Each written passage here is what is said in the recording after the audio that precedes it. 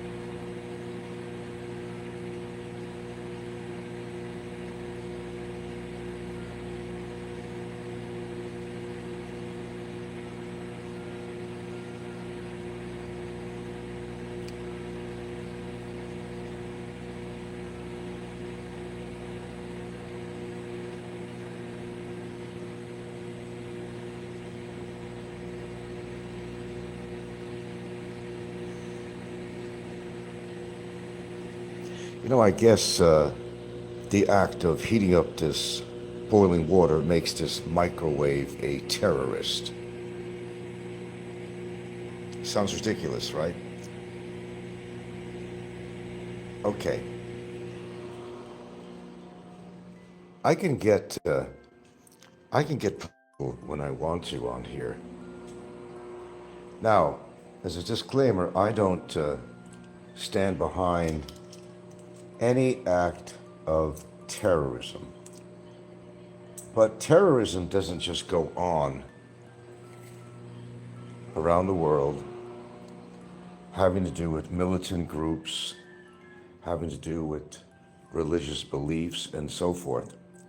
But there is terrorism that goes on right here on YouTube. There's nothing less. It's terrorism when people are attacking each other for no good reason. That's terrorism right here on social media, right here on YouTube. Now, you can't take a group of people, for example, because of their, let's say, their religion or their religious beliefs, and label them as a terrorist. All of them are terrorists because maybe a certain faction of these people with their religious beliefs have maybe committed crimes against their own country, against other countries, against each other. Because, let's look as an example. Now they're talking about how all Muslims should be removed from United States. What that is, that's a blanket statement that's basically saying that because you're a Muslim, because there has been known to be Muslim terrorism, does that mean that all Muslims are terrorists? Of course not. But this is where the country has gone in the United States, that if they come to your door, the Gestapo agents, and you have a Hispanic accent, you're automatically deemed to be an illegal immigrant, or the color of your skin, that I have to investigate you because you have dark skin. Pulled out of their homes, children, pulled out of their homes, separating a dad from his child inside. Recently, just now, a Hispanic woman gets pulled out of her, she just went out to her car to warm her car up because it's cold out. She's trying to explain, like, niños, I got my babies inside the house. They're pulling her away from her children simply because partial color skin, Hispanic accent. Oh, this is who you voted for. Would you want that to happen to you? Of course, I always say on my show, when the shoe is on the other foot, it's a different story. How easily we talk about people on here. You don't think there's terrorism going on in social media every single day?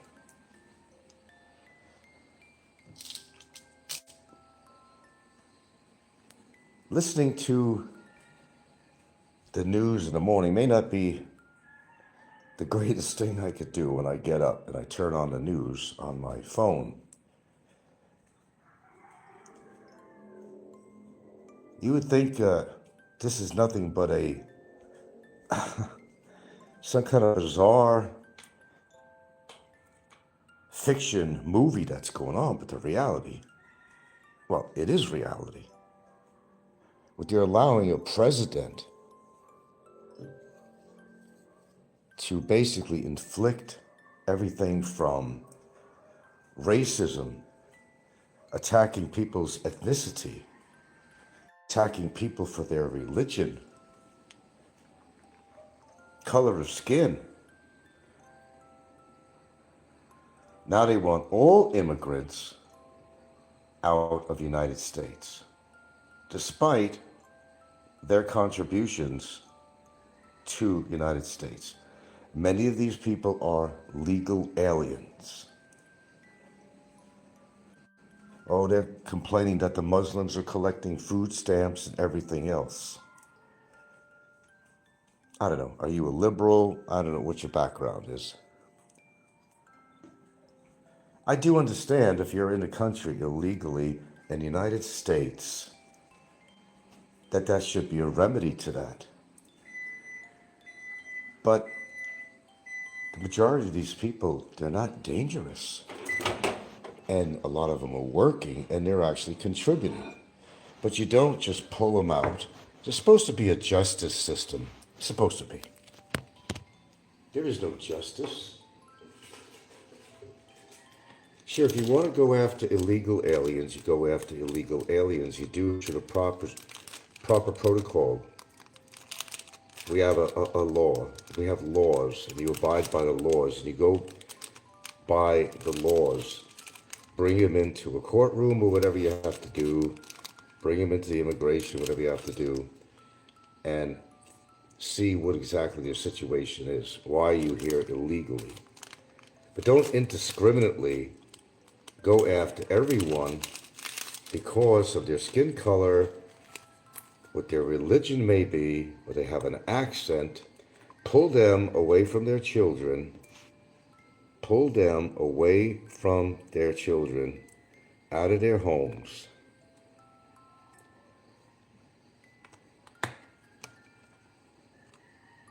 This has really gotten out of control.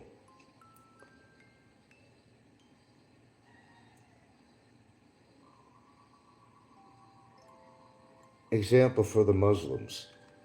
Sure. There's insurrectionists, there's you could label people this and that, this and that. But for example, because somebody happens to be Muslim, does that make them bad? Does that make them a terrorist? Let's be fair about this. Not all Muslims are terrorists. Have there been Muslims that have been terrorists? Of course. It's not just the Muslims.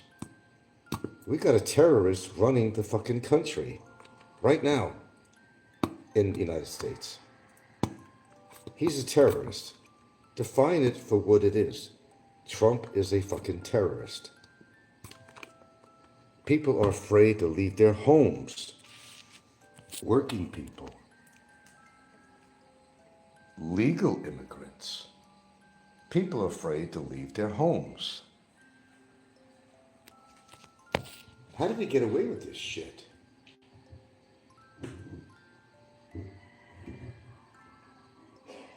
You know, when I grew up, you never heard of shit like this. Not like you hear it today. You never heard of anything like this. All it takes is, and by the way, when I use the word charismatic, it doesn't mean necessarily a positive thing. As far as being a charismatic person, mind you, Trump is a charismatic person, okay? I'm not saying a good charismatic person, but all it takes is people with a weak mind who can't think for themselves to follow this Jonestown type of genocidal thoughts.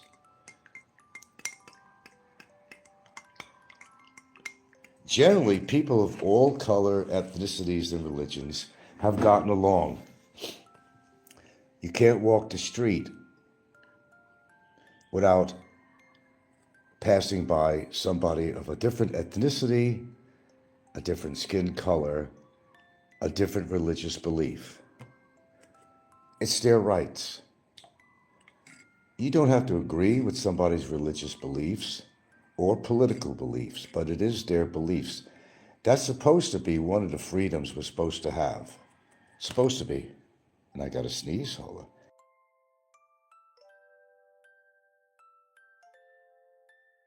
How has it come down to all this? Well, one man, Donald Trump. The most evil person in the world. We could truly define him as such. We could now. And those who follow his political ideologies, his political beliefs, and fall into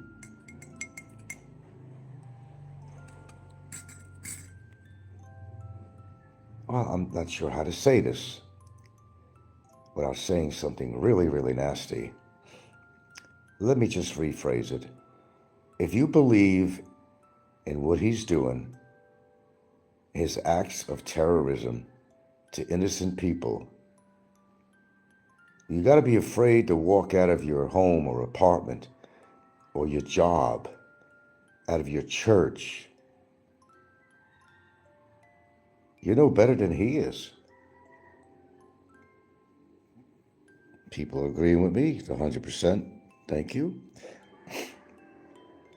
This has gone too far. Let's get on a local level here. I'm not going to concentrate on Muslims. I have nothing against Muslims. I have nothing against any religion. I may not practice, but I have nothing against any religion.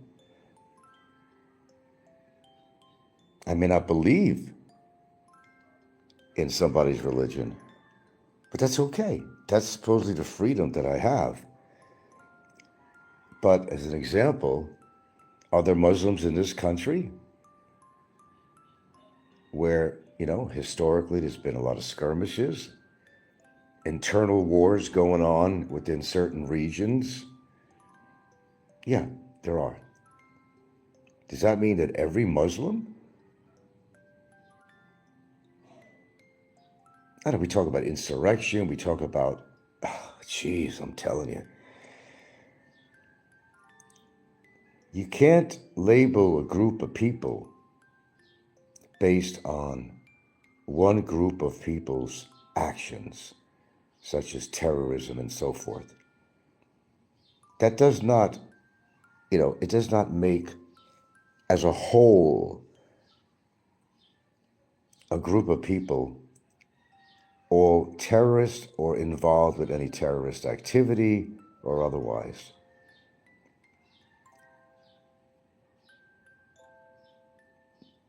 But yet, it's done every day. We don't want Muslims, Trump doesn't want anybody in America. It's almost like back in Germany, they want to create the perfect race. They wanted to mate the German soldiers with Puritans, German Puritans, to create the master race. They wanted to further their army. So they would take their German soldiers, they want to have children with the most perfect woman, all pure German, ethnicity,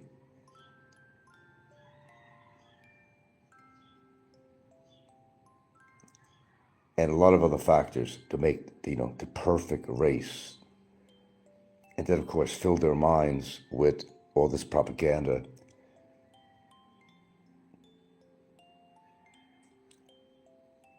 I really don't want to get into that. But what I'm saying is, you can't just throw indiscriminately anybody out of their homes, out of the country. Who do you think built the United States? They were immigrants. And your ancestors were probably immigrants that came into this country. A lot of European. My ancestors are European. I'm European descent. Were my predecessors, were they terrorists? No. They're people that wanted to come to the United States for a good life, a better life, and everybody has the right to do that. It is these immigrants that have built these wonderful big cities, brick by brick, stone by stone. Bridges, skyscrapers, that have contributed. Oh, but now, based on their ethnicity, you're a terrorist, you don't belong in this country. Where do you think most people came from in America? Israel, Ireland, Scotland, Germany, Britain, Puerto Rico, Mexico, Spain,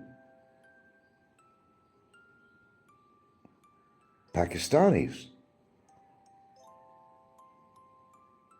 They all came from somewhere. But to label a group of people as terrorists or unwanted in this country of the United States because of their background, their ethnical background, that's a travesty. Oh, hello, Ed.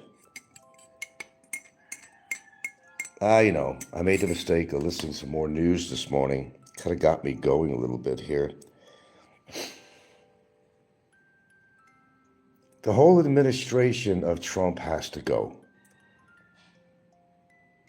I'm almost afraid to turn on the news because there's always something from day to day that's going on.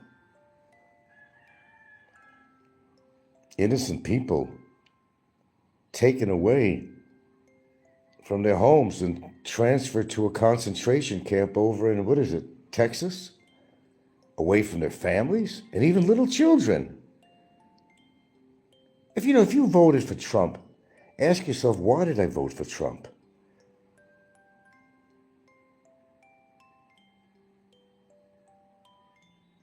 And now that you did, and you see that everything that's going on right now, can you live with yourself with that? Can you actually say that everything he's doing is righteous?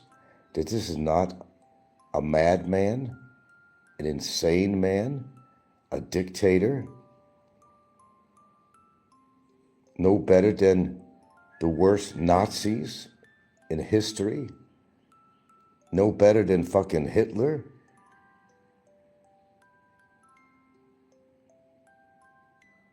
But you're proud because you're a Republican. But because you're a Republican, does that mean that you have to support an evil man like Donald Trump and what he's doing? Children, family members, every fucking ethnic group there is. Color of your skin is different. We're going to take you in. You have an accent. We're going to assume that you're an illegal immigrant. When a lot of these people taken in are not illegal immigrants.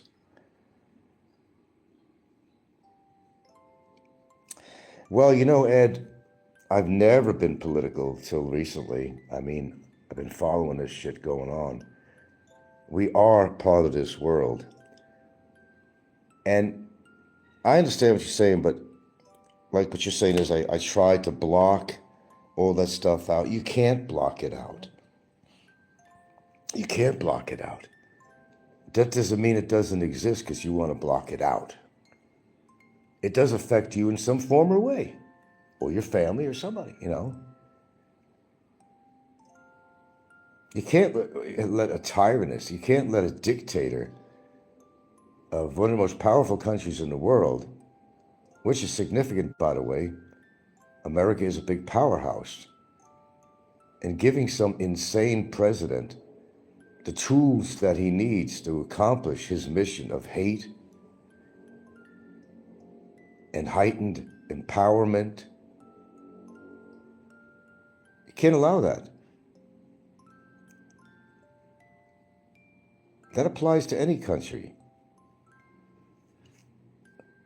But since the United States is one of the most powerful nations in the world, and you've got a leader of this country, and people who want their paychecks are going to follow him, they're going to kiss his ass and suck his dick because they want that paycheck coming in.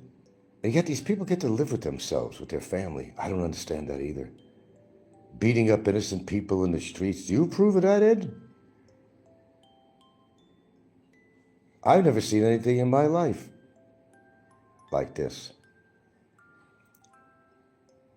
I've never. But you voted for him, people. What are you really thinking about your MAGA movement now? What are you really thinking about that? You can't label people. You know, terrorism takes many forms. And I contend that there is terrorism right here in YouTube. It's terrorism when people are attacking each other for no reason, trying to find fault with people. It's going on every day. There's terrorism everywhere, right here in social media. In fact, they actually use social media, real terrorists who use social media to try to influence people. That's been going on for a long time, nothing new. But we have terrorism on a social level right here in this genre. You know who the terrorists are. And these are people supposed to be law-abiding people, rah-rah America and all that shit. But what are they doing? I don't have to name names. You know who they are. You know who the terrorists are on here. They're terrorists. That's nothing less than what they are. They're terrorists. Mix, like Ed Savino says, I try to block all that stuff out. You know, all the bad stuff on the news and all that stuff, what's going on in the world. You can't block it out. It does affect you in one form. It affects your future, your children's future, your grandchildren's future, if you have so. It affects your way of life right now. You don't even realize it. But, as I always say, people really get interested in something when it affects their pocketbook. Oh, of course, it's about money. Oh, then that's a different story. Hey, you were my hero, Trump, but, you just reduced my salary or you eliminated the industry of the job I'm in. I got to feed my family now. Oh, then it becomes a different story, doesn't it? It's always about the money, isn't it? Always about the money. We got people that are in fear right now of losing their channels because that's my income. But yet they still mouth off when they lose their channel or something happens to them. I shouldn't have done that. Now I'm in a really bad position. Oh my God. I depended on that money. Well, maybe you should run your channel a little bit differently. If you care to keep your monetization on there, maybe you shouldn't get too controversial. Maybe you shouldn't attack people on your show. Maybe you shouldn't attack the country here. Maybe you shouldn't do any of that. Consider that. If your channel is so important, importante. Ooh, arrest me. I said something in Spanish. Oh my goodness. I'm an insurrectionist, or I'm an infidel, or I said something illegal. I spoke a Spanish word. Importante. What does that make me? Maybe I know a Spanish word or two. Does that make me an insurrectionist? Does it make me a legal alien? Does it make me a suspicious person in the eyes of the law? I think you get my point.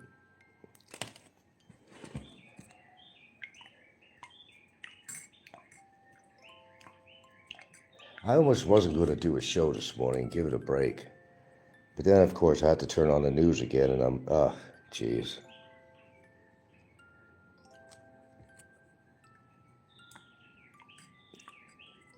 It's like, people that say, like, it's like when, oh, well, I try to block all this stuff out. I know. It's like putting yourself on a deserted island and you don't want to know what's going on with the world. I understand to a point. I felt like that many times. Not to care what the hell is going on in the rest of the world, but you can't be that selfish. That's the thing. I mean, you can be whatever you want, but none of us should be that selfish. We are a species. We're humans. And like it or not, they're like, I don't know, what is there, 8 billion people on the earth or something? Who's counting? We all got to live together one way or another. And we have to support each other to make it work. But countries are at war with each other. Everything is territorial, minerals, petrol rights, all this other shit. Food sources. Countries need chips for technology. They need chips. Oil, whatever, other resources. And good people are going to attack good people because the other good people have something that you want, and you're supposed to be a good person. But you want to go kill them because they have something that you need. Isn't that not human nature? Has it? I mean, isn't it really? You got something I want.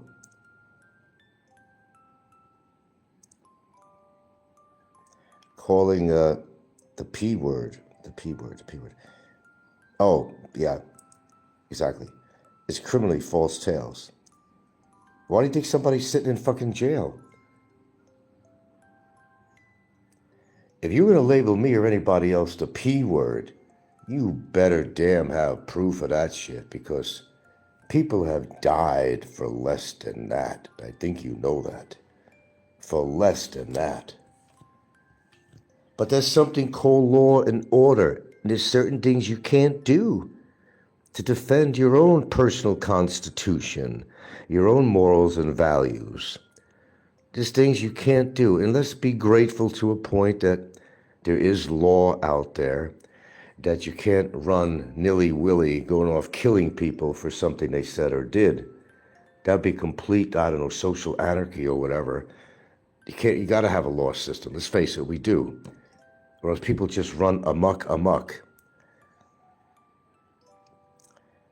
Message to Malaysian, you will be going to jail or worse. Come on, nobody's going to jail unless you report them. You got ample evidence and all that crap. Look, you don't have to like people on YouTube. And there's some people on here I absolutely despise. But I'm not going to go out killing them. Okay? All you need to do, you want to fight? Tell the truth. That hurts more than any wound is going to hurt. Tell the truth. Make them recognize what a piece of shit that they are. And reinforce it in any way you can. But there is terrorism that goes on right here on YouTube every single fucking day. Are these people being arrested for it, all of them? No, they're not. Because nobody makes a concerted effort to do so. That too many people are pussies on here, that they're afraid to report a YouTuber for the crap that they pull on here.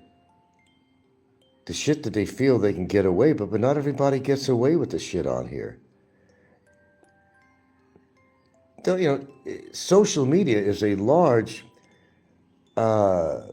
percentage of a representation of the world and how people think and how they act and what they do. It's not separate from outside of social media.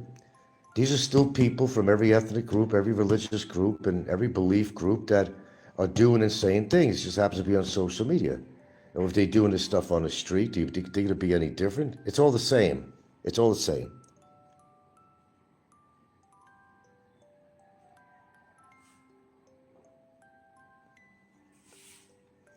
Okay, so you're exercising your political beliefs on here too now, Mix. Okay, to a point.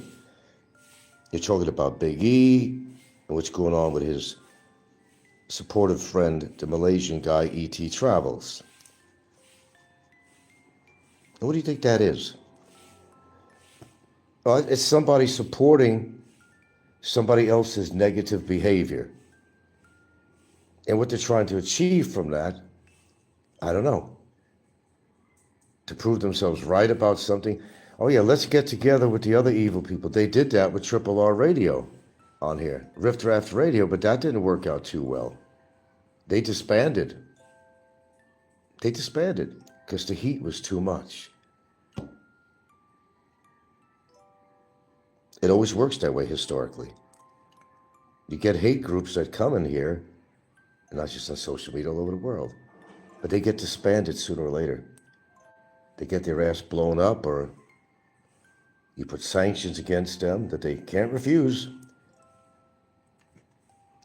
A court of law, or worse.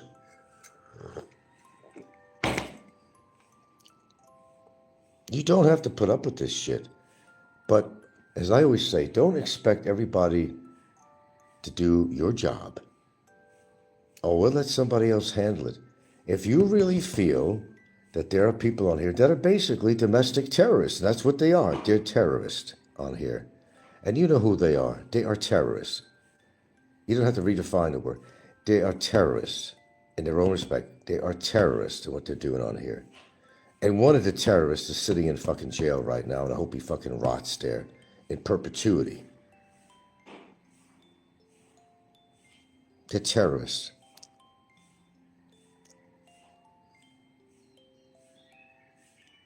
Well, I'm not going to get into big ego. There are legal ramifications of what I'm going to, say on here that I'm not going to, no matter what my belief is.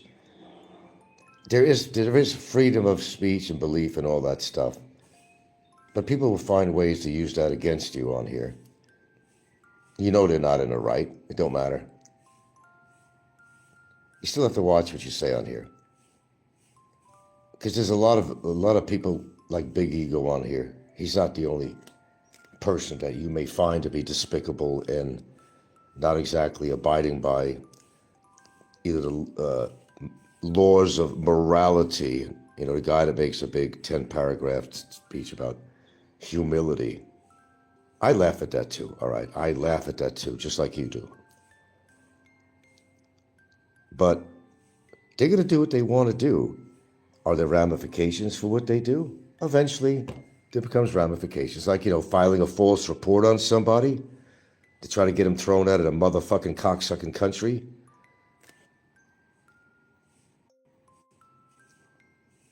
Those are evil people. Those are criminals. Call them what they really are. You got a legitimate reason to report somebody on here, then go ahead and do it.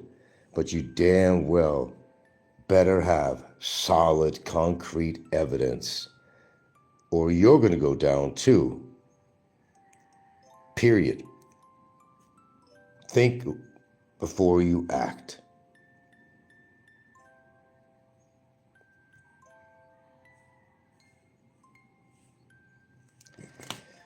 Oh, boy. I'd like to hear something good on the news now and then. I haven't heard nothing but bad. But, here's the other thing about YouTube and these characters on here. When all this shit is going on in the world, which, yes, can affect every one of us. You got the idiots walking the street in Angeles City, baby-roonies. I'm looking for baby-roonies. Sick fucks. Who cares about the baby-roonies? When the baby-roonies in your own mouth were calling you gay. They think you look gay. Maybe you are, motherfucker. But I'm not going to say you are. You could look gay, but not be gay. So I'm not going to label him gay. He may look gay. But you see, you just can't make that judgment on somebody. Because you look gay, because you act gay, because you can't get laid, does not necessarily mean that you're gay. It means that you're a fuck up, but it doesn't mean that you're gay.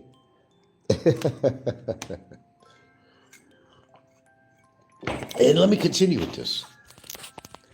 Well, all these idiots are wasting their oxygen breath, and all these efforts they're making to try to discredit people on here. But not the people that need to be discredited. That's the difference. All this shit that's going on in the world right now, but it's more important to record my channel. Like, what is that doing?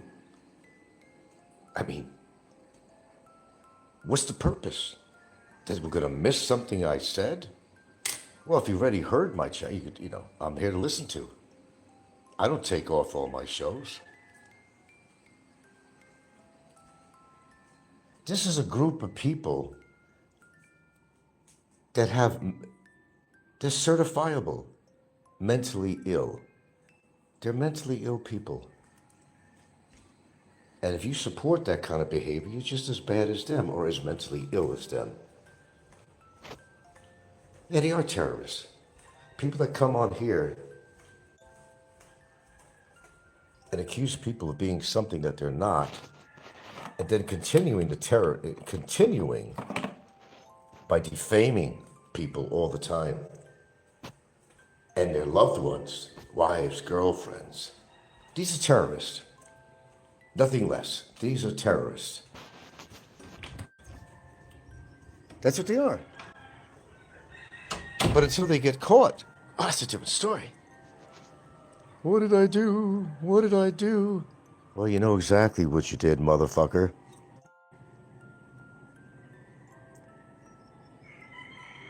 Well, Mix, what you're saying on here, and you can say this because you're in a different country, but I'll tell you what, I'm not going to call and label Big E as a terrorist in the sense political. According to what you want to define as a terrorist, is there some of the things that he does on here? Is it agreeable to some people and not agreeable with others? That's fine. You have your opinion. But that's a lawsuit right there. If you were both in the same country and blah, blah, blah. That's a lawsuit. You can't just call somebody a terrorist. But are there terrorists on here? Yes, there is. But don't single somebody out. Not like I'm sticking up for the guy. Don't single him out and call him a terrorist. Okay? No.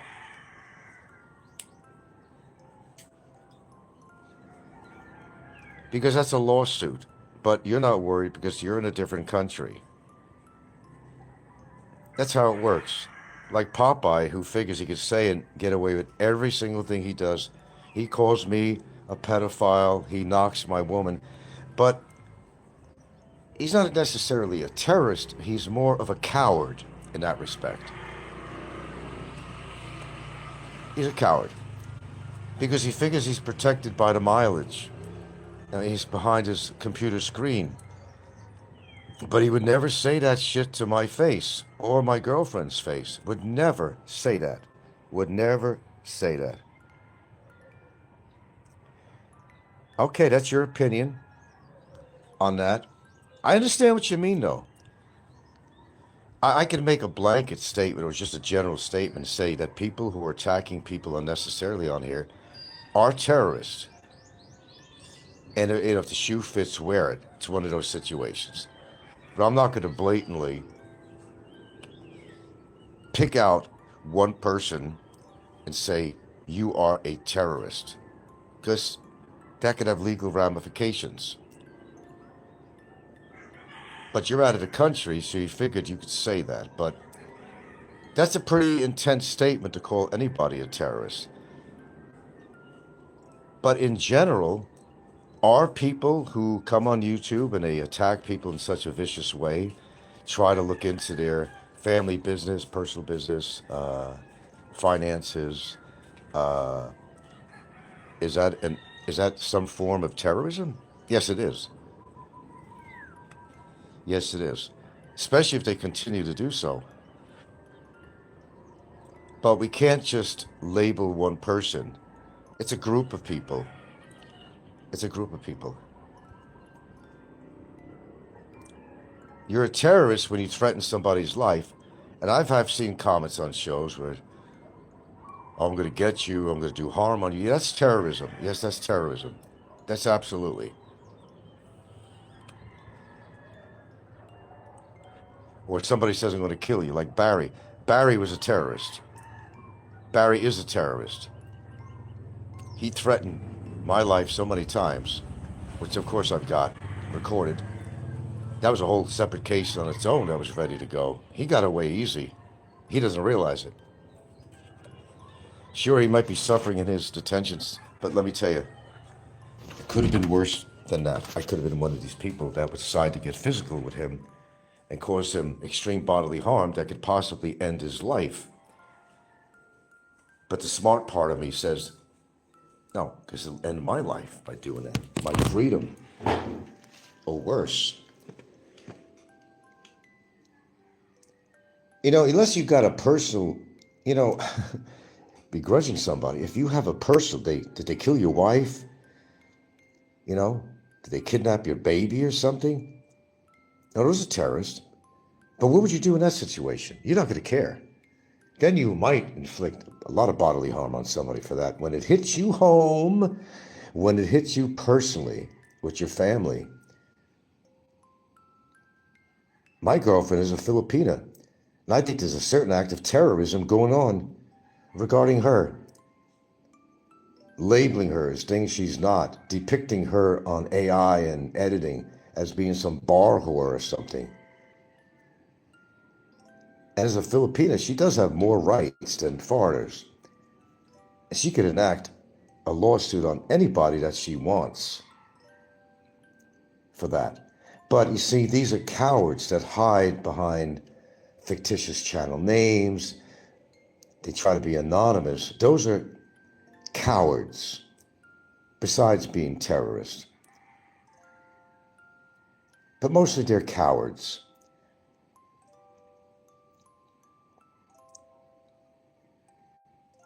Mick says, you don't know full story what him and his group have did to me. Well, what do you want to do about it, Mick? That's a good question. What do you want to do about it? I'm a person who, you know, has proved that I am active in doing things that I feel are not necessarily correct and proper and legal. I got a guy sitting in jail. I've done my part. But a lot of you people on here, all you do is, oh yeah, he did this and he did that. Well, if you feel they did something legally wrong to you, then perhaps you should enact on it instead of just talking about it. You know? Throwing names at each other doesn't accomplish anything. Eventually you develop thick skin with this, which you've been doing this for 10 years. When you heard just about everything, you develop thick skin. You have to. And if you don't, then they're winning. You're giving them what they want. I know you don't like the guy. And there might be a lot of other people I like. Popeye, there's a lot of people you don't like on here. I agree. Not many people like. I don't think anybody likes each other on here. When you think about it, they're in competition for their channel, or they're not really living the life that they try to portray they're living, and it's just a bunch of bullshit. And you want to call them out. You want to call them out. Well, call them out if you have to, but if they've done something that was so egregious, or something against you and your family or your loved ones, you have the right to enact upon that, legally, of course. I do not advocate violence on here whatsoever, but I do understand how some people feel, where they like to take matters in their own hand, and believe me when I tell you, I'd be lying through my teeth, and I actually have teeth. That a lot of things went through my head on how I should handle certain situations, but then the logical thinking part of me says, no, that'll just get you in a bad position. You got to think before you act. I know you are proactive, and I tip my cap to you, but you have to be proactive. Look what the President Trump is getting away with. I know, don't matter to you, maybe you're not in the United States. Of course it does. But this guy's doing is affecting the whole world and the economy. It's allowing people to get out of control, anarchy, and oh God. But as I said, when it affects your purse, your pocketbook, your bank account, oh, that's a different story. Oh, I made a mistake supporting Trump. Because that's the only way it really hits people. When it affects money, when it affects your livelihood, that's the only time people wake up. It's always about money and power. It's always been about that. But when it affects your pocket, oh, I made a mistake voting for Trump. Oh, it took you that long, huh? Really? Excuse me. Oh, because it affected your pocket. Oh, then you think differently. Oh, I see how that happens. It's all about money. It's all about money. Let's face the reality. You meet a Filipina, a good Filipina, okay. Not one that's after your money. But nevertheless, it is about money in a sense. If she comes from a poor family, and she wants to rise above it all, you can't blame her. It'll do her good to be with a respectable man who's not a bum begging for money. She wants out of that poverty. You can't blame her for that. And there's some Filipinos that do that quite straightforward, and that's the whole mantra, you know, the whole goal of what they're doing. You don't want those type, but you can't blame a Filipino for wanting to be with a foreigner who maybe makes more money than the local Filipinos that she's dated, and she wants to step up. She doesn't want to follow the pathway of her parents. So if an opportunity comes along, it doesn't mean she's not in love with the guy, although a lot of Filipinos do that, but you can still love a man and still want to be with him, you know, because it is a step up. 1 step, 2 steps, 3 or 4 steps up. They want to live in a nicer place. They want to live with somebody who has an income. They know they're not going to starve to death. They have the right to make those decisions on who they want to be with. And yes, there's always a monetary factor in there. Of course, they don't want to, step out of the frying pan and directly into the fire by marrying or being with somebody that is in the same position that their parents or family is. No, they want to better themselves. They do it by education. They do it by finding the right partner who can at least feed himself and make enough money to feed himself and her too. She needs to eat too. Of course they want to live in a better house, have a real flushing toilet, have a water heater for a shower. That's a big one. To know that she could have a meal every day and not wonder where her next meal is coming from. She has that right. She has that right. You can't blame her. Then, of course, you got the other side of the coin. You got Filipinos out there that are strictly going with you because they want your money and they scam you. And there's so many horrible cases out there of Filipinos scamming innocent foreigners. But, you know, what's your gullibility level, you know? If you can't see through some of that stuff, you got to blame yourself on that. And, you know, if you want to simp out and go give her a house, you never even met a woman, that's pretty radical shit. I'll have to agree with you on that.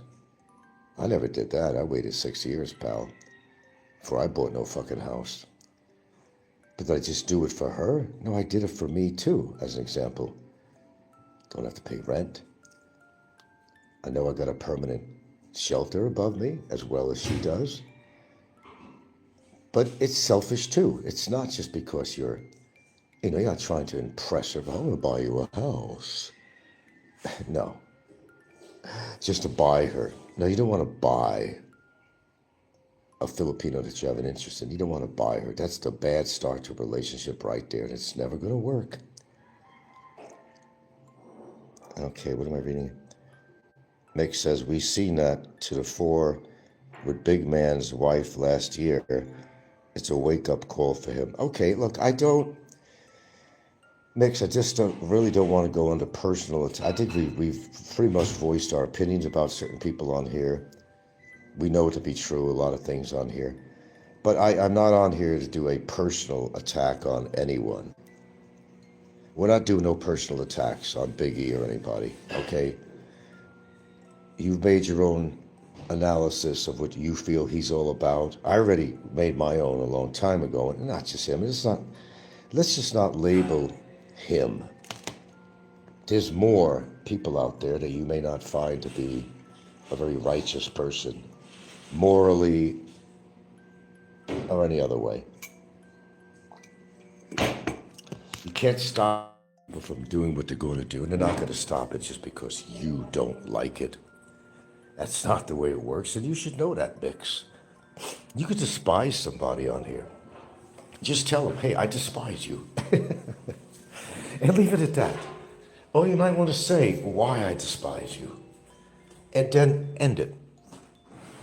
Not a continuation of such. And that's what they do here on YouTube. Then it becomes an act of terrorism. There you go. Now but when it's continued, and you're attacking people's character on a daily basis, okay? You're labeling people some horrible things like pedophile and things like that. Yeah, it becomes kind of an act of terrorism because you're trying to terrorize the person because you decided you don't like them. There's a lot of people on here I don't like, but I'm not going to act as a terrorist.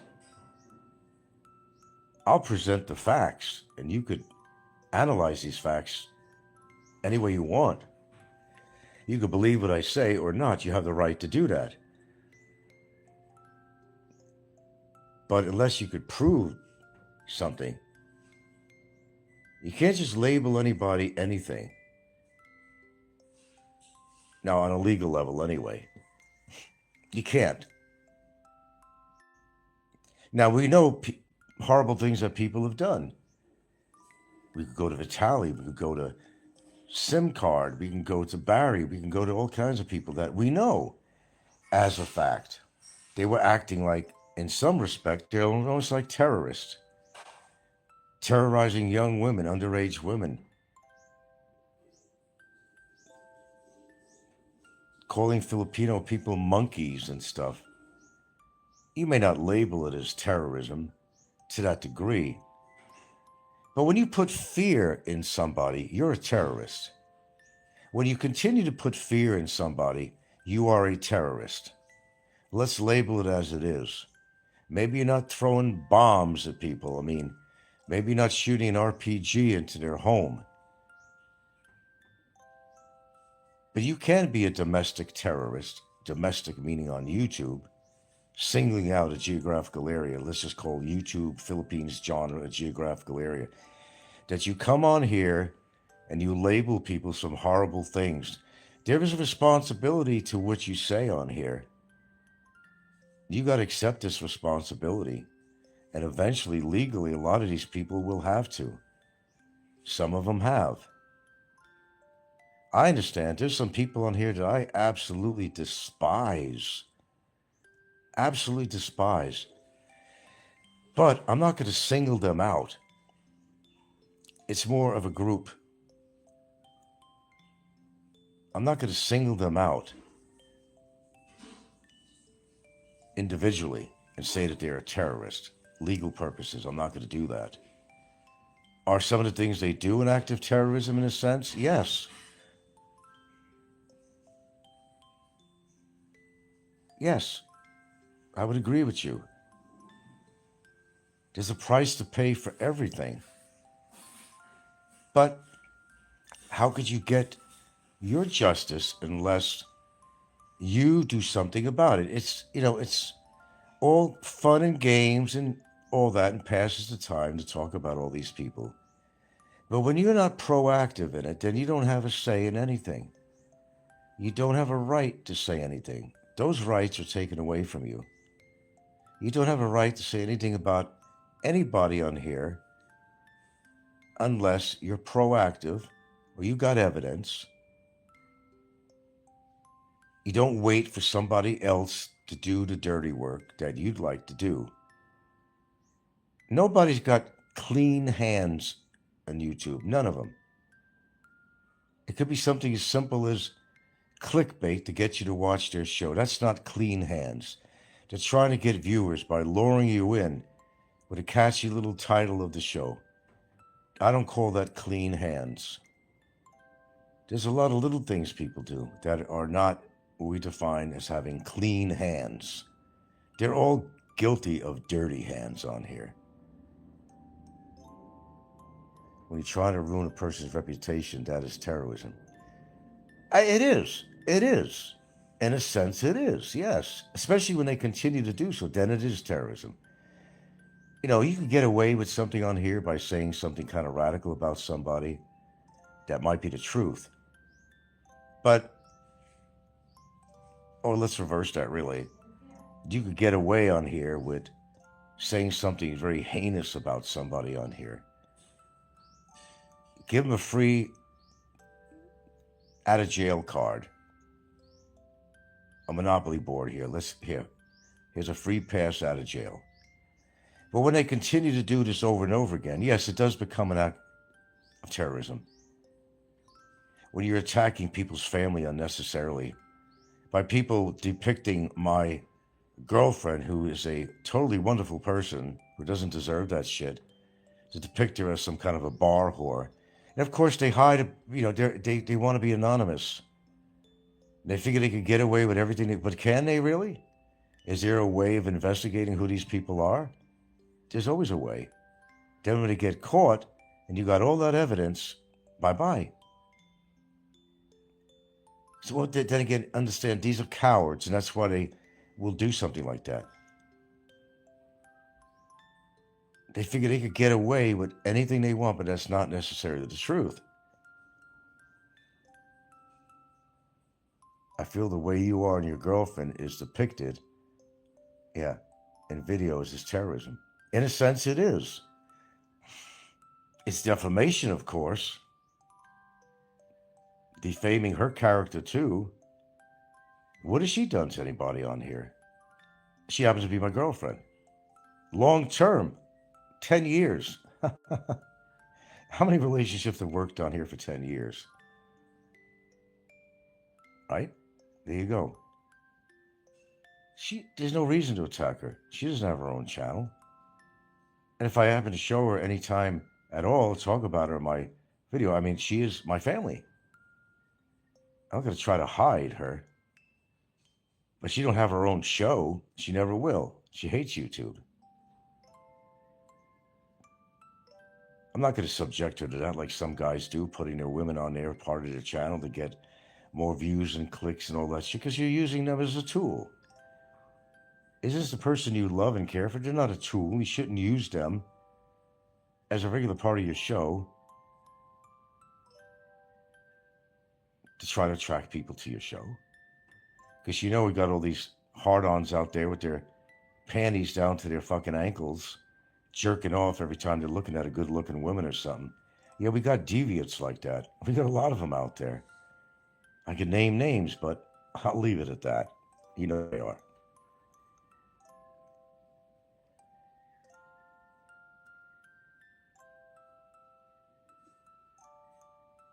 Why is Popeye making statements on here or something?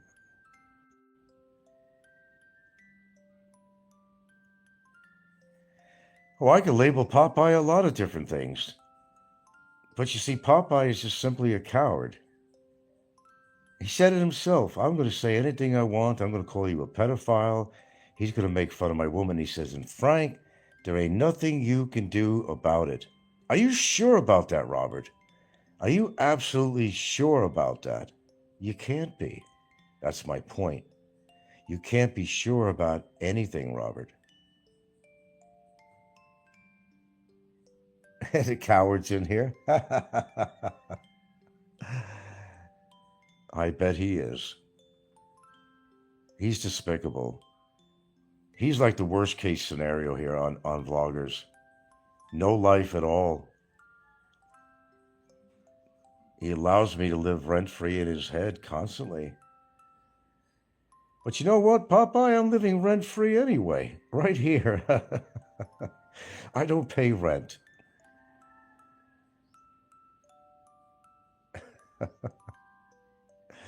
I am living rent-free.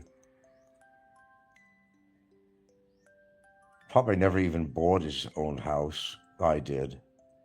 Had 3 of them, actually.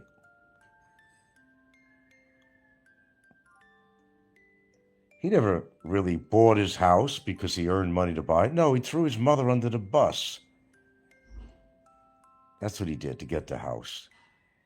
His mama, Jean, wonderful woman. Wonderful woman. He threw his own mother under the bus. You're a real stand-up man, Popeye. Real stand-up guy. Who spends his whole time devoting his channel, especially to me. What does that say about you, Robert? Did you ever self-reflect on what you're doing? I am your life. And that's sad, even to make that statement that I am your life. You need to get a life, Popeye. You need to get laid at least once if your mechanics work. And I understand if it doesn't. Maybe you could masturbate if you could even do that successfully and actually achieve an orgasm. Do that. That's a lot less harmless than coming on and acting like your shit doesn't stink. A man that's not even been in the Philippines for decades, but has to come on the Philippines genre and act like he's all part of it all. You don't live out here. You shouldn't even be part of this genre. You're in Florida, you're in America, get lost. Your opinion does not matter on here, and people are just laughing at you, Robert. They're just laughing at you. The only reason they listen to your show. What stupid thing is Popeye going to do on his next show? He's going to reuse some old footage over and over again because he can't think of anything else to use. What a sad life. Sad. Of course he's upset. He's very, very sensitive. How do I know? Mention any truth about him and he's guaranteed to make one of his little skits. That's when you know Popeye's pissed off. Oh my, when I showed pictures of his parents, I knew I'd get a reaction, and I did that purposely because I know how sensitive he is. But to see, the good thing about me, when I put a picture up there, he gave me a strike on that. And that's okay. As I said, I deserved it. See, I'll admit the fault. He will not. But I knew I'd get a reaction from him, and that exactly is what I got. Oh, I got a lot more on Popeye. That's to come, folks. You wait and see. You wait and see. Are you mad, Robert? Oh, in other words, Robert, you could dish it out. Right, Poops? You could dish it out, but you just can't take it, could you? No, you can't. Of course he's upset, Ed. In Popeye's sick mind, he's a war hero. He does no wrong. He's a religious person, but does not practice what he believes. He thinks he's an unsung hero. Some of the things he says puts him in the category of false valor. Oh, he's an upstanding man.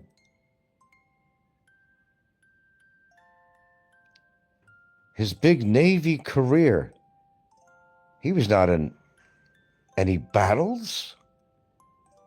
He got to walk on a ship. Maybe gone a couple of places. Never used weapons. But what did he also say? He was a gunner's mate too. He held a lot of different hats, apparently. He was a cook. That's what he did before he did some security guard. He was a fucking cook, and there's nothing wrong with being a cook. But he tries to paint himself as some big fucking unsung hero. You were a fucking cook, Popeye. You were a fucking cook. And there's nothing wrong with being a cook. But don't embellish, you get this whole speeches about how, your career was such a huge thing and what you contributed. But then to actually say, you don't know what I've seen. As if to say you were in the field. That you went and seen action. The only action you seen was under a round table with a long tablecloth when your wife was sucking your dick. That's the only action you seen while you were in the Navy in Subic Bay. He and Mick Fish. What's that? Okay, wait. Robert tried to humiliate a PWD person. What a great guy. Yeah, he's a wonderful guy. He and Mick Fishburger have big crush on each other. Okay. I'm just reading your comments. Look, there's payment for everything you do in life. If you overspend, you're going to go broke. You call somebody a pedophile, you may wind up in jail. Okay? I mean, the list goes on. As I said, there's ramifications for everything you do. Now, Popeye, I'd have to label as one of the biggest cowards on here. He's at the top of the list, top of the heap. Historically, he is the biggest coward. When people opposed him, when people threatened to come by his place, he went into hiding for great lengths of time. He didn't post anything on YouTube at all. He just disappeared. Well, you know what, Popeye? There's a lot of things said about me that are threats to me, too. But unlike you, Popeye, I'm right here. I'm not running away. I'm right here. I could have taken down my YouTube channel. I'm right here, Robert. I'm right here. I don't run away from anything. You, however, sir, run away from everything. Because you are indeed a coward and defined as a coward. Historically, you have been a coward, Robert.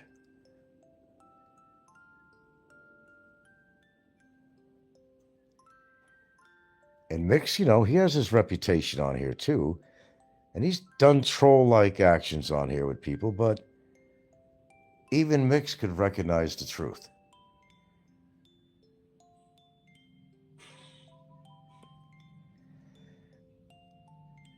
But I also have to say, again, that if you have anything against anybody on here that you think they've done acts of terrorism or defamation against yourself or something, maybe there's perhaps something you could do about it. I know some of you live in different countries and you feel you can't do anything. There's always a way. Make the reports. I mean, do whatever you think you need to do that will work in your particular situation. Because there's too many people on here that just mouth off too much and they don't, let the other guy do it. I saved people tons of money and stress and time when I put that creep in jail. I never get many thanks for that. I did your work. I did the work for you.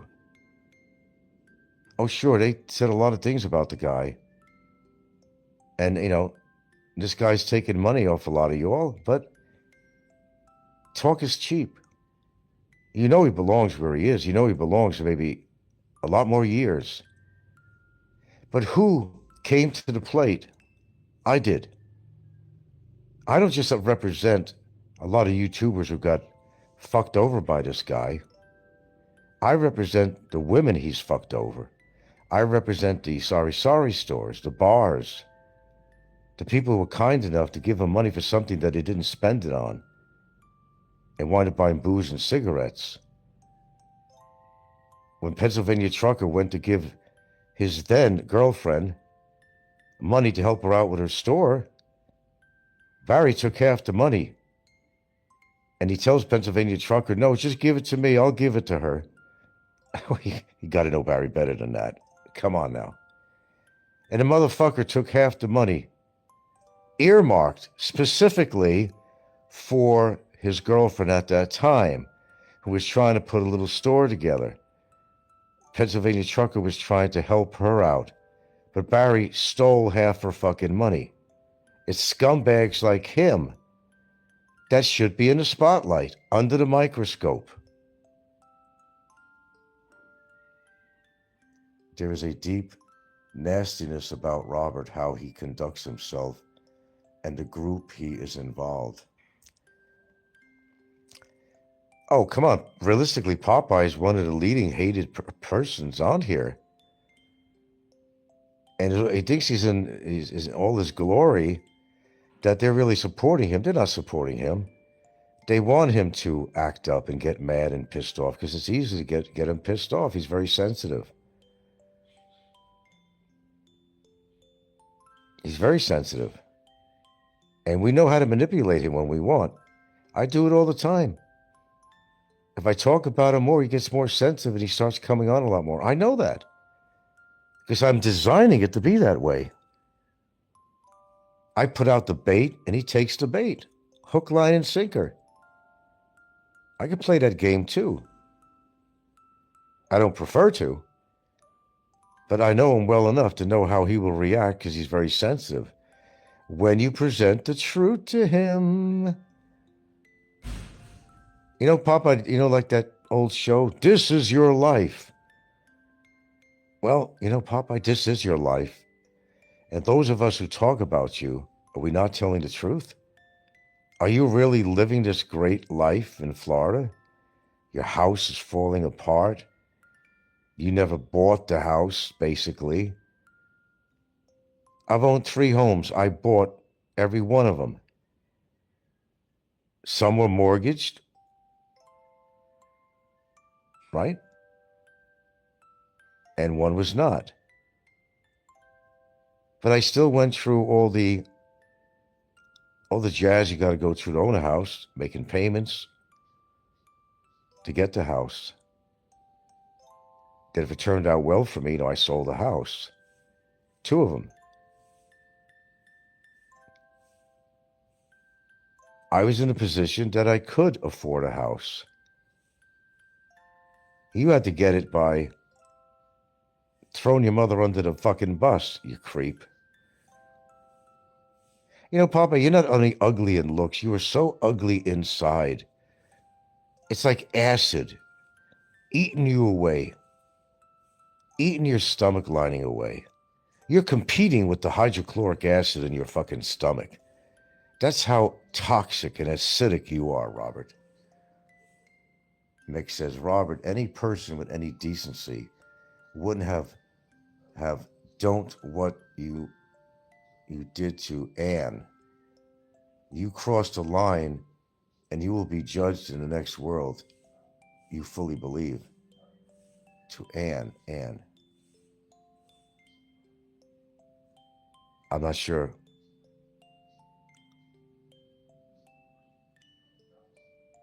You talking about Princess Anne, or who are you talking about? Boy, do I got the hundreds flowing, the hearts flowing here. Yeah, Robert, you will be judged, and you're being judged right now as we speak. I am your fucking judge. And the people that are backing up my comments is your jury. But not for real. You say you're really religious. You believe in all this righteousness and all that, but why don't you practice it? Because you can't. You're part of the problem and not part of the solution. You're so full of bitterness, Robert Clausen, that you're being eaten up by the inside. You are acid. You are toxic. That's why I say when you die, you're going to uggle to death because you're so ugly in and out. You're going to uggle to death. You are fugly, ugly, internally and every other way, morally. You are morally corrupt. And yet you hide behind your religion. That's also labeling you as a hypocrite because you don't practice what you preach, dude. No, you don't.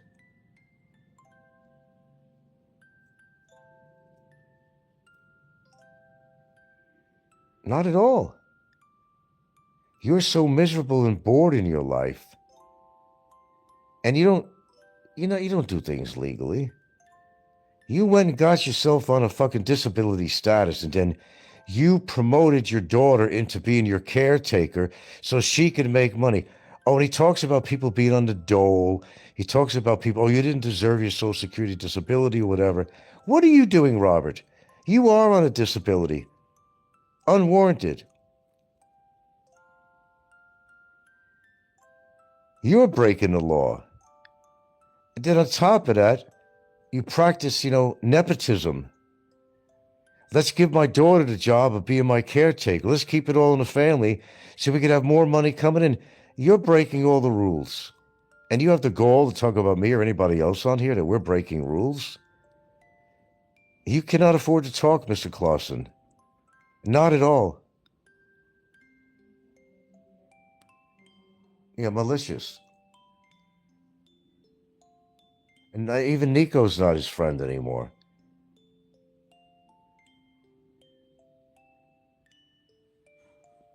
That's correct.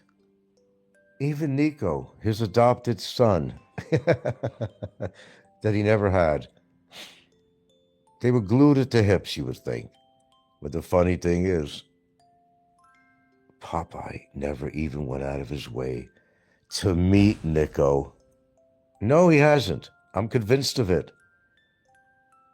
He don't want to show himself to anybody because he's so fucking ugly in and out. He doesn't want to show somebody how he's living. I'll bet you anything that the inside of that house smells like an old man house. I'll bet you that his house is in a state of disarray. Look at the outside. He ain't taking care of it. He ain't taking care of the lawn. At least Nikko tries to take care of his lawn, though it never works and it goes dead anyway, and all the money he spent. But I have to give Nikko credit for that. Popeye, at least Nikko tries to take care of his lawn. I've seen the current pictures of your house. It's a dump. It looks unmaintained from the photos I've seen. I can imagine if the outside of the house looks, I can imagine what the inside looks like. That's like the inside of your fucking soul, if you have one. The ugliness, the darkness in your heart. You are evil, Robert. In and out, you are evil. You are bitter, old man. You're a bomb, a bitter old man. You're dissatisfied with your life, so you got to take it out on innocent people to make yourself feel better. Boo-hoo on you, Popeye. Big fucking boo-hoo on you. Yeah, he gave Nikko's son, he did, a bicycle one time. He had it delivered. He never even met. OJ Jazzy's here. Robert Clausen is angry because his wife left him for a black man and took half his pension. Yeah, that might be a reason to get a little bit upset. But but the bitterness is just eating you alive, Robert. Don't you understand that? It's eating you alive. You're bitter about how the people's lives are. Boy, you're so upset with me. He chose me. I'm the chosen one. What, because I told the truth, Robert? And you can't handle it? Isn't that what it really is? You're not living duh life, Robert. I am living duh life because I choose where I want to be. I left my country to be here. I didn't just talk about leaving, I did it. I developed a foundation, a house, a partnership with my girlfriend. Going on 10 years, Robert. 10 years. When you were one of the asswipes that said it won't last for 3 weeks, 6 weeks. You were one of the asswipes that said that. How does that feel now? 10 years, Robert. And you've been without a woman for probably several decades. Phooey on you, Robert. Ed Savino says, face it, Popeye. Accepted, you failed a life in life. He's a complete failure. Then I always found it funny, though. When I first found out that he actually worked for a parks department, wasn't he the one that said that this was a demeaning job that I had? picking up condoms in a... And then I find out it was supposed to be demeaning to work for the park. But then I found out that he was actually working for the Parks Department. Touche, turtle. That I found to be hilarious. Remember all the time he spent downing me when he never admitted he worked for the Parks Department? And he was downing me. I mean, what's wrong with the Parks Department?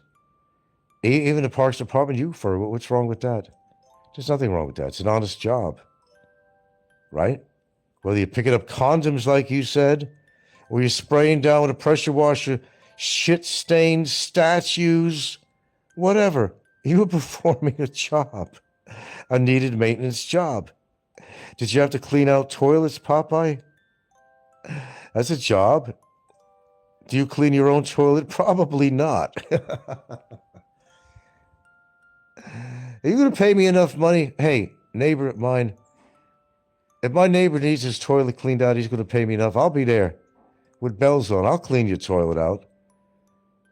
I'll help you, empty your septic tank. I've had the right equipment too. Pay me enough, I'll do the job. People doing honest work, and he taxed people for doing honest work.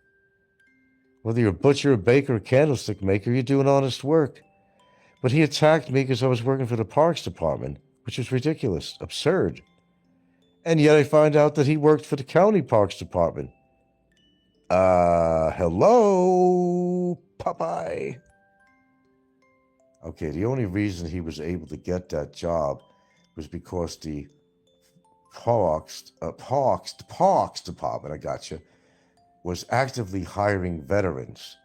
He was essentially a DIE hire. Yeah, they would take precedence of hiring the so-called veterans and all that. Yeah. He should thank the Parks Department for hiring him. That's right. He should put thanks to the Parks Department.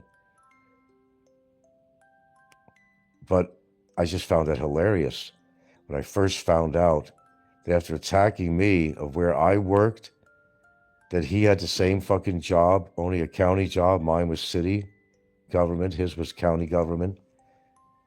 That he actually worked for the Parks Department. It was hilarious when I found that out. Fucking hilarious. Mick says that Robert has a poisonous tongue and he needs to ask the Lord for redemption. I know he affected a certain person very bad with the show he put on. A very vulnerable person, too. Yeah, I know who you're talking about, too. A person that can't defend themselves. Yeah, he'll take advantage of somebody who can't defend themselves in that respect. And we're not talking about financially either. We got a good show going. We got 23 strong. Okay. And people are talking. I like when you talk. I like when you offer your opinion. Now, right now, he's probably pouring himself a stiff drink right now because he can't handle the heat. He can't handle the truth that people are speaking up against him. Speaking thy truth. Oh, he's very sensitive. His face is probably red right now, steam coming through his ears.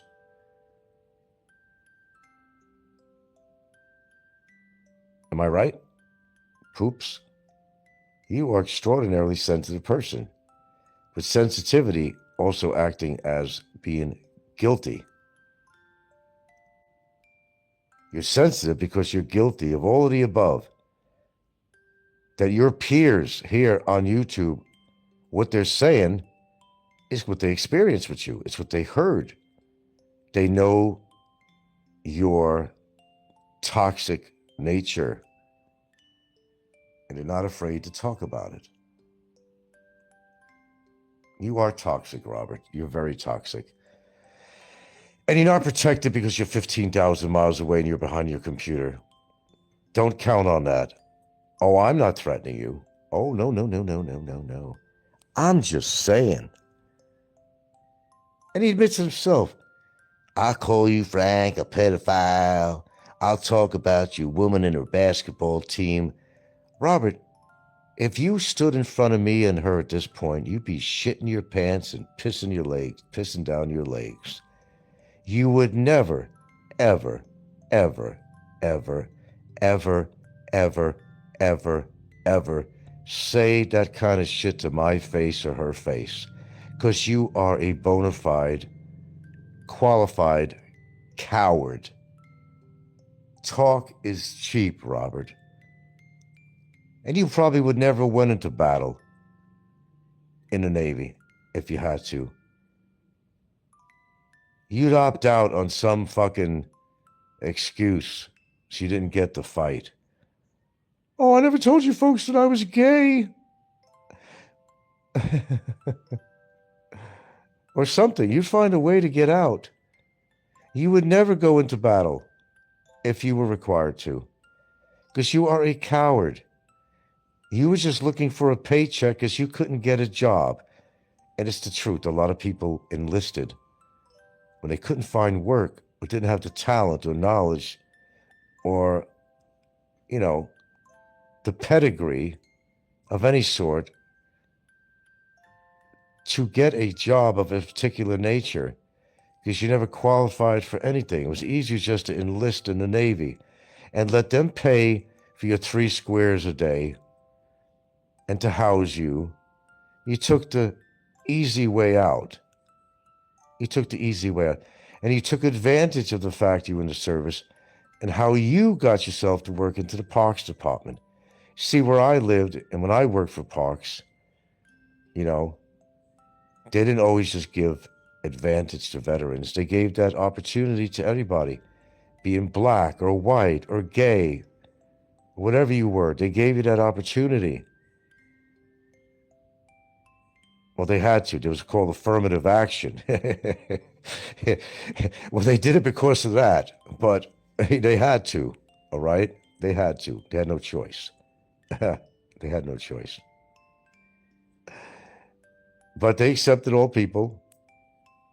And, they actually weren't really giving that much preferential treatment to veterans. They actually weren't. They were corrupt too, the department. They weren't, But if somebody pushed an issue, oh yeah, we'll hire him. We want to save face. We want to save face.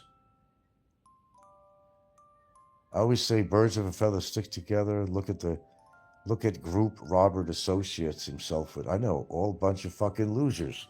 I know, I understand that. But anyway, listen, man, this is fun. I got a good working audience, but I got to eat something. And I actually do have a partner of 10 years. 10 years, Robert? You didn't think it'd last for 6 weeks, you cocksucker. Look how lone you are, diddling your little whittle. That's the only sex you're going to have, is to look at pictures of my girlfriend. I bet he does. I bet he's got hard copies of my girlfriend's picture. I will not doubt it. He's probably one of these guys that got like a wall there where he posts all these pictures up. It's like some of these creepy criminals do, stalkers and shit. They got all kinds of different pictures. They take different pictures of, I bet you he's got, and where do you think he gets some of these captions for his show, some of the pictures, He's probably got his wall. It's just all laden with pictures of my girlfriend and me. Add me to it. Add me. So I think he's in love with me too. Does that mean he goes both ways? I don't know. Oh, Robert. All right, this has been extraordinary fun. Oh my God, we got political, we got personal, we got, what a show. What a show. I'm a great showman, ain't I? And you're a great creep, Robert. You're perverted in your own sense. You are bitter. But you're being bitter to yourself. You're eating yourself up like acid. You can't live that way, Robert. I mean, I don't care what you do to yourself, to be honest with you. Croak. Croak right now for all I care. No sympathy from me. I don't have any sympathy for the devil. You believe in the devil? You're religious? You are the devil. If there's a devil, you are a disciple of Satan. That's what you are. You are a disciple of Satan. You hide behind the Bible. That's your guard, right? That's the facade that you hide behind the Bible. You don't practice anything that's written in that book, and you know it. You are deceitful. You are evil in the sense of that word in every way, hiding behind your religion when you're not religious at all. You don't practice what you preach, sir. You are evil in every level of that word. You are. You're horrible. Well, well, well.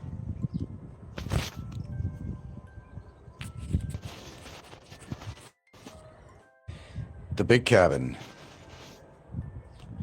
A man who's always been grossly obese, who is younger than me, that wishes me to get a heart attack, that I'm going to get a heart attack before he does. How many people want to lay bets on that one? That's just how sick and evil these people are. I don't wish death on the big cabin. It'll happen on its own terms. He's putting on more weight again. But the only reason he lost weight was to get those free tickets from Big E to go to Thailand. That's the only reason he went, because it was free. Free is good with the big cabin. Free is good, right? I read his comments. He responded to something I wrote on his channel, and he wishes me death. Be careful what you wish for, big cabin. Be careful what you wish for. Look, I'm not obese, and I don't drink, and I'm more active than you are. I'm healthier than you are. I don't eat the kind of crap you eat. But you only took Big E on that offer to get a free trip to your destination that you claim later, after failure, was, only a vacation. There was only a vacation. Come on. We know better than that, big cabin. You failed. You failed horribly. Be careful what you wish for. Because right now, and for many years, your heart has been under such tremendous stress. Because you have to carry around that weight, and you've been doing that for years. And you don't think that's stressing your heart? No, you don't have to smoke a cigarette. You don't have to smoke a pipe or do any vaping. You don't need to do that. The damage is already done with you, sir. And yet you're also one of these Bible thumpers that hides behind the Bible. Yet another one like Popeye who preaches so much bullshit but doesn't practice what he preaches. Come on, you're not helping your kids out. How dare you say I'm a bad father? I won't get into that because I already addressed this. I need not see anything to prove anything. But, yeah, about, sending some money that you beg for on your channel all the time to your children. You have not made one concerted effort to actually go out and send money to your kids, or actually, to visit your kids. They're not really in bumfuck Egypt. They're in Australia. That shouldn't be a big thing. But no, you wanted to buy your little toys that light up and all your gadgets that make noises. You're a man-child. A man-child. That's what you are. You're a man-child.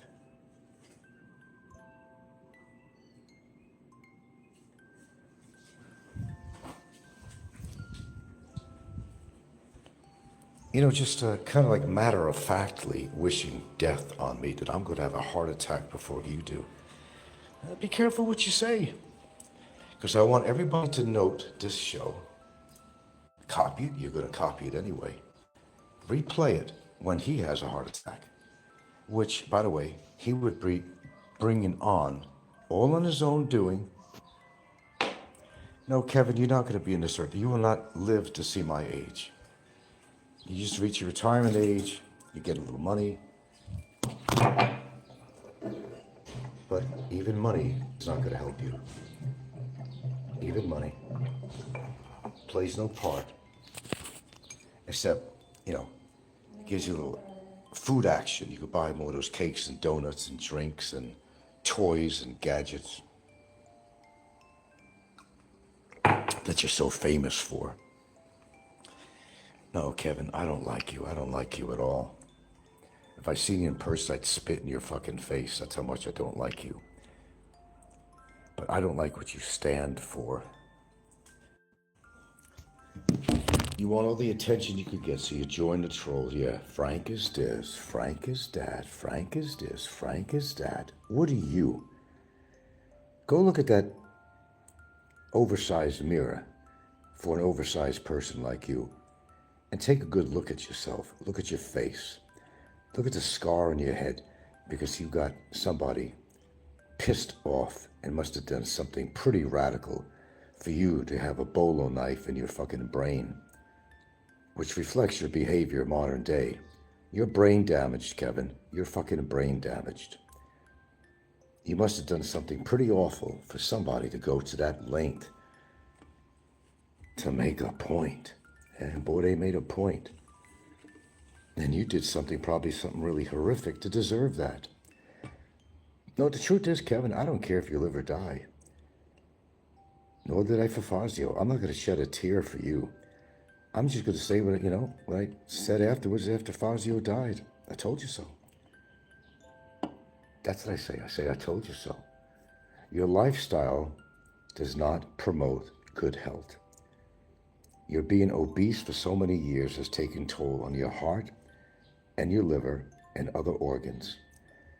You've refused to keep yourself in a proper weight guideline. So when you croak of a heart attack, or your liver just falls apart from all the years of drinking in combination and lack of activity, you got nobody to blame but yourself. Have a good journey, Kevin.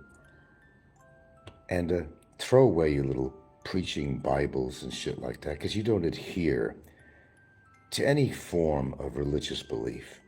You don't practice what you preach, and you never did. I know, you just put on your black pants and white shirt to go to church with your family just to look like you are a pillar of the community. But if people only know you the way I know you, your neighbors and or relatives, they would not think very highly of you at all. They think you are a louse on the skin of society, that you're a hypocrite. Again, you don't practice what you preach at all. You just want that attention. As I always say, even negative attention is still attention to someone like you. You will never find a woman that will ever be with you. That's over with. It's gone. Those days are over. They're over, Kevin. They're over. They're over. Gone. You'll never get laid in your life again. You're never going to find a love in your life. Your life has been over for years. Maybe it's punishment. What we call karma. Maybe you're being punished. Did you ever think about that? You're not a nice person, Kevin. You're really not. And I'm not going to shed a tear to find out that you passed away. I don't wish ill on you that way. I'm not you. I'm not you. You wish that I die. Why? Because I tell the truth about you, Big Cabin? You can't handle? Are you a little sensitive on that subject? Like I say, or Phil Collins' song. I've actually been up for a little while.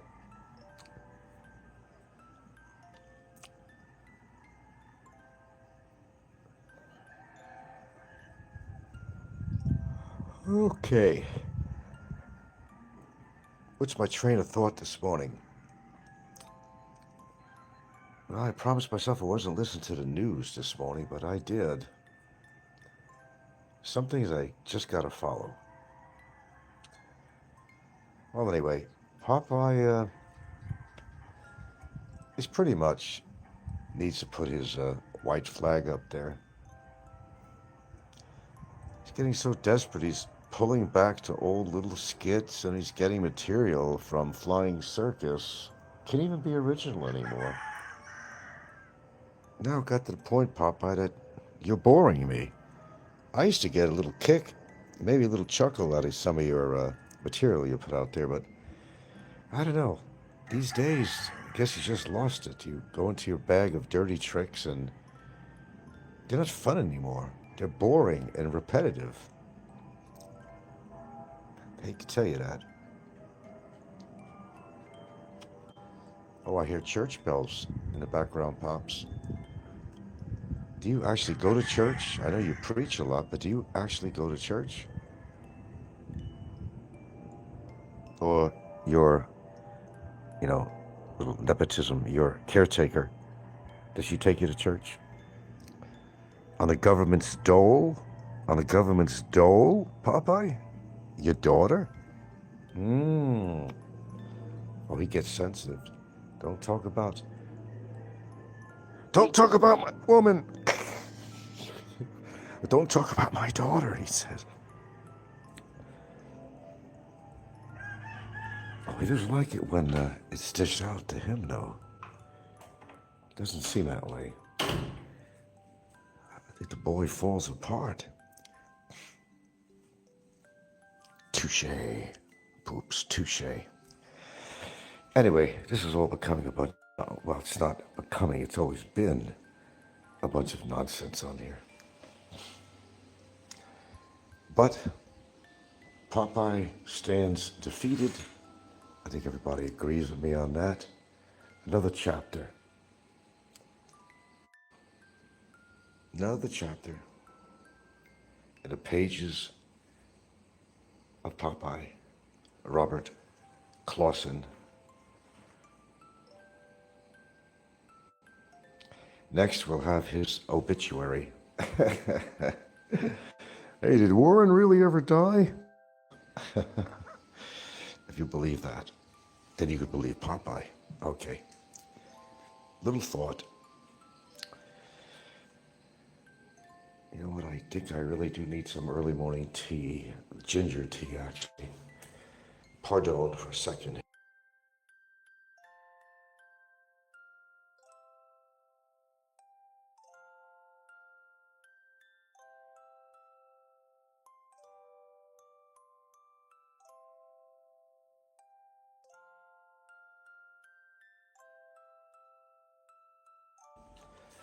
According to my constituents, Popeye's having a meltdown.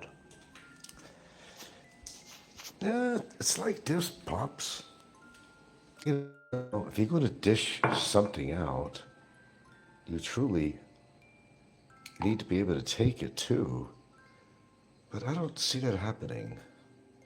Here's my 13. Love you, boys. I think I'm gonna have simply a ginger tea this morning. No green tea.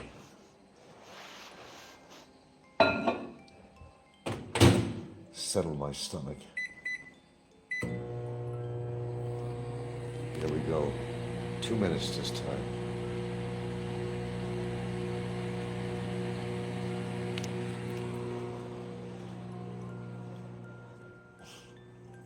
You know, sometimes in life, you have to admit defeat.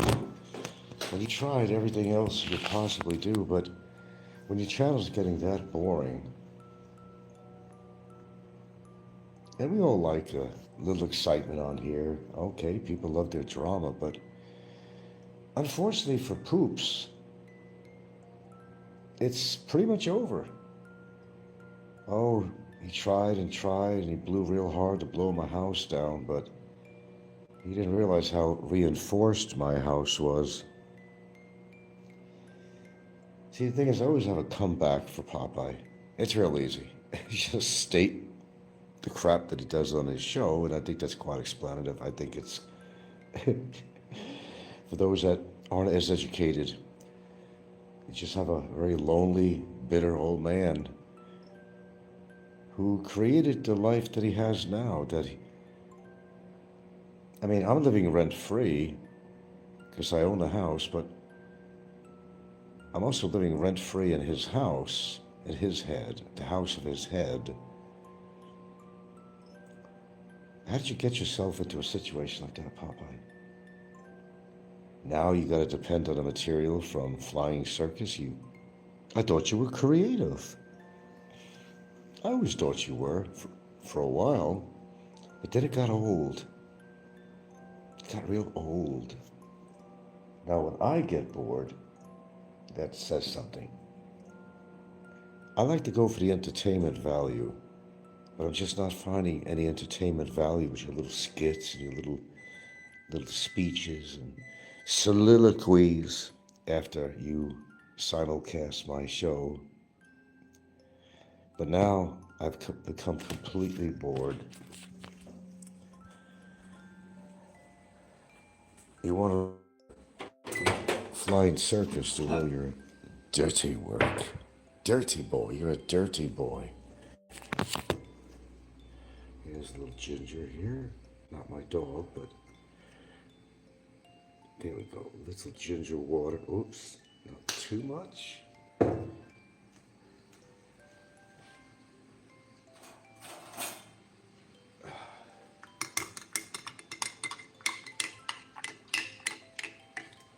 Just a little bit ginger.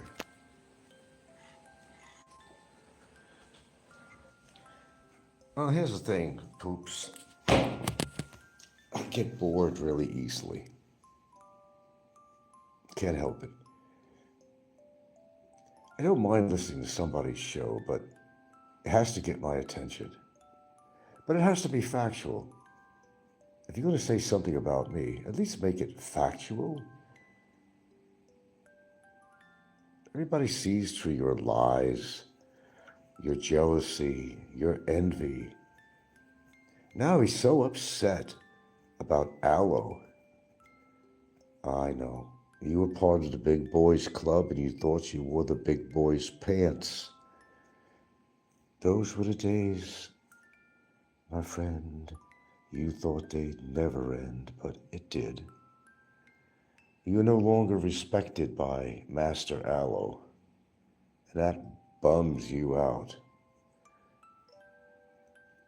He's so jealous now that I communicate with Aloe, and we've sort of reached a, neutrality point.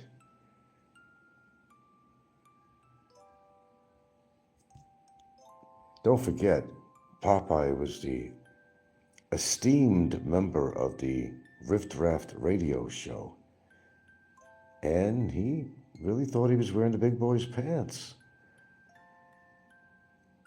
Well, that ended a long time ago, actually. But to see one of my arch enemies on here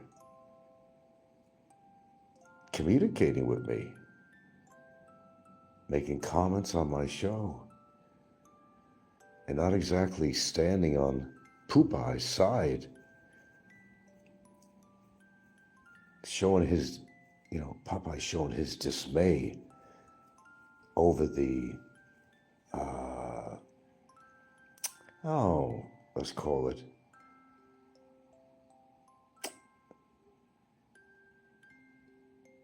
I don't know if I have any words for it. Well, bluntly, over the fact that me and Aloe are in communication. Simple as that. Considering that the Riff Raft Radio hate show,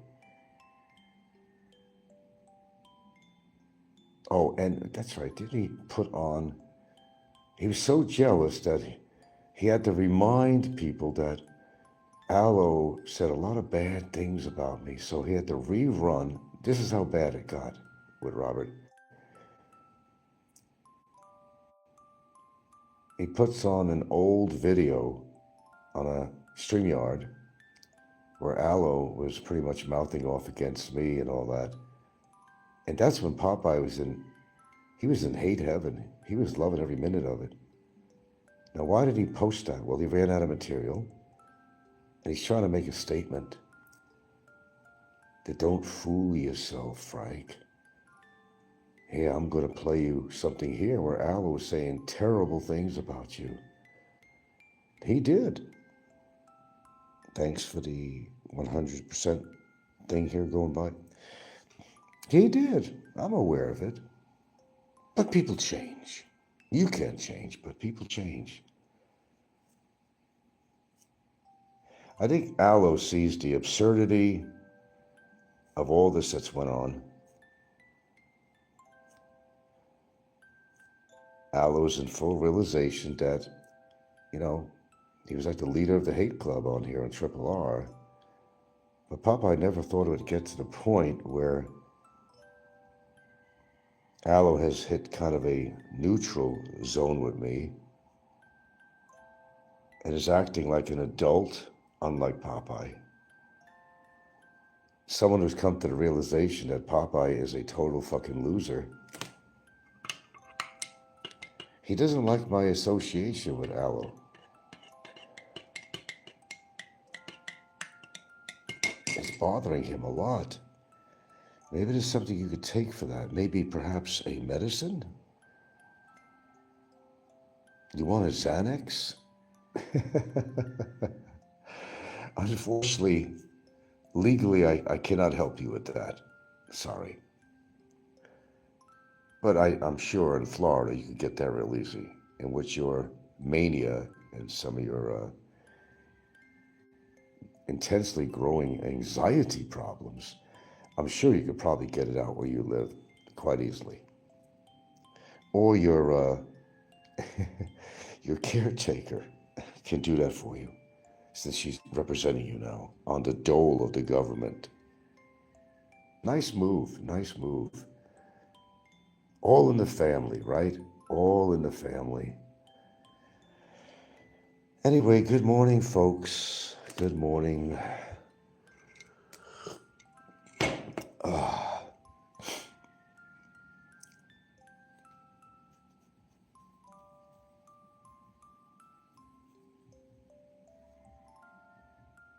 I'm still waking up.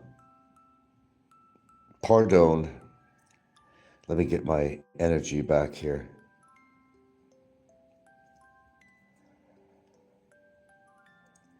Popeye, it's okay. Just relax. Just relax. You'll have better days. But I think we all seen that you got your white flag up there. Oh, you don't want to admit it, but we see it. We all see it. When did Popeye ever figure that Aloe would be sort of an ally of mine? Ally, okay. No, we just hit neutral territory, that's all, which most people should do. Aloe had his heyday with me, and I had my heyday with him. But as grown-ups, we kind of got over it. Or so it seems. But, I take it day by day. If Aloe is genuine with me, then he is. If he's not, then I'll find out he's not. But right now, I'm cool with him. He's cool with me, but it's not really sitting very well with Robert. I've always thought you were my friend. Poor Popeye. He's having a meltdown. Popeye is having an official meltdown. How do I know? Well, I don't have to be a goddamn psychologist to figure it out. The fact that, and this is psychology, that he ran a show, he had to go find some old live stream. This proves it right there. This is the proof of the pudding. That he had to go find some old video, which he does it anyway, where Aloe was at his best, or worst, whatever you want to call it, and trying to knock me and grind me into the ground. Popeye remembers those good old days. Made him feel safe and strong, that he had people behind him. But when the grand poobah of hate of the Triple R show suddenly takes a turn, it left Popeye speechless. And he had to change his dirty diapers. Like, what the fuck? You're not supposed to be friendly with Frank. That's not our creed. It's not our constitution. I'm going to have to play an old video and remind you, Aloe, how much you hated Frank. Getting that bad, huh, Robert? Seriously?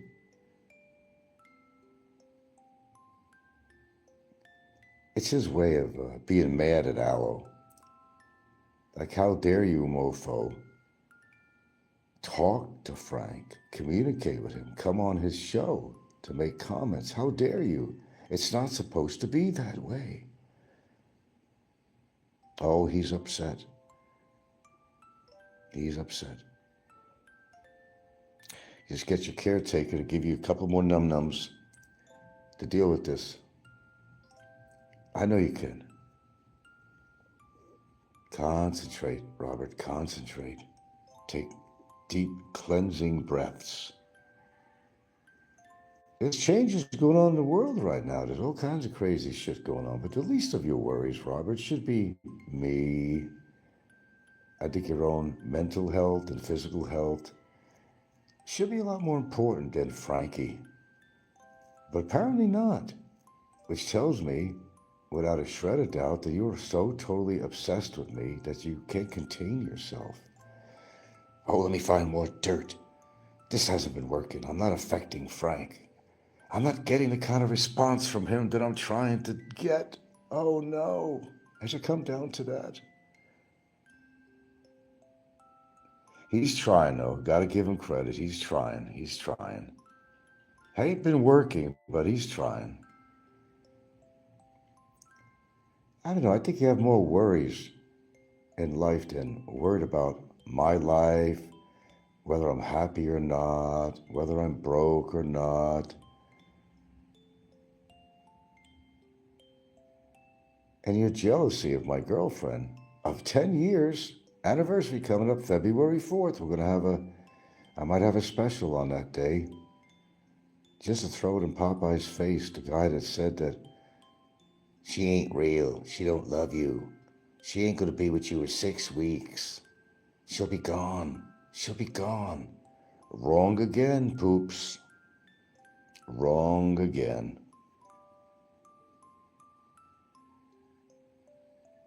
As you've always been. But I will say, you have been entertaining to me. Not all the time, I must admit.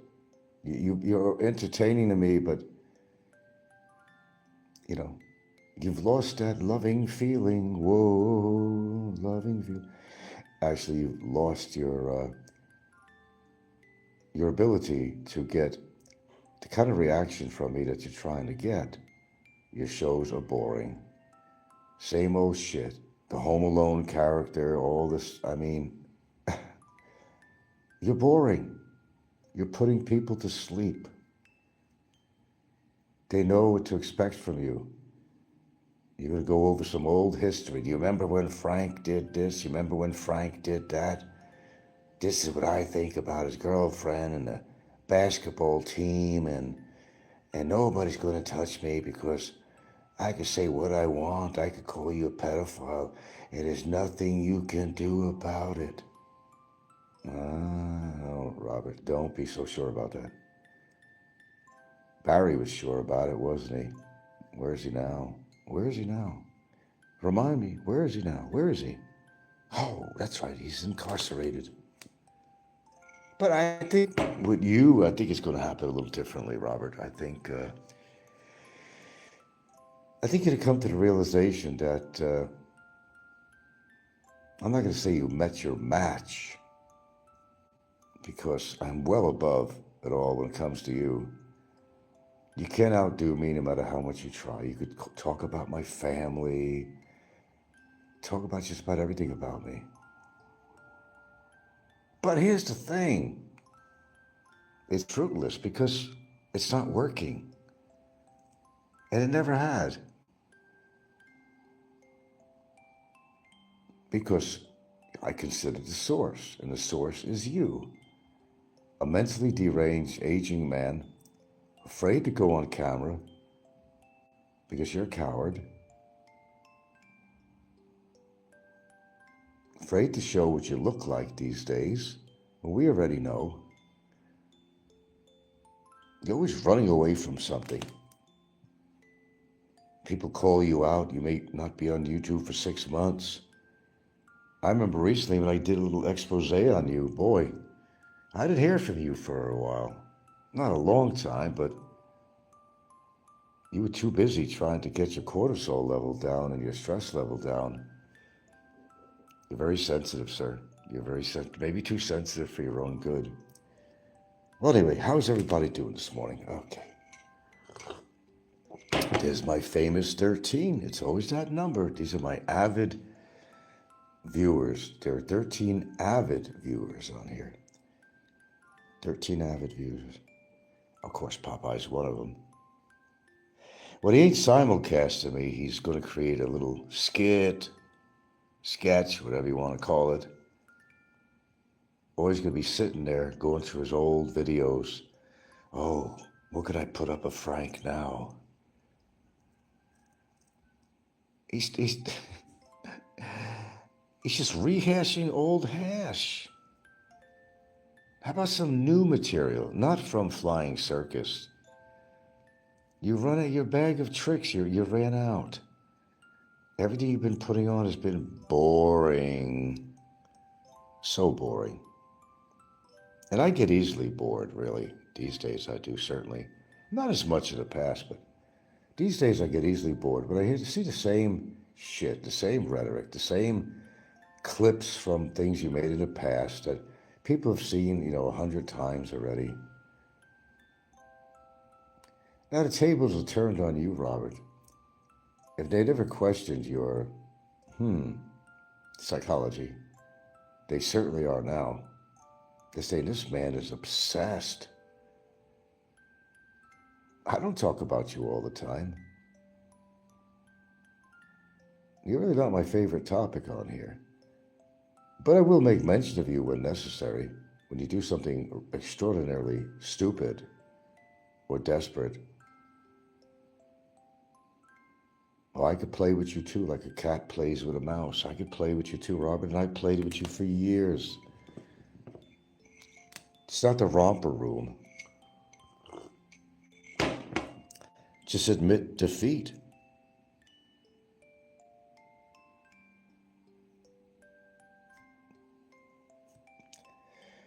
But he's so upset. And me and Aloe, we laugh about it. Oh yeah, me and Aloe are doing something in conjunction. We're laughing. We're laughing at you, Popeye. Does that mean Aloe won't turn on me? I never said that. Aloe could do what he wants. But right now, for the moment, for this period of time, Aloe's been pretty cool with me. I mean, I'm like that. If you're cool with me, I'm cool with you. But some things you just can't forget, and you can't forgive.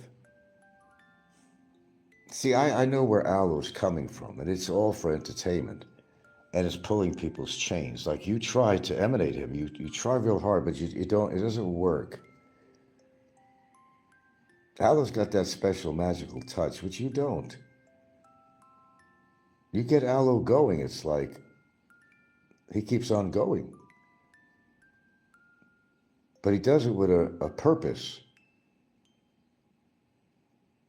And Aloe, it's entertainment value with him. You take everything personally. Aloe's just having fun in the past. Sure, he attacked me all the time. I don't have a bad memory for that shit. But if the guy's being cool with me right now, I don't have a problem. Oh, Ed Savino is back. I didn't have the best sleep. I don't know. I did wake up a little early. No, my eyes have been kind of irritated lately. I don't know. It's funny because I put some eye drops in my eyes. Because I think I have some dry eye syndrome, I think I do. I don't know if it just made it worse, but my eyes are not real bad, but they're not real good. And sometimes I will have to put my glasses on to read something. And other times I'm fine. It's kind of in and out, Getting old, boys.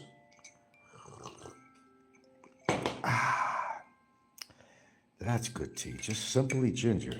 Like simply red. Simply ginger.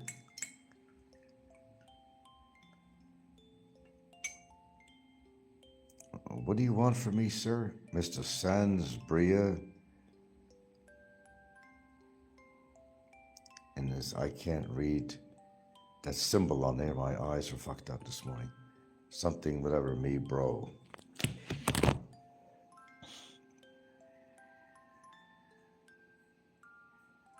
Oh, I'm kind of in a mellow mood this morning. What's today? The 1st? The 1st of February. Oh. Wow. Already.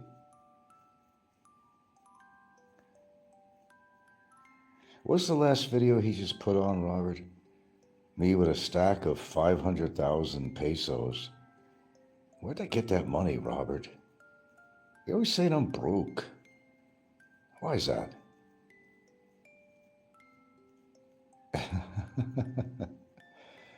that little, I don't know, maybe circus probably created for you, but for a guy that's broke, how do you just produce 500,000? That's a lot of money, actually, in the Philippines. A stack of 500, 1,000 notes. That's not really chicken feed in the Philippines. Not really. Oh, he's not simulcasting at the moment? I told you, he's very sensitive. Oh, he's extraordinarily.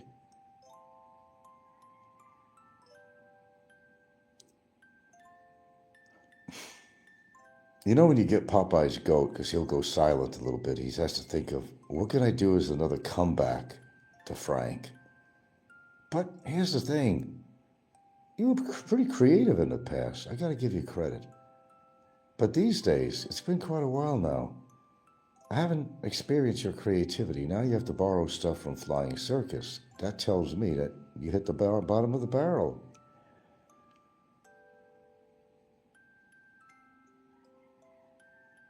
That's because I'm not on camera, Mr. Sand something, whatever, Sand Bree. I'm not on camera. It's kind of a radio show sometimes. I do a lot of that. So if you're unfamiliar with my channel, nothing wrong with your screen. Nothing to see, folks. Go back to your homes. Go back to your homes. Come on, folks. Spread out. Nothing to see. That's because I'm not on camera. Okay, now you got it. All right. Glad we got that figured out. But you're welcome here. You're welcome here. We're on it pretty much every day. You should put me on your notification bell there and subscribe, and you'll hear some very interesting shows and topics on here.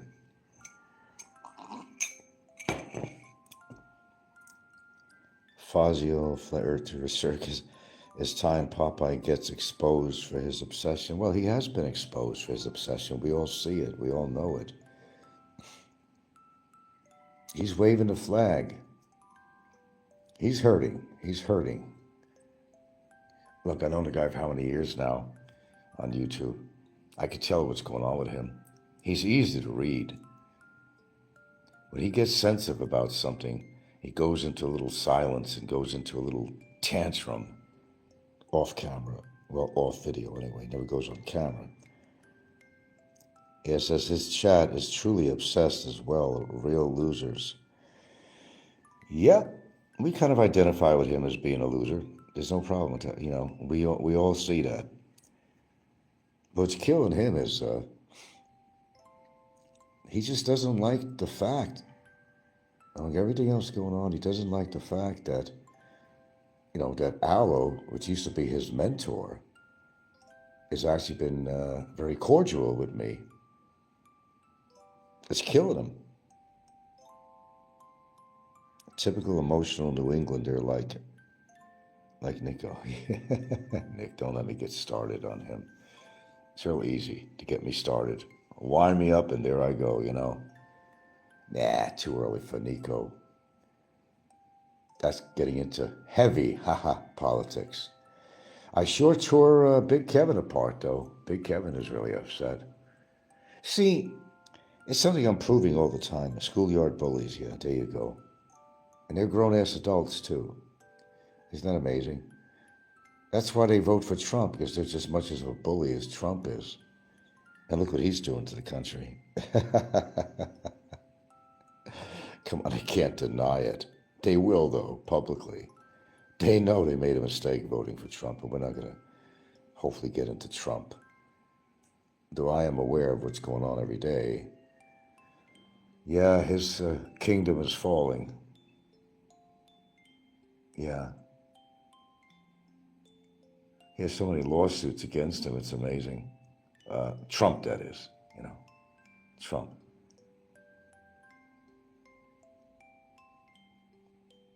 Brett, what about Brett? Schoolyard bullies. I was never really bullied much, actually, in school. Well, except for some black folk that decided to integrate, the school system. And there's a lot of shit going on in the schools when that happened. People were happy with the status quo, but then they wanted to bust the people from the south side to the north side. Then all hell broke loose in the schools. Now, am I stereotyping? Am I being racist? No, I'm just giving you the facts. I've never been bullied, except in a very small way. Some black dude in high school, but, it was like a serious bullying. It was just like he felt he could fuck with me, like Popeye thought he could fuck with me.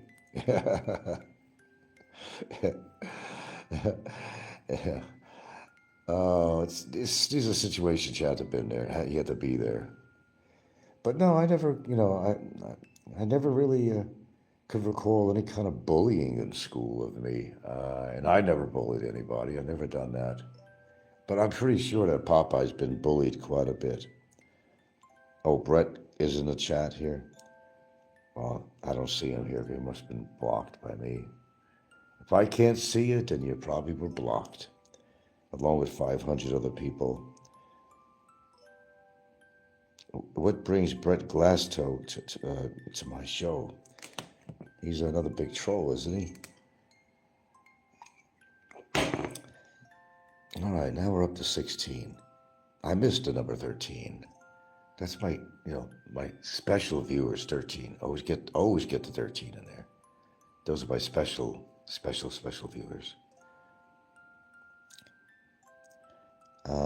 Mexican Jew is obsessed with Brett Glasgow. Where's Mexican Jew been? He's been off for a long time. Maybe he actually got a life, unlike Popeye. Oh my goodness, I would never want to be in Popeye's position. Oh, geez. I just better take a gun and kill myself.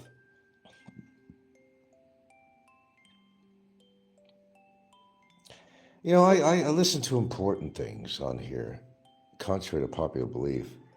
I was actually following a guy that had cancer, and he just died from it. There's too much going on, too much at once, and his body had to cave in. These are like important things, life and death things that are more important than Popeye's stale rhetoric. And, there's so many important things you could listen to on YouTube.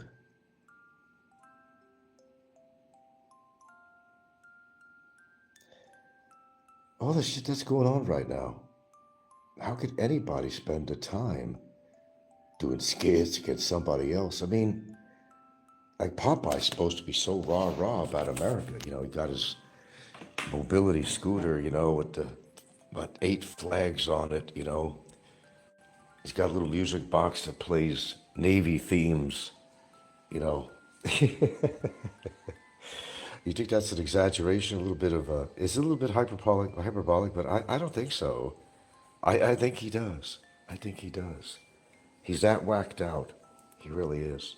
In other words, he's gone. Oh, Popeye has a lot of racist sides. Oh, ain't no doubt about that. I don't know. It's me. I just appreciate people who could be real. And they're allowed to say what they want about somebody. Tell somebody how you feel. But I think he's done that over the years. It's like, get a grip on yourself now. Go on with your life. I mean, move on. Life is so fucking short. And believe me, I don't like to listen to these shows where somebody has cancer or something, or somebody's dying for something, but they want to be heard for the last time. They want to express their feelings. And they realize, like this one guy would say all the time, and this is very poignant. He'd always end his show in the hospital or at home, wherever he was, getting treatment. He says, folks, I want you to walk to your window and look outside and see how beautiful the world is. Appreciate what you have is what he's trying to say, but I don't think Popeye appreciates anything. Life is a gift, no matter where it comes from, what your belief system is. Life is a gift. And it's okay to have a little fun on YouTube, but I think there's a turning point. I think it's like where sometimes enough is enough. Concentrate on your own life and what you may find works for you in life, not just being obsessed with Frank. I mean, get a hobby besides Frank. It comes to a point in your life where you're on that end stage, your last quarter of life, if that much, and appreciate what you have, that you're actually alive. Maybe you're not mentally alive, Robert, but you're physically alive, just barely. Just appreciate it. Look, I have fun on here too, but one thing there's always been about me is that I appreciate the small things. I really do. Oh, I'm not kidding you. I do appreciate the small things. I mean, I don't know. I've been gifted. I never really expected to be in the longest relationship I've ever had in my life, with the same person. I never thought that would happen. I pretty much gave up at one point in my life. It was in Hawaii. I pretty much gave up on it. But, call it faith, call it karma, whatever you want to call it. My life opened up when I met the right person. It's a really amazing when you have somebody in your life that actually cares for you, Robert, Not having your daughter in your life because you hired her as a caretaker on the dole of the government. Well, that was well planned out, wasn't it? It sure was.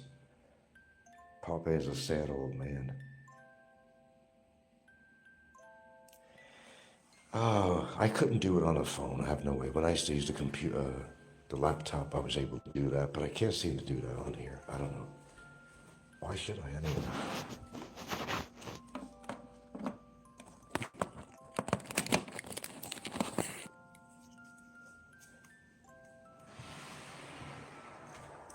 You always hear about me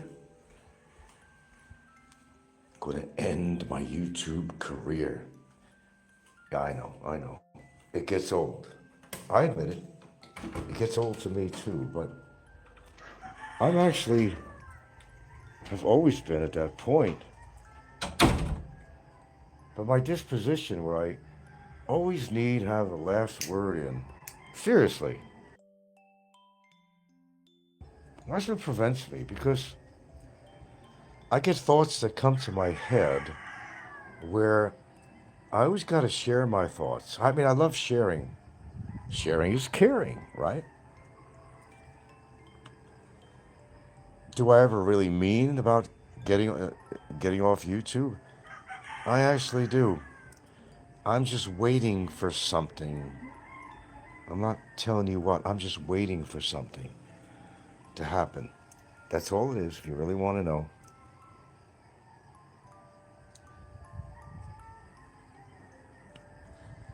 But while I have a heartbeat, while I can breathe a breath, while I can walk and talk,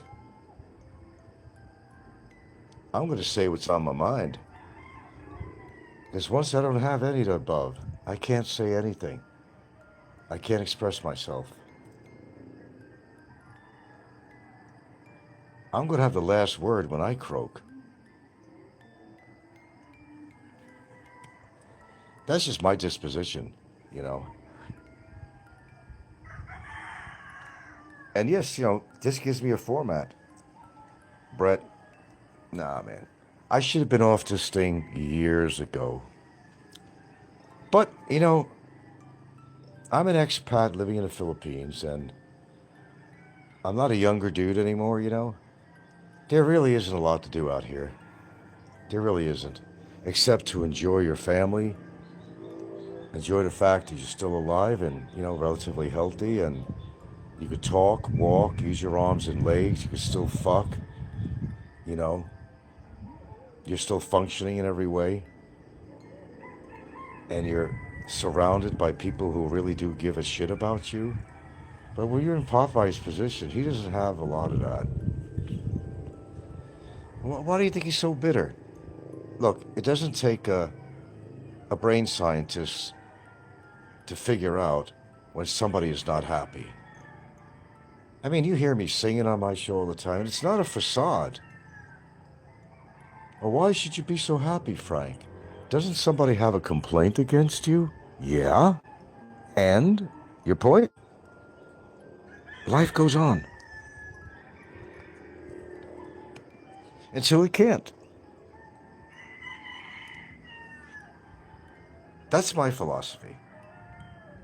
Amongst a lot of other philosophies. You can't stop living your life because somebody,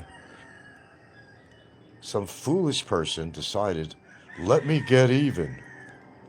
Oh, through the 10 years, you know how many people tried to get even with me?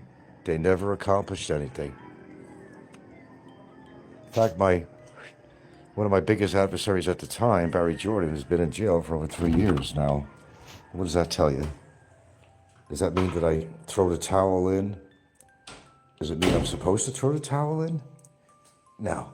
As long as I have a breath and a voice, I'm going to tell it like it is. Well, I can, because when you're dead, you can't say anything anymore. So while I'm alive, I'm going to call people out that need to be called out. Yeah, it's a waste of my time and breath. I understand that, but I do have time and I do have breath. And when you call out Popeye, oh boy, I can see his face getting red every time I even talk about him on here. But he needs me to talk about him because it gives him something to do. Oh, I could put on a skit. Oh, him and his fucking skits. Skedaddle, Popeye, skedaddle away. Enjoy what little life you have left in you. Whatever you do, I don't know what you do as hobbies other than me. I don't know. I sincerely don't know. I know you go to bingo. On occasions, you might be your daughter, your caretaker on the dole of the government, takes you to the casino, in which you claim you win all the time. Yeah, you're a winner, Popeye. Definitely a winner. We know how much of a winner you are. Oh, Mix is back. Hello, Mix.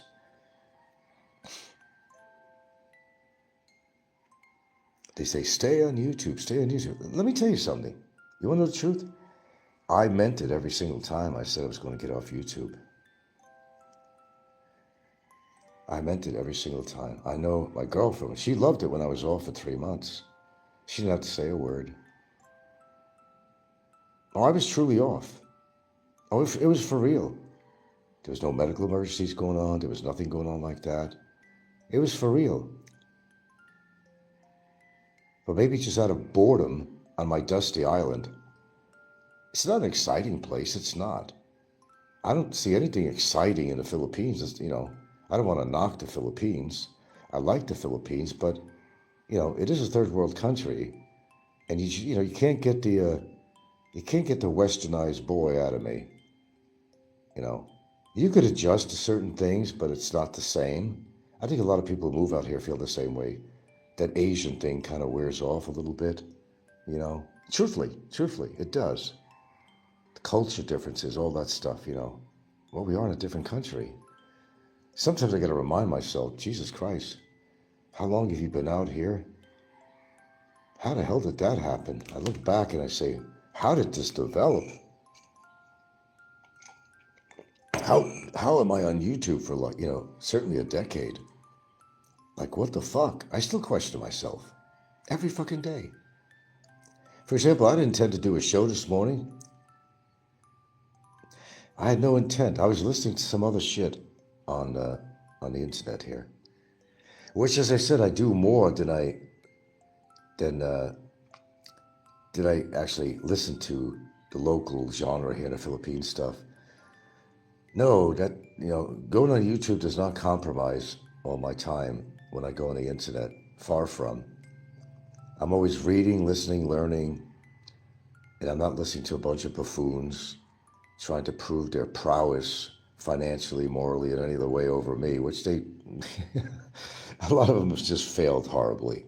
They failed horribly.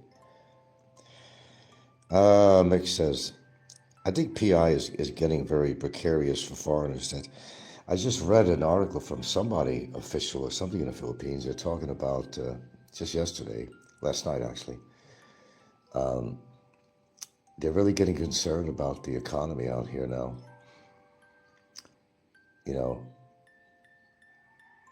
I don't know. I'm not into this economic thing, but they're saying that the Philippines is basically not producing as a country, gross national product, all this other stuff. Everything's going down. Even tourism is going down. But tourism has not been there. Here's what's going on. And what they were stating in there. Interesting to talk about it for a second anyway. The infrastructure, the thing that was going on with the government and how billions of pesos were supposed to be spent on the flood control situation. Foreign investors or any investors are no longer willing to invest in the Philippines. That's what's going on. You can see there's been a great increase in Vietnam with their trade and everything else and their economy, which is far above the Philippines. They're more successful in tourism and not just Vietnam, but I'm just using that as an example, where Philippines is failing horribly. There's supposed to be some kind of a 6-point something growth factor, but now it's down to a 4-point something. It doesn't sound like big numbers, but that's actually big numbers. Where investors, because of the flooding, because of the corrupt government officials, are not willing to do business in the Philippines anymore. They're very scared about it because they don't know what's going to happen with their money. The investors are getting a little scared. That's what's going on. That's what this article I was reading was talking about. The dollar went very high today. Silver price collapsed and the dollar strengthened. What is it today? 59. What is it today?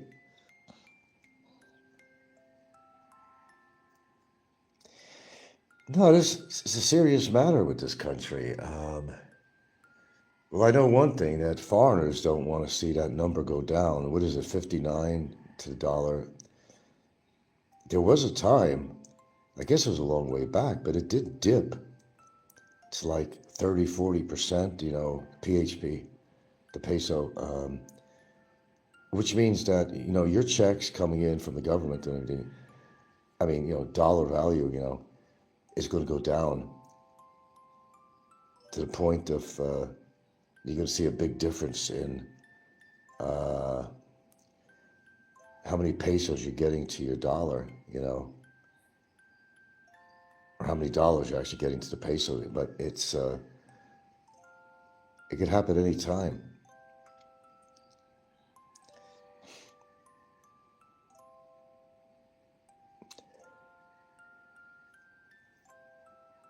And people are getting priced out of the Philippines, They're going to move to places like, I don't know, some of the other Southeast Asian countries, in Cambodia and so forth.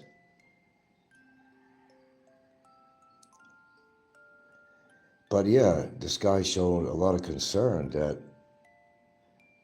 everything is going down. Tourism is up in Vietnam and Thailand and places like that, but tourism is way down in the Philippines. And as I said, I don't always understand these mathematical figures about the economy. And all I know is that at one point, Philippines was gaining. It was like 6.8 or something. Now down to 4 point something. And it has to do with I'm not very Mr. Mathematical and into economy, you know. But there's a big difference actually on the scoreboard with 4 point something compared to 6 point something in growth. I don't know if that's really talking about a number of things, gross national product, and it's having to do with investors and the whole package, really. It hit 60, really. Wow. That's a first that I've ever experienced.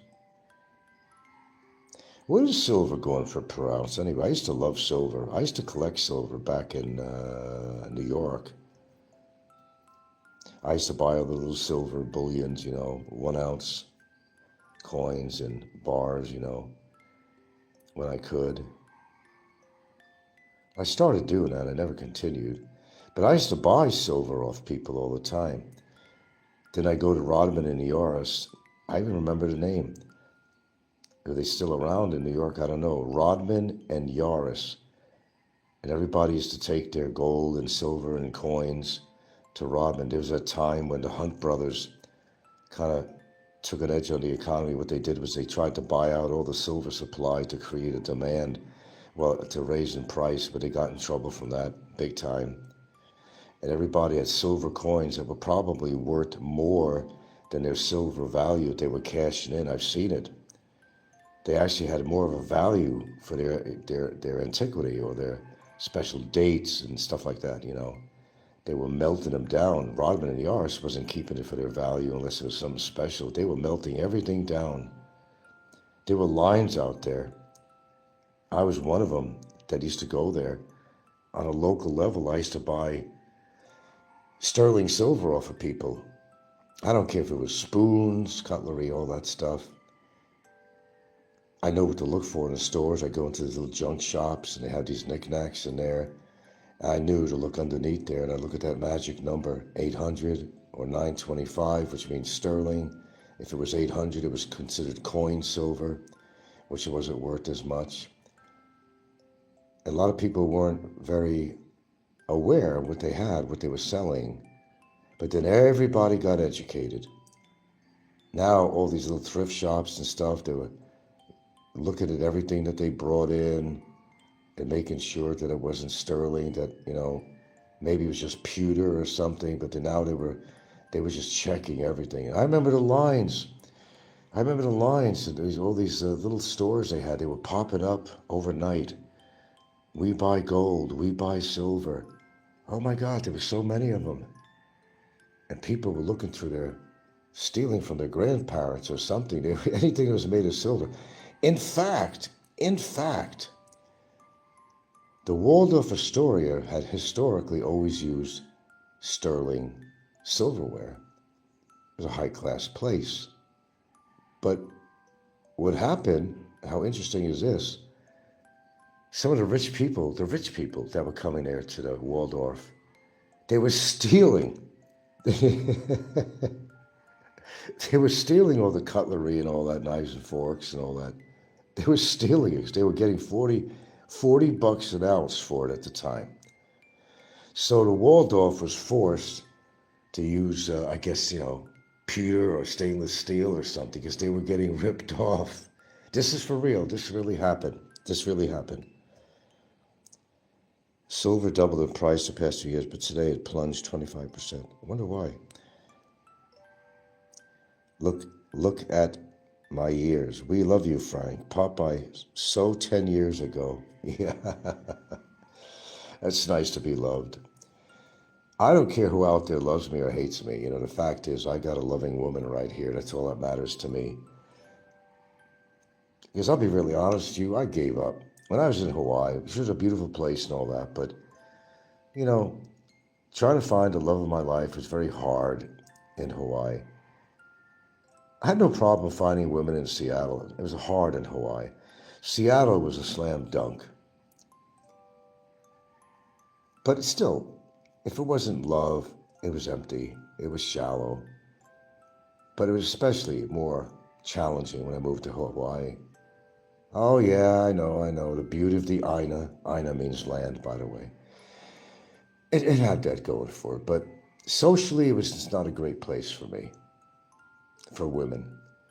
And I did have a relationship that was a little shy of 3 years, but other than that, it was like, hit and miss with a couple of women here. And that was it. That was it. The best thing I ever did was actually to meet somebody and move to Philippines. It's the best thing that ever happened in my life. There was one point I would never think of Philippines as a place to live with. Before I knew anything about the Philippines, I just knew it was this disastrous place with, typhoons and all kinds of crap and earthquakes. Well, it still is. But here I am. 10 years or more later. Who would have thought, right? I would have never thought. But I'm glad it happened that way. Trump can change markets for inside buddies. He could do a lot of things right now, so he's got to get out of office. Because Trump done some financial act, I didn't fully go into it, something with the Federal Reserve. Yeah, well, they got a new chairman or something of the Federal Reserve now, don't they? Something to that effect.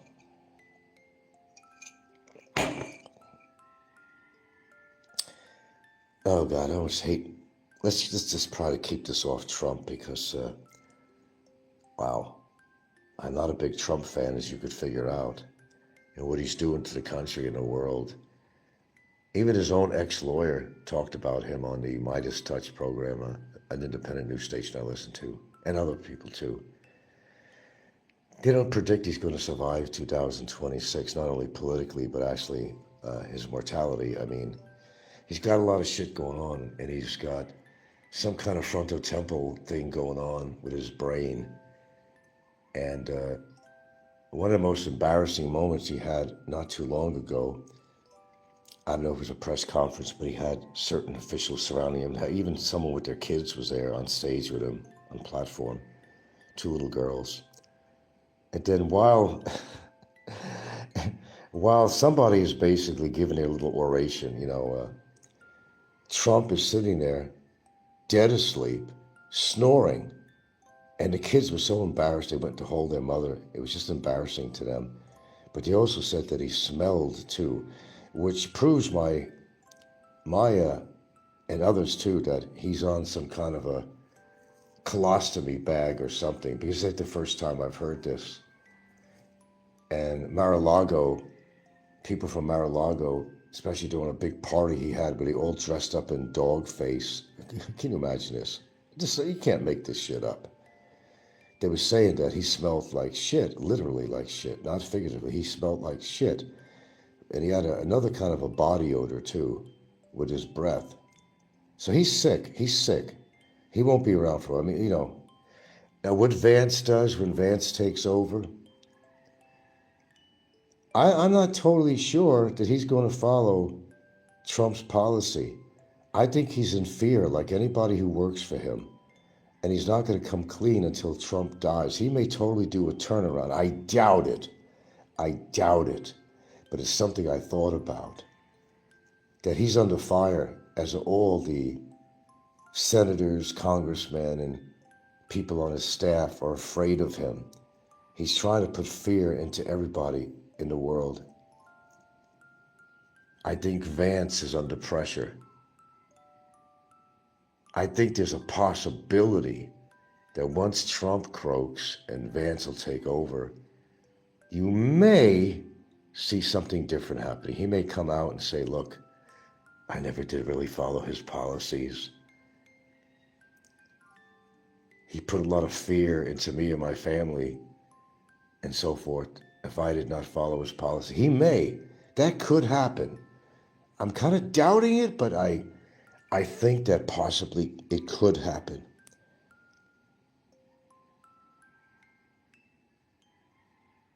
It could happen. He puts fear into people. They don't admire Trump. He stopped 8 wars. What 8 wars did Trump stop?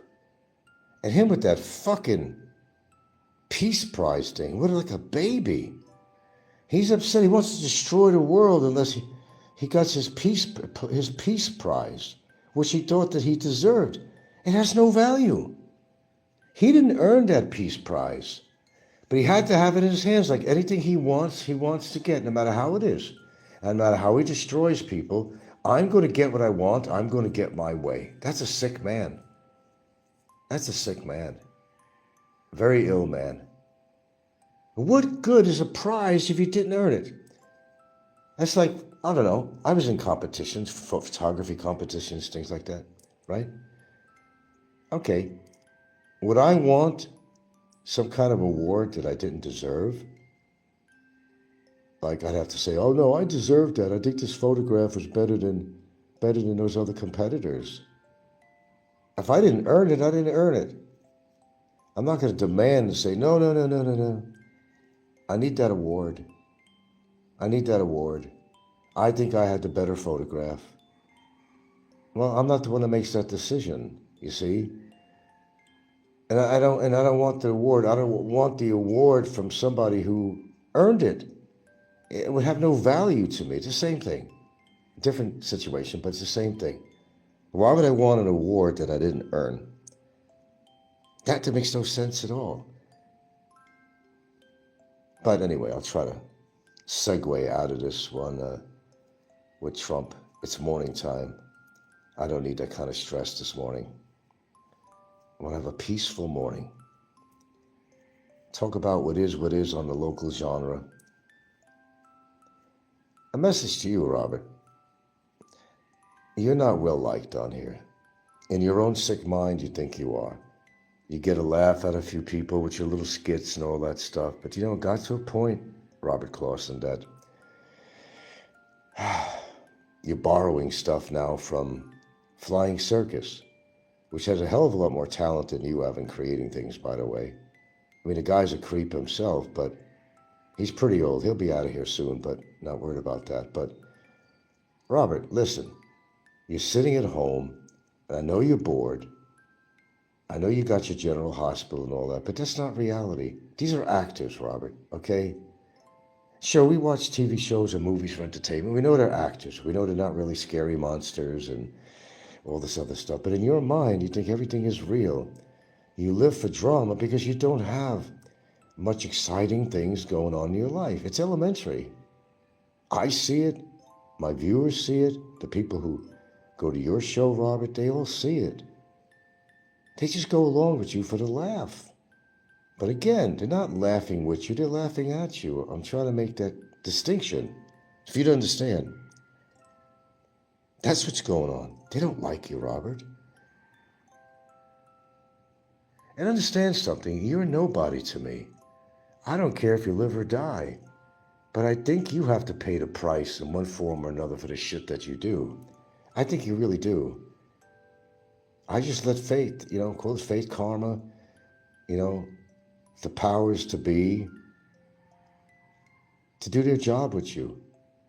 Just like when Fazio died.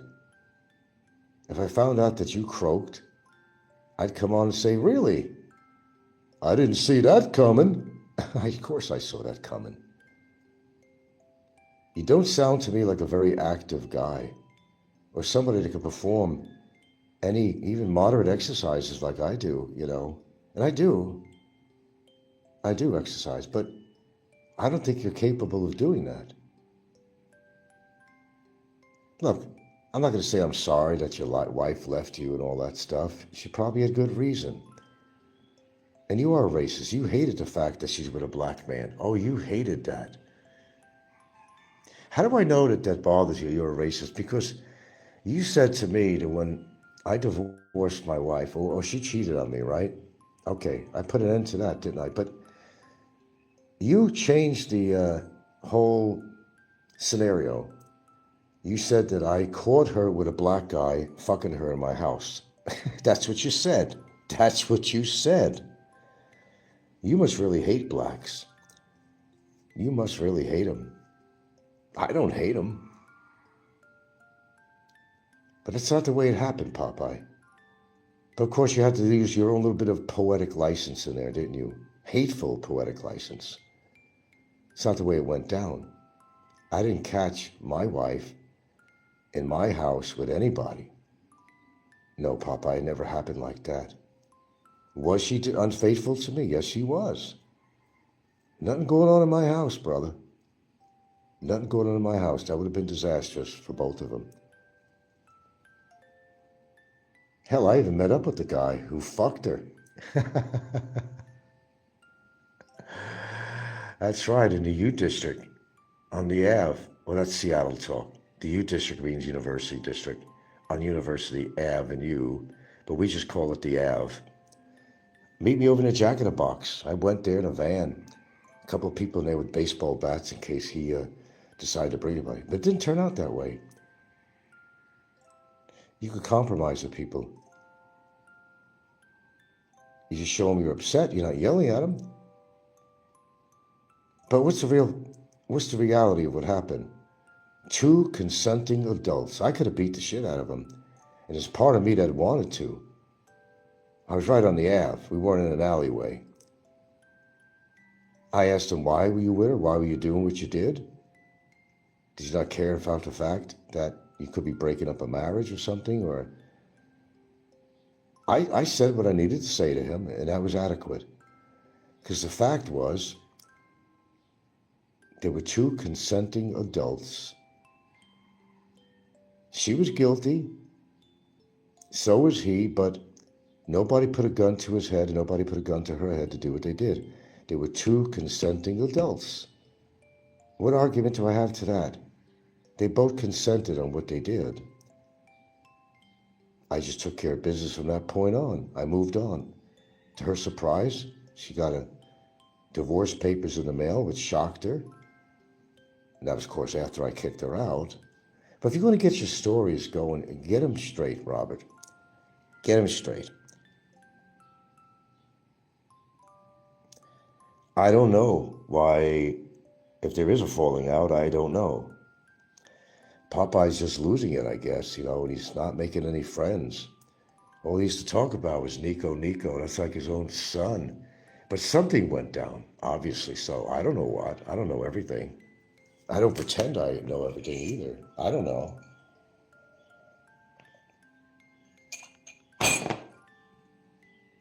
I don't know. And I don't really care. His adopted son, yeah, right.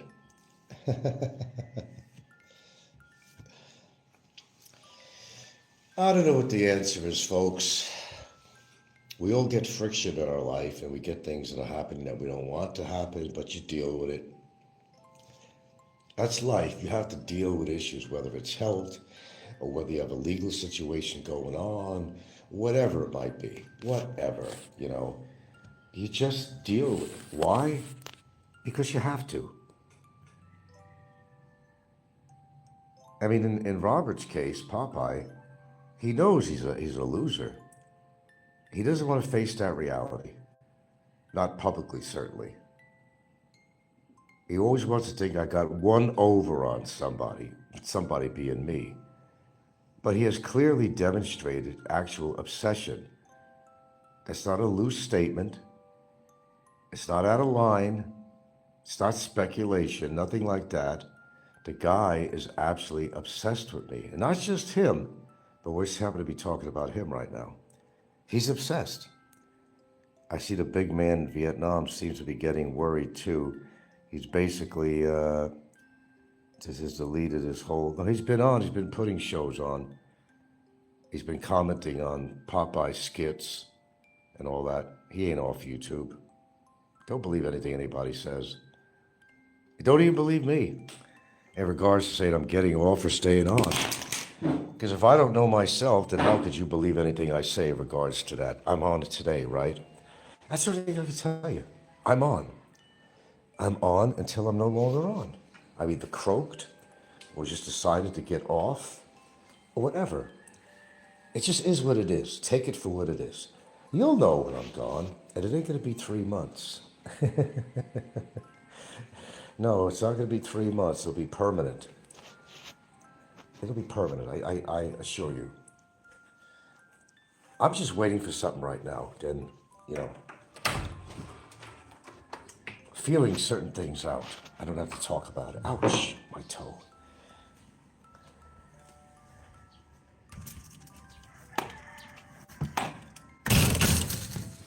Oh my goodness.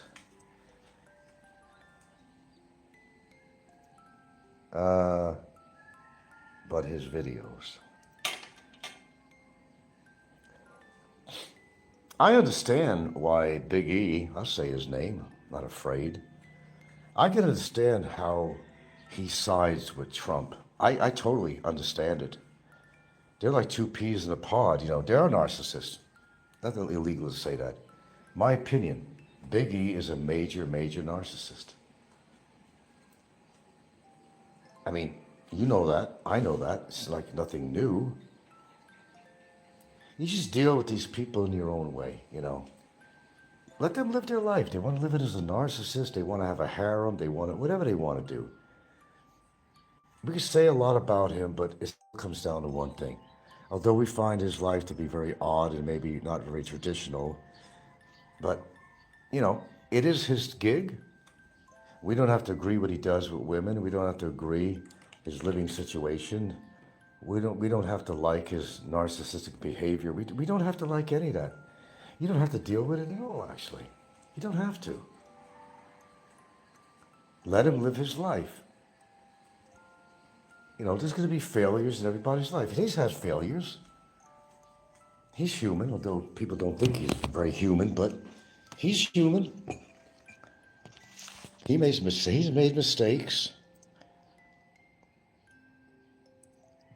Exactly, both are narcissists. Mick says the toys come out of pram with Big Man when he can't control the situation. When he can't control the narrative, too. That's what you gotta say. When you can't control the narrative, you just, fall apart. He's got to be controlling the narrative.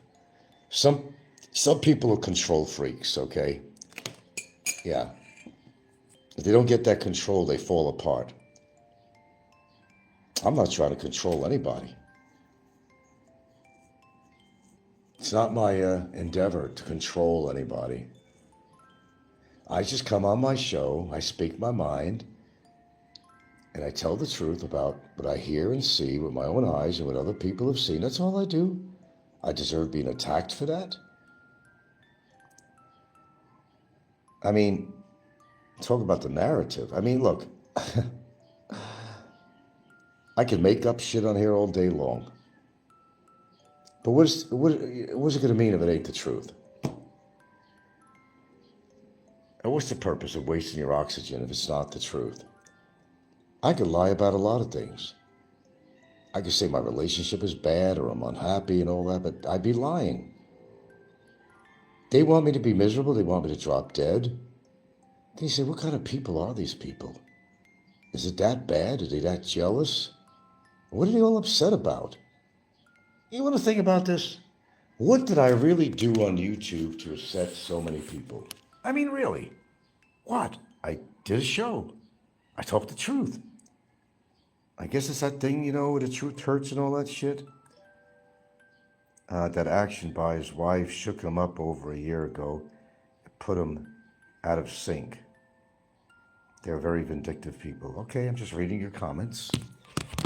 Have my own opinions. Why don't they just live and let live? And don't be so obsessed with everybody else. We're not all in competition on here. I'm not in competition for anything on here. Do you see me being monetized? I don't give a shit about my algorithms or that shit.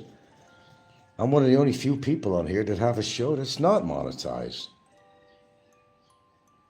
And usually people have to have a reason to come on YouTube. They all want to be monetized, and I don't give a shit about it that I'm not monetized. 90% of my time I've been on YouTube, I have not been monetized.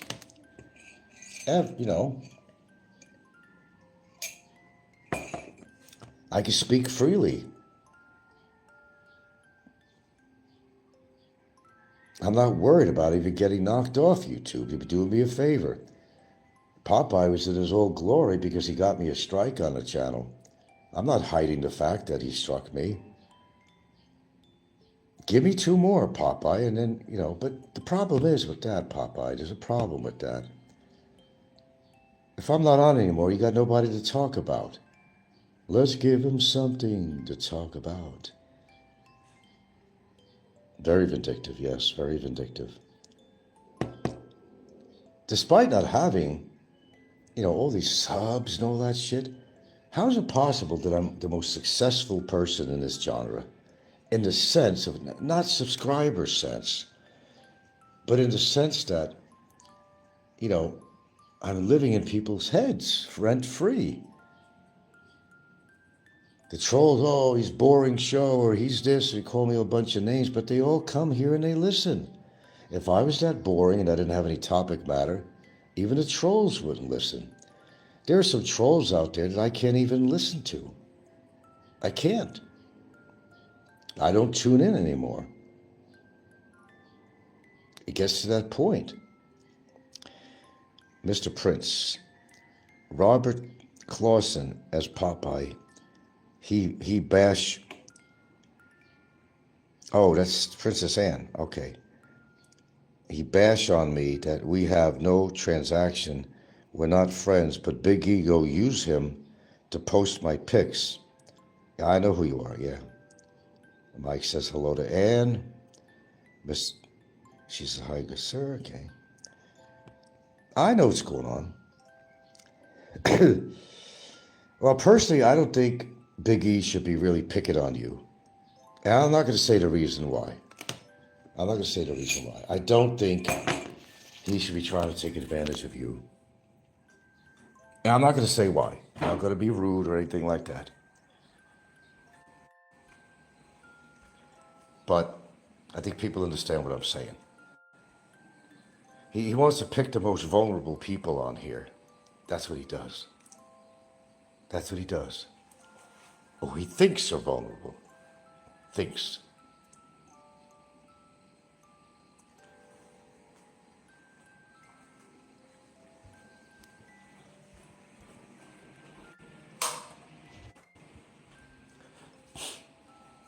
Now my eyes feel better. Why is that? Yeah, I gotta get my eyes checked again. I don't wear glasses around outside or nothing like that. I don't like the bifocal thing unless it's blended in. Just the kind of glasses where you gotta look up to see close, you gotta look down with your glasses to see distance. I don't like that. I got basically an astigmatism, actually, where the sphere of the eye, instead of being more round, it's more kind of football, I guess, in a minute way. It's not, shall I say, what's the word? Well, it has a slightly different shape, which causes what they call an astigmatism, which could sometimes make your peripheral a bit different. And yeah, the glasses sort of help correct with that. But I don't know, I got to check my other eye out because I had the beginnings of a cataract and I just took care of it early in my left eye many years ago. But it was bound to happen at my left eye. It was probably going to catch up at some time. I think it's starting to. I noticed I have a little problem with the vision. Things ain't sharp. I could hold, especially my right eye, I could hold my left eye and look through my right eye and I'll see things that, maybe not the clearest. Then I could do the opposite and hold my right eye and look out of my left eye and I'll usually see a lot better. It's called getting old. Call it what you want,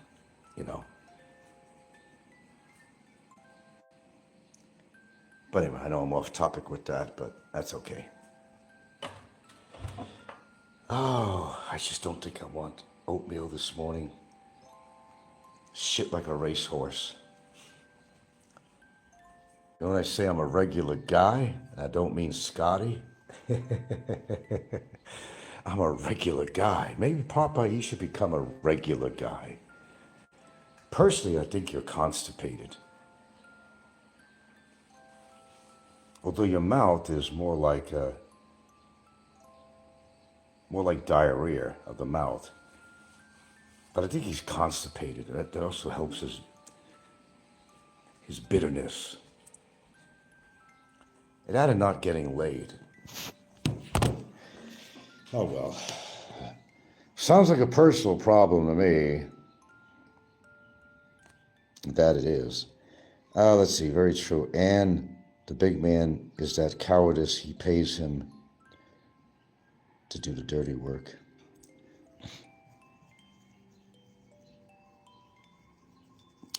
Oh, there's a lot of little transactions going on YouTube. You just don't see it or hear it. But there are. There are. I know one major one that we won't talk about.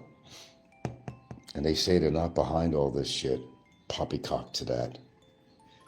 Wasn't born yesterday. I was born in 1954, motherfucker. I can see through all that smoke screen and all this shit going on. Better than you think.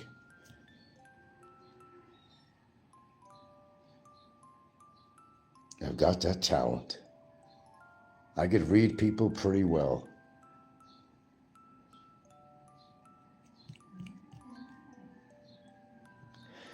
Okay, so let's see. My tea is done. Wow, today's the first. I must say that actually January kind of dragged on, to be honest with you. It kind of dragged on for me. It really did.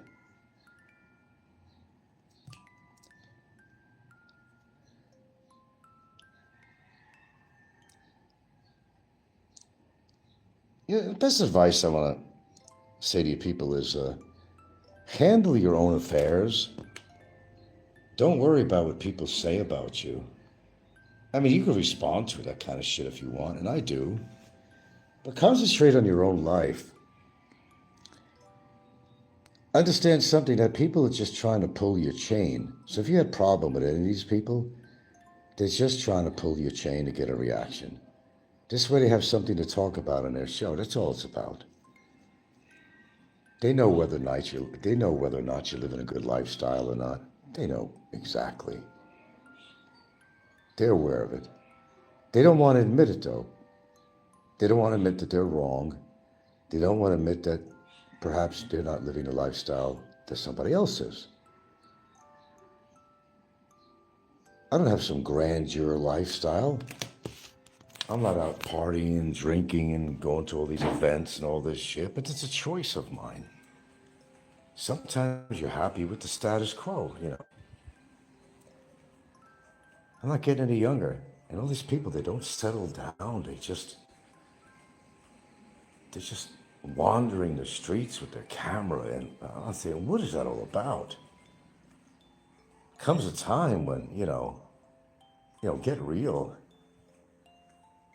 Work in a direction. And don't just, decide to be with any woman that decides to smile at you because you can't get a woman. Scotty's like that. You know he's like that. It's sad, though. It's sad. With 8 billion people in the world, you can't get one woman. You can't even get one woman. With 8 billion people in the world,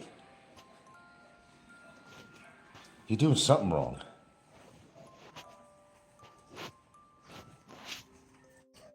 I don't know. When I lived in Seattle, that was almost a different world at the time, anyway. I had no problem meeting women. It's just kind of where you are, be there at the right place and time and the right environment and all that. Something that's conducive to meeting women, And even though I've met mine sort of initially over the line, it's not something that to this day I would even advise. I know it's simple. You're home, you're in your comfortable element, and you're looking to all these, but a lot of these women on here are not telling the truth. You got to know them for a while before you want to, really break bread with them, if you know what I mean.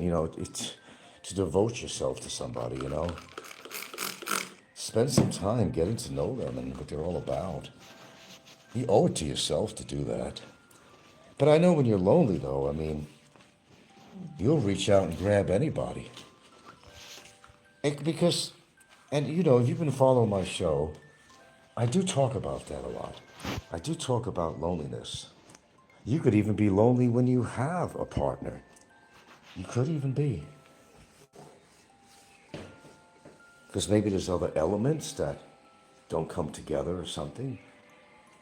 You know, your own culture. You move in the Philippines and you're getting immersed in a completely different culture.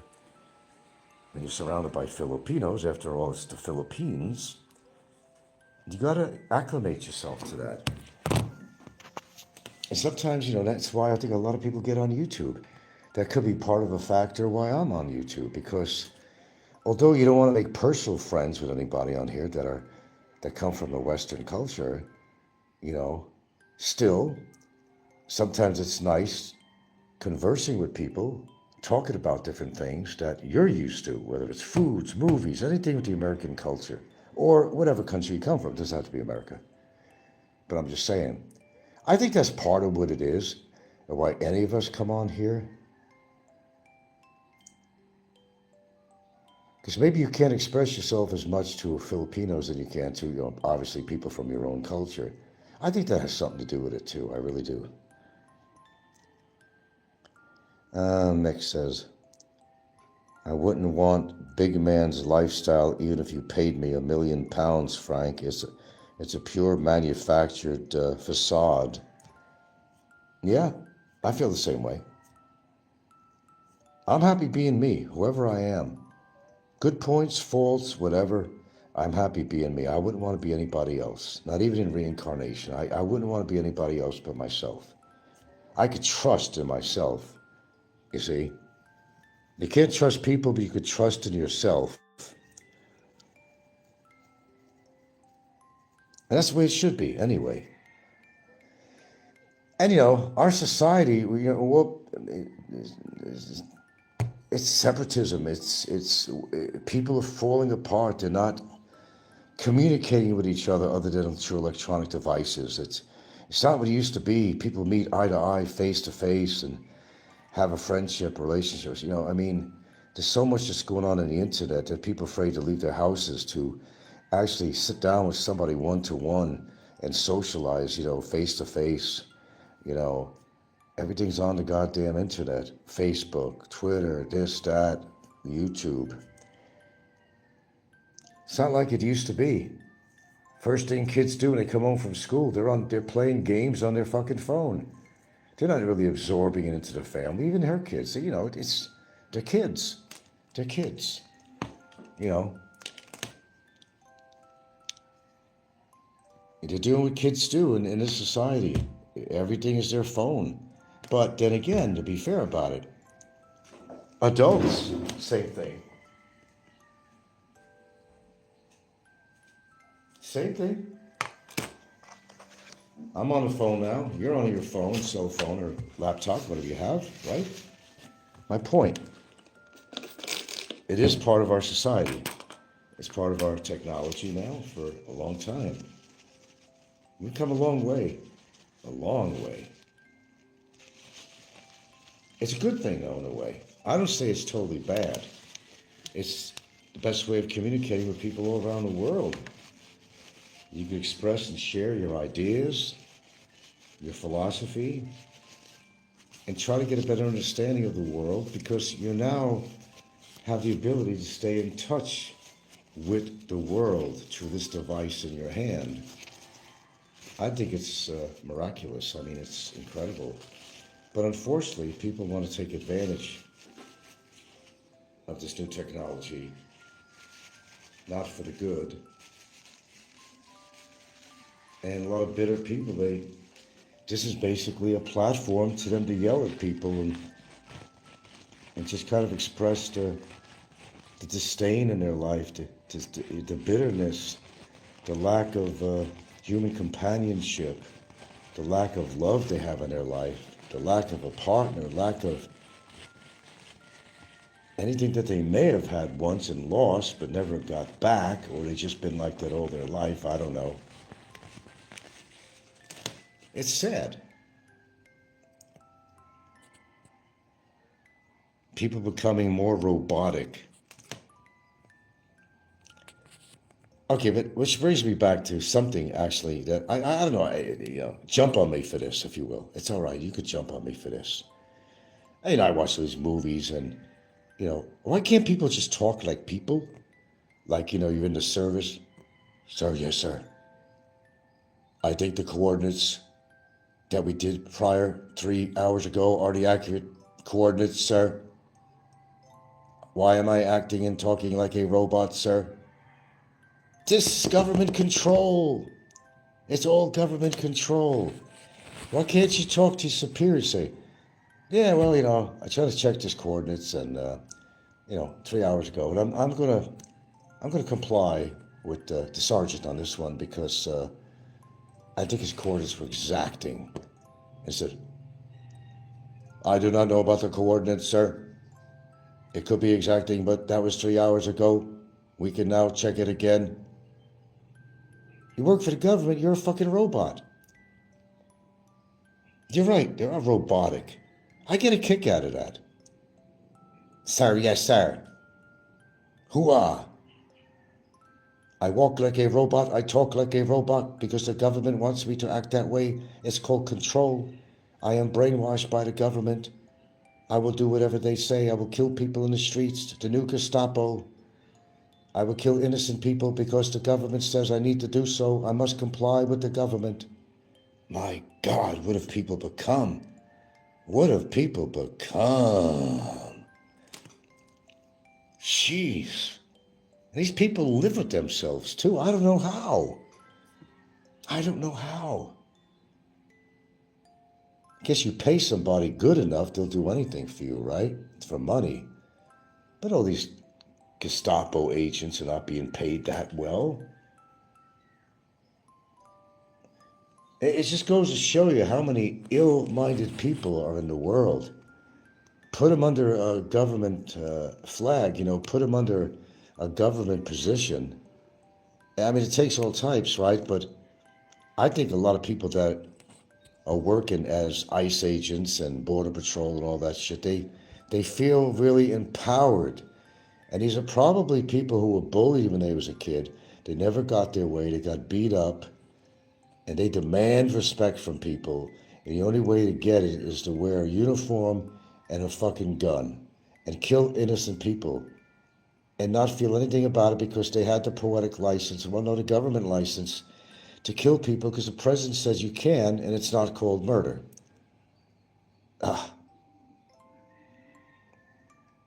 Most politicians are compromised. They're afraid of Trump.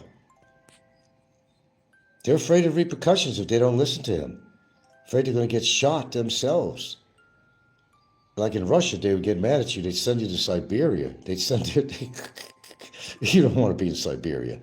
That was like the ultimate punishment besides death or starvation at the, Anyway, I mean, put you in Siberia, in the worst part, the coldest part. That's what the Russians did. I'll have to send you to Siberia. You were non-compliant. Go to Siberia. Boy, that's a punishment. Whew. Don't put me anywhere cold, thank you. But I listen to this stuff on the news every day, and I have these moments where, am I really hearing this? Am I really seeing this? Is this really happening, and how did it get to this point? One man could accomplish all that shit. One man. To brainwash people and get them to believe that they're really doing something wonderful when what they're really doing is destroying everybody's lives and the world. We all know Trump is sick. He's ill. He's not thinking clearly. And he used to make fun of, still does make fun of Biden. Call him Sleepy Joe. He's sleeping at press conferences. Snoring, scared two kids. They had to hug their mother. You see that one? Some political ass kisser is giving some kind of a speech of some sort, standing right next to Trump, and he's falling asleep. He doesn't hear one fucking word she's saying. Well, it's a press secretary or whatever. He's falling asleep. And he calls Biden Sleepy Joe? Really? What a world we live in.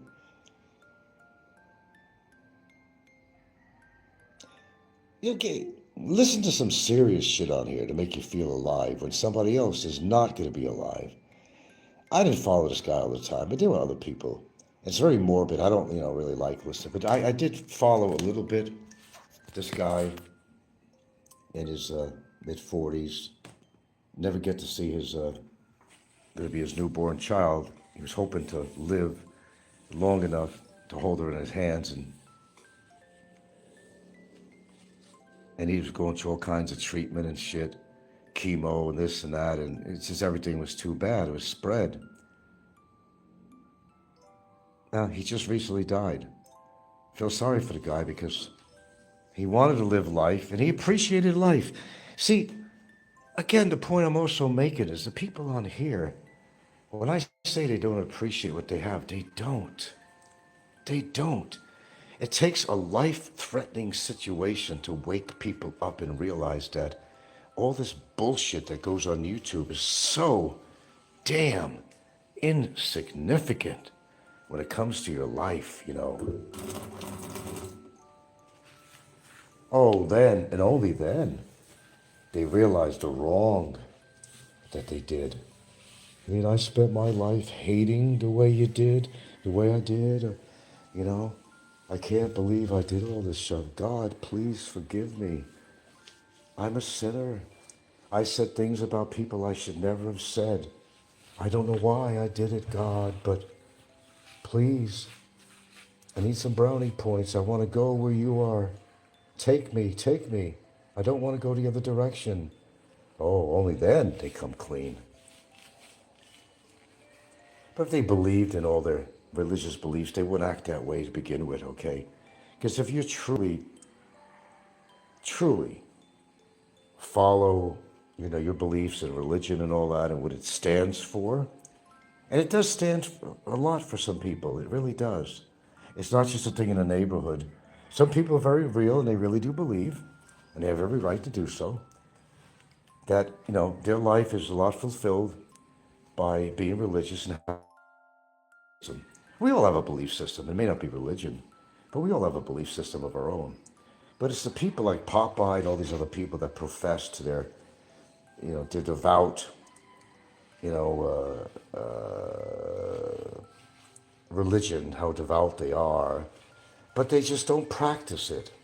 But when the time comes and they're on their deathbed, they're going to see their whole life in front of them before they die, when they're on their deathbed. Your whole life goes right past you, is what I understand. And, people with the death spirits, that's what they said happened.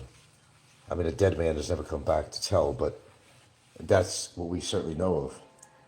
Then they feel guilty. Why did I do this? Maybe God is punishing me. Maybe. If there is a God, maybe. It could be true. I'm open-minded to that. I mean, really. Like I said, I'm more scientific. I believe in something I can see, hear, and touch. That's just me. Doesn't have to be you. No one's forcing you to believe what I believe in. We have the right to believe whatever we want, but don't make somebody a third-class citizen because if you don't believe in or you're not religious at all, then you don't belong in my life. You're just not a good person. Oh, come on, how could you say something like that? Good morning, Precious. Good morning. Sorry, I'm doing my YouTube-y shitty. Preaching away like a preacher. Like a preacher. They should call me preacher. But not in the biblical way, of course. Not in the biblical way.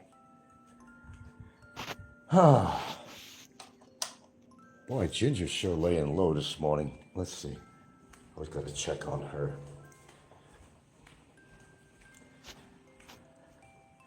I do appreciate feedback from people on here, though. I actually do. I do listen to what you say. Hi, Ginger. I do actually listen to what you say. I do listen to your opinions. See, I allow that on my show. Unless somebody gets really ugly, then I get rid of them. But I am open on my show to allow you to talk and say what you want to a certain degree, of course. When somebody's getting out of hand, I get rid of them.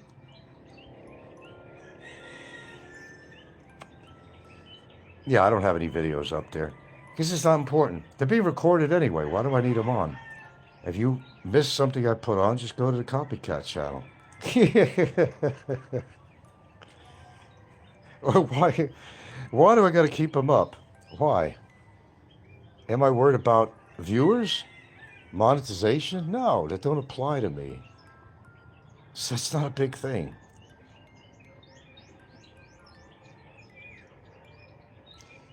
Mick says the only time you didn't listen to me was when I told you Mick Fish was a wrong. Well, you know. When you're right, you're right, Mick. When you're right, you're right. I don't listen to everybody because you don't know who to listen to anyway. Not many people speak the truth on here about anything. Let's face it. Go with your own beliefs and your own conscience and your own, you know.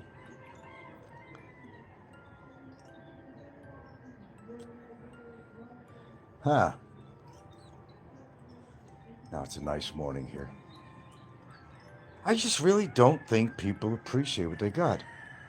A little thing, it could be family members too. You don't appreciate somebody until they die.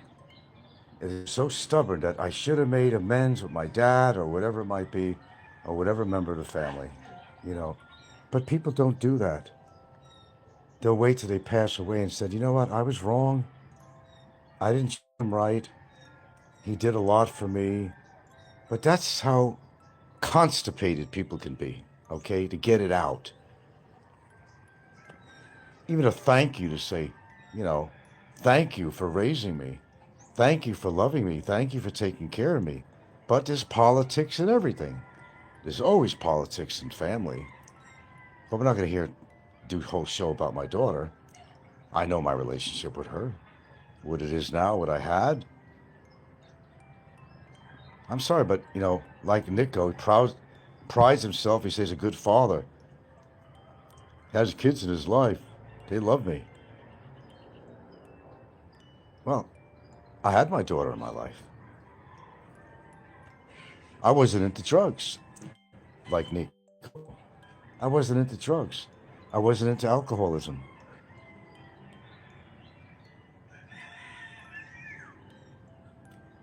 I made a lot of sacrifices for my child. Kevin hasn't. And back in the day, Snikko hasn't. They have no right to talk about me at all in reference to a family member.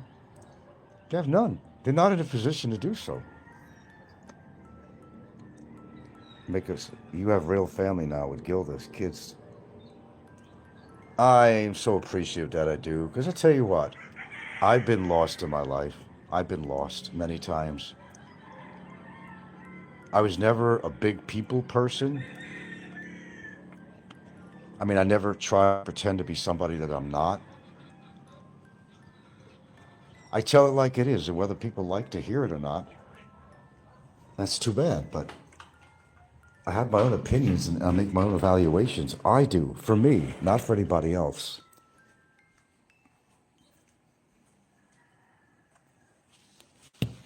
I got one fucking life to live. That's it, according to what your beliefs are.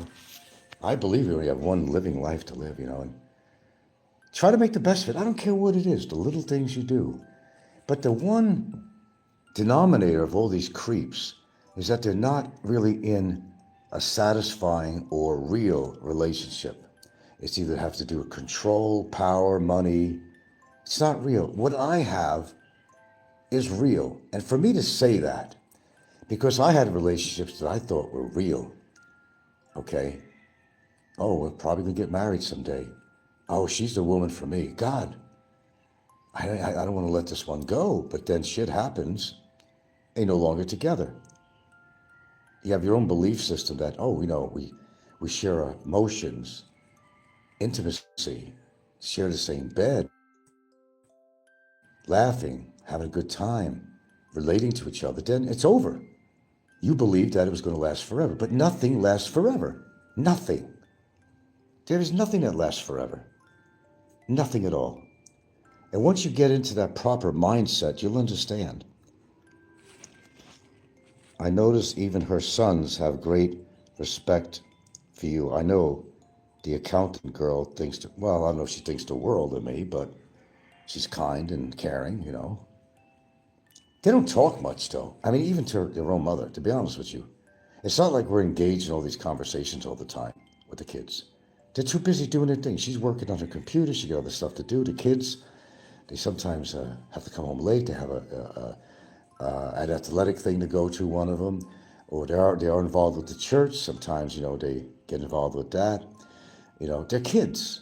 They're teenagers. They're teenagers. That's what they are. They're teenagers. You know, they're on the phone all the time. They're playing games. That's what modern day teenagers do. It's not like we're always engaged in some really deep discussions, although I have had deep discussions with them. But they don't want to hear my speeches. Say what you want, Uncle Frank, but okay. We got the gist of what you're talking about.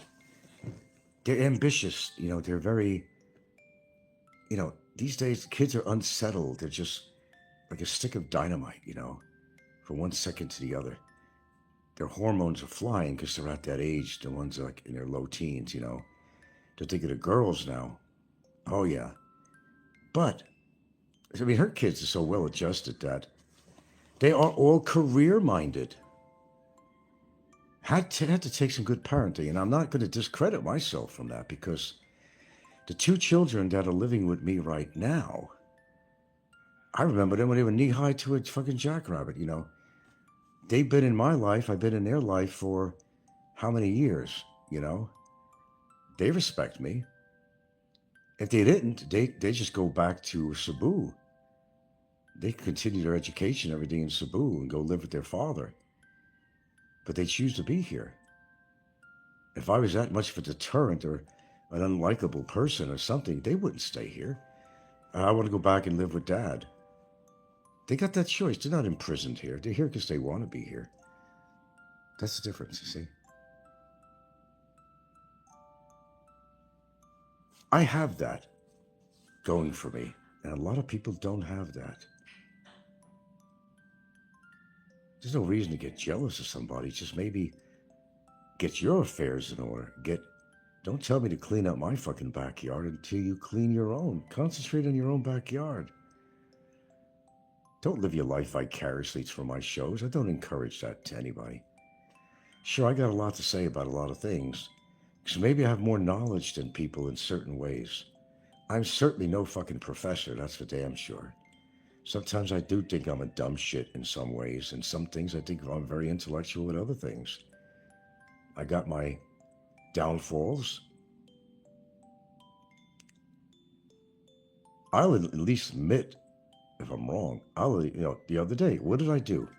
See, this is the difference between me and people like Popeye. You remember when I posted pictures of his parents? I knew that was wrong because I don't like that being done to me. So, you know I can't stand the guy, right?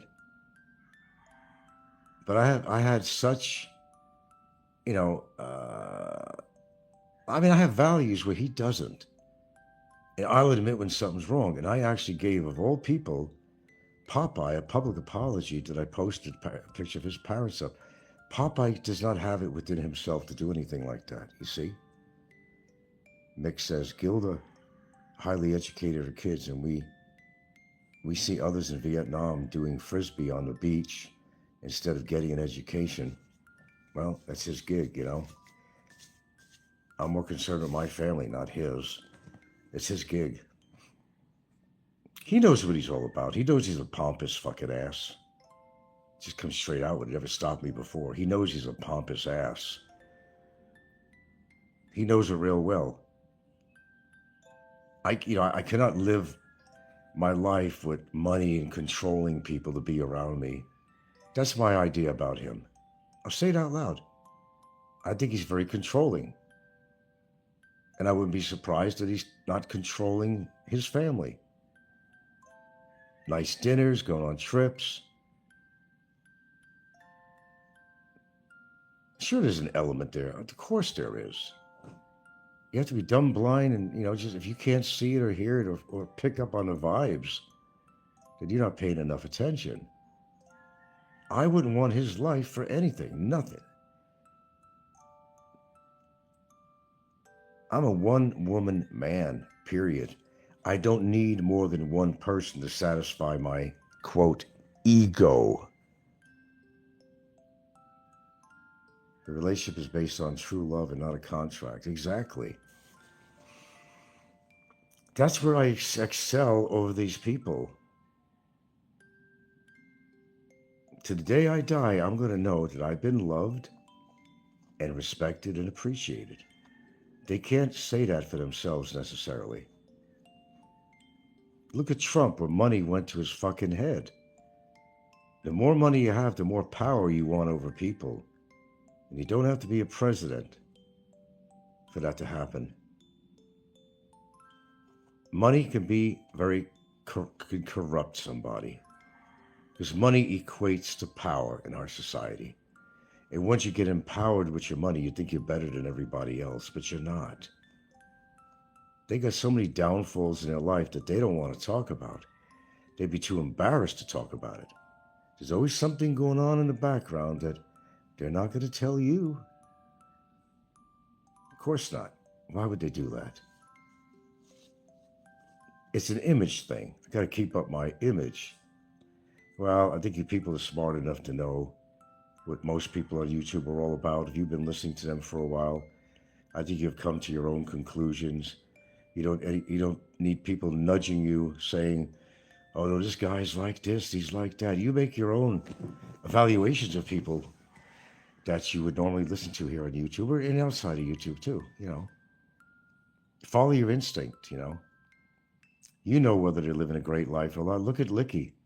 You think he's living a great life? Of course not. Kevin, he's not living a great life either. They're not. It's apparent. Not all of us are blind and deaf on here, and we could see it, we could hear it, we could feel it. We experience the things they say and the things they do, and we can make an evaluation of their character. It's not that hard, and it doesn't take that much time to figure somebody out. But if you've been listening to somebody for a decade, you know a hell of a lot of information about this person. Sure, they could dish out a bunch of shit about me or you or anybody else on here, saying they're of bad character, they're undesirables. Believe me, maybe my definition of undesirable may be different than theirs. But these are definitely undesirable people they're in this country, don't belong here. Philippines is not that bad of a place. I could think of worse places, like going back to America. Oh, it's not that bad of a place, but people who don't exceed in what they want to do out here or even get to the Philippines to live the life that they're hoping to live, they get really bitter.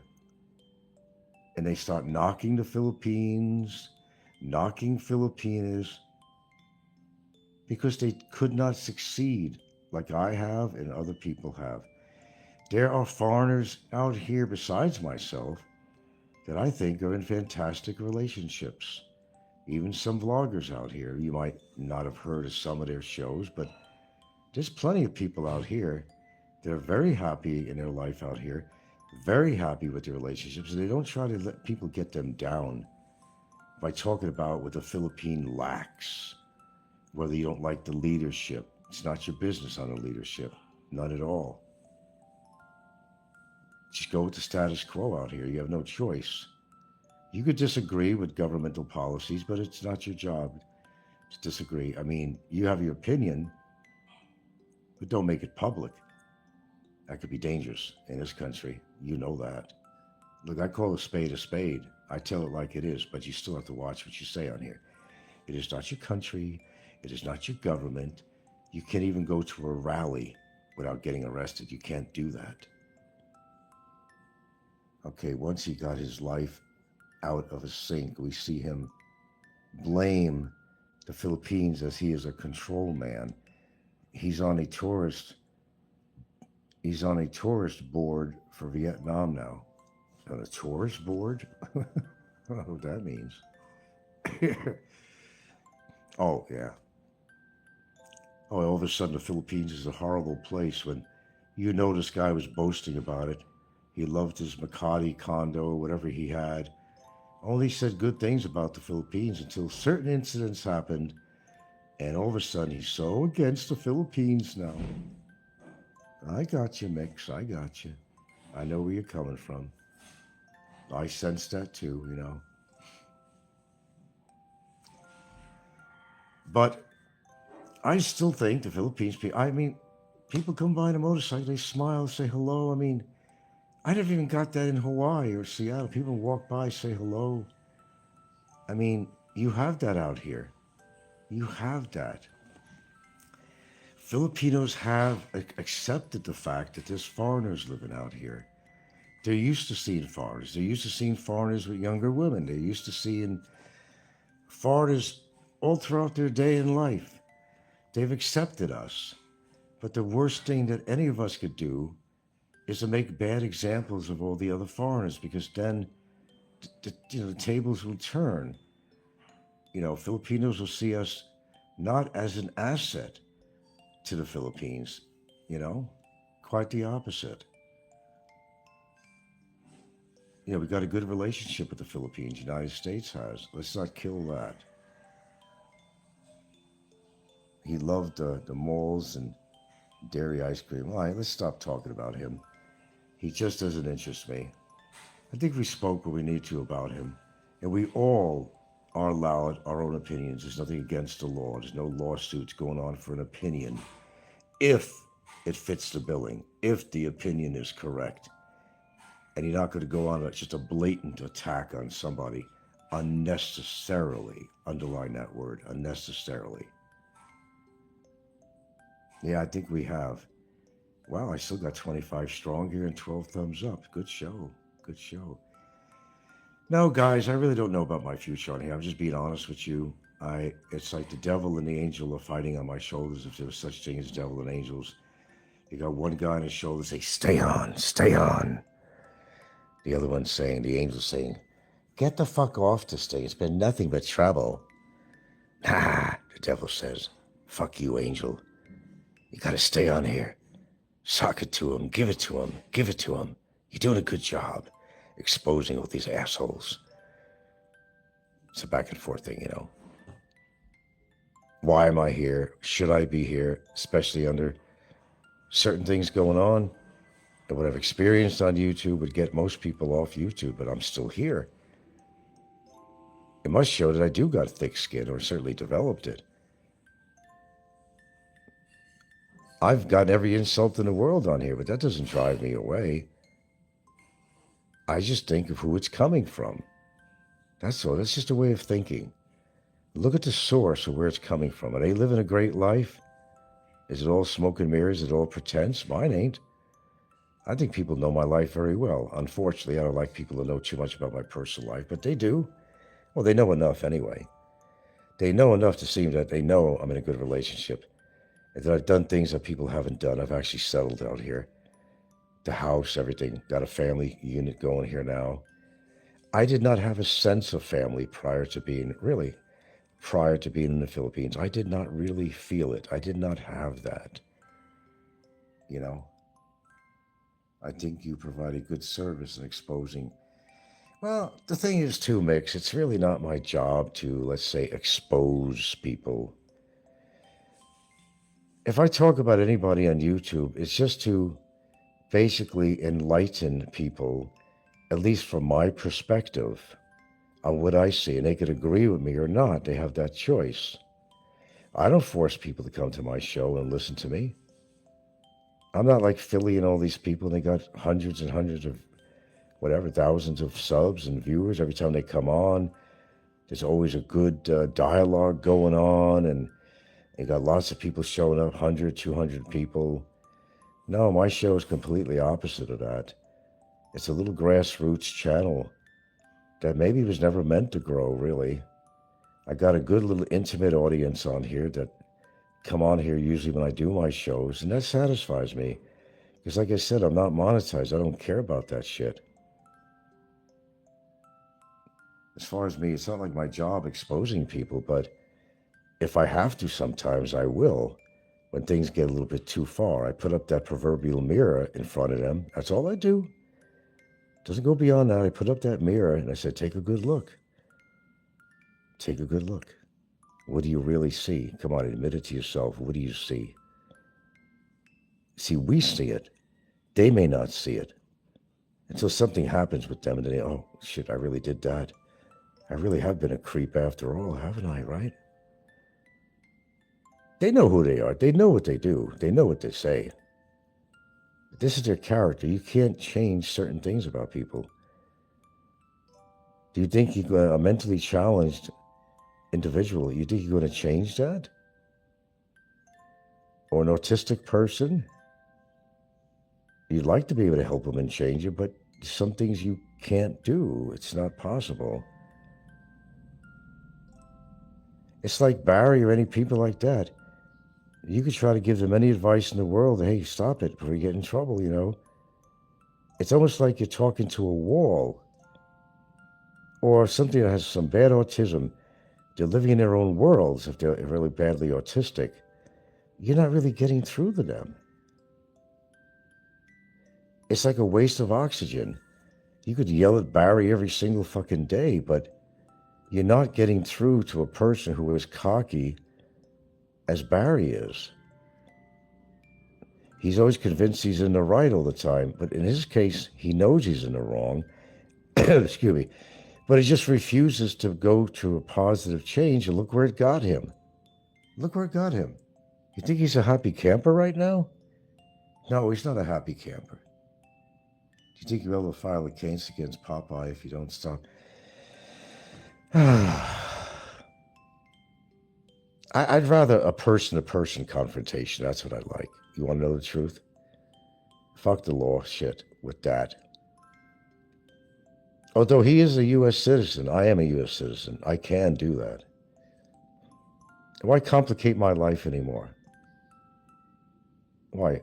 Who needs more complications? However, in another situation, though, yeah, I will do something pertaining to somebody else. Yeah, there's no doubt about that. I already did something about Jay, so it's not like I haven't been doing anything. Yeah, there's been a report on him sent to the prosecutor's office in District 7, whatever. Anyway, it's in Cebu. His fraud with the documents on there. Haven't heard him on there lately, have you? Have you heard him on here lately? Maybe I'm missing something, but I haven't heard Jay on lately, have I? See, when you put a sword over their head, you know, that sharpen that sword, then they become quiet. Look, I'm not into just filing cases on everybody. If I filed anything on anybody, it had to do with a need, not a want. Big difference. Not a want, it was a need. You think I like going to court and all this other shit? I still got unfinished business with somebody else. I go to BOGO court for that posted something on Facebook. That's been going on quite a while. That the building got damaged by the hurricane or the earthquake. So for quite a while now, they weren't even operating out of there now. Oh, I haven't given up on that. I don't give up on things, okay? And I'm a person that likes to get things settled because I feel unsettled. I feel very unsettled right now. He is eating, Jay is gone, he's eating crow. No, he's worried. He's worried of even stepping into the Philippines. He'll try to do it quietly, but he's not in a position to come back to the Philippines. I could tell you that in all honesty. I don't know what the prosecutor's going to do. It's a yay or nay thing, but he don't know. And I really don't know. Sometimes you got to put your foot down. Aren't you getting tired of getting your feet stomped on? Sometimes I get tired of that. And I say, hey, I said to stop.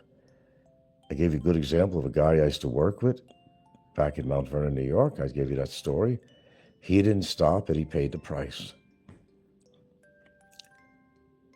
It takes a lot for me to react to something. There's another guy named Duncan. He became a police officer later on. He's from Mount Vernon. He wore braces. I don't know what was going on. But he pissed me off, and I finally knocked him in the mouth, knocked his braces out. But years later, he remembered me. He was very friendly with me. Richard Duncan was named, D-U-N-C-A-N. He died, though, about 4 years ago, I think. Maybe more. Just push me hard enough, I will push back. That's just the way it is with me. I will push back harder. I don't want to. I don't want to waste my life and breath and all this shit, get involved with court cases and all this shit. It's not my endeavor. I'm not court crazy, okay? I hate courts, as anybody else would. But if I feel I need to do something, I will. And I usually follow through, as you know. Am I lying?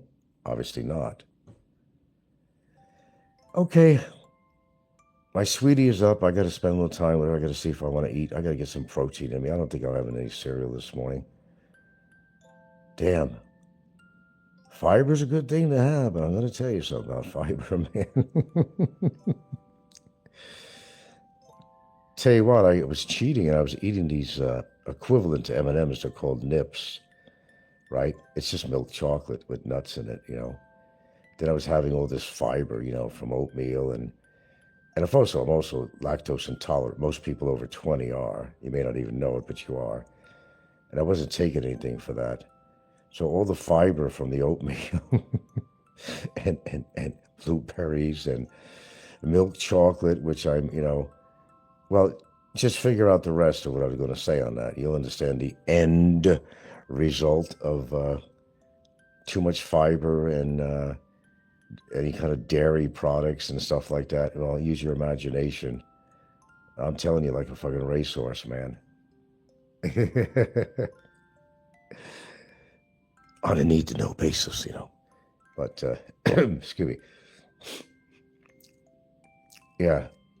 Eating healthy is sometimes, I mean, it's beneficial, but there's always a side reaction from something you eat or too much of something, right? Too much of something ain't good. Just trust me on that. I'm a regular guy. Not to be associated with Scotty. So I think everybody's made their own assessments on people on here. They've been on here long enough to know whether it's Scotty, whether it's Big Kevin, whether it's Big E, you know, whoever it might be. I mean, you guys are pretty good at making your own assessments. I think you've done very well. That's all that matters. You know whether they're full of shit or not. It doesn't take much to figure somebody out. Especially you've been listening to them for a while. You know, you kind of picked up on a lot of different vibes. You know, you learn and you understand what you're hearing and where it's coming from and why, even the why reason. But I got to get off and I got to figure something to eat light and pay some attention to my significant other. Too much time on it already. I've been on it over 2 hours and 11 minutes. I think I said a mouthful, which I usually do, and have no problem expressing myself. Express yourself. And you should express yourself. But do it in a positive way. Speak thy truth. Don't be Popeye. Don't be people like these asswipes who are not really telling you the truth about their lifestyle. Are they really happy? You can make that own assessment. I have. And I'm not going to take those words back. Anything I've said about somebody on here is true. It was demonstrated by them. So I have the right to make my own assessment and have my own opinion. Nothing wrong with that. You could have an opinion. Even that's being taken away from people in the world. You can't have an opinion.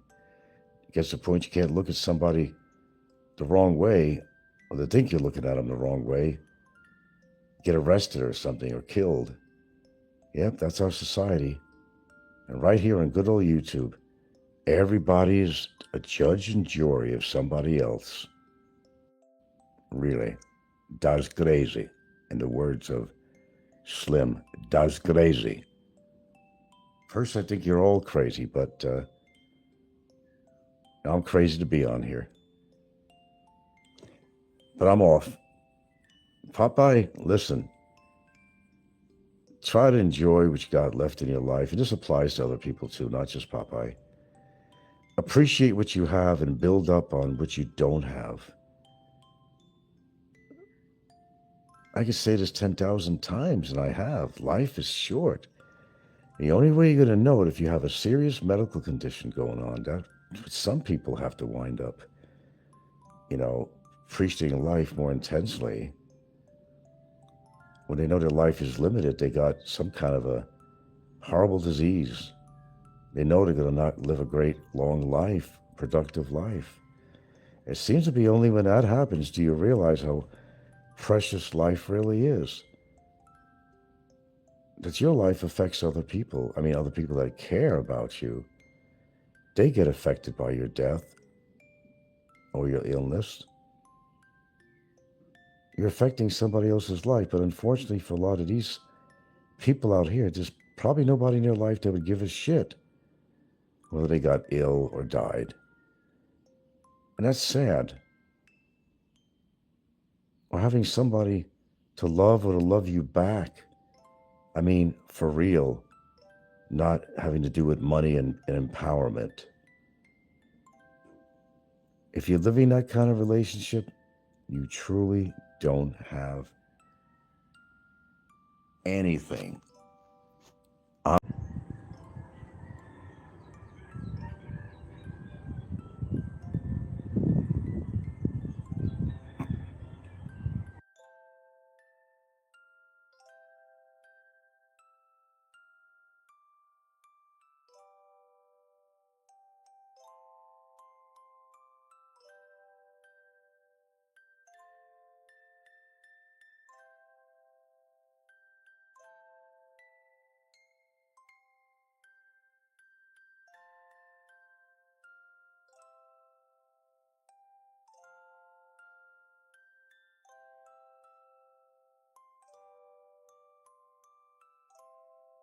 It will be with you shortly.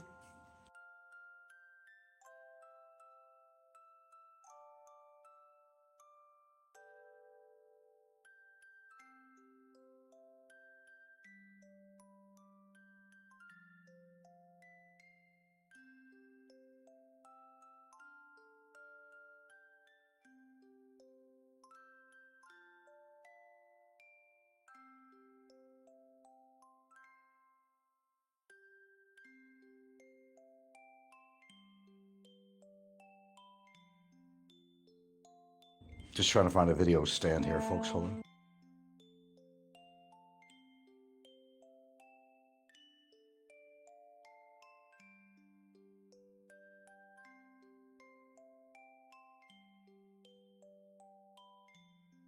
And we'll be with you shortly. I'm sorry for that.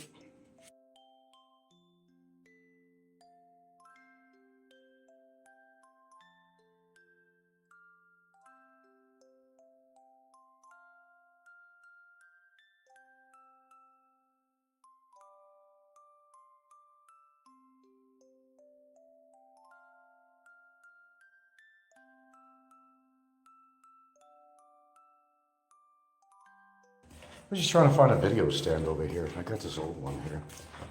Decided to maybe go on camera, perhaps. I do that sometimes.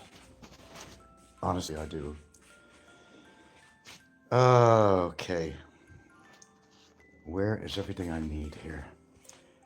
Oh, you don't plan for something? Okay.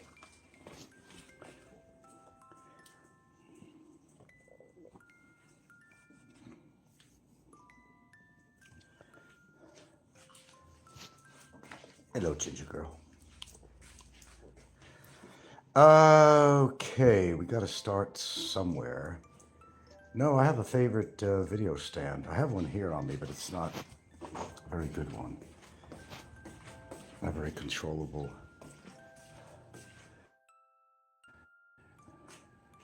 Oh gosh, when you don't look for something, you find it, it's right there in front of you, but you don't even see it. Oh, give me a second. What the hell? I don't know where that is. I just saw this actually, dear. I I just saw this. I just did. But okay, we'll go. Not there, man. No, I don't see it. There, not there. No, no.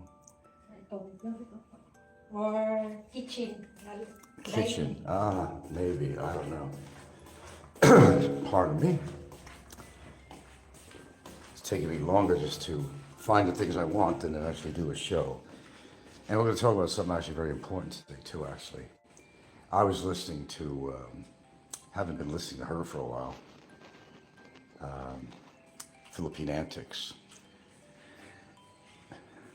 Yeah, I wasn't aware of a certain situation with apparently, I guess, a foreigner living in a probably a remote area who basically flipped out, and I guess he killed his assailant. I did not listen to the whole show because it's kind of very hard for me to listen to her show, to be quite honest with you. But let's see what we got here.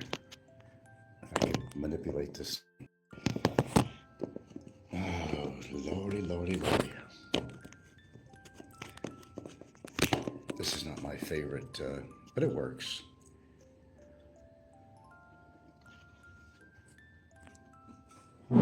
Okay, here we are. Yeah, I was listening to a small portion of Philippine Antics and talking about a very big tragedy and somebody that just went berserko. And what did he do? He stabbed his assailant, I don't know, like 70 times or some shit like that, It's sad to hear stuff like this, but, how do we allow people like this even into the country? If you're on medicine, take your medicine, you got maintenance medicine. I understand that, the Philippines could be quite stressful to a lot of people. A lot of people are not happy with the infrastructure. There's a lot of things. We talk about cultural differences all the time on here, Oh, screw off. Don't listen. That's how I handle it. Okay, there's certain people that shouldn't be let into this country at all. If you have that kind of a mindset where you could actually be very dangerous to your girlfriend, your wife, or the public at large, then you should not be in this country, because there are a lot of stressors in this country. You got to admit that. If you've been living here for a while, I can qualify for saying that. I've lived in here a long time, and I've had incidents that, I always felt that I should be really reactive to it, but I'm not really, You don't want to go the extra distance with your anger on something. It could be something people say about you or your family or something like that, but you've got to kind of keep your shit together. And I know, man, if anybody knows, I know it's hard. It's really, really hard. It's really hard to contain yourself and maintain, And I know sometimes you feel like grabbing somebody around the neck, and shaking them around like a rag doll. Well, go grab your pillow or something and get your aggressions out on your pillow or something. Don't get it out on your mate or wife or whatever, or your kids or whatever it might be. So I was listening to some of the show, and I don't know all the details because it's really kind of hard for me to listen to Philippine Antics, to be honest with you. So I only heard what I heard, but I don't know the details. All I know is nobody deserves to die. Whether it's a disagreement on YouTube or whether it's a personal nature going on in your household, but I think when people get isolated, if you're living in a really rural area, the Philippines, where there's not enough, shall I say, mental stimulus going on, and then you allow all these stressors to get to you, And I could see that living in a very rural area, away from civilization practically, where you get more concentrated on what's going on in your family, and you get too involved what's going on with your family. It might be relatives issues and all that stuff, and and you don't have an outlet of any sort, you don't really have an outlet. And you will sometimes tend to take it out on the people that's supposed to be important to you. I mean, you married this woman who's hopefully out of love and blah, blah, blah. But not to go stab them 70 times or something like that. I guess she was saying on her show. I don't know. As I said, I didn't catch all of this, but I caught enough to understand what was going on to a point. So you got to learn to channel your energy somewhere else. I mean, truthfully, I'm used to being attacked on here. That goes without saying, but I'm not going to let that make me go mental. We have a few people on here that do go mental. They express it different ways. Threats, or what they say on their show. Just people that, if they're not on medication, then they probably should be. And if it isn't working, well, maybe you should consider something else. Try something else. Therapy of some sort. They have them out here too. It's not, it's not 10th world country. But they have therapists out here too. Believe it or not, they do. When it gets that far, it really does make foreigners look pretty damn bad out here. That they gotta perceive us, foreigners, as being dangerous people that have the ability. Yeah, hi, Mix. Back again, only on camera this time. We don't hide. I still prefer to be on camera. I'm so damn good looking. Yeah. It is what it is. You see what you get what you see. So I don't know all the details of this, but by demonstration, you've seen the behavior of people here in this community, right? Hello, David. You've seen how people, how they behave on this community right here, right? And I think some people do have the capacity to hurt somebody. Licky, for example, I'll use him. The fact that he attacked Fazio the way he did, he was frustrated over something. Although a lot of people applauded that, and I was one of them, but, oh God, man, you're so off topic. I'm not interested in what you have to say. I'm not even interested in sports, really. Okay, so bye-bye. I just don't have time for this. Believe, Frank, that many of the foreigners come to PI as they would be considered mental in the Western world. I don't know, what's the qualifications to consider you psychologically unstable on here? You mean the people we have on YouTube? Well, we've already come to that conclusion that a lot of them are psychologically unstable by their own demonstration. There's no doubt about that. How far will they go? You gotta watch your family all the time? Somebody decides they don't like you from your looks, your age, or your speaking voice, or the fact that, you like to mirror people on here. You like to show that mirror in front of them, and they just don't like it. And we talked about it on the other show. I don't want to get too deep into that, but there's no excuse for any violent behavior unless you're that mentally unstable that then you really shouldn't be out here, because you're going to find a lot of reasons to get upset being in the Philippines. Politics, infrastructure, competition on shows, someone said a bad word about you.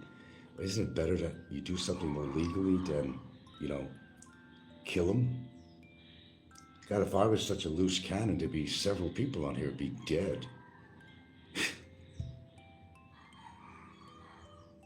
I mean, in a not perfect world, which it's not, but I mean, there are people who could drive you to thinking about stuff like that, like an RPG up their asshole. And you can get an RPG. Not that I wouldn't know anything about that, but you could, trust me. Let's see, if they're not psycho, many of them are a bit touched. Yeah, they are. You gotta know when to say no, and you gotta know when to stop. But you wind up in a position like Mr. Barry Lee Jordan and people of his likes, and others that have been deported or are going to be deported or are presently in jail. You got to understand that there are consequences to whatever you do on it. That includes me, everyone. I never exclude myself on here. You notice that? I'm willing to take responsibility for something that I should take responsibility of, but I will not take responsibility of something I didn't do, something I didn't say. Okay? That's where you got to stand up. Your best bet, if you're going to live out here in the Philippines, two things. Don't do a YouTube channel where you're going to be highly political and you're going to be really, as we all wind up getting involved with someone says on here, or there's always a reaction of some sort, you know. You know that. I know that too. I react too. But it's controlling yourself. This is not a country that you want to get in trouble with. It's just not a country that you want to take that chance. It's not yours. And I don't give a fuck if you got an SRRV and you got a 13A. I don't give a rat's ass about that. You're not a countryman here. You weren't born here. You were flown here, like the wine says, born here, not flown here. Well, that's a fact. Even the supposedly wealthy ones, like the big man and Mick Fishburger, there is a want in them. I wouldn't consider them fully stable. I don't. Look, I do not take things for granted. I go in my life every day despite any adversities going on. I'm not going to be looking over my shoulder every fucking day. That's not what I'm going to do. My life goes on. Whether there's a complaint against me or somebody doesn't like me or whatever, my life still goes on. It hasn't changed in any form or way. Of course, I like to get all this shit over with. You know, I'm not getting any younger. But there's a beginning and there's an end to everything.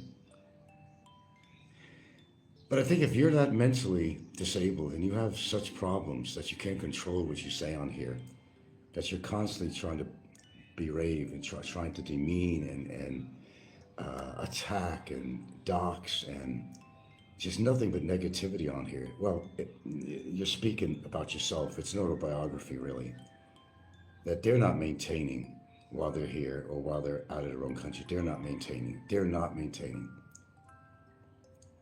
I have Tourette's. Where do I have Tourette's?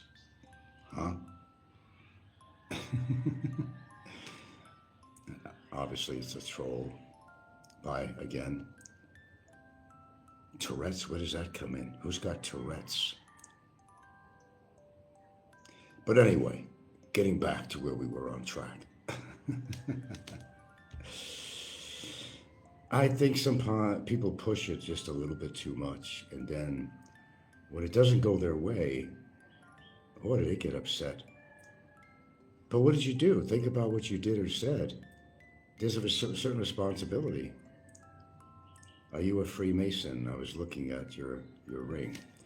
No, it's not a Freemason ring. That's a ring my girlfriend gave to me years ago. No, it's not a Freemason ring. I'm not sure how it looks like that. No, I'm not into that shit. I'm not a Freemason or anything like that. That comes with the job, trolls. Yeah, Anthony, yeah. Well, why do they feel it's their job to have to dig into some other person's life unnecessarily? You know, it's not their job. People need to concentrate on their own affairs, their own problems, their own psychology. If we had to let people loose and do what they want to do, like Purge, remember the movie Purge, Purge 1, Purge 2, whatever it was, where the government was, well, they're doing it right now with the feds. Go out there and do what you have to kill as many people, arrest as many people. It's happened. You saw the movie Purge. This is pretty similar to that. Pretty similar. That's where society is. No shit. No shit. Here we are. There you are. But you can't let somebody get out of control if it affects your life or people that you love. Sometimes, I mean, you can walk away from something anytime and get off YouTube, don't listen to their shows and all that. But if the damage is already done, how do you repair that damage? How do you repair that damage? When the damage is already done. You said what you needed to say. You enacted upon something already. It's done. I always found you a fair person. You even allowed Ricky and Brevis into your home. Well, of course, Ricky had alternative, measures. Get me to sign a paper having to do with Fazio. Then he just stabbed me in the back after that. That's what he does. Porky the Booty Bandit. Okay. Well, Frank, you were showing your face today. Oh, I'm not always off camera. I got nothing to hide, really. And people wonder why I wear glasses. It's not because I have bags under my eyes. I got some sensitive ass eyes when I have a direct glow of something in my eyes. I don't do it as a fashion show. They're not even fashion glasses. Last night I almost couldn't sleep because I decided to put some artificial tears in my eyes and it created a lot of crusties. I don't know, my eyes are really sensitive. They're really sensitive. I'm not kidding. This is not a show of, you know, I'm trying to be Mr. Fancy Pants out here. No, I wear glasses for a reason. My eyes are very sensitive. I've lived in Seattle for a long time. And it really did affect me. I had to wear glasses in Seattle after a while. And so did a lot of other people because they had so much gloom. That when the sun came out, it's like, whoa, whoa, you know. I have a very trustworthy file because I am trustworthy. Rickety will meet his fate this year, nothing to worry about. Well, I can't predict the future. I can speculate with their lifestyle and stuff like that. You know, you have a very trustworthy face. Wow, I've been called a lot of things, but thanks. I'm pretty new to your stream. You seem to be talking about something that has a lot of history behind it. Can you give me a short recap? Oh, it's really hard to do, man. You know, if you've been on YouTube long enough, you're gonna have followers. You're gonna have people that's gonna be against you all the time. It just kind of goes with the territory. That's all it is. Why would I date a black guy? I'm not into men. If it was a black woman, I found her attractive. Sure, I've been with Mexicans, I've been with Norwegians, you know, whatever. Irish, Netherlands. There was a girl from the Netherlands. I mean, you know, if I found her attractive in one form or way and she was a decent person, yeah, I would consider. But it wouldn't be my first choice, though, to be honest with you. But yeah, I don't know where that question came up. Yes, I'm new too. Can you just give us a real quick update on Hvac? Barry is a guy who was on YouTube for a long time, who's now incarcerated because 7 years of immigration avoidance, and also because he pleaded guilty to 5 cybercrime counts that I put against him. And as a result of the situation that separated him and his woman with so-called future plans to get married, she got upset, and with a little help from her friends, put together the money to get a lawyer to write up a statement on me to be presented to the immigration to say that I'm an undesirable, and I said things about her that I never said, and the evidence shows it. I don't go into the affidavits, but it's well read. No, nothing related to my family, no. And basically, I'm on administrative hold. Okay, as far as I'm going to go into the case. Administrative. It's not like something I don't want to do and perform. It's administrative in nature, that's all it is. And she's hoping and praying, both of them, that I get deported from this country. Not caring about that I have a family, that I support them, that we have love here, that we have an actual real relationship. Doesn't care. Revenge speaks very deeply and loudly. That's all it is. Where am I from? Well, I'm in the Philippines.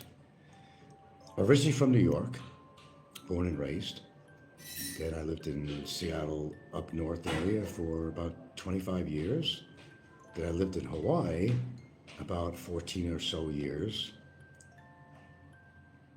And I've lived here now, well, I'd have to say really 9 years because although my anniversary with my girlfriend is coming up on the 4th, I was gone for over a year because the COVID. I went to Hawaii to take care of some stuff, but then I got stuck.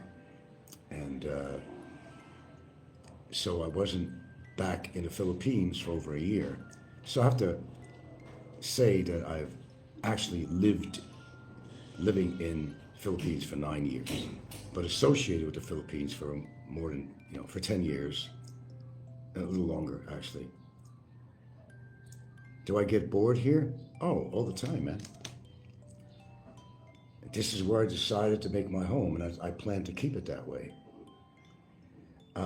It's really hard to find your little niche in society. It's really hard to find your comfort zone. But when you feel you have, I mean, you're not going to let go of that for anything. Mr. Happy Dude, I find it hard to find healthy food here in the Philippines. No wonder every Filipino over the age of 40 has a laundry list of health conditions. No, no. You know, you don't have to eat the Filipino food. You could pick and choose what you want in supermarkets. And maybe you're not going to get all your comfort food from your country, but you could put stuff together that's healthy, and some people just don't choose to. Mick says it's pity there aren't better restaurants around. I know. That's the problem we have here. Mr. Kirkland, are there a lot of reproduction army jeeps in the Philippines? Well, they're not necessarily reproduction. They've gone through changes. There's a lot of army equipment left over by the United States when the Japanese were occupying over here, and the United States came in and all that good stuff. And they've for years they've just kind of revamped it. They made it into transportation. Still exists. They have newer ones out now, but they are still actually using these jeepneys, we call them, because they were originally like Jeep Company, and they left a whole lot of shit behind. Munitions, all kinds of things. You'd be surprised. There's reproduction Jeeps out here, I'm sure, Yeah, they're 100% jeepneys, really. I mean, although they came down with some more laws as far as the exhaust on there, and there was a time, I don't know, that you need to be not using a jeepney unless you're going to revamp it and work on your exhaust and the problems contributing to pollution out here. You'd love to import one to the United States. You can get government surplus anywhere, really. I think you really could.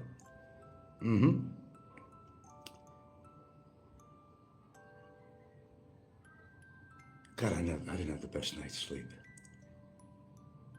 I don't know, my stomach felt weird. I don't know. My eyes were kind of irritated. They were leaking a little bit. Because I had put some artificial tears in it, because I do believe I got dry eyes. How do I know I got dry eyes? And how do you know? In the corner of your eyes, if you ever leak a little bit in the corner of your eyes, it's your eye's way of producing a fluid as a result of your eyes being dry to help lubricate a little bit. It's not really doing a job of lubricating your eyes, but it is a discharge. That's how you know. And I know I have some dry eye syndrome. I know, I'm working with my dog on this. She has a real problem. What I do for her, you wouldn't believe. Yeah. Well, I love my dog, so I don't mind. But getting back to the original topic, I think for those that are not on medications, maybe you should be, if you can't control your temper. Do I sound like I'm upset this morning? No, I haven't taken any medicine this morning. Not yet. I take 2 medicines. One, basically, well, they both have to do with anxiety. Do you see me like pulling out my hair? Okay. I don't got intense anxiety like that. Thank goodness. Small miracles. One of them is just the smallest possible dose of maintenance. And the other is actually a benzo, alprazolam. The very smallest dose you can get, but I don't use it for anxiety. I use it as a kind of a partial sleep aid. That's it. No, I don't take Benadryl on top of that or anything like that. The efficacy of it is not very good. That's a problem. But here's the problem. You get on these medicines, if you're at my age, you're probably not getting off them. Because the effects of getting off these medicines when you've been on them for a long time, it's devastating. I talked to a doctor about it. He said, well, I probably would just stay on if you're not having any problems. You just stay on it. Because you have no idea what these medicines do. Talking about mental illness, did you see what American Marine did today in PI? An American Marine, or is that what I maybe just talking about? That was on Philippine Antics show? I take various supplements, but I've cut down tremendously on them only because some of them might help create oxalates, which could make kidney stones, because I had this big thing with a kidney stone I talked about 35 times. Very painful, quite a process. Some foods and certain supplements can actually, but I mostly take things that are heart health, antioxidants, that goes after free radicals in the body. And I have to because the environment is polluted. And I also do some of this. So I do things that help with all the free radicals in the body that cause cellular damage, that smoking and things like that could actually cause you to. Or getting high if you smoke pot or whatever you do, vape. It all has an unfortunate effect. And you're already dealing with the environment already, so, Well, good question on the water. Probably not enough, but you got to also keep in mind, although they're telling you to drink a lot of water, you're also flushing out all the sodium, potassium, and magnesium, and all the elements that you actually need. So I don't buy into this 3.5, 4.5 liters a day. That's nonsense. No. If your body needs water, you drink as much as you need, maybe a little bit extra for extra good luck or whatever. But I probably would do what I'm starting to do now, is put a tinge of salt, a little bit, preferably like Himalayan or something that has minerals in it, in your water every day. Because you're losing when you sweat and all that. So look, I don't want this to be a medical show, but it is more of a psychological show. We're going to talk about Philippines antics, which she was talking about. Maybe you talk about that. Was that guy a Marine? I don't know. The first time. When you moved to the Philippines, were you already financially independent? No, I was on a disability status, then Social Security regular. No, I had a house in Hawaii that I sold, but I was also renting to my brother, and I was living out here and renting to a very horrible tenant that wanted to take my money from me. But that's old news. They're gone. House is sold, and never look back. How often do you get your lungs checked? I do. You don't want to get too many x-rays. I've had CT scans, but which has a lot of radiation too, but you don't want to have it too often. I can't count how many x-rays I had in my life from one thing or another, whether from dental to otherwise, or just maintenance or something. It's not good. There's a lot of cellular damage that goes on. She no longer on this earth cause of him. YouTube blocks if you say anything with death. Who are you talking about?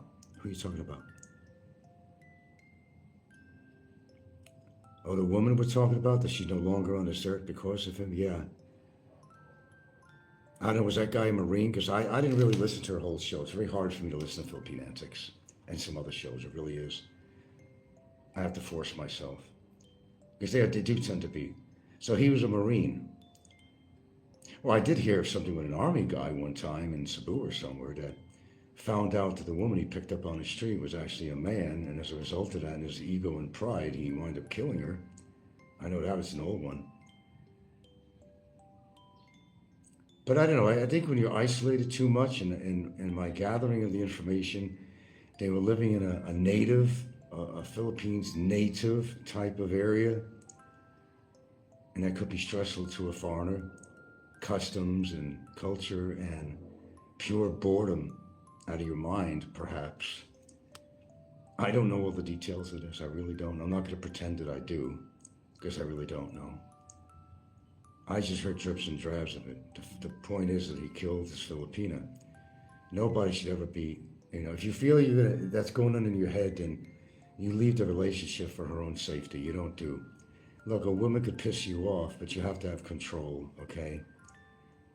Nobody's going to do something that bad to you that they're worth killing. It's, that's not the answer. Physical violence ain't the answer. Even if they don't die, I mean, come on.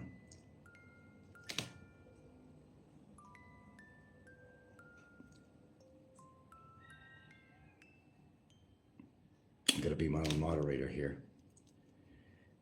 Al is my moderator, but I don't know where he is today. But I've been just taking him off myself here. They're not saying anything too radical or nothing, but I don't like to waste time. If I think they're idiots or they want to cause trouble, I just hit the button and bye-bye. you know, bye-bye, bye-bye. Let's see, happy dude. Some smokers are lucky they can smoke their entire life and have no negative health effects.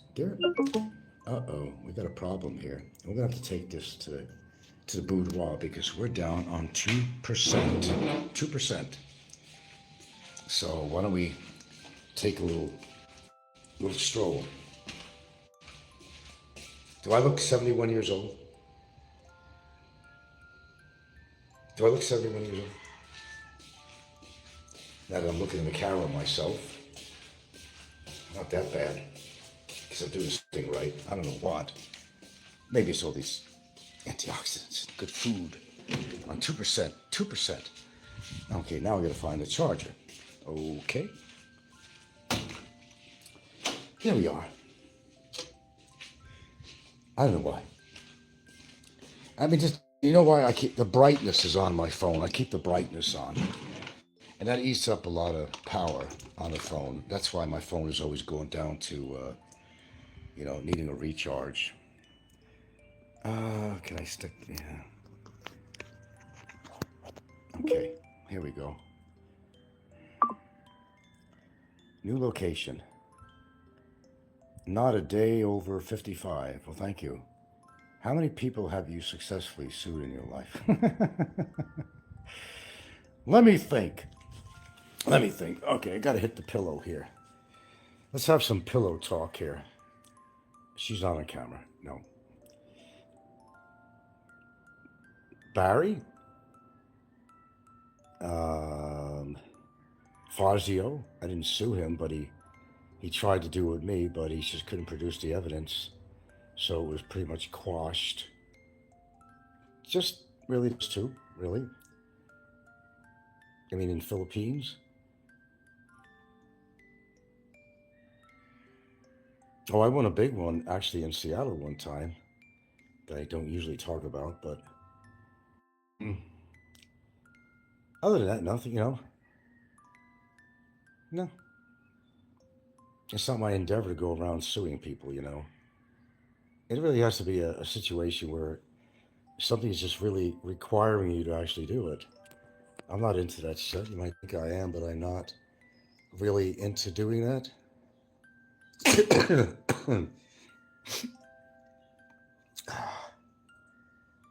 one thing I can't control is my allergies. I think I could live with that. Here we go. Let's drone myself here. Hello from the Philippines. That's where I'm at.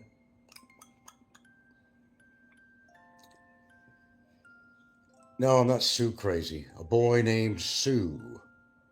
My old friend Billy used to say, a boy named Sue. Yeah. Well, actually, I had a case going one time, and I signed up for class action lawsuits all the time. I got $2,000. All right. I don't. Who cares what happened to Tim K? I don't know. No, let me tell you how sneaky they are. And this was a bogus situation. In Seattle, I had something going on with the city. What happened was I came to visit Seattle because I went to see my daughter. And they followed me with a camera. Oh, no matter where they went, my daughter's place in the supermarket parking lot, they went all the way up they followed us on the highway all the way up to a carpet job that my friend Bill had. And I had helped out a little bit. And the only thing I really lifted was foam. Light foam is because I don't have a good back. And he caught me on camera lifting up what looks like a heavy carpet, but it was actually foam. So Bill's son was on one end in the front and I was in the back. Okay? So they deemed it to be that there's nothing wrong with my back. One, because I leaned down in the back of Bill's truck to get some carpet knife out of there or something. And then I carried this carpet, foam, about 15 feet into the garage. That was it. And as far as we're concerned, You're lying. There was no lies going on. I was capable of carrying some foam with help 15 feet into a garage. But you see, they were following me with the camera. They followed me. Here's what they did. They paid my way from Hawaii to Seattle. They put me up in a pretty posh hotel called the Seattle Athletic Club. A very old establishment, okay? The rooms are not big, but they are posh. I mean, you never see mattresses like this. And the shower. They paid all that shit. From when I got out of the taxi cab, they were still following me. I had my bag in my hand, and I was out there waiting before I get in just to have a smoke, because you don't probably allow you to smoke there. And they caught me in front of there. Okay. And there's nobody to carry my bag. And you cannot read pain. You don't know. It's a heavy bag. I carried a lot of shit. Kind of like a duffel bag. And just because I picked it up on my own, they used that against me. That was nothing. There's a certain amount of weight I could pick up and a certain amount of weight that I was not able to. That was nothing. But to them, it looked maybe heavy. It was nothing. There was clothing in there. That's all there was. It was clothing. Clothing. It wasn't heavy.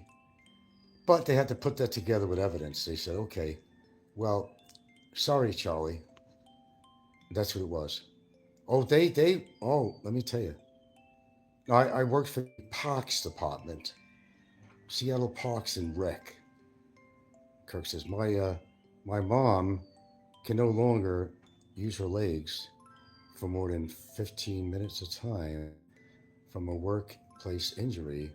It took her over 3 years. Let me tell you something. They got good lawyers for the city in Seattle. They got really top-notch lawyers that work for the city. You know, top-notch. I was defending myself on the phone. You should have heard me. Most people would think I was a paralegal. I didn't win this thing, but because I have a lawyer, that's the secret. At the time, on this particular incident, I didn't have a lawyer. I was representing myself, which I don't advise. In any situation, I don't really advise that. You got to get representation. There's certain format, there's protocols you got to follow, paperwork. You got to know how to do it. And if you don't, well, that's right. I am wearing sunglasses in my own bed. You have a problem with that? Okay. You can't afford the Jewish ones. No, none of us could. No, none of us could. But I really surprised myself. I sounded like a paralegal. When I researched something, I didn't win, but they're tricky. They'll try to depict you in a situation that's not real. First of all, my daughter wasn't happy about it because they were following. She did not like to be followed around. Because I went to the supermarket with her, and I picked up her infant, very lightweight, and put her on the shopping cart before we went in. Oh, that was a no-no according to them. I never said I couldn't lift anything. Only said that I could only lift certain weights. What did her infant, which is my grandkid, didn't weigh shit. They used that against you. They don't want to put out no money. And they will try to discredit you in any way that they can. That's what lawyers do. Remember, the city hired these people. They work for them. Go out there with your camera. Follow them around. It's a good idea. That's good research. I approve of what they did. Because there are bullshit cases out there. I approve of what they did. I'm not mad. I approve of what they did to catch all the culprits, the perps out there that are trying to fuck the system up. But in this situation, there was nothing going on that warranted them to discredit me. I mean, that's what they do. That's their job. You know what foam weighs? A carpet foam. It wasn't even a big roll. They actually followed us, me and my friend Bill, all the way up to a small, dinky little house, which is probably about 30 miles away. They followed me all the way up there. They hung around in a car and they had their camera out there on Zoom. That's what they do. That's their job. I don't negate them for that. They should be doing that. But find the right people. No matter what you explain to them, hey, that was only a piece of foam and a carpet. They don't want to hear that. As far as they're concerned, this was a big, bad, heavy shag carpet or something. They're not going to support you. They don't want to give out any money.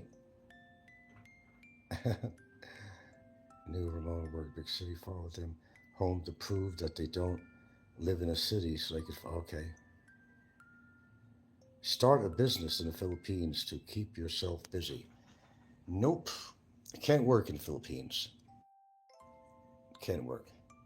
Forgive my hair, it looks flat. I didn't comb it back, but that's why I have a hat on. My hair is like matted.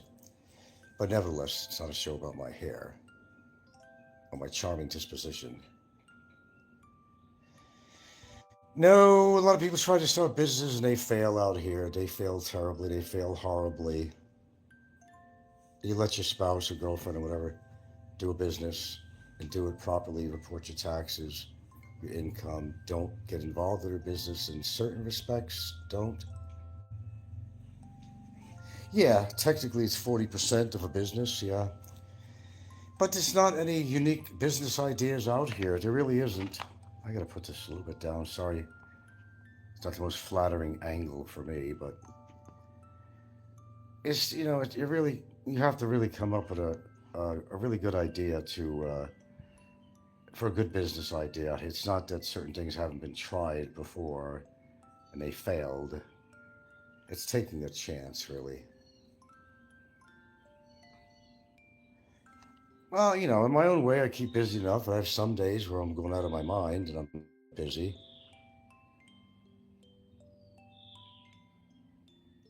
But I'm pretty laid back anyway by nature. Until you get me going, then you can't shut me up. But I'm laid back in nature.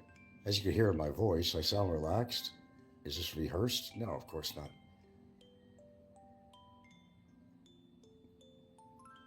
Well, try to get monetized on your channel. That never worked for me. You know, I wouldn't have a good business idea, but I love agriculture. You can grow lots of stuff there. Yeah, if my property had the amount of space, it had a good sized lot, sure, I wouldn't think twice about it. And grow something that's hard to find out here too, that they really love. What is it they like? They like the papaya. What is it, Gilda? Papayas? What a lot of locals like out here, they're not really finding enough of it. Is it papayas or what is it that you find? Not enough. Huh? What do you mean? Okay, what kind of fruit, for example, or vegetable is in demand where we live that maybe a lot of people are not growing it? You don't see it a lot on the produce stands or anything like that? I don't know because papayas have a lot of papayas here. Yeah, But we it's actually different do. for the big papaya or the local papaya. Yeah, just like a papaya that's made for salad, and that's the bigger guys. Sometimes they want them real bad. They don't find all. And also, we grow some passion fruit, which is known in Hawaii as lily koi. And the people love it. Oh, durian. Oh, God. They like durian. Oh, no. The passion fruit, it's so sweet that you have to mix it with something. And it's a citrate, but it's not as strong a citrate as like a lemon for certain benefits. But man, when we go to Cebu or something, she always tries to bring some passion fruit with her. We got it growing on the fence. It's a vine. It just keeps on growing. Now I got another passion fruit, the purple one. Oh, you got the purple ones now. She got another one she's growing. Yeah, from Thailand. From Thailand. She got this Thailand brand now. And people loved it when they drink it. Oh, they love it. Her family loves it. If she can remember and she has any that's ripe or whatever. A lot of seeds in there too, but and to make a full glass of that, It's hard. You have to mix it because it's just too sweet. It's much too sweet. Sour. Sour? Would you say it's more sour? Yeah, more sour, not sweet. Yeah. Oh, I got a reaction to that just now. I swear, it's just I'm just remembering when I would suck on one of those things.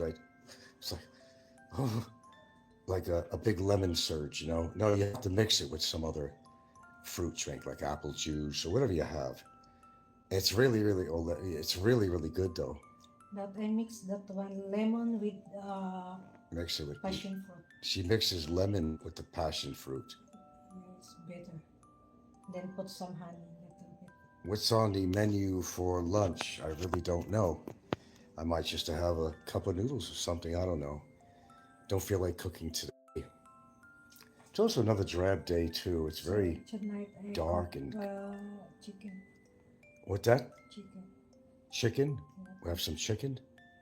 Was that leftover chicken or? No, I defrost the Oh, you did chicken. a whole chicken?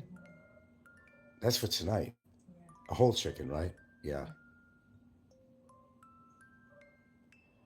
Oh, I don't need a lot of that, but if you don't feel like cooking, look, I make up for it. Brussels sprouts, all kinds of stuff, broccoli, blueberries. I mean, I'm entitled to get lazy and just have a.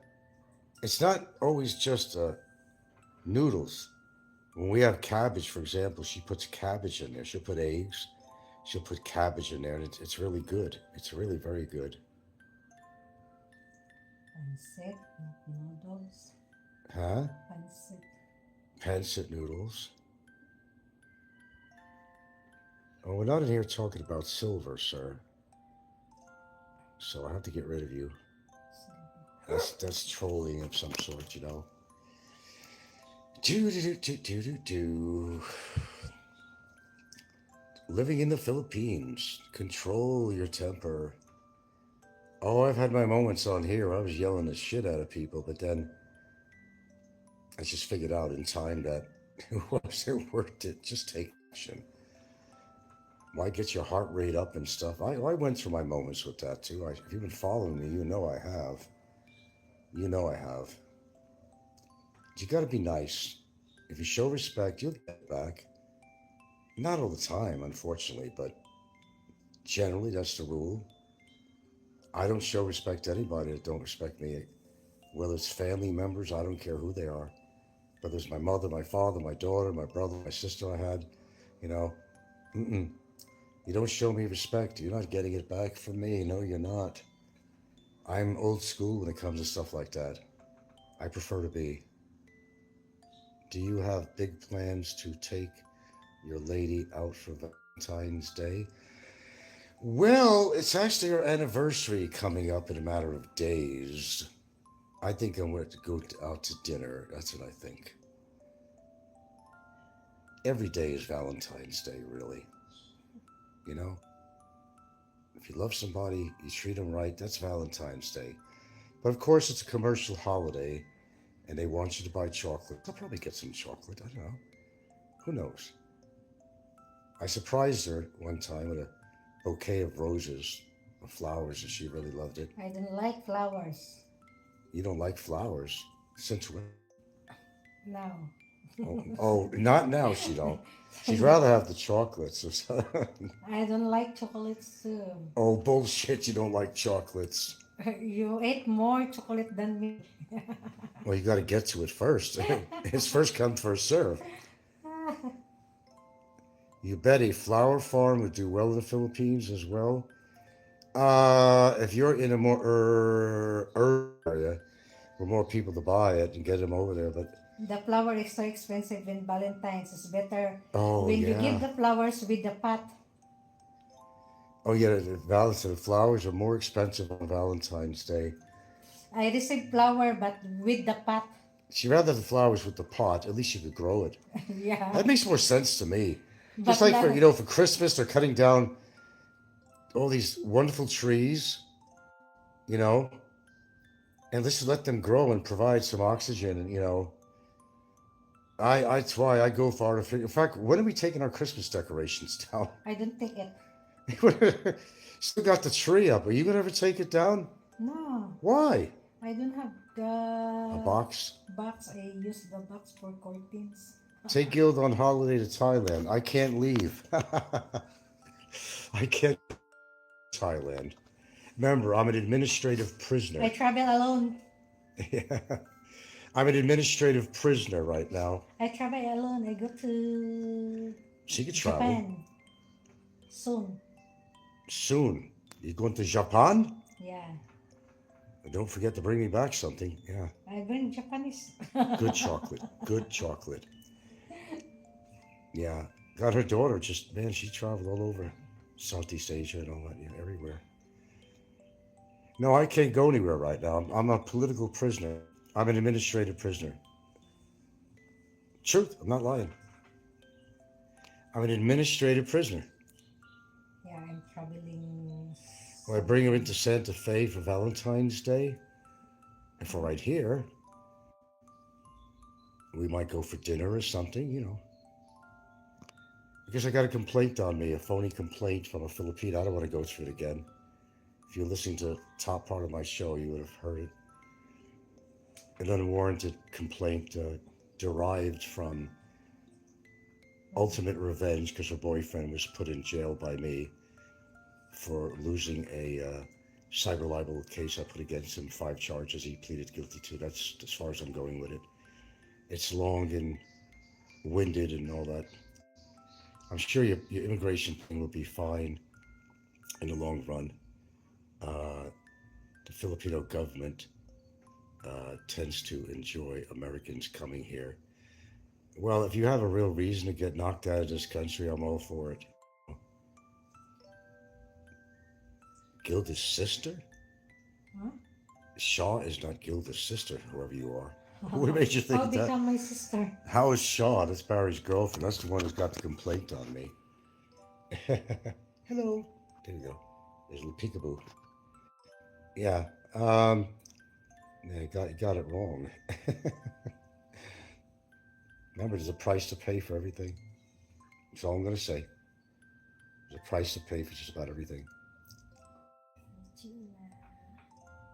That's my motto. Yeah, you got your wires crossed a little bit here. It's a long history. It's something been going on for a lot of years. I decided to that the guy pushed things a little bit too far when he started labeling me as a pedophile, as a child groomer, as a child molester. And I gave him the warnings. He didn't heed by my warnings that you should never call somebody that when they're not, or even when they are. I'm not, absolutely not. But that's when someone gets mad, they call you a lot of horrible things. They're not trying to make you feel good. But unfortunately, he got carried away with it, even when he got, served. And he was still in detention. He continued to do that on his show. He didn't learn until he went to court. And he did, after I presented the evidence, pleaded guilty on all 5 counts. He's now considered a felon. He's still in jail because he didn't pay his 7 years immigration overstay and the fines and penalties. He has not paid a court-ordered 250,000 pesos to the court and 250,000 pesos to yours truly. And that's why he's still in there suffering. Yeah. How are the schools there? You have kids. Would you let your kids attend school in the Philippines? Well, they're not my children. I think of them as mine, but they're not my biological children. But the schools are fine, even in Toure. But if they're going to go to college or something, yeah, they're going to have to go somewhere else, like Cebu. They'll have to go migrate back to Cebu. There's no colleges really here. They have. Well, what do we have here? They're in CTU. Where? CTU. CTU. What is that? What's CTU? CTU College in Madrid. No, in Madrid House. Oh, yeah, if he wants to go to Matetial, which is one of the Italian islands out here, he can go there. But I don't know where he'd stay. It's a public, but it's a good school. It's a public college, but it's a good college. It's demanding. Mix wants to know, has Gilda made contact with Shaw? No, she has no reason to. For what man I contacting him? And she said for what reason to contact her. For what? I don't think Shaw would like what I don't think Shaw would like what Gilda would have to say. Let sleeping dogs lie, you know. I don't think she has anything good to say to Shaw, that's for sure. Because Shaw is just not fucking with me, she's fucking with Gilda. She's fucking with our little family out here. It's not just one person, she's fucking with many people and another Filipino too. Wrong move, that's all I can say. Oh, to talk sense into her? No, man, she's not gonna back down because she's got people either paying her money or something to not back down. She's not gonna, no. I speculate, that's all. Disclaimer, you know. It's a possibility. She's not gonna back down. Because they don't want her to back down. They want to see me get deported or jailed so bad. So bad. No, there's not able to talk sense into somebody who is not sensible. Okay? That's a near impossibility. She knows that she could face ramifications for perjury and for aiding and abetting and harboring Barry, which she did at her house in Karkar. We already got that down, Tack. It's a no-brainer. It's a winner. Yeah, she can get up to 6 to 10 years for the combination of perjury and harboring, aiding, and abetting. But I'm not going to get into all this legal shit. That's what she possibly faces. You think I'm right on it? Yeah. Talk sense into this. Yeah, I think you're right on that. No, there's no talking sense. I came on here publicly and very nicely said, and I don't think it was intimidation at all. It wasn't intended to be. I suggested that she'd come clean, tell the truth. She knows where my lawyer's office is. Go down there, sign an affidavit. I'll even pay for the writing up of that. She doesn't have to put out any money. Get it off her chest. Tell the truth. And we'll both go our own ways. And I won't have to do anything further for her. And we just go our own ways. I think that's fair. This way she don't have to worry about any ramifications of things she did. And I don't have to worry. I don't wanna talk You think I'm right on that? Yeah. about it. Well, there's really no talking sense into somebody that don't want to hear it. Or the benefits are better for her if she don't give in. And I won't go into that. The benefits are a lot better for her if she doesn't give in. Right now. Because whether she's being financed into keeping with the program or not, I can't tell you that. But anything's a possibility. I mean, anything is a possibility. So I can't really say. Is it probable? Eh. What do you think she got the money to get a lawyer to write this shit up? Anyway, this show is not about charisma. It's not about it. But there's your background. And let's see, it's been over a year and a half since she put the complaint in on me and I've not come up with a resolution. Something's wrong. She had a magic word. You win a magic prize. A lot of heavy thinking going on that. Complaint. That should have been resolved a long time ago. Gilda is a sleeping giant. She will never back down like you, Nikko. Yeah. How can you help? Wisdom says. I don't know.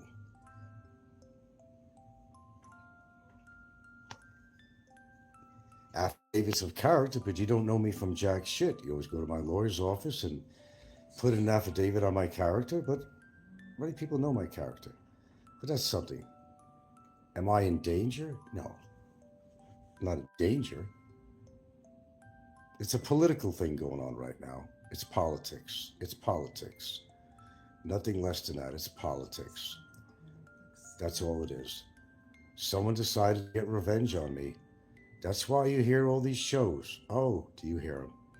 You hear all these shows saying, be careful with a Filipina. Whether it's somebody in a relationship or Don't look at them the wrong way, on the street like Scotty and different people do. You're in for a world of hurt. You don't want to piss off a Filipina.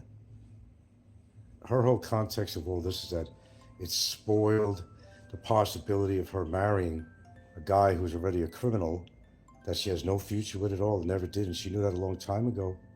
She's upset because of that, but he's upset because he's incarcerated.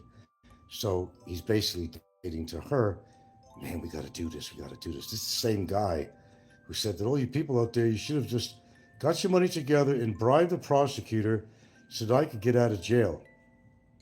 There's a lot of collusion going on here between the two, okay? There's no doubt.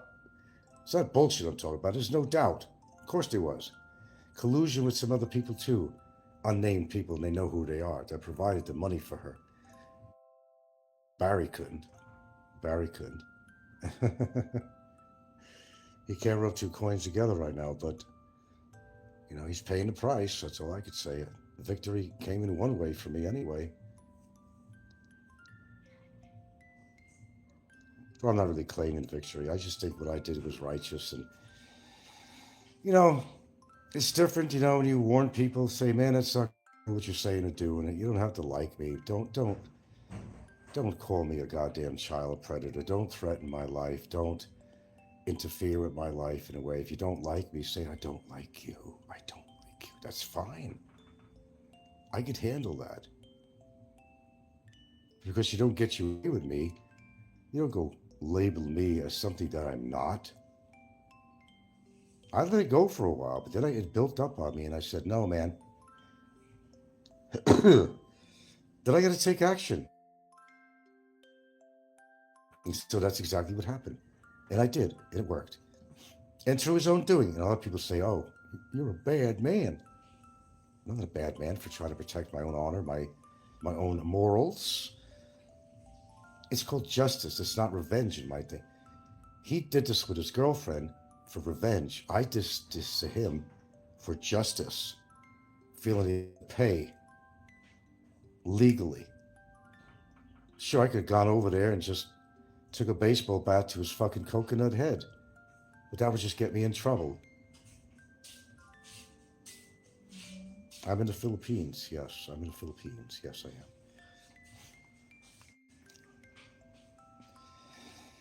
You got to watch what you say on here. And I understand, people get mad. I understand that people get upset all the time about all kinds of shit. We're human. We're not perfect creatures. Never were. Never will be. More so these days, really. When you think about it, we're not. I'm not. But it depends on how far you take something, and there are times that you have to say, well, boots on the ground, and I'm going to make this stop one way or the other. But never resort to violence, because it's going to mess up your whole situation. Then you're going to get in trouble. Besides, wounds heal, legal matters, they don't heal. Him spending over 3 years being incarcerated for something he did. I'm not the one keeping him in there. That's not my decision. It's not me at all. They're keeping him in there in part because he owes immigration money, in part because he owes the court money for penalty, owes me money. He can't come up with the money, so he remains in there in perpetuity. I don't know how long. Oh, you must be new. Yes, I have an attachment. She's right here. She's my right arm. Yes, I've been in a relationship as of February 4th coming up. It'll be 10 years. 10 years. Oh, attachments. You talking about legal attachments or something? I'm not sure what you're talking about. Okay. I'm thinking different here.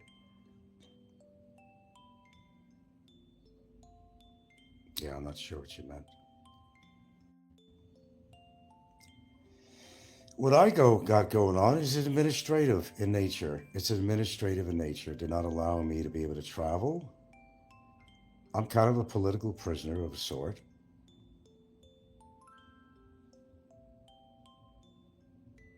I didn't commit crimes. I sure eventually they would deport that man instead of having him waste in jail. Oh no, he's been scheduled for deportation several years ago. But they can't release him until he's satisfied all the requirements. That he has to pay the court the penalties and all that stuff. He has to pay off the immigration he owes. They're not going to let him loose until he does all that stuff. In Filipino, I mean Philippines. I have trusted friends in I got a few people I can trust out here, but in generally nature, I don't trust anybody. No, I've gotten to the point I don't really trust many people, except my partner right here. But I don't trust many people. In our family, I do, you know. No. And you go by the name of wisdom is mine. Well, you understand what the name of wisdom is mine. You got to use wisdom. Trust no one until proven trustworthy. That's my motto. No. I've become more of a skeptic of people more and more as time goes by as I get older. More and more and more and more and more. I don't trust even my neighbor. I don't trust anybody. I really don't, wisdom. If you're out here, as I said, I don't hang around a lot of foreigners. Of course, I know them. I have acquaintances that are foreigners. My neighbor's very friendly. You know, I don't go out of my way. I don't go out of my way because they're more trouble than any trouble you could find with Filipinos out here. You know, foreigners are just trouble. Kirkland says, it's interesting that you spell the country with a P-A. Yeah. And you spell the nationality. Well, it's just like, yeah, I know. They also call it Filipino, Philippine, P-I-L-I-P-P-I-N-E or something like that too. It's not just Philippines, P-H-I, you know, L-I-P-P-E-I-N-E rather. Philippines, it's different. Like Italy, okay. My descendants are from Italy. So I'm not going to say that my descendants are from Italy. They're from Italy. But you hear a lot of maybe Midwestern people, I don't know. They like to pronounce Italian. They call it Italian. Well, my ancestors don't come from Italy. They come from Italy, not Italy. They'll say I'm going to eat some Italian pizza. Never heard of Italian pizza. Heard of Italian pizza? Hello, princess. You're back. Okay. What are they barking at now? I see somebody over there. No. My guard's dogs are on guard. That's right. It is Sunday, isn't it? Yeah, it's a Sunday.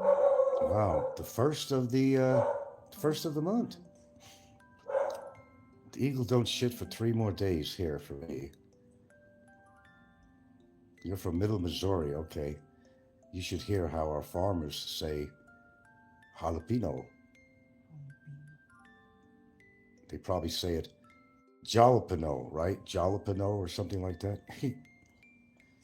I mean, you guys are local guys. We got amazing Philippines. He comes from the Midwest or something. He'll say the area of Cebu outside of Cebu is called Mactan, like Mactan Airport, but he'll call it Mactan, as it's spelled really. He'll call it Mactan and things like that. It's depend how you pronounce. I don't know what the real name is. He might be more right than I am.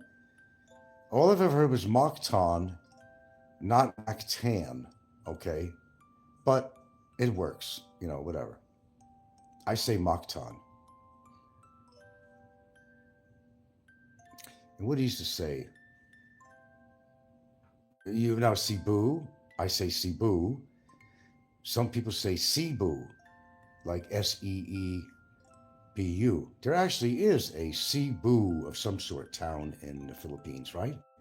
There's a place called Cebu or something, different spelling somewhere. I know there is. But, let me get up a little bit. As I said, I like to move around. Even though I'm charging this up. I like to move around a bit. I like to move my blood. And I'm going to have a smoke. That's what I'm going to do. But you'll forgive me for not turning the camera on because I'm not rude or very respectful. I'm not like these people who smoke and they blow it in people's face on the camera. I don't even like looking. I may smoke, but I don't even like looking at that myself. I honestly don't. I mean, I sincerely don't. I don't. I think it's rude. But some people said it's rude for me to eat on camera, and I'm guilty of that. You know, you'll hear me crunching away on my food. I just happen to be doing a show, for example, when all of a sudden I'm having lunch or something, or she comes out with lunch or dinner for me, and I'm in the middle of a show or something, so I'm hungry, I eat. That's it. I mean, I eat. I eat. But I know that bothers some people, and it's probably a little bit rude, and I apologize for that. See, I'm not, you know, I'm easy to say I apologize when I do something wrong if I feel it's not cool or, you know, or proper etiquette, you know, whatever. You know, just don't eat on camera or whatever, but I get it. Oh, she has tons of plants.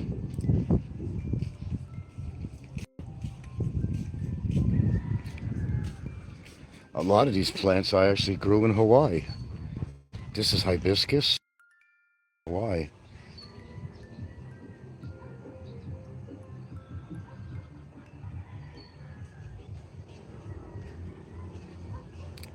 More hibiscus, red type. Oh, tons of plants. As you can see, we took the tree down. There's our little laundry line, but I'm feeling a little bit of moisture in the air. May not have been a good idea to hang this shit up. Number of papaya trees. We have one that's producing quite a bit, but they're not.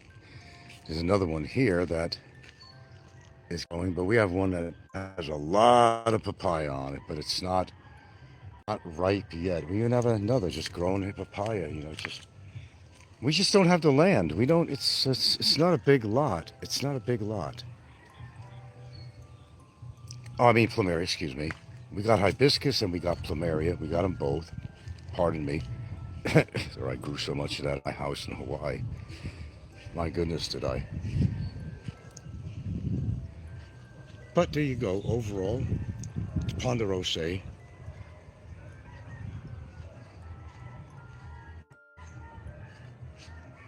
Not a bad spread.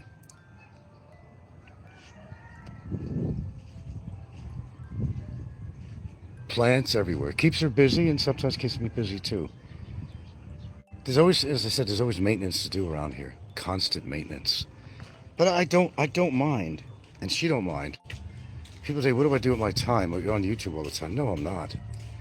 I'm either reading something on the internet that's a learning experience, or I'm, you know, there's always something to do around the house. I do help, and we got some idiots out there that think Filipinos are made for one thing, to fuck and to make housemaids out of them. Yeah, those are the sick ones out here that think that way. Yeah, more papaya grown.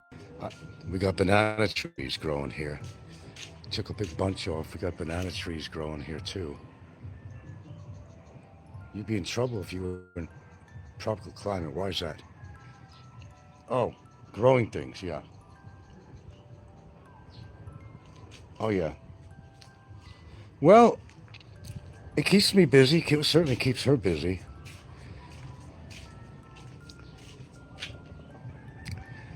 There's lots to do.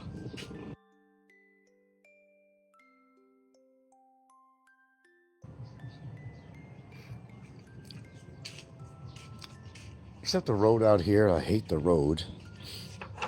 It's just getting worse. And then they're not going to put the money into this. It's not my property out here.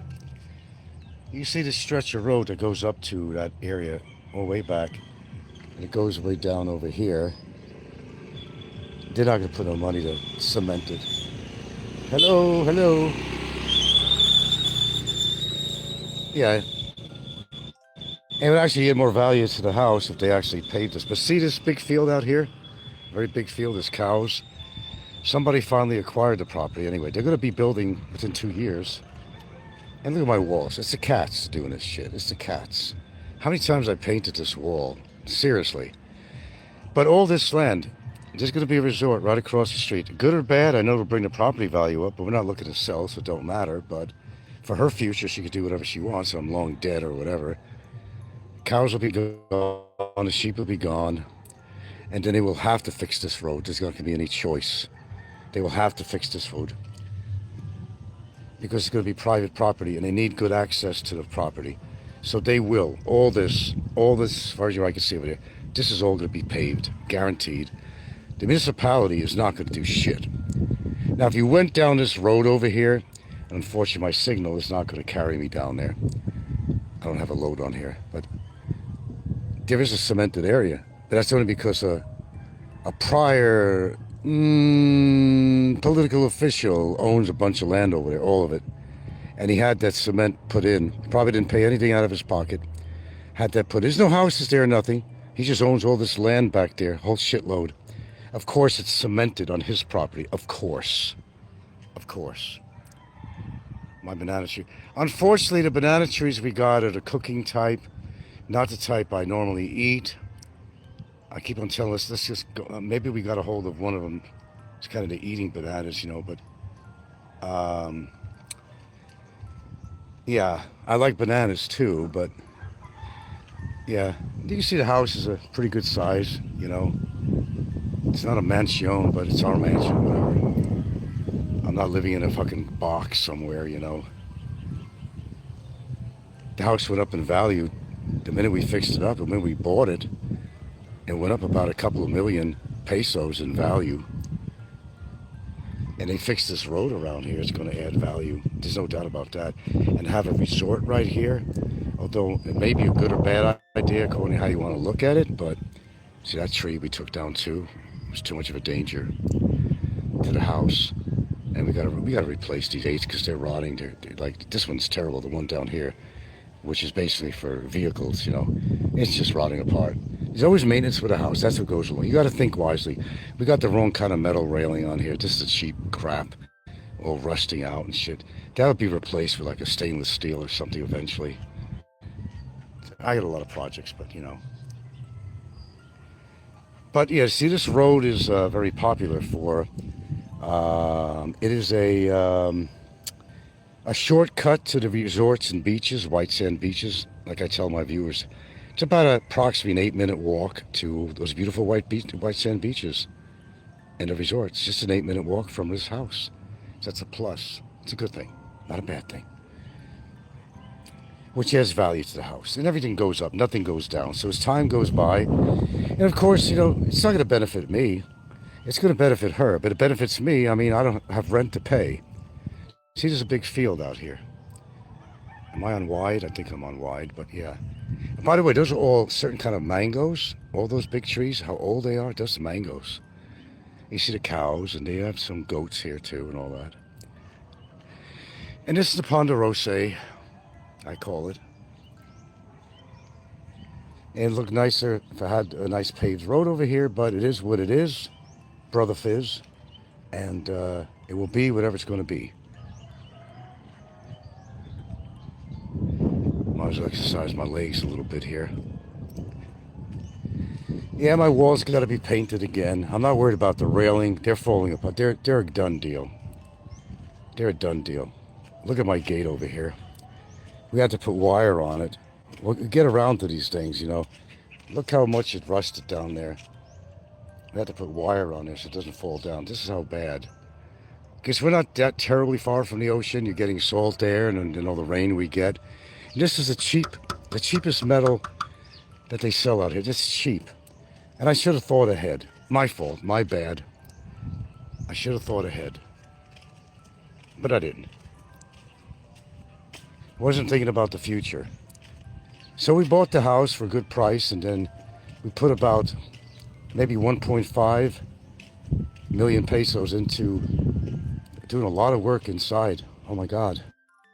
Tiles, you name it, all kinds of shit, you know. And it looks nice. We did a pretty good job, I think. Except, you know, all this concrete, well, it's going to have some kind of a tile on it or something. I don't know. I was stupid. I got this deck paint I put on it. That's all the gray that you see in here. It's also cracking, too. But that didn't last very long. So what you really got to do is put some tile out here, but the kind that's like, you're not going to slip on it and fall. That's the last thing I need at my age. The last thing I need. But it's not a priority. You got to think of priorities first. No, we take trikes, rides. No, we have a, we bought for the kids, we bought a electric trike, which pretty much is exclusively theirs. They use that. Hello, Ginger girl. Hey, Ginger. My older dog, she's 7. And, we'll ride with them downtown sometimes, or she don't want to take the tree down yet. I don't know why. That's our dining area. No, I don't drive any vehicles because I think they're too dangerous in this state, in this country. I don't want to take a chance. I really don't. Hold on a minute. I see too many accidents. People don't know how to drive around here, unfortunately. One of the major deaths out here is on the road. And it usually involves motor scooters and stuff of that nature. Buses, motor scooters. It's my Ponderosa. We don't have anything on the walls. We got a big hallway here, as you can see.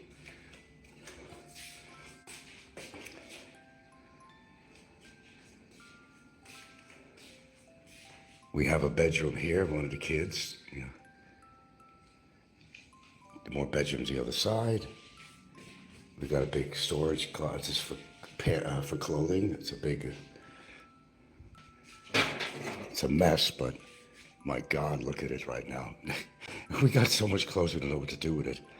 Hard to organize. This is not organized very well. But we made this room into a place for clothing. And there's the other one. There's Sao. That's my Sao girl. That's my Sao girl. She loves her daddy. They both love their daddy. They both love their daddy. Anyway, I'm not sure what to rap about anymore here, but yeah, the beginning of the show really had to do with, people that they can't control what they do or what they say, and that, as a standard, they get themselves into more trouble than it was actually worth, And believe me, I learned my own lessons too, being out here too. Believe me, I have. Just know what you're saying. Stand behind what you're saying.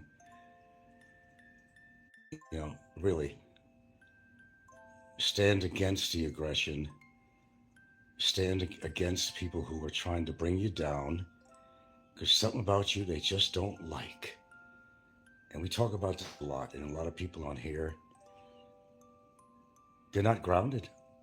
They can't get a woman for whatever reason. Their personality, or how they look at women. They look at all women as being hoes. Yes, Snikko about that. There's others that have the same attitude.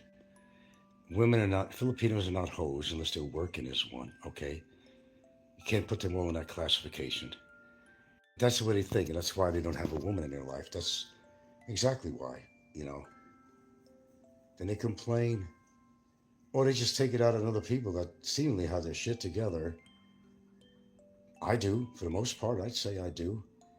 I wanted to come out here, I came, I conquered, found a woman. I went now for almost 10 years. Only lived one other place out here, which was a rental house. Till we bought this house, like about 4 years ago, I think. Yeah, about 4 years ago.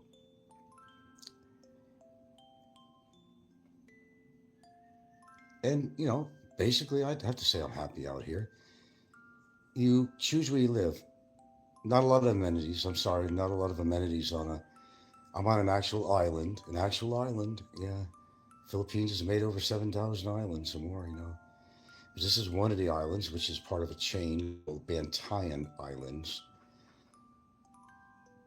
This is one of them called Santa Fe. Like Santa Fe, New Mexico, this is Santa Fe, Cebu. It's still part of Cebu. It's a province of Cebu.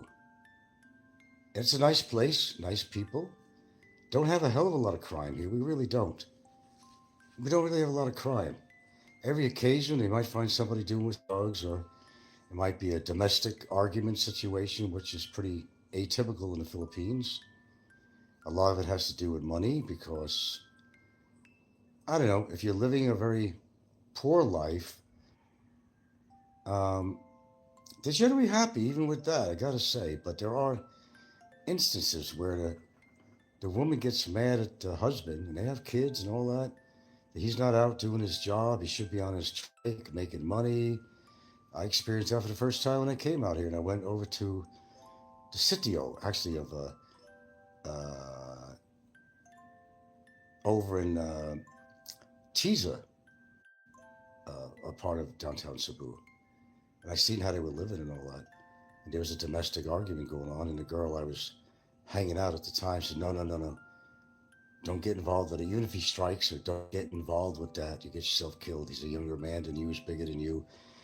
Luckily, someone came to the rescue, the neighbor saying, "Calm him down." And she was basically mad at him because he should have been out, making money on his truck instead of drinking. She has every right to feel that way. Every right. They got children. Children are involved. You've got to get out there and make the money, you know? Mm. But that's atypical out here. Although people deal with impoverished situations very well compared to how Americans would, they don't bitch and whine and complain as much as people in the Western societies do. No, they don't. They find their own happiness. They live at what they have, and they don't necessarily think of what they don't have, but they just make the best of what they actually do have. Okay, that's the best way I could probably put it. Could I ever see myself living in situations like I've witnessed? No. But it happens to a lot of people, and you're used to a certain lifestyle, and then you have to resort to something. I don't know, but there are foreigners that come out here without any money at all, wind up living in these little huts and stuff, kubos, and, you know, because they can't afford anything else. But I never understood that because, I don't know, when you retire, I guess you're supposed to be in a better situation that you were in. Your environment, your happiness, and, you know, paying less money than where you used to live. But they make a lot of mistakes. But I started off the show basically combination of what Philippine Ancestors was talking about, and I don't know how this guy killed his wife, and they lived in a pretty rural area, a pretty native area. I don't know much about it. People, their temperaments they can't control, or jealousy issues, or just going out of your mind living in such a rural area with no stimulation at all. That gets, and if you have some mental problems to begin on that, you put that together, you make a soup out of it, you go nuts. You'll make bad decisions. Boy, I could have made a lot of bad decisions, and I could have been in a world of hurt. Believe me, there's certain people on here that I just don't like. I'll admit it. Nothing to hide. People on here that I wish a fucking bus would smack him in the face. Believe me, I wouldn't shed a tear. And if I was there when it happened, I'd walk away and I'd say, "Oh well, karma hits you hard this time, motherfucker." I would. I absolutely would. I wouldn't even come to their goddamn assistance because I found them so evil. All the try the shit they put on me and mine. I walk away and say, "Oh well, Fazio died." I walked away from that saying, "Oh well, oh well." And he was a lot of trouble to me. A lot of trouble. He went into business with me that he should not have gone with my tenants in Hawaii. He did things behind the scene. So did I ever shed a tear? Boo-hoo? No. Never will. I'm glad he's gone. I don't wish death on people. That's the difference between me and others. I don't wish death on people. But if it happens, I'm like, okay. Not that I didn't tell you so, that you were doing something that you shouldn't have done, health-wise or otherwise. And you died as a result of that because you don't want to take my advice or anybody else's. You did it on your own. Barry Jordan is in jail because he did that on his own, really. There's nothing more to say about it. That case is over. He's now just suffering the consequences. He can't hang out in bars in the Philippines anymore, picking up women, taking women for their money, or eat begging on his show for booze and cigarettes. All the nasty things, how he's treated Filipinos. for 3 years. He couldn't do it. It's killing him. It's probably killing him more so that he can't go cavort and do all the terrible things he's done when he was a free man than being in prison. Oh yeah. You know, what's the worst of the two evils? There's my famous 13 out there, 12 or 13. Okay. What's the worst of two evils? I don't know. He's the kind of guy that should not be in the Philippines. This is not a place for him. It's just not. And it goes with a lot of other people that are out. It's not a place to be for certain people. You can't handle this environment. See, I've had training wheels. I lived in Hawaii, which is an island. It was tropical, but subtropical. This is more what you call tropical here, you know, but higher temperatures too and all that, you know. Something you got to get used to, acclimate to. But yeah, I've had my training wheels, which was actually Hawaii, which I lived for a very, very long time. I'm used to the palm trees. I'm used to the coconut palms, the bananas. I'm used to all the tropical and waterfalls, different things. You know, I've experienced all of that on the island. Yeah, swam in near oceans, snorkeled in near oceans. You know, I've lived among the locals, which means native Hawaiians and people who were born there. I've seen it all, heard it all. I had that opportunity. Not many people have an opportunity to live in lovely Hawaii. Anyway, that's going to be my show. And I've had a pretty good audience. So I want to thank you for that. Subscribe if you want. I think I'd answered some questions of people on here. As you can see, I'm pretty chill. Nothing to do with medication. I'm pretty chill. I'm laid back. All right, take care, Mix and Mr. Whistler and who else we had on here? Mr. Poops. Poopsy.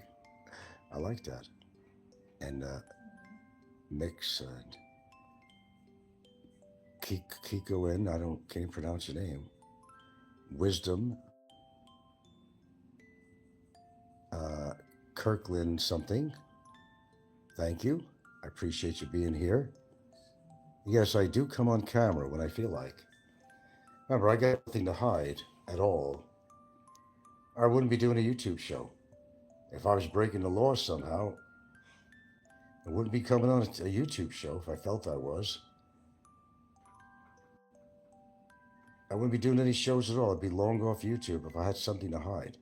I have nothing to hide. Nothing. Nothing at all. Oh, 2%. No, I haven't really. No, I'm not a big traveler.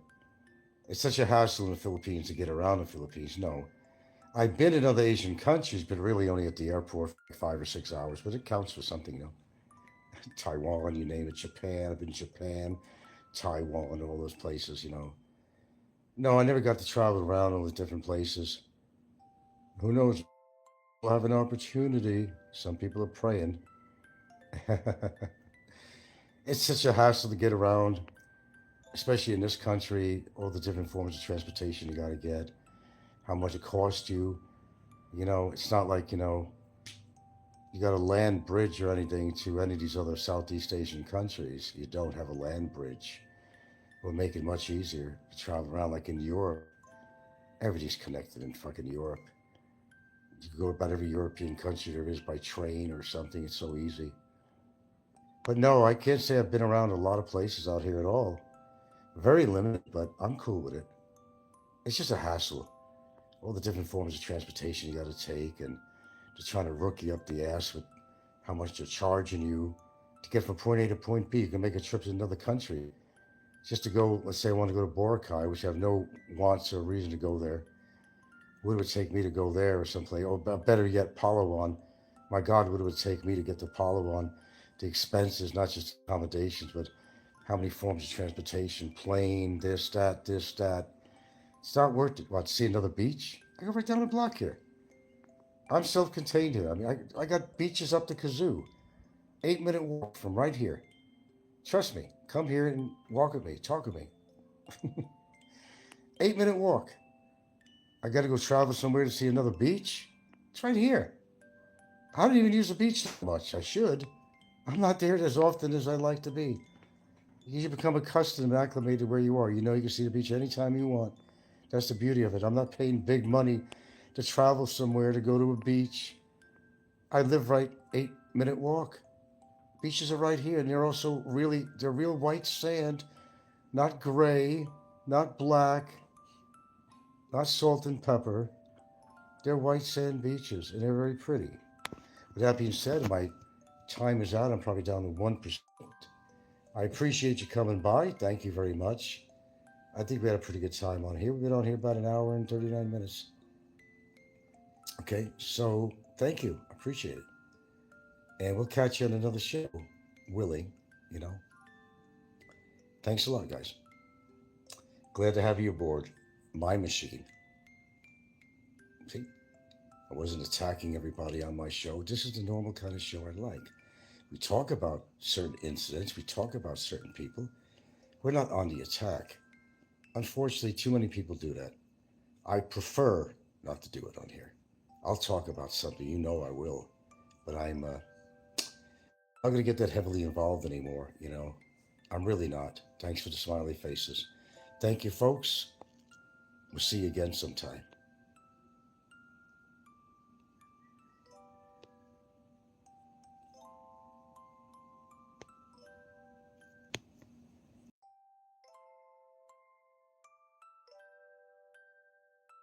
Afford a fucking dime. He says, well, Nikko, guys like us, we can my man, you can't afford a fucking thing. You're still taking a fucking tricycle. You spend all the fucking money your brother fucking left you on a fucking house, on a woman that's married that will take care of her family after you're fucking dead. All right? And then you're insignificant. Ain't nobody gonna fucking go to your funeral. The only reason you hate me is because I speak to my fucking daughters and I have a relationship with my fucking kids, something you do not have. All right. I actually have a woman with one child that actually is my best friend, and you had to fucking pay for your fucking concubine and your fucking caretaker, and you continue to fucking pay. You barely can. Oh my. Oh my. Before I get into this, the kids wants to learn how to play the violin. Can you read music? No, just practice. You're just learning, huh? Oh, that's good. Drawing also. Yeah, and drawing too. All right. That's good. I'm always one for the arts and music, and it's all right. There we go.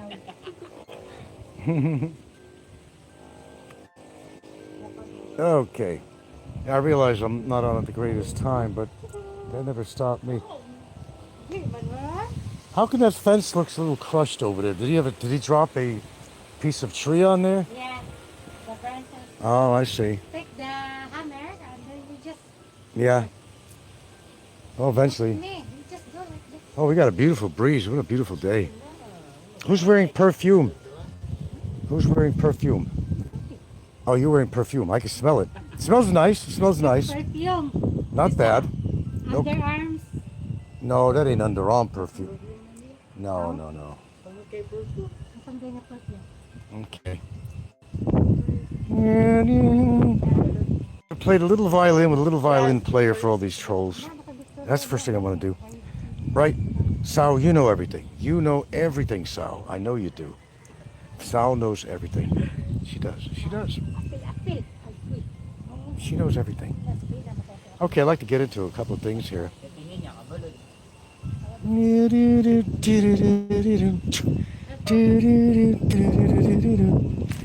Let the little violin player play that sad song, but Snikko all day says he's not wrong. Yeah, I'm good, ain't I? Let me tell you what the problem is here. I kind of hit a nerve with Snikko. You can always tell when I hit a nerve with Snikko. Only do. You know what I got from my brother, Snikko? I got for Social Security. That's what I got. Okay? That was in his account. I was on his beneficiary. What did I in there. I think I made something like $1,400 that he had left over in there before he spent it. I got rich, Snikko. I got rich from my brother. Oh, and supposedly my brother had ownership of the house too. That's the best one. That's not the best one, Snikko has said, but that was one of the comments that Snikko said, you know. My brother, a brother and a friend. That's right. My brother only one time ever had money in his pocket when he got into a big accident and he blew it up his nose. I hate to say it, but it's true. Only thing I've got off my brother was years ago, many. When he got into a big accident, he gave me $5,000, and I put that toward the lot I bought in Hawaii. Now that's right. Get your information straight there, Snikko boy.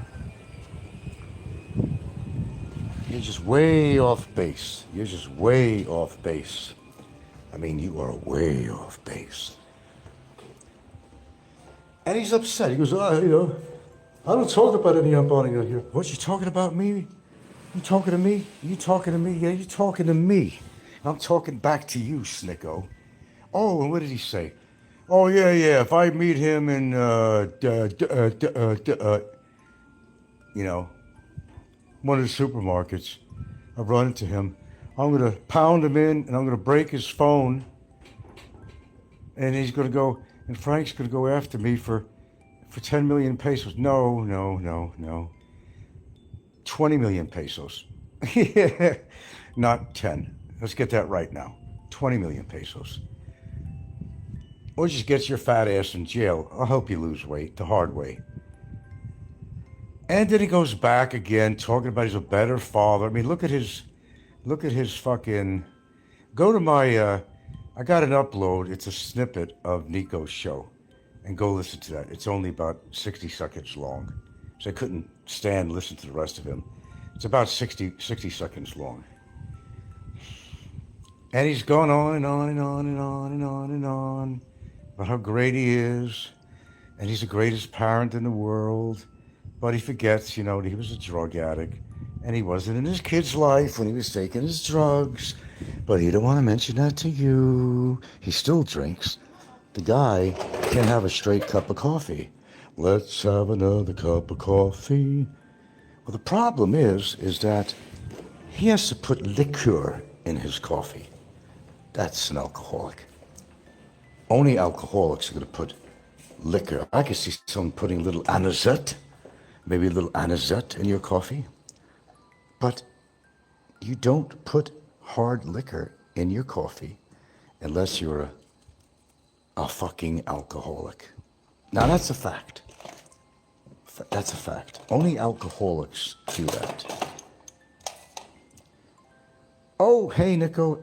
Anytime you think you're up to it to go kick my ass, you know where I live. You're still in the Philippines. Come over. Put your money where your mouth is and see how far that takes you. You might actually be surprised in many ways. I double dare you. I double, triple dog dare you to come over here. Come to my house. It's an open invitation. I'm giving you it. I'm giving you an invitation to come here. I want to see what you really do. And I want you to see what I will do. You a gambler? You a gambling man? Or are you a rambling man? What are you, a gambling man? Are you a rambling man? Which are you, man? It's all fucking talk. All fucking talk. At least he admits he's fat anyway. I'll help him lose weight.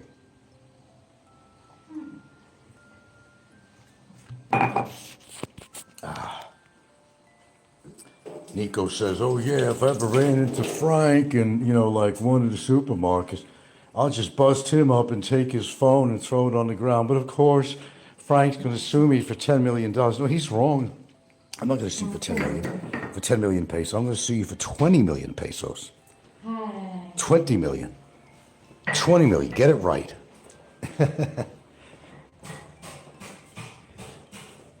But, oh, the lies. He's living the better life. I just don't see it. I may not have the best hair in the world, you know. I just don't see where he's living the best life and it's better than mine. I just don't see it. I'm very observant. I've been following that moose head for many years. I don't see where he's living a better life than me or anybody else. I just don't see it. I'm sorry. I know I hit a nerve, Snikko, but believe me, what you say about me doesn't faze me at all. Because I know who I am. You could call me every name in the book. Don't mean it's true, but it makes you feel better, right? If it makes you feel good, I'm all for that.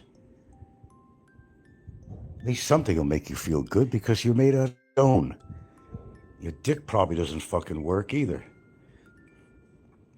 You know, accident blew your fucking genitals off. Why don't you just tell the truth? That IED didn't just get your fucking face, motherfucker. It gonads off. That's why you don't have a real girlfriend. That's why you don't fuck anybody. Because it blew your fucking gonads off and you now got a fucking vagina. Why don't you just tell the truth? Just tell the truth. Oh, you don't like what I'm saying? You know where I live, motherfucker. Do it. Surprise me. Just surprise me. And let's see what happens. You might be surprised. You might be very surprised what happens. I'm a lot faster than you. I'll guarantee it. It's not even that. Of course you're going to be on camera. Of course. What am I, a fool? How am I going to get that 10 million you said off you as if you ever had that much money? How am I going to do that without a camera and prove it? You got to have a camera. Only a fool doesn't photograph something. And, you know, I like photography. You know, I did like what I call documentary photographs. People, I used to love going to streets of New York, Central Park, you name it. You know, documenting what I seen. I love documenting things. I love it. I still do. On YouTube, I document a lot of stuff, including all the shit you say about me and the shit you say about Gilda. You're still talking about how many kids she has. You're basically calling her a bar whore and shit. Oh, please, please come over. Give me a reason to put your ass in jail or worse. Give me a reason. She'll probably slap you down, bitch slap you all the way to the ground, motherfucker. You don't know her. And I'd like to see you put a hand on her, because I will kill you. I'll publicly say it. I will kill you. Did you hear what I said? No disclaimer. You put a hand on her, I will kill you, because I have nothing to lose. At my age and everything else, I have nothing to lose. You talk about her in front of me, in front of her, let's let fate decide your future. Something like that. I guarantee you. And I don't make a lot of guarantees. I guarantee you, you would not say anything in front of her face about her kids or how many she has. And you would not say anything in front of my face saying that I'm a horrible parent. You will not say that in front of my face. You could try it, but you're going to be surprised at the end result of that. And you might actually be very surprised, Snikko. You might be very, very surprised. I don't care if it's my hands, it's a baseball bat, a stone. I don't give a fuck.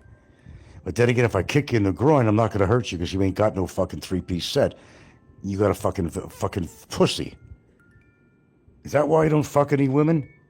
You fat piece of shit. You ugly, blown-up piece of fucking shit. That's the way I feel about you. I just love you, Snikko. I just talk the facts. Yeah, I'd like to see what you would do if you ran into me in a store. What would you really do? You ain't gonna lay a fucking hand on me, motherfucker. Because you will never leave the Philippines, ever, whether you want to stay there or not. I will guarantee you. I will spend every fucking peso I have to make sure that you don't leave the Philippines at all. That's my word on the love of my girlfriend and the loving memory of my parents. I will make sure that you don't leave the Philippines in peace or physically leaving the Philippines. I only put up with so much shit with Barry, and I'm not going to put up any shit with you either. I don't care how fucking fat you are, with your fucking tattoos and your bandanas try to look tough. You're just a fucking big fat pepperoni. You're a ham, a big fat fucking porker. You're ugly, and you care more about your fucking grass than you do your own snaggly teeth. You're an embarrassment to any woman. I'm sorry. Both barrels loaded? Of course. What else do you expect from me? This is a channel of truth, is it not? It is. I met you, Nikko. I know what you look like. I met you. Your fucking thighs were bigger than the bench you were sitting on. I had to do a double take. I said, wait a minute. Is that just displacement of the legs or displacing a bunch of fat? I couldn't believe what I was looking at. I couldn't believe what I was looking at. I turned to Gilda later on after we reached our destination. I said, holy fuck. See the size of his fucking thighs and ass and stomach? I said, holy shit. I'll tell you what, I know how you can lose weight. I'll help you out, motherfucker. I'll help you out. I'll put you in a fucking jail cell and become Barry's cell bitch. You think I wouldn't do that? Do you honestly think I wouldn't do that? And I don't even care what you say about me. I don't really care. It's what you say about my girlfriend. Yes, that is my weak point. It should be everybody's weak point, their family. Absolutely. Abso-fucking-lutely. Absolutely. She don't deserve that shit from you. Do you see me attacking Maria? Do you see me attacking Maria, your friend? No, you don't. I've never attacked Maria. Never. Oh, you made some passion fruit. See what a gal I got here? She made me some fresh passion fruit. What a gal. You wish you had something like that, Nikko. You down her all the time. What does it matter how many children she has? What does it fucking matter to you? She's got wonderful children. What does it matter to you, Snikko? Come on, tell me what it matters to you. How many children she has? You call them basketball team. You say a lot of nasty things about her. You say a lot of nasty things about her. You do. I hope that we all meet. That she's with me in a store or somewhere, or you get your fat ass over here to Bantayan and meet up and talk to us in person about that and see what happens. Like I said, you'd be awfully surprised. You're not going to get me arrested on those other issues because there's no arrest warrant. Nothing. I'm not worried about that. I walk by police stations every fucking day. I'll even smoke cigarettes in the fucking street. I don't give a fuck. But you are a despicable, disgusting human. And just even call you a human is giving you too much credit. You're just an ugly, blown up, and you're saying, what? I have psychiatric problems? I didn't get blown up, motherfucker. You got blown up. Do you ever listen to yourself on here, Snikko? Did you ever really listen to yourself? How disrespectful you are to women in general, calling them hoes? Everything is fuck, fuck, fuck. Not that I don't use that word on here. I just like the way you use it. In a demeaning way to people. You're trying to be like this street gangster type. And I gotta bear you some news here. Filipinos are not interested in gangster-like fucking Americans. Oh, you might have few that like the bad boys or something, but no, generally not. You're too in-their-face type of guy. Your language is horrible. Your outlook or the way you look at women in the Philippines, all they're good for is fucking, but you don't even fuck them. So what are you talking about? Because you can't fuck. You've never shown one bona fide girlfriend in the 10 fucking years that I have been on YouTube. I've never seen you with one legitimate, I said legitimate girlfriend. Ever. Because if you had a legitimate romantic relationship, you'd be plastering her face on every fucking time you come on your show. Showing her off. You see, I got a woman. All you could get is your friend. Without Maria, God bless her. God bless her. Without Maria, you'd be like lonelier than Big Kevin. Lonelier than Ricky. Lonely, lonely, lonely, lonely, lonely man. Here's my 13. Hey, boys, welcome back. You have no room to talk. I own 3 fucking homes, mofo. Fucking Seattle, Hawaii, and a partnership on this house here. I bought with my own cash. I've owned 3 fucking homes. I'm broke. I'm broke, son.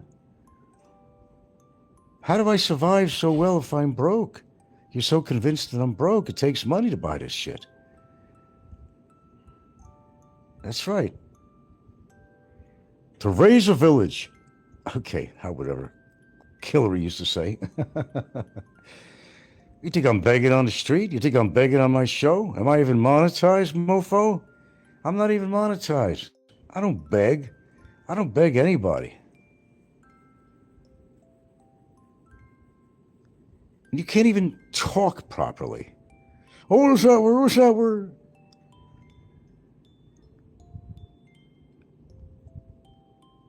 Amazing. Talk about Father of the Year. I was a damn good father. Ask my daughter. Get a hold of her. Go ahead. You got to get a hold of her. She'll tell you the truth. I don't have to prove nothing to you. I raised my little honey bun. I raised my honey child. My beautiful daughter. I raised on my own, fuckface. You wouldn't be able to do something on your own like that, because while you were taking drugs and getting stoned and getting fucking drunk, your kids were being taken care of by your family or by your mother. Don't ever talk to me about Father of the fucking Year award. Don't ever, ever, ever, ever, ever, ever, ever, ever talk to me about this Father of the Year shit. I was always there for my daughter. We may not talk now, motherfucker. Don't mean I don't love her. It don't mean she don't love me. We just disagree on things. I was there for her from the day she was born. I was the one that's out there changing her shitty diaper at night, giving the mother a break, holding her in my arms, trying to get her to sleep, changing her shitty diapers, warming up her fucking bottle for her, a formula. Where were you? You were out on the street, gangsta, taking fucking drugs. That's where you were. Father of the Year, my shiny, lily white ass. Don't get me to, I know your history better than you think I know. But, if you want to get it out of your system, just get it out of your, I'm sick of it. You want to get it out of your system, just fucking come down here while you're in the Philippines. Let's get it over with and see where it goes. I get my ass kicked, you get yours kicked, you wind up in jail, or I wind up in, whatever. Just stop running your fucking mouth. You ain't going to cause harm on anybody. You know what I think is actually really funny, too? And let me tell you what I think is really funny, too. It's not that I can't take care of myself. What's funny to me is that he would get great pride if he could kick my ass. And I'm like, 20-something years older than him? Right? Oh, yeah, badge of honor for someone like a scumbag like him. For him to go pick on a guy that's basically a senior. That's what I am. I don't like being called that, but that's exactly what I am. Oh, you take great pride. That's like a badge of honor, wouldn't it be for you? No, you'd be laughed at like a motherfucker. You ever hear the saying, pick on somebody your own size or pick on somebody your own age? Well, there is a lot of fact to that, too. But like I also said, don't judge a book by its cover. There may be snow on the roof, but there's still fire in the furnace, sicko. There still is. I'm a fucking maniac if somebody attacks me. And the only way you're going to stop me is to fucking kill me. Or just knock me cold. It's going to be either one of them. Because if I get up again, it's curtains for you, pal. I'll grab the nearest rock, nearest stick. I don't care what it is. I don't care. I would not care. If the shit you talk about my girlfriend, I will not care. I will bludgeon you, motherfucker. I will bludgeon you. You laid a hand on me or my girlfriend, or say something to her face. No retractions. I will bludgeon you if you try to cause harm to me or my girlfriend. I will bludgeon you. I'll say it again. All right? I will bludgeon you. And I wouldn't give a shit about it. You know nothing about me, Nikko, that you think you do. You know nothing about my past life. You know nothing except what I say on here. You only know what I've spoken on here. I don't take the creeps like you, and I have encountered people your size or less, okay? I'm not intimidated. I've never been. Never been. Shit, I walked up to a guy in his fucking pickup truck when I was with my girlfriend who became my wife over in Seattle. So I thought they were talking about her. They were saying something and laughing. I walked up to his fucking door while he was at that intersection, ready to open his door till she called me out and said, no, she's getting pissed off at me. 2 guys, hefty fucking guys, even younger than me at the time, who could have wiped me all over that street. I didn't care. Do you understand me? I didn't care. If you want to say I'm crazy, I'm only crazy in one way. If you try to hurt people I love and you talk shit about somebody I love who doesn't deserve to be called a bar whore or, talk about her family and 8 kids. So what if she has 8 kids? They have big families out here. The church says, go for it, baby. And they do. You're so desperate to find fault with me. But look at yourself in the mirror. Need I say any more? Listen to your own shows, what you say on there, tough guy. Mr. Gangster. That's why no women want you, because you act like a fucking street urchin. You look like a street urchin. Grow up. You're fucking 50 years old. Grow up. Grow up. Grow up. Don't make judgment on what kind of a father I was. I was a damn fucking good father, motherfucker. I was a damn good fucking father. And she'll tell you so herself. I know what you did. You didn't raise your kids on your own. Your mother did. And that's not even your fucking house, you piece of shit. It's your mom's house. So did I strike a nerve, Snikko? I'm glad I did. And no, the house in Hawaii belonged to me, sir. My brother didn't have a nickel to rub together. He was a renter. He's a renter.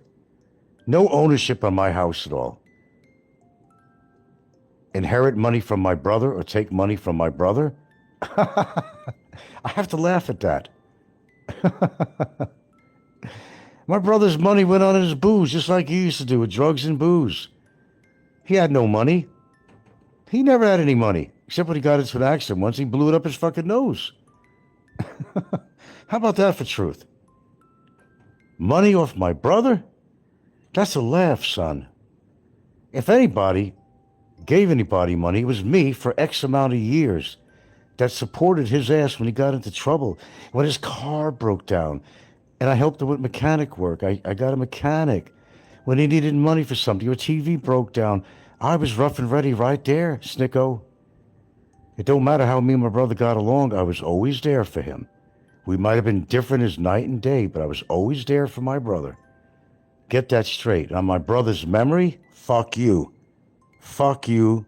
Wait, Popeye. I got you, Miss Green Jean. No, I'm just trying to say, have Popeye. to say the same Wait, thing. no, Popeye. Damn it, No, Nikko. I'm trying to say, Move Popeye, on. is Popeye. You can move on, Nikko. We got it. What fucking life do you live by talking shit about everybody else, sitting on your fucking couch, eating fucking blueberries and fucking oatmeal? Oh, Nikko. Not a good move. No. Not a good move. What did you call me? Let's go back. It's on a previous upload. What did you call me? Mr. Rodriquez, what did you call me? You called me a pedophile? Do you know where Barry is right now? Do you know part of the reason he's there? Yeah? Don't think of ever making your home in the Philippines. That ain't gonna happen. I'll tell you that right now. I'll tell you straight up front. That ain't gonna happen. Now I got more against you. A lot more.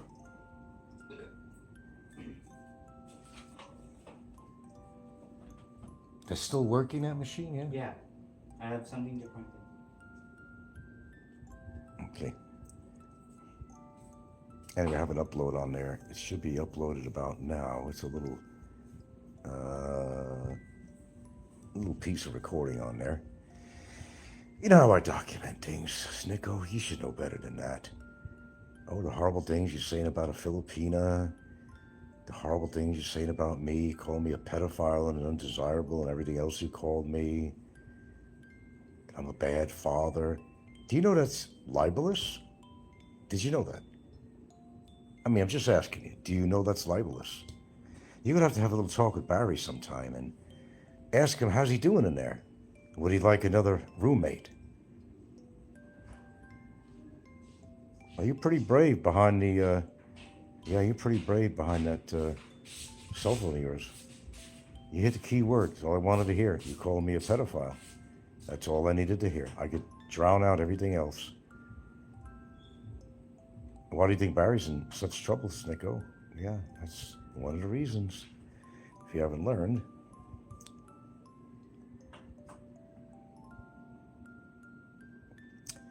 Yeah, I'm going to listen to that again. Anyway, it's out there. It should be out there right now.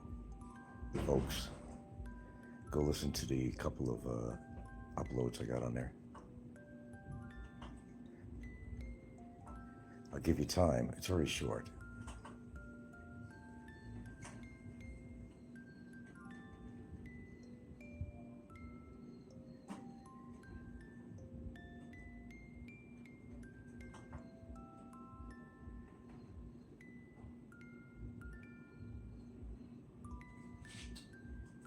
I'm just giving you all some time.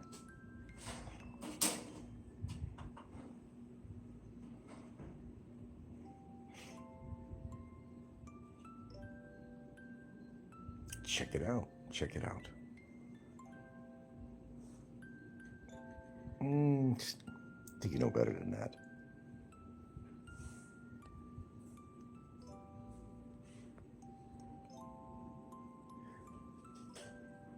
See, that's the kind of stuff I really get enjoyment of. When I could actually document something. I just say keep up the good work, really.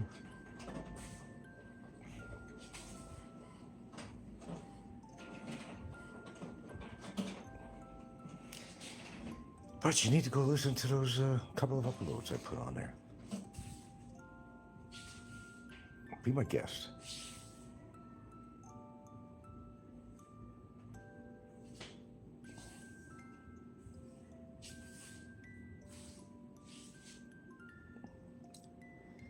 All right, gave you guys a little bit of time, but go back to it and listen to it. You too, Snikko.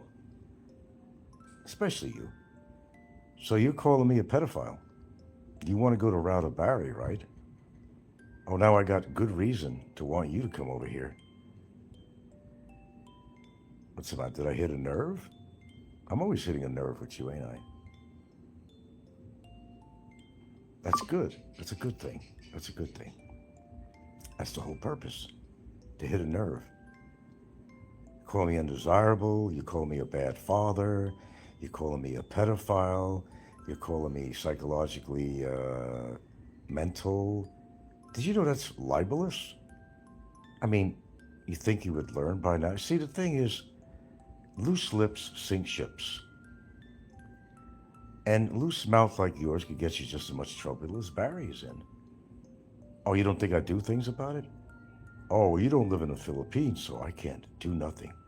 Well, I can make it hard for you to ever live in the Philippines if you ever decided to retire out here. I could certainly do that. And if push came to shove in a situation with you face to face, I could present all these documents. You know, all that stuff.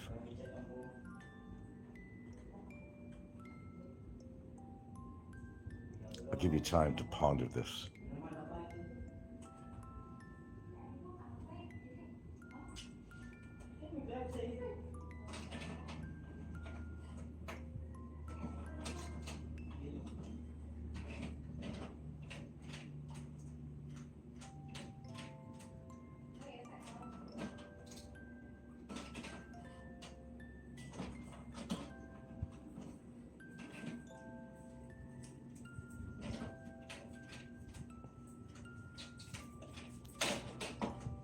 Shit, I might need to print something up on there sometime too. Let me get all this shit off. Okay, there we go. Okay, ponder it.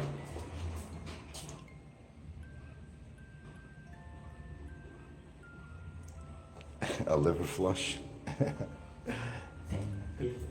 I say drink alcohol. Hope that answers your question. It'll flush your liver right out of your body. Enough of it. Yes, Nikko. Well, at least he admits he's fat. He admits that he's an alcoholic. We're getting somewhere, Snikko. We're getting somewhere. We're getting somewhere. For 10,000 pesos, you can shut Shaw up for good. If you know, I know what you mean. It's a horrible thing to say. I would never do anything like that. My goodness, that's mean.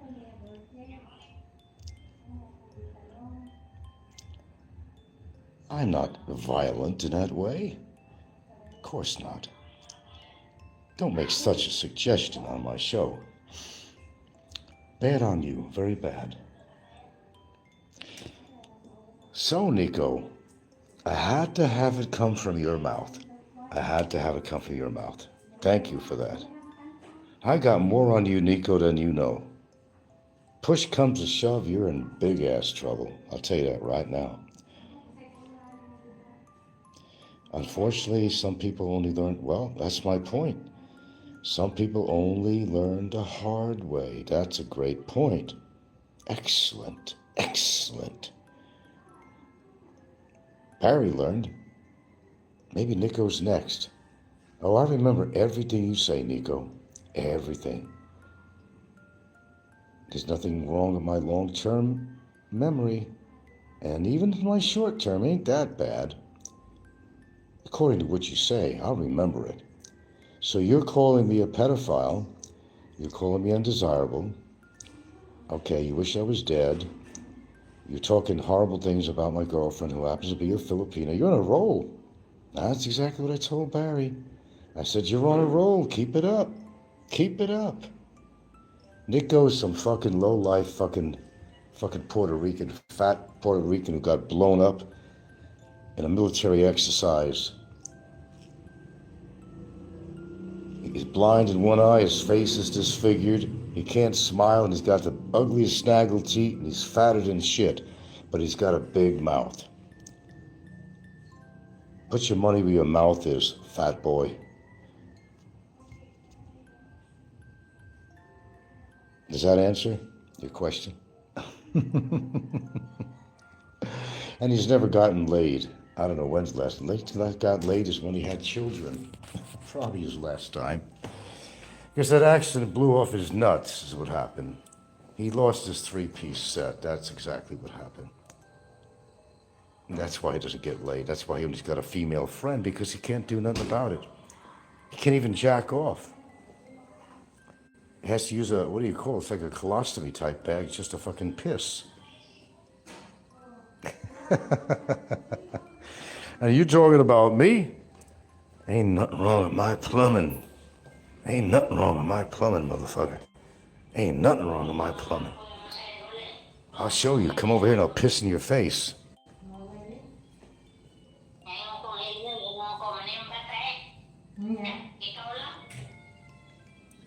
You're right. It all comes out in the wash, doesn't it? When Nikko starts to call me a fucking pedo, it's war, baby. Oh, that's war. Please come and visit me. I'm begging of you, and I don't beg anybody. Please come and visit me. I'll have your ass in jail in no fucking time at all. No fucking time at all. None. Nice.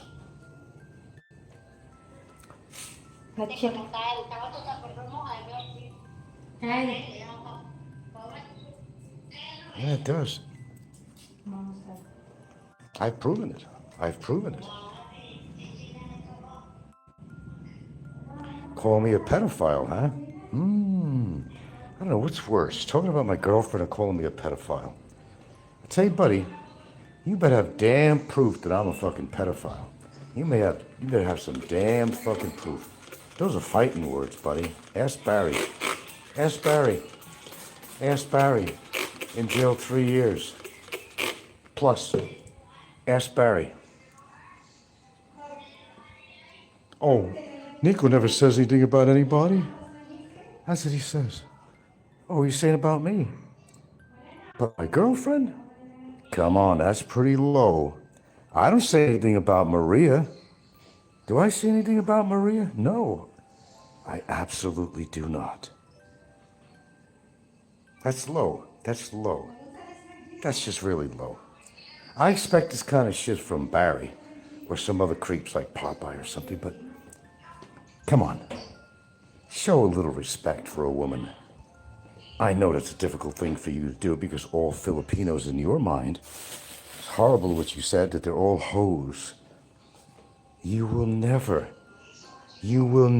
I guarantee you, if you had decided, you will never, ever, if I can help it, ever be able to settle down in the Philippines if that was your chosen destination to retire.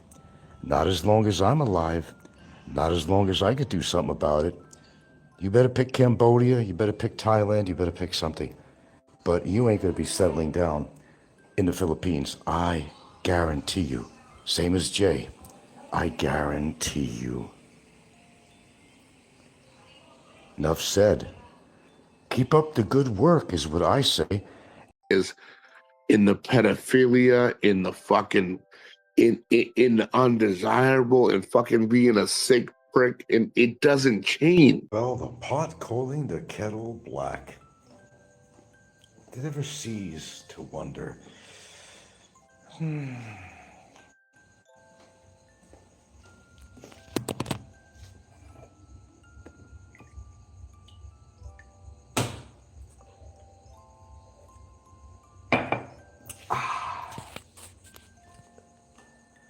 Boy, I tell you, just when you thought you heard it all.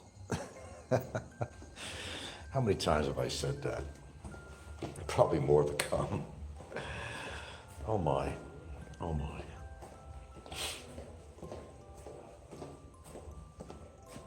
Let's get comfortable here. Shall we? That means everybody get comfortable here.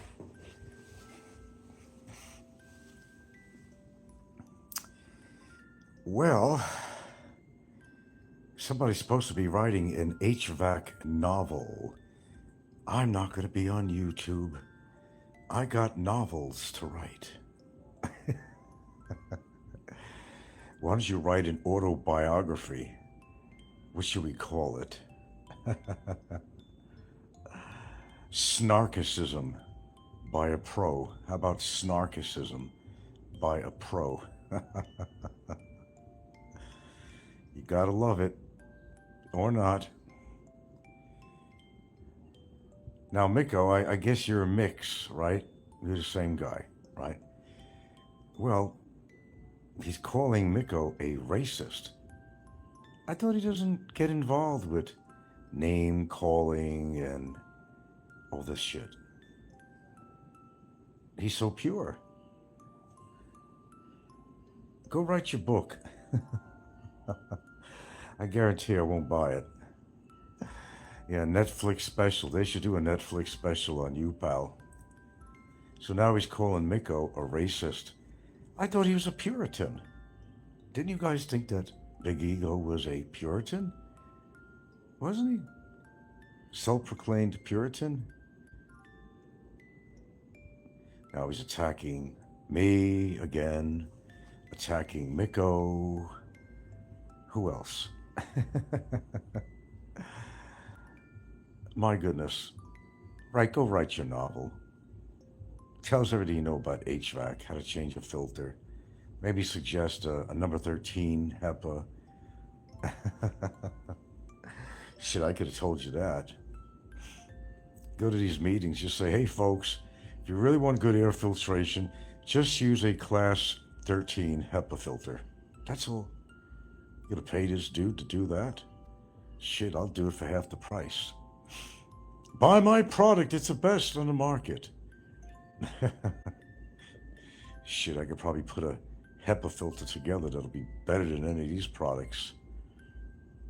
And probably a 16th of the cost, and I'm not even technical. Coming to you live in Technicolor. Welcome, welcome. Boy, they're really at it tonight, aren't they? We've got Snikko making a fool out of himself again and again and again and again and again. He decided to fire some barrels against me, but oh, no. I came back locked and loaded. I certainly did. Now you got the big ego out there who's not supposed to be doing any more shows. I got work to do. I got novels to write. I got millions of dollars to make. I'm going to work on a Netflix special. On what? An autobiography of yourself? Let's call it The Snarkicist. A personal tale. Anyway, don't get me going on this guy. Or let me go on this guy. And what is this about? See, he has this battle going on with Princess Anne. Him and his wife or something. I don't know what the fuck. They got this battle going on. And I'm supposed to have attacked, or was it Micko supposed to have attacked Princess Anne's? I don't know. He says a lot of things. I'm supposed to have attacked Princess Anne. Me and Princess Anne are buds. I attack her sister? Or are you saying that Micko did? So he's been attacking Micko, attacking me. Go back to writing your little novel. Go back to writing your novel. Thanks for the thumbs up. Somebody has to say it. Might as well be me. Might as well be me. Why not? Oh, the entertainment lately. I can't contain myself with all this. It's overwhelming. Too much to absorb. Too much to absorb. The financial genius. The one that, well, has a very unusual living situation. I'd say. Don't let me go into that. Ooh, yeah. Was that a fart you heard? That was a real fucking fart. Was Barry here? No, that was me. A body reaction to all this. Like, fart you, You hear all this nonsense? Go look at a couple of clips I got on there. Go ahead, folks. Go look at a couple of clips I got on prior to this live broadcast. Go take a look. Go listen to the fool. Go listen to him. If you can stand it. It's just a clip. Didn't play the whole thing. Just a clip. That's all you really need. Attacking everybody. Attacking Micko. Attacking me. Attacking Princess Anne. I thought he doesn't get involved with that kind of stuff. All the hijinks and hijacks on YouTube. I thought he doesn't get involved with that stuff. Apparently, he does. Yeah, the Puritan. The Puritan. Yeah, my ass, a Puritan. People get so sensitive. Again, it's easy to dish it out to people, but when it gets dished back in their face, they fall apart. You guarantee they're going to come on to YouTube. Oh, I'm not going to be on for quite a few months. I'm writing the best novel in the world. I'm going to make Stephen King bow down to me. It's going to be on a Netflix special. Well, what is it going to be? A Blue Plate special? And what's the title again? I think you said The Snarkicist. The Snarkicist. An autobiography. The Snarkicist. Good one. Snarky and narcissist. Excellent. Excellent.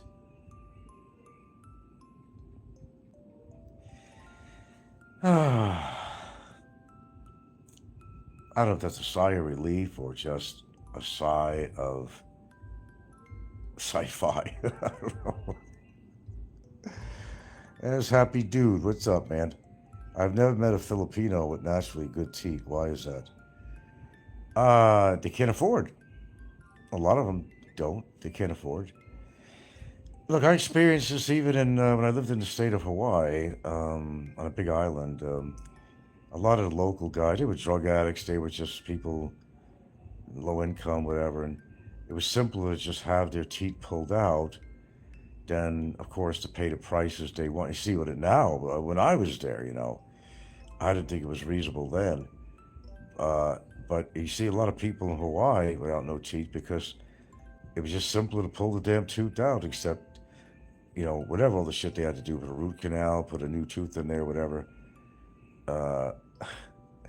It's expensive. It's expensive. I think it's genetics. They all say they have brushed their teeth their whole life, and yet they seem to have bad teeth. Or you could still brush your teeth and eat all the wrong foods and sugar and still get cavities and problems, you know. And people have a lot of plaque in their mouth, and that could also get in the blood system and create a heart attack. I mean, so much out there to learn. I don't know how we're talking about teeth now, but hey, my show is kind of wacky that way. It could be genetics, but no, a lot of times, yeah, I've noticed too, there's a lot of Filipinos that don't have a lot of teeth, and it's just that there's no affordable clinics to do that. That's all it really is. Maybe some don't take care of their teeth, but down the line, if they need a dentist, they'll try to pull it out themselves if they have to. If you don't got the money, what are you going to do, man? What are you going to do? Well, they just have to gather some money in a family and say, man, I'm in pain. I got to take this tooth out, you know? Then it goes to another tooth. But what happens is, okay, I'll answer this and I'll just, you know, yeah, it can. Yeah. The plaque in your mouth goes in your arteries, if you didn't know that. Oh, yeah, you get a lot of plaque in your arteries from if you don't brush your tongue, if you don't brush your gums, you don't really mouthwash your mouth. Yeah, absolutely. No question about it. No question. So what happens is they don't have the money for getting fancy teeth work done, you know. It's so simple just to get rid of that ache by getting rid of the tooth when they could save the tooth. But they just charge too much money. And, you know, how many people have a dental plan? And when you do, it doesn't cover everything. It really doesn't. My God, I don't know what they would charge. And this was a clinic in a small town clinic that I've been to for different work. I never had any. No, I did have a tooth pulled once there, didn't I? I think I have. And I thought it was expensive then for a low base clinic. But you go to any dentist now, or dental surgeon or something, oh shit, just to pull out a tooth could cost you $500 or something. Yeah, true, Sprinkle. Plaque can cause a heart attack. No, it's true. I don't only talk the truth on here. You came to the right channel. You're in the right place. You're in the right place. Somebody, all this nonsense talk on here. Nikko running his mouth, saying he lives a better life than me. Like I said, I haven't seen it yet. Let me know when that happens, Snikko. Please, you know, give notice. You know, schedule a show. Okay, this way I don't miss it. And show me what a better life you have than me. No, I just read, that's all. I just read. I'm an avid reader on stuff on the internet. It doesn't mean listening to all these goofy shows on here, but I know a lot about different stuff. Well, thank you. You love when I share. See, people appreciate me out there. See? Am I homeless? Hardly. No, we own a home. I'm far from homeless. Thank you, but because I don't have to keep them on, because there's a channel devoted to me that copies everything I put on here. So most people, if they want to hear my shows, they just go to this copycat channel and they just listen to it on there. I have another reason why I do that. I'm not going to share it with anybody, but I do have another reason why I do that. I'd like to see you become a serious YouTuber, Frank. I've always been a serious YouTuber, man. What have you been? I've been on here for 10 years. I've always been a serious YouTuber. You mean because I'm not monetized? I was monetized once, a short period of time, but I said, fuck it, I'm going to delete everything. I just got pissed off at the whole scene. But actually, the truth is, I kind of made a mistake. I went to hide the channel. Instead, I hit the delete. And all my videos went into cyberspace. Couldn't get them back. No, my videos are on there. It's just on somebody else's channel. What happened? What was it? Temporary. Am I hairy? I gotta get rid of this guy. If I got hair on my head, yes, I have a full head of hair. I'm not bald like a lot of these chrome domes on here. Oh, 19 in the house, dude. I didn't even realize that. Yeah, and they're giving you a bad image. You need to. I took control. I always take control every single time. I got a guy in jail sitting there for 3 years right now. Does that give you a hint?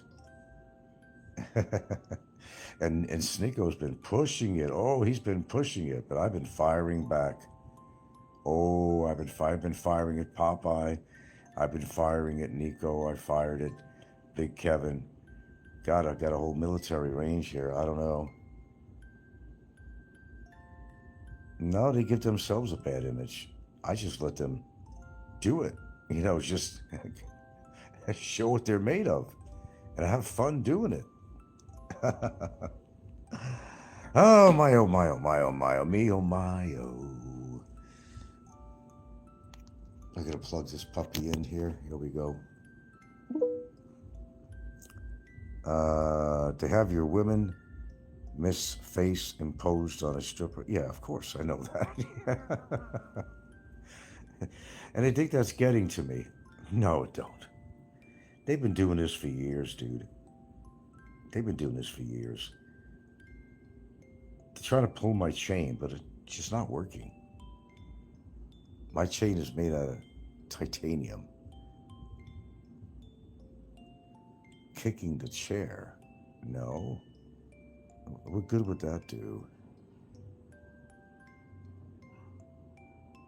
Oh, that famous one, I got my mouth in two hands. Of course, they took that out of context, of course. She was saying, I can support myself if I have to. In other words, she has two working arms and hands and everything else. She knows how to talk, so they just turned it around. That's where that came from. They still use it. If I think of kicking the chair, no, I could think of kicking somebody's head, but, you know, leave the chair alone. It's an inanimate object. That don't do good. Won't do good to my foot. Might break a toenail or something. Graham Campbell, 4720. You are number 2 on my list here tonight of viewers. Congratulations. I do nutrition video. What are you talking about? I show people what I eat. I talk about nutrition and supplements. I've been doing that for years and years and years and years. Nothing new. You just haven't been around. I talk about that all the time. They get upset with me. What did I have for dinner? I had, boy. Oh, okay. What did I have for dinner? See, I was picking on something before that. That's why I don't remember. I had kind of a double dinner. I don't remember what I had for dinner. What did I have for fucking dinner? Oh, okay. Because I was picking on something before that. Okay. Now, my dinner was roasted chicken with roasted potatoes. No cup of noodles tonight. No, I had a roasted chicken with roasted potatoes in the oven. Yumminkin.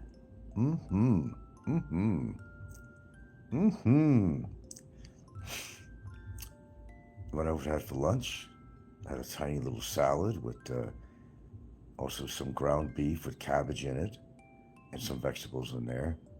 That's what I had for lunch.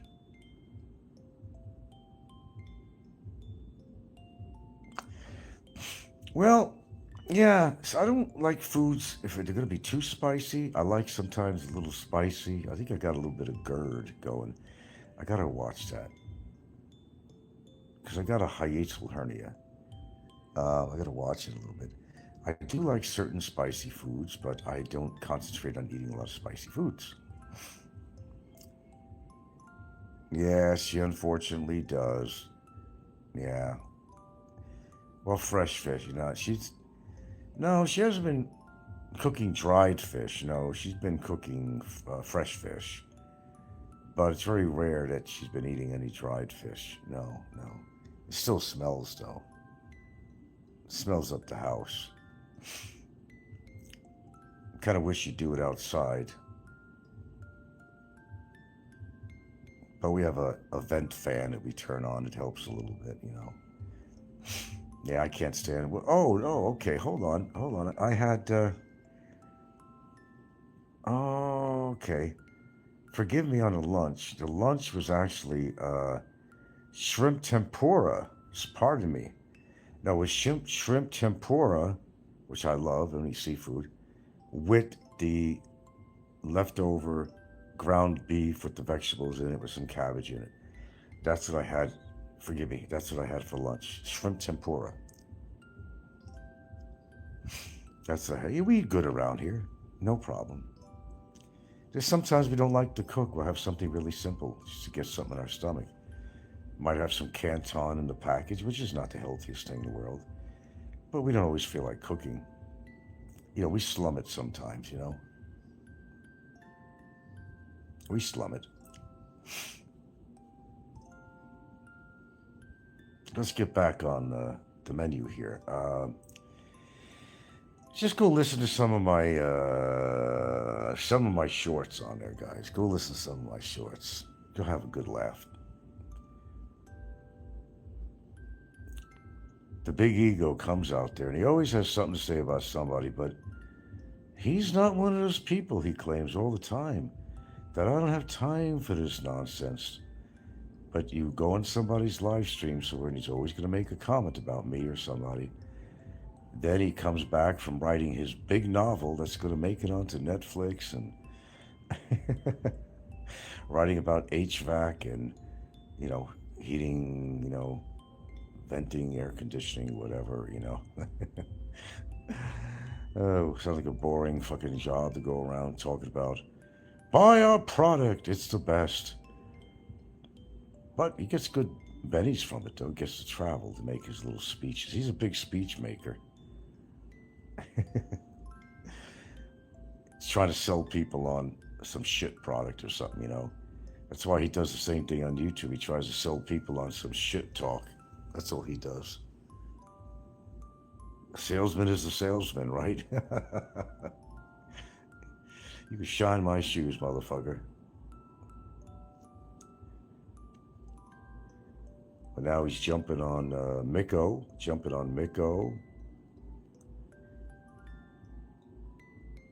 And maybe Micko was trying to defend, I guess the story is that every morning, I skip a few days sometimes, it's according to what exercise I'm doing to give my muscles a break.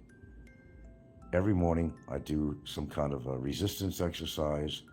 I take out my Jane Fonda, they like to call it, dumbbells. It's not exactly Jane Fonda, it's 20 pounds, and you could do a lot with 20 pounds. You don't need a whole weight set. You absolutely don't. Because you're killing yourself if you do that. It's better you do reps. These guys don't know what the fuck they're talking about. And I'm not an exercise junkie or a professional, you know. I'm just a little frail old man. That's what I am. I get shorter and shorter every time they talk about me. And now, what did Big E call me? Oh, no, or was it Nikko? I'm emaciated looking? Emaciated looking? Seriously? Far from. Far from. It is impressive when you do reps. I'm not looking to be a muscle man, you know. I'm not one of these guys that will stand in the mirror admiring his body, taking steroids and testosterone and all that shit. They're in love with their bodies.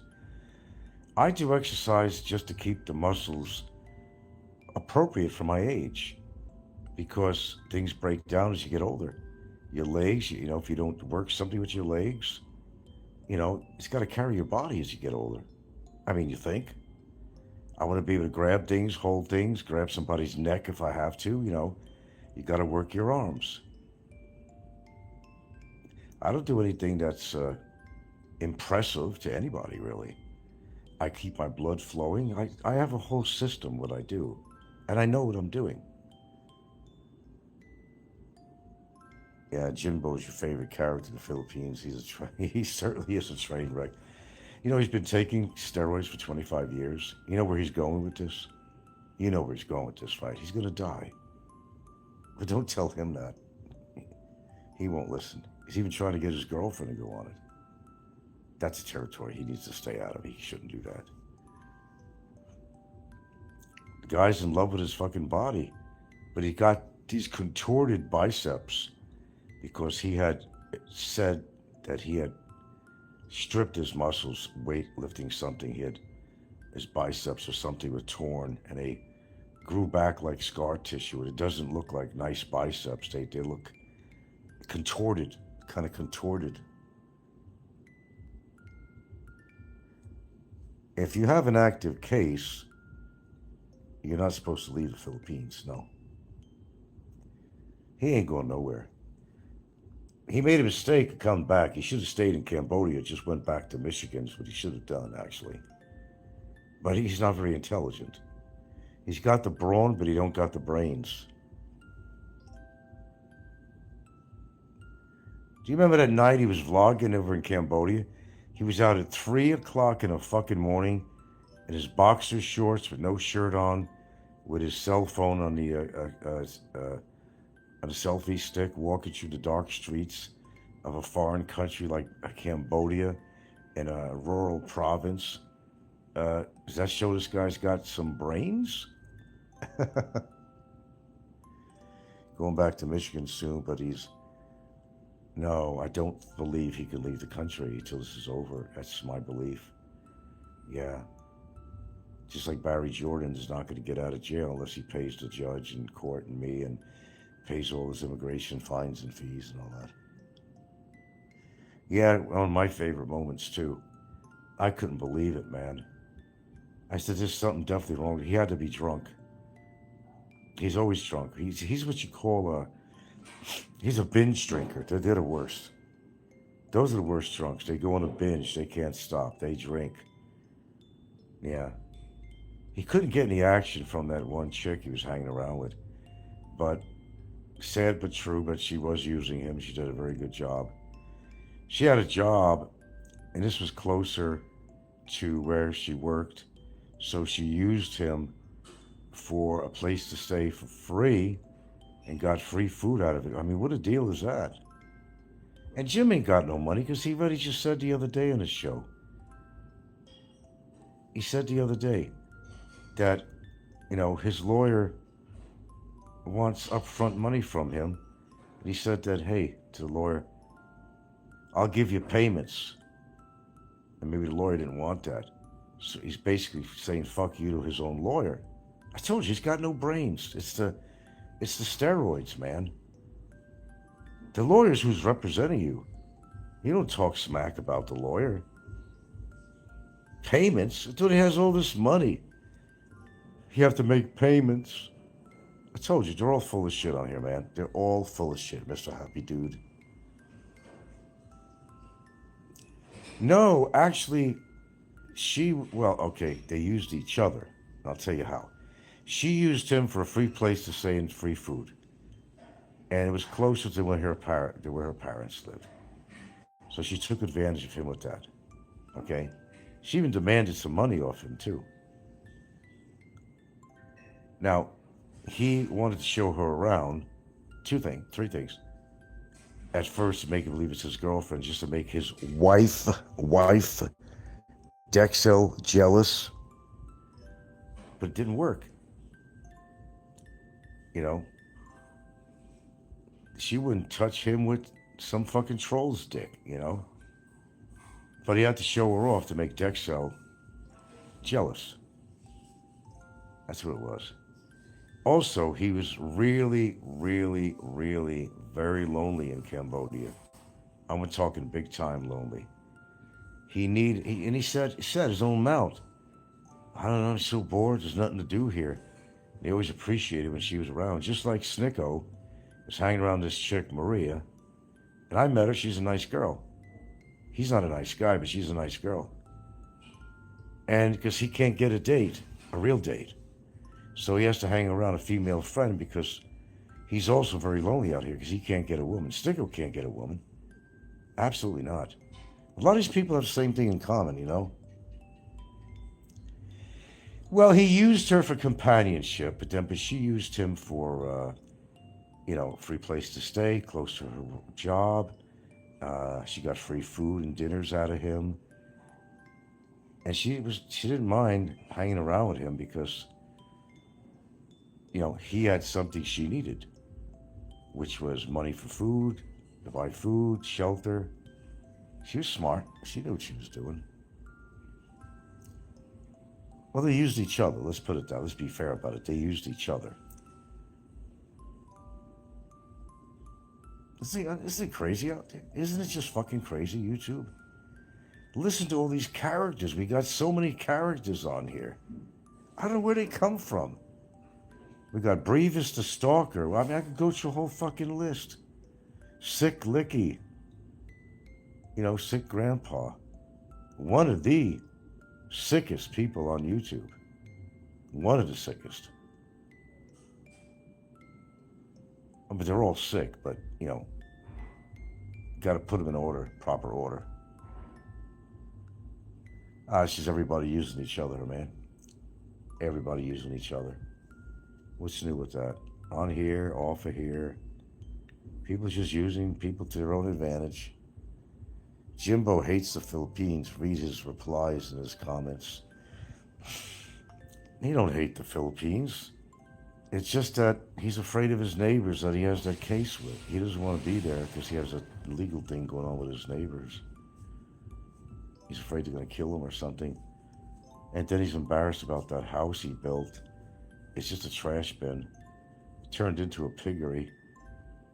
They're so scared of being around. Now it's not just the neighbors.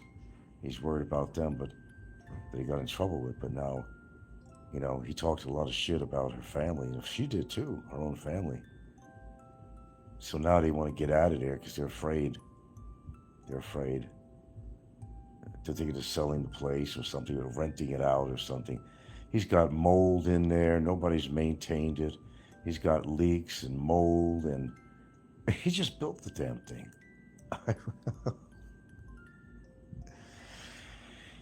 No, he doesn't hate the Philippines. This is like somebody else on here. The way they talk about the Philippines, they hate it, but they don't hate it. They loved it. It's just that it's not very advantageous for this certain person to move back to the Philippines they love so much. Because if he does, he might find himself in a similar situation that happened a while back where his girlfriend, got him for a lot of money. They had some little problem going on. So he was not going to live in the Philippines anymore because he's still with her. And if he moves to the Philippines again and they get into a spat, well, it's got a very interesting situation. He has a mistress, which means he's committing adultery. She has all the videos of him with the other girl. So he don't want to move back to the Philippines. He doesn't know. He wants to build up Vietnam and put down the Philippines. He loved the Philippines. Absolutely loved it. That's all bullshit, But he will not move back to the Philippines because he's afraid of losing money again. We heard, hey, this was on a Facebook thing. Okay, so this is not some bullshit crap, Everybody heard his Facebook thing, and everybody knows what I'm talking about. Yeah. He wasn't talking very nice about her at all unless she took him for money and he's an ATM and all this. We heard it all. That's all we needed to hear. Didn't need any more than that. We knew what was going on. And he talks about me a lot.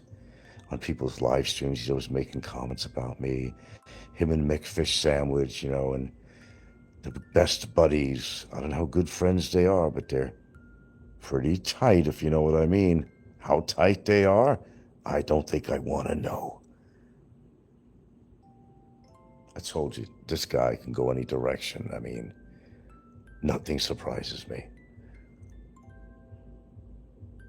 But he's a nice guy, though. In his sick mind. He's actually one of the biggest antagonists on here, actually. Never mind the others. He's always behind the scene of everything. And believe me, he's behind the scene also with somebody out there that put a complaint on me. He's behind that scene too. He thinks I'm stupid and gullible and naive. No, sir. No, sir, I'm not. Lie all you want. Lie all you want. You're lying to the wrong person. You're lying to the lion. The Lion of Bantayan. You hear all that shit with Nikko. What a bullshit artist he is. He's living a better life than I am. I'm just waiting to count the ways. Show me the way every day. Show me. You haven't shown me so far, Snikko. Where are you living a better life than me? I'm all grounded. Got a nice home here. I got a girlfriend of 10 years. Anniversary's coming up. He doesn't have either one of them. So how could his life be better than mine? He's also admitted alcoholic.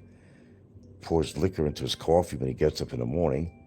Admits he's fat. He said it himself. He's obese, overweight. How is he having a better life than me? I'm not obese. I'm not overweight. I don't drink alcohol. And I have a woman for 10 years. But he's got to say that, how many kids she has.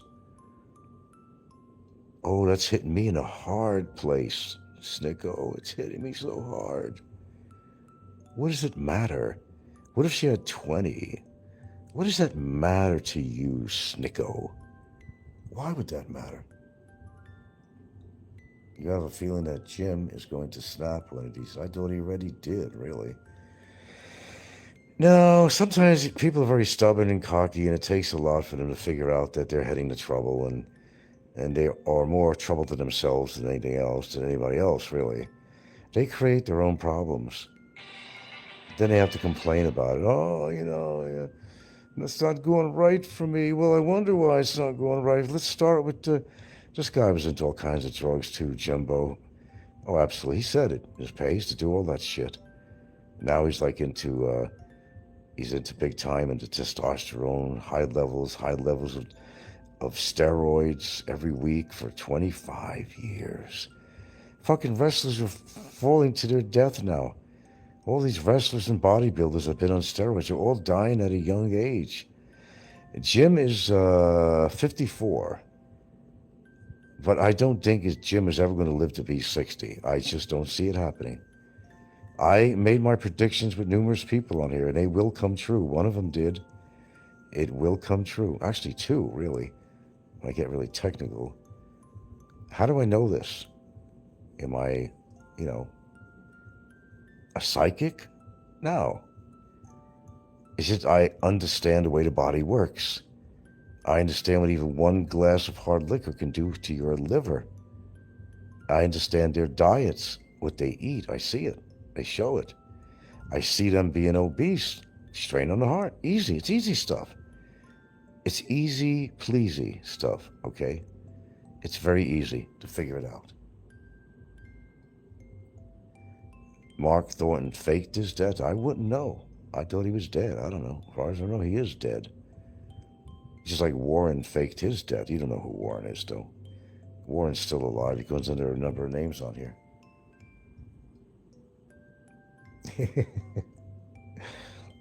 Shit, I was off for 3 months. They all thought I died or got deported or got arrested or something. They all jumped to all these conclusions. It was fun just to get a reaction. I was off for 3 months. I don't know how long it was. I thought it was 3 months. Maybe it was less. Don't matter. I was off.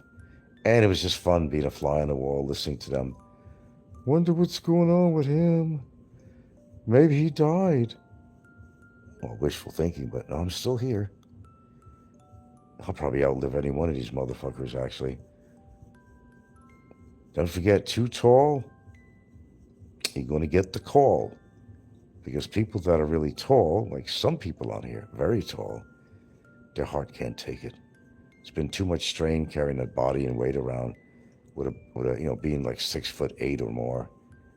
Nobody statistically lives a very long time when they're at more of an extreme height. It's just fact. Look up the stats on it. But don't listen to me, because I don't know what I'm talking about. faked his death to get out of fatherhood? I wouldn't know. That's just hearsay. I don't listen to hearsay. If I know it myself, I'll talk about it. I say things because I see it and hear it. That's why they're facts, not fiction. There's a difference. I don't make up stories about people on here unless it's been proven. A lot of people think I'm so naive, but prove them wrong. Oh, no. I got caught up in... I forgot who it was. One thing. I forgot who it was, said he was dead or something. It wasn't Warren or somebody else, but I was naive at one point, but I haven't been since. Oh, Goldfinger, yeah. I don't really watch him, I know who he is, though. I've seen him as a guest on somebody's show a couple of times. It's Goldfinger. Goldfinger. Do-do-do. Do-do-do. Man with the golden hand. Did Mark and his woman separate? I don't know. I don't watch the dude. Mike. Oh, Mike. I guess she left him. I don't know why. I probably have some ideas, but I can't validate it. Would you want to stay married to him? He's married to YouTube. Or he just can't perform anymore. I don't know. Both. And for the first time, I've never seen him without a hat until there was a couple of shows he'd been doing. He didn't have a... I never seen him before. I knew he looked old even with his little baseball cap on, sports cap, Then he did a few shows without his cap, and I said, holy shit. The guy's becoming a chrome dome, and he's got all this silver hair. I have never seen that before. He's better putting the cap on, because if he takes the cap off and he's got his reading glasses on, holy shit. He looks old, man. He looks ancient. Ancient. Mike's Philippines retirement plan, yeah. Oh, they know everything. They're experts. He hasn't lived in the Philippines that terribly long, but he's a big expert on everything. He's an expert on women. That's why his woman left him, right? Yeah, they're all experts on everything. I don't claim to be an expert on anything on here. I'm an expert on the trolls, but other than that, I don't proclaim to be, not even my photography. I'm not an expert on anything, really. I'm not. So many things have changed in the industry, I can't say I've ever kept up with it. I'm old school, black and white, or regular SLR cameras, and bigger formats, of course. But, digital, photography died when digital came out. It died. Now the camera could do everything but fuck a woman for you, Hit a button, get your color saturation, white levels, you do different effects on there, and you could use filters to make your ugly girlfriend look actually semi-attractive. What do I see that happen a lot on here? I didn't realize he did. I didn't listen to his whole show because it's really hard to listen to Philly's shows. It's very difficult even to look at him. I can't stand the guy. I'll be honest with you. I'm not going to hold back. And it is clickbait. I got tired of that. That turned me off from the beginning. There's just something about his whole persona that I just can't relate with.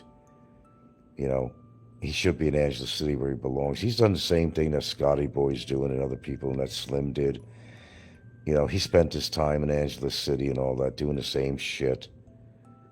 The only reason he got out, it wasn't because his wife, he came up with a phony story that his wife got robbed.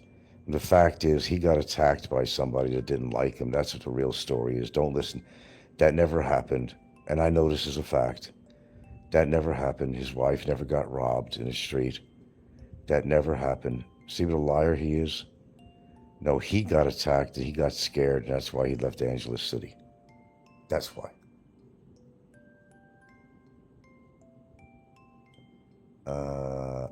Mix, you're Micko, right? You're actually Micko, right? Is that a yes or no? Are you Micko? There's a reason for that, I'm asking you. Because Big E did a show and he was down in your ass like a mofo. Yeah. Oh, yeah. That you were protecting Princess. Oh, yeah, he did a show. He's supposed to be writing his big novel, which is going to become a Netflix big thing on his Hvac. or do a fucking, a retrospect of his worthless fucking life. But, oh, he was getting on your ass. Oh, boy. Mix. Oh, yeah. Philly was playing RG's live stream on Philly's own live stream. Okay. Oh, he's mad about you. Did you hear Big E's show? Did you hear it? Did you hear it? Oh, he say that you're sucking my ass and all that shit and sucking up to me and that you're lonely and desperate, and he's upset that you come on my channel and support my channel. And oh, you did? Good for you, man. Hey, look, whatever you shit did in the past, I don't remember you doing anything to me in particular. Maybe you did, but I don't remember it, or I wasn't keeping track. But you come on my show and you're cool. I don't have any problem. I don't have any problem with you at all. Yeah, Philly is a real freak. They're all fucking freaks. Just generalize. They all are. They all got problems. Yeah, I can't remember you doing anything bad to me, or else I would have remembered it. Doritos. I used to watch Philly, but lately he just talks and talks about nothing. I tell you what, he was probably he was a jail guard, right? He probably was a real crooked jail guard on the take, I'll bet you.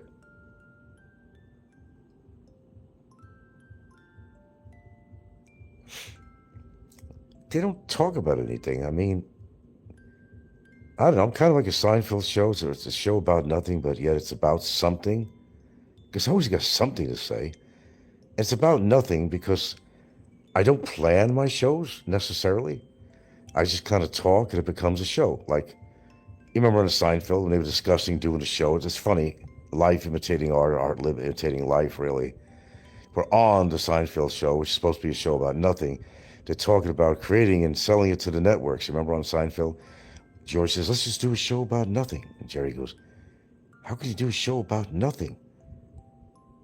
So George gives the example. Well, Jerry said, what's it going to be all about? Well, you go to the bathroom. That's a show. Go on a date. That's a show. Go brush your teeth. That's a show. So it's about something. All it's about, really, about nothing in particular is the point. It was brilliant. It was brilliant. Mick says, I'll say to the big, he's watching, don't worry. I say to the big man, stop covering the cracks and go back to PI for a few months if you are so bravado. Happy Dude says, one day, Sunshine Shoulder will tell you to do this. The next day, he will tell you to do the opposite. I don't know. It just rarely do I listen to him. Mick says he wants me to go to Dublin to stick a camera in my face and utter clown. Look, none of these people want to get in trouble. They just cause their own trouble in their own personal life. But they're not going to harm anybody. Just trust me, they're not. They don't want to lose their jobs and all kinds of shit and get in trouble with the law. They talk, big talk on here, but nobody in their right mind. Well, they're not in their right mind. That's the problem. They may actually do something. I don't know. But normally nobody in their right mind is really want to get into it with somebody on here, because they're all fucking crazy. They're all fucking crazy. And I could be crazy too when I really want. And they know that. They know there's a fact. No, they didn't want to mess with me. Not because I'm big and bad. I'm just big and bad in different ways. I'm not a big, huge, hunky guy with 375 pounds and 6'10" or something, But I'm not obese either. But I'm frail. See, frail to them. See, these people like 300 plus pounds, some of them. Okay, they're overweight, obviously. They're obese. So anybody that's not 6'8" or something, who doesn't weigh over 350 pounds or whatever, you're frail. Well, I guess in comparison, you are frail to somebody that's that fat. But understand what frail really is. Just look it up.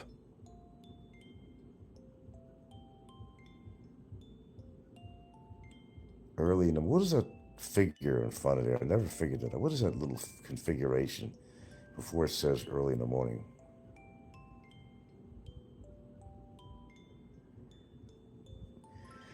No, I'm not going to film my exercise. I've been on there a couple of times with dumbbells. I don't, I'm not on to become Jane Fonda with my Jane Fonda weights. I still laugh on that one. I'll tell you, I don't know. Jane Fonda. She kept herself in good shape with those little Jane Fonda weights, didn't she? Guys certainly admired her figure.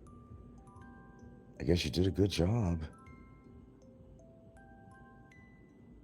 I am vlogging. I'm vlogging right now. Macaulay, bananas and rice. What about, bananas and rice. What about bananas and rice? Oh, and what did, that was a funny one. Did you see my short on oatmeal and blueberries? It was just maybe a short or something on there. Snikko seems to think there's something unhealthy about oatmeal and blueberries. Well, you see, I don't eat all this horribly fattening and high cholesterol bacon and all the crap he throws together. You know these Puerto Ricans, how they eat, These guys will put a banana on a piece of steak or something, but he doesn't eat very healthy, and he's also very overweight. And he's laughing about the fact that I always promote my oatmeal and my blueberry consumption. And I'm thinking, okay, is there a point to that? What's wrong with healthy oatmeal and blueberries? It's the best thing you could eat for breakfast or any time. But he can't think of any of the digs on me, that's why. What's that about a radio show? Happy Dude says, a radio show that will be gone and reposted by haters who are in control of your image here on YouTube. Mick says, I want to be clear on this. I'd never want a life of debauchery like he does. No decent person desires it. No, I wouldn't either. I couldn't handle that. It's a very unsettling type of life where you're walking on eggshells because anytime any one of your partners, plural partners, could turn on you at any given time. Hell with that. And it happened. It happened already. I think more than once, actually. I think he's even got an ex-wife that he's either not paying support, he has trouble with. But I'm not going to validate that. I just heard it, so I'm just going to call it hearsay and leave it at that, because I don't know this fact. There is something to that. I've heard that many years. His life ain't, everything spicy and nicey. I am vlogging. What do you think I'm doing right now? What do you mean I need to start vlogging, Happy Dude, and being in control of your image here on YouTube? I am vlogging, and I was on camera earlier today.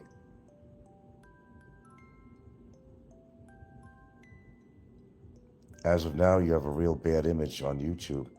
I think I got a great image. It's all interpretation. It's all interpretation, and by who? It's called interpretation and an effort to exterminate. Well, I'm one cockroach you ain't going to exterminate. No, I've survived many things. Get out the bug spray, but you're not gonna destroy me. I become immune.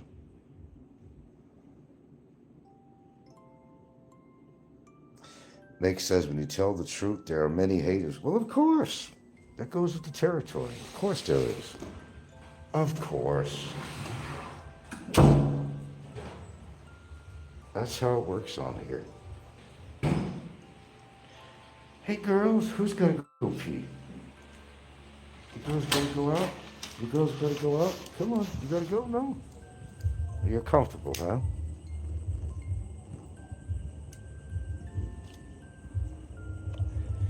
No, it's actually a known fact, and you don't have to be a psychologist to figure it out.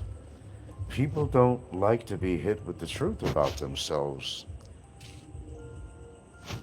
That's just a known fact. You don't need a degree to figure that out. I'm still waiting for Nikko to prove to me what a better life he has than me. Oh, I can't wait for that episode. Do tell. Nikko's claiming he has a much better life. At least my kids and my grandkids are in my life. Well, they weren't before. And like I said, I'm not going to hold speech. I raised my daughter on my own, brother. That's right. Did you change shitty diapers and get up in the middle of the night, Snikko? Hell, you didn't. You were out doing drugs. And that's not a derogatory comment. That's true. Because you've told about your past on here. That becomes valid. Okay? And I've got videos of you saying it too, motherfucker. And even calling yourself an alcoholic. Just on today's video. You admitted you're an alcoholic. Okay? So you're destroying your own image. No help from me, Snikko. You did a good job.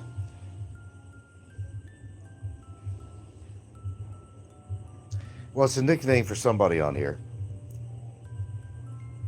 He's a Puerto Rican. He's a Puerto Rican, like a Puerto Rican cockroach shoes with the pointy toes on it. How do you think they were so successful killing those roaches in the tenements and the ghettos? If you had a flat toe, square toe shoe, you could not catch those cockroaches. You get them in a corner, they're not going to die. But that's why they invented the Puerto Rican.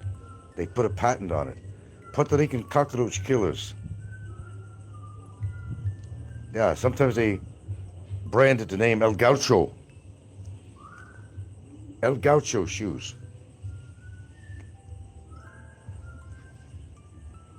All for the world, Frankie.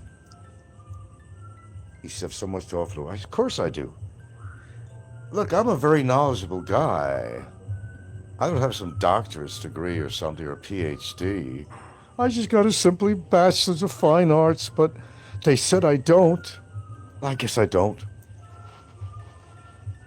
Oh, I never went to New York Institute of Technology. I never went to School of Visual Art, but they said, oh, but your grade point out. That wasn't my grade point. I'm not going to explain this on here. It's ridiculous. Most of these people have never been to college. Although the other guy said he's a graduate of Stanford with some kind of master's or doctorate degree. Yeah, right. Stanford, my ass. Oops.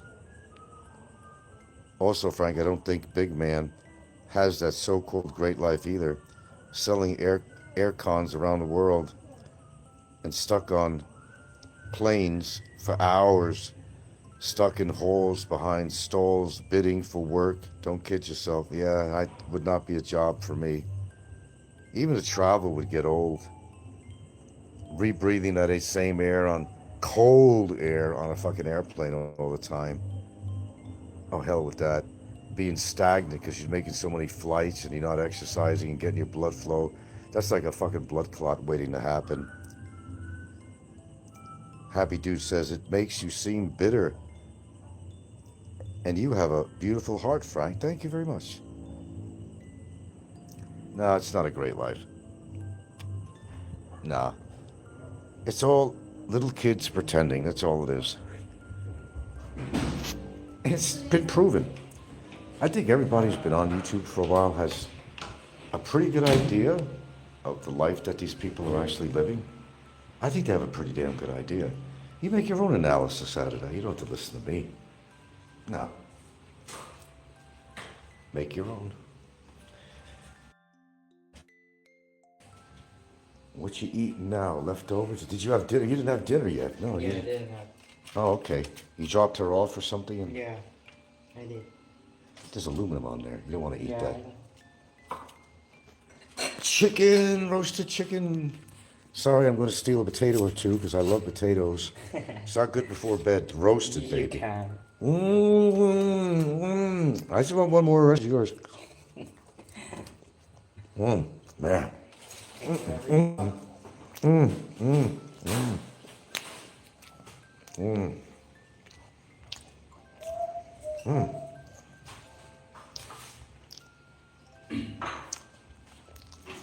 I've always loved roasted potatoes.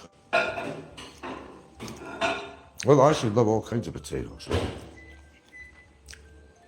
Well, I love mashed, of course, but French fries, not as much, but roasted potatoes, you make with rosemary or something. Par excellent. par excellence. Don't get caught up with the haters, Frank.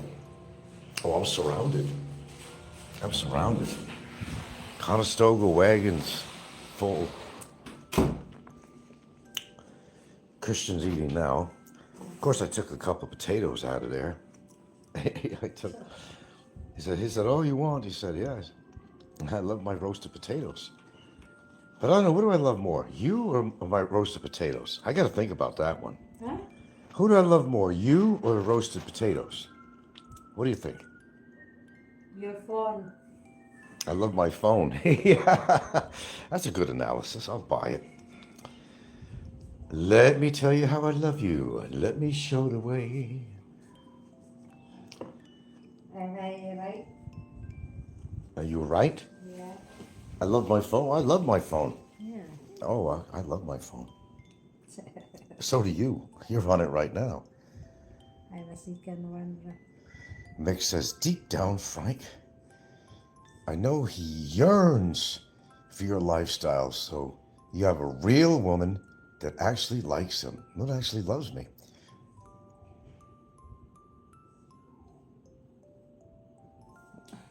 Mr. Dix on your anus says, Jordan has 7-year overstay, but it's Frank's fault he's in jail. No, you're wrong. You're absolutely wrong. Don't commit the crime and he won't do the time. It's his fault he's in jail, not mine. I fired the warning shots. He didn't listen. He's still in jail. Sorry, pal. But you're wrong. You gotta strike the match before you light the fire, right? That's just the way it is. Igniting something, you have to ignite something to get the fire. Well, it's a couple of slate stones. Yeah. Or if it's a bow type of fire starter, or it's some lighting fluid on the charcoal, you still need a match. You still need a catalyst. Happy Dude says, Gilda is a beautiful angel who has been an incredible mother, absolutely. And we all love Gilda and have so much respect for her and Frank. Yeah, I see that. Tell Snikko that. Tell Big E that. Happy Dude says, thank you, Gilda, for keeping Frank safe and keeping him sane. We love and appreciate you, Gilda. Well, I'm sure she appreciates knowing that. She's right here anyway. She hears me reading this. She's on her phone too. We're like the twins. Before we wind up for bed, we don't just go to bed right away. We just, oh, is it? Oh, okay. It's that time already. I don't even know it. I'm a very scheduled person here. Actuality. I'm a very scheduled person. I like to schedule before I go. You know, what time we go to bed, stuff like that. I need a drink of water. Let me get a drink of water. I actually need some water. Water.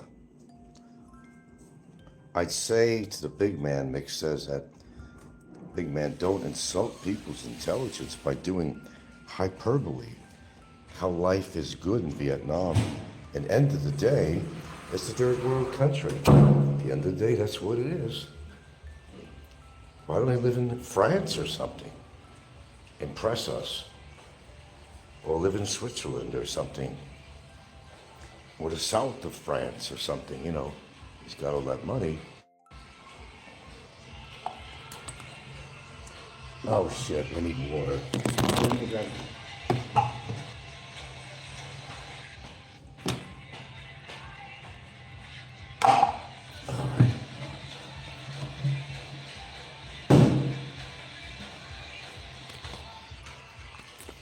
Look at that leftover. They got Canton, what is that? Pancit round, oops. Got pancit. Got chicken and potatoes. I grabbed another one.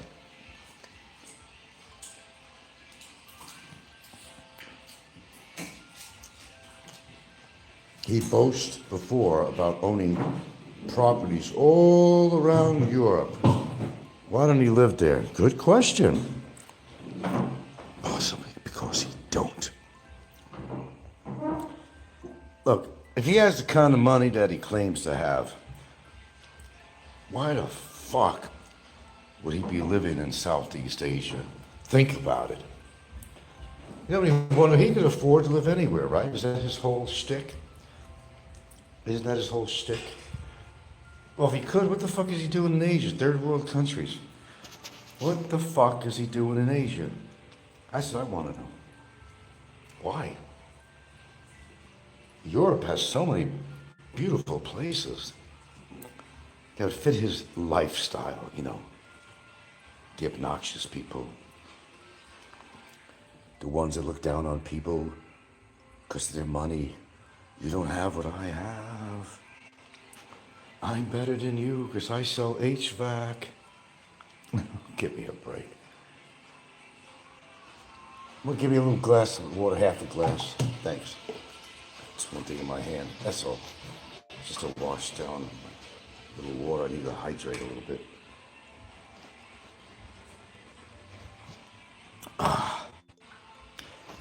Well, Sao, I don't know what you're looking for.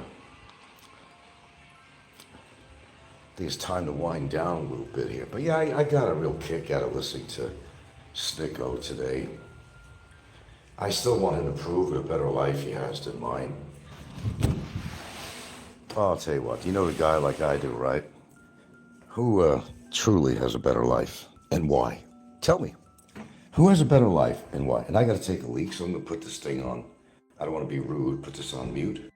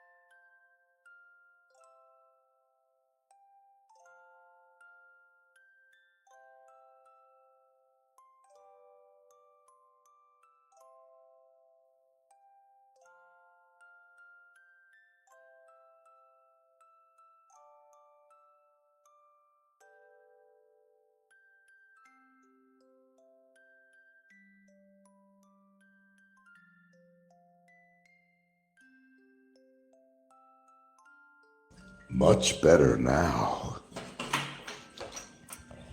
Here we go. Okay, let's read. Misha. Hey man, today's my birthday. Can you say no? I'm not here to give birthday greetings. I don't know who you are, and I don't care who you are. It's some kind of a phishing thing going on. Phishing, P-H-I-S, whatever. Why don't he bring the family to live in Switzerland? Ah, he's got all this money. He can live anywhere in the world, and he picks Philippines, Vietnam. Look, let me tell you something, little secret. I have to be honest. If I had all the money, I don't think I'd be living in the Philippines. I just don't think, not that I don't like the country. I'm not knocking it. But seriously speaking, there's some really nice places to live. Really nice places in the world to live that are just absolute wonderlands. Huh? What's that? The very, very nice place to live. Where? Heaven. Heaven, yeah. Well, everybody get their chance. What do you mean go in the other direction? Yeah. Yeah, he said he had $3 million in Apple shares. Maybe he does. But you can't believe a liar. You can't believe a liar. He got his money, okay, because his parents passed away. And they come from a very expensive area in California. So he got an inheritance. He didn't earn his money. He got an inheritance. And if he did, good for him. Don't make him any better than any one of us. That's right, happy dude. Frank is a wealthy man because he has true love. Not organized love. Not love based on, being a power freak and a control freak. Nope, that ain't me. If you ain't got real love, you ain't got shit. It's all a game. It's a business. It's all it is. It's just trying to show. It's like another Trump, Money goes to your head. You get power drunk. You got people following you around because, you could offer them a 5-star dinner here and there. Or take them to another country or something. What self-respecting Filipino is not going to go for that? Free ride. Free is good. Free is good. Thank you, Lord, free is good. Free is good. Free is good. Right, Kevin? Free is good, Kevin. Big cabin. Free is good. I get a kick out of all of them. The only reason Kevin ever went to Thailand or Vietnam, whatever it was, Thailand, is because this guy gave him money. He said, I'll give you money. Go anywhere you want to go, but you got to lose X amount of pounds. So when he heard free money and a free trip, Kevin, he went and got on this medicine, a very dangerous medicine, very controversial medicine, Ozempic. And he lost some weight, so he got his ticket. And he went to, of all the places you could choose in the world, he chose fucking Thailand, which, wouldn't be my top of the list place. Mick says, when you have to be on guard all the time, knowing your wife could harm you at any time and her family, what type of life is it? I agree with you on that. Okay, so you're an expert on this. What is his beef with Princess Anne? What is the beef? They got this big beef going on. So I guess his wife is trying to sue her in court or something. Because Filipina to Filipina, countryman to countryman. I mean, they're both attacking each other. They were both attacking each other, but, what came first, the chicken or the egg? Who started it? Who started all this fiasco? Oh, I wonder who. And then, they make fun of her. For what I understand, she has a disability. So it's not fun. What's that? It's not fun if you have disability. It's not fun, it's not fun when you have a disability. She does. And they like to make fun of it and make fun of her. Like they're so fucking perfect. I know one guy out there has got a wife that says big fucking teeth. She could fucking shoot through a goddamn chain link fucking fence.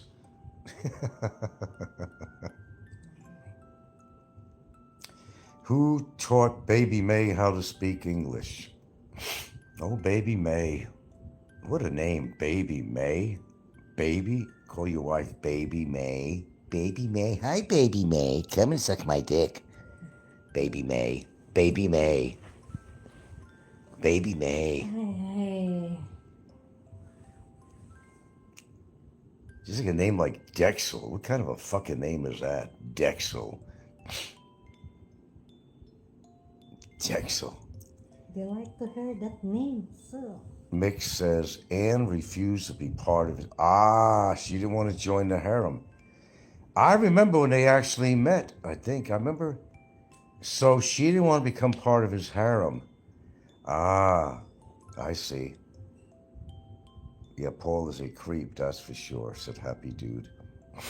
I see now. She didn't want to become another member of his harem. This man. How sick is this man?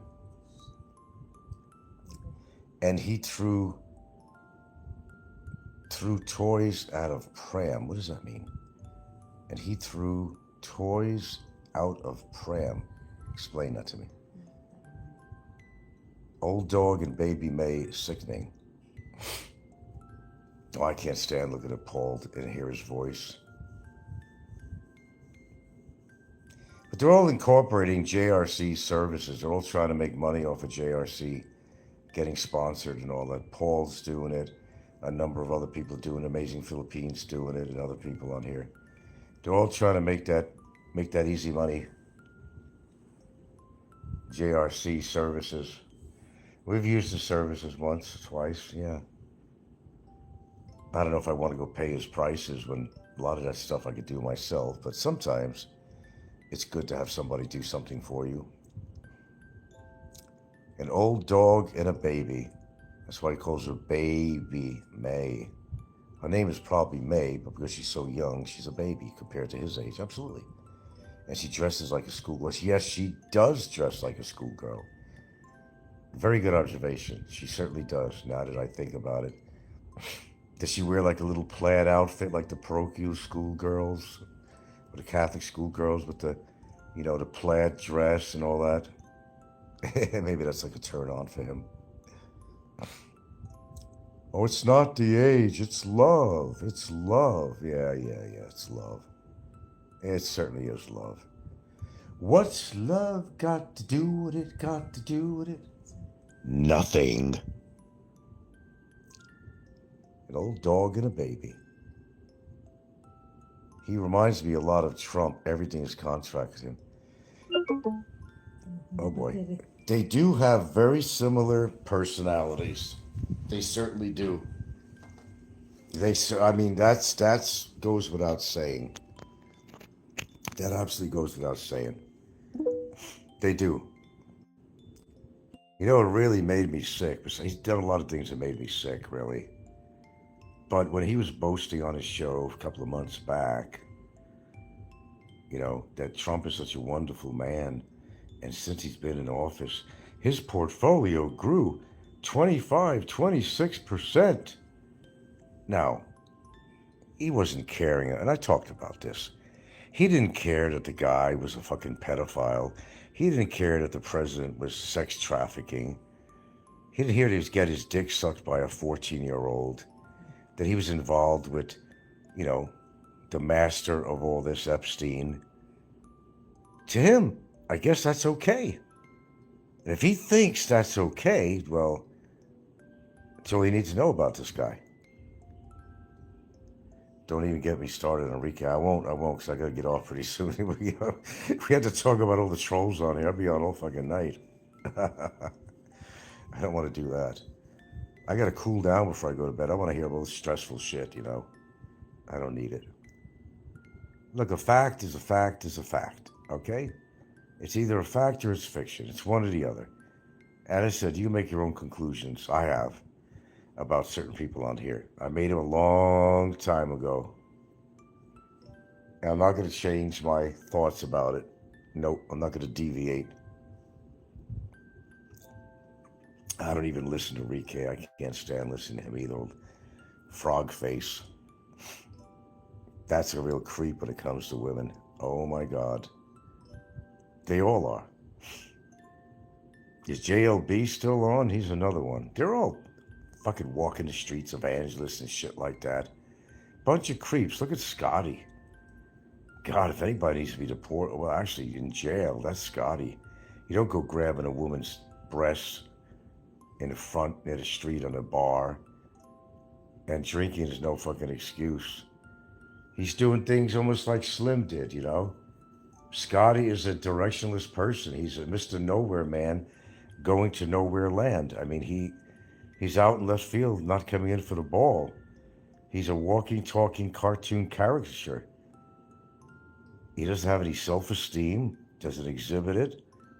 Eats one meal a day, so cheap.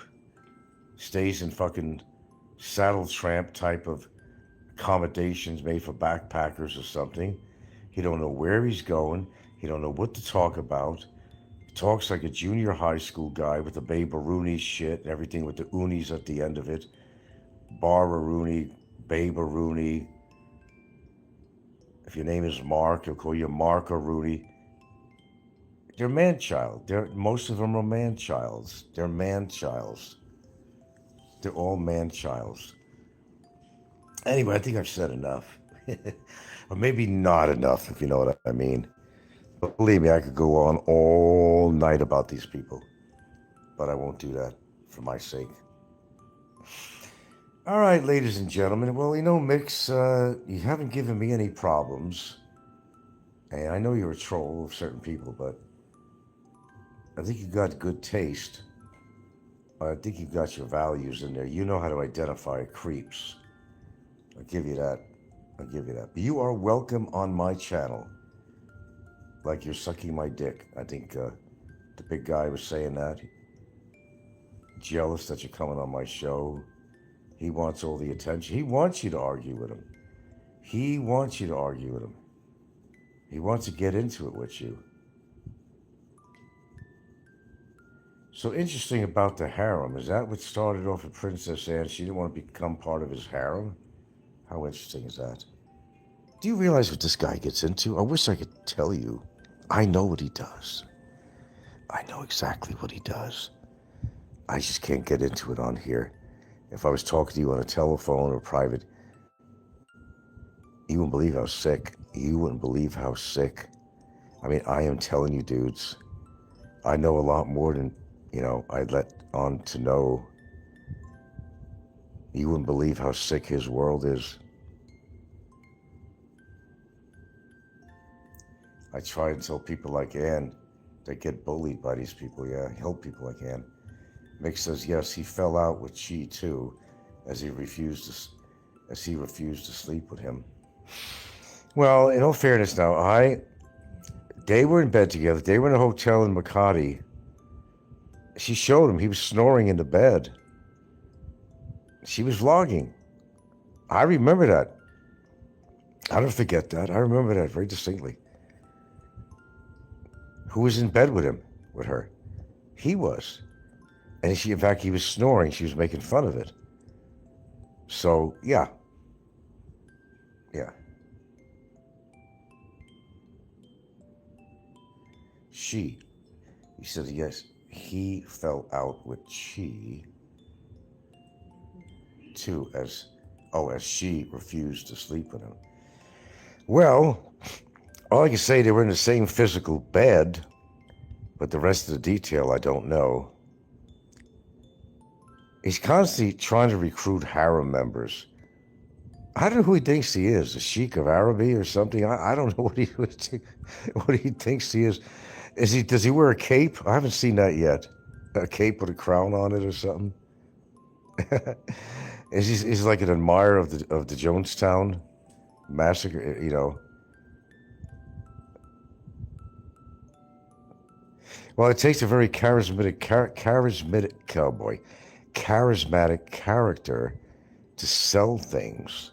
So maybe if he does sell things, maybe he has a way of selling into women to make them believe that he's a great man and stick with me and I'll take care of you, but you're going to have to do this and you're going to have to do that. And you may not like it, but I'll make life quite pleasant for you if you're willing to do these little things, my dear. Yeah, tell me about it. I'm talking sick shit. I know some shit. Maybe one day I'll come out with it. I know shit that some people don't know. How sick his lifestyle really is. Oh my God. Let's just say it's an anything goes lifestyle. That's all I'm going to say. And I do mean anything.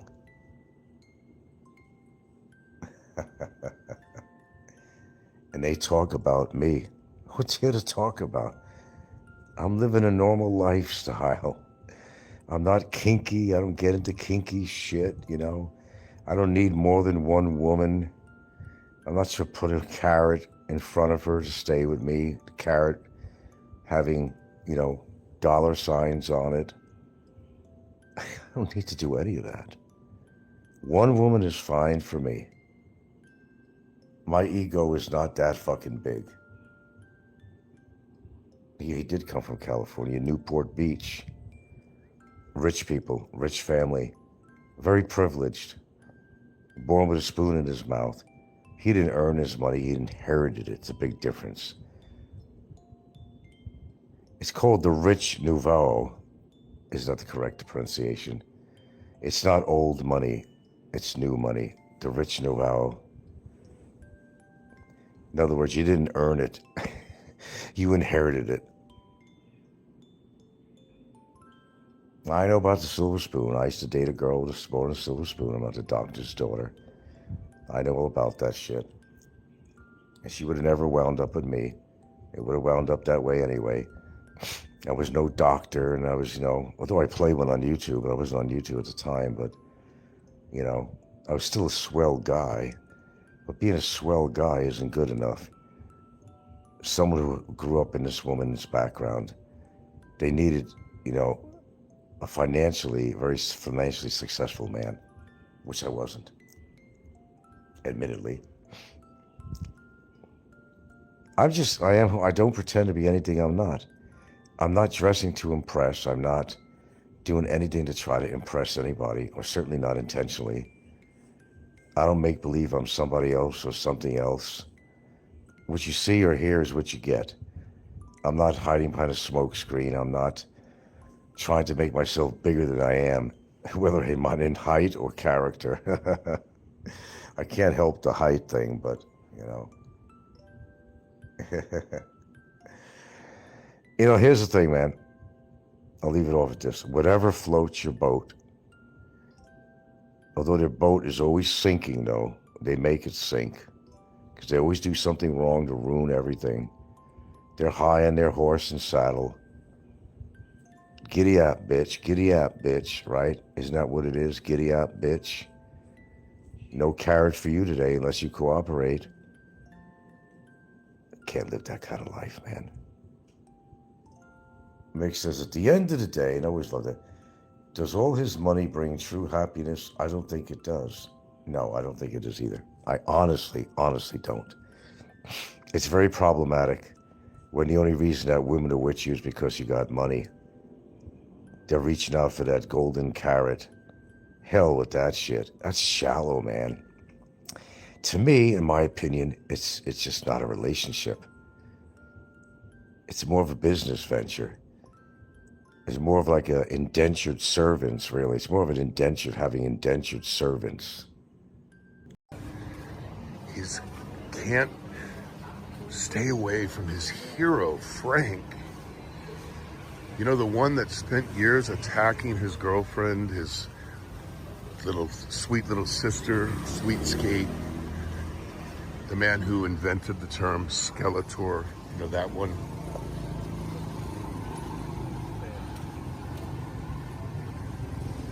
Somehow or another, because Snikko has no friends, he has no one he can talk to. No one wants to listen to him and his racist bullshit, his unintelligent commentary. He lives and dies. The only bird that dares to attack an eagle is a crow. But the eagle never fights back. Here's why. The crow is the only bird bold enough to sit on the eagle's back and peck its neck, at its neck. Relentless and annoying. But the eagle stays calm. The eagle doesn't flap, doesn't fight, doesn't waste energy. It does one thing. It rises. The higher the eagle soars, the thinner the air becomes. The crow, it can't handle that altitude. Eventually the crow gasps, loses strength, and falls off. Not because the eagle attacked, but because the eagle ascended. Let the crows talk, let them peck. You don't have to respond.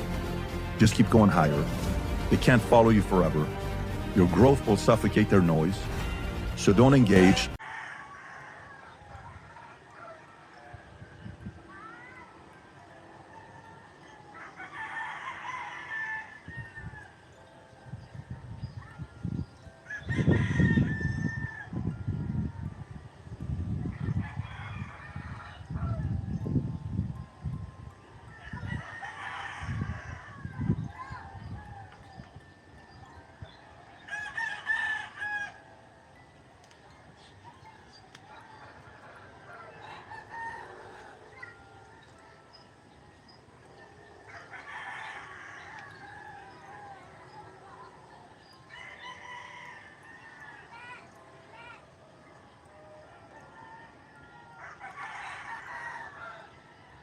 Great day in the morning.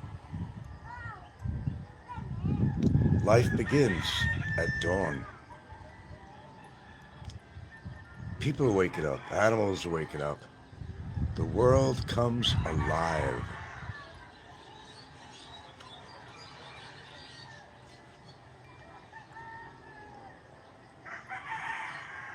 It's just wonderful to be able to face a new day. Take these little things for granted.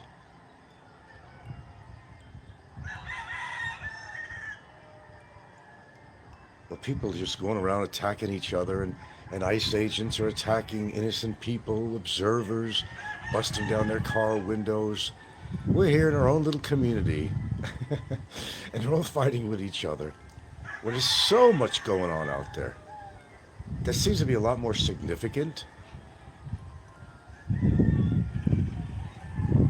than the dregs of society that happens in a YouTube community. Oh, man.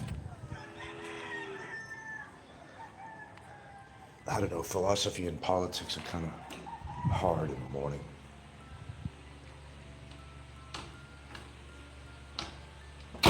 Comes easy for me, though. This fucking fan is a room they're not even using. Well, welcome to my world. Welcome to my world. Won't you come on in?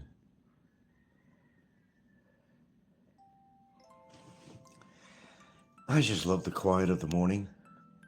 Love the quiet of the morning.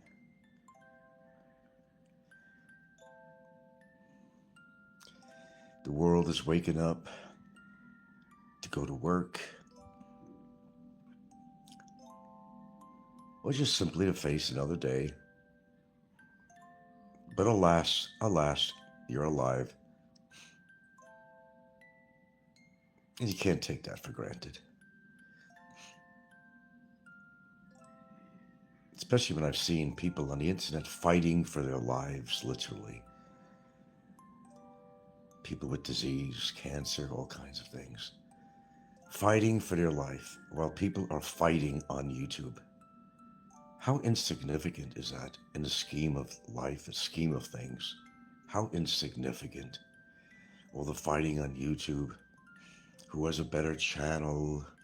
Who has more money than you? Who's pretending that they have girlfriends and they're living the life, then a 5-star life.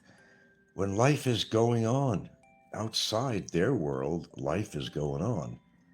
Where some people seem to be so stagnant in their life, not going anywhere. I don't mean traveling either.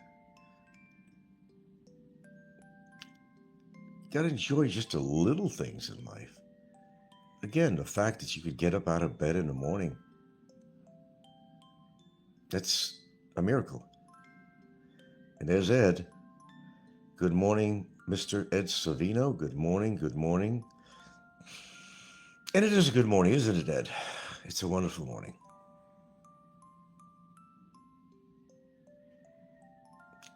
Oh, did he post something new? Or that's when you know you hit a nerve. I always say that. I put a little short on there before I did my live here. It's very meaningful. Eagles fly high. You just have to see the short I put on. And kind of use your imagination what it really means. Yeah.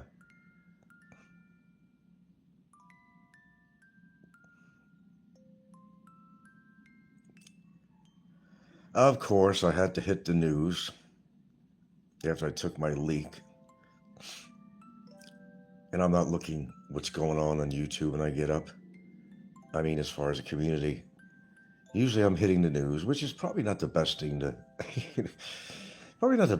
greet your morning with, because it's always very negative news.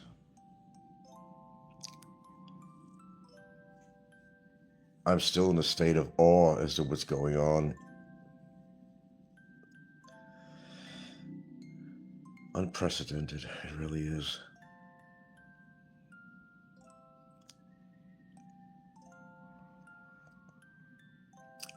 No, I do tend to talk about this a lot. Well, so much is going on in the world that has more gravity, has more significance, has more value than for a bunch of YouTubers to be fighting with each other, who's saying they live a better life. Well, I don't know what world anybody lives in, but the world I live in is, I'm an observer. And speaking of observers, an observer just got attacked. Innocent woman just observing the ICE people. She just went down the road in the car and they stopped her with guns drawn. She wasn't doing anything. Sound like YouTube? Wasn't doing anything and trying to force her to get out of the car. Guns drawn. And you should have seen what Noam, what's her name, Noam said, and DHS said that she was an agitator. She wasn't doing anything. Now, are you an agitator if you put a show on and just talk about the pathetic things that people do in our community? No, you're not an agitator. You're an observer. Just like this woman was forced to get out of her car, busting her window down before she could even unlock the doors, forcing her out of the car as if she's some kind of a criminal, which she wasn't. She wasn't an agitator in any form or way, but they said she was. Oh, you got the meaning on that. Very good. You catch on, Ed. I don't post anything unless it has some meaning to it, or you have enough creative mind to understand why I post certain things on here, on my shorts. Very good. Very good. Very good. You're a good observer. You get it. Some people don't get it, but you get it. If you have an open mind, you'll be able to understand a lot more things, but a lot of people don't have an open mind about anything.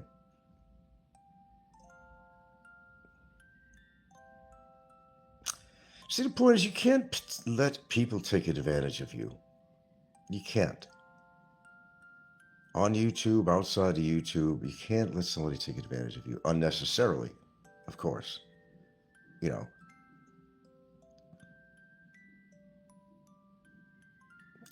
Keep up the pecking. There we go. Peck, peck, peck.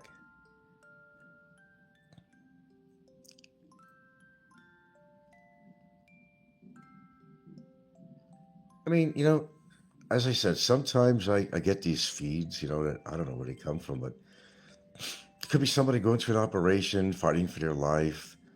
One guy just recently died. And to tell you the truth, I'm not really interested in, it's kind of, depressing to watch somebody who, for example, was fighting cancer. There's a guy named Patrick Haynes that I was tuning in every now and then. All the fucking chemo and all the shit the poor guy was going through. Having to put tubes down his throat all the time, and then having every fucking part of his body have a fucking hose in it. And he wasn't concerned about something like YouTube except to put a channel on. Well, all right, he was trying to raise money for his girlfriend and the unborn child that he'll never get to see. See, that's important stuff. That's important stuff. Not whether somebody is living the life, when we know they're certainly not. Poor guy just died. He put up a big battle, but he lost. He lost the battle. He was a fighter. And he stayed alive that long because he was a fighter. Of course, his Disease took the best of him, got the best of him. That's my point, though.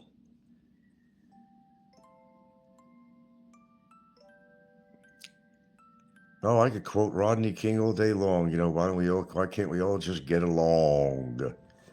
But we can't. It's not possible with humans, and certainly on the YouTube, any kind of social media. Everybody has something to say about somebody. Everybody has a critique about somebody. That's usually an indication that something's going haywire in their life. Of course, they're not going to talk about it and come right out with it.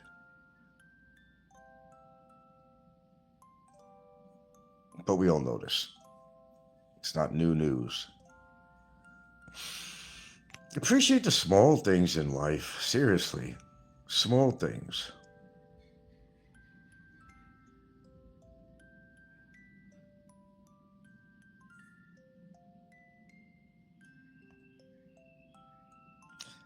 How about little things? How about little domestic things? How about in a relationship? How about little domestic things where I don't ask my girlfriend to serve me. I may be in the bedroom, I may be in the living room or wherever, but at lunch or dinner time or something, she comes in with a plate of food for me. I could have helped her cook something up. You know, don't have to serve me. I mean, I appreciate it, you know. It means she cares.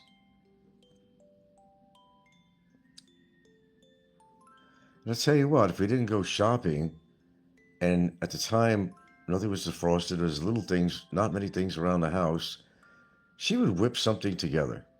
Can't believe how she does it. She would whip something yummy together for me. Always making sure that I eat.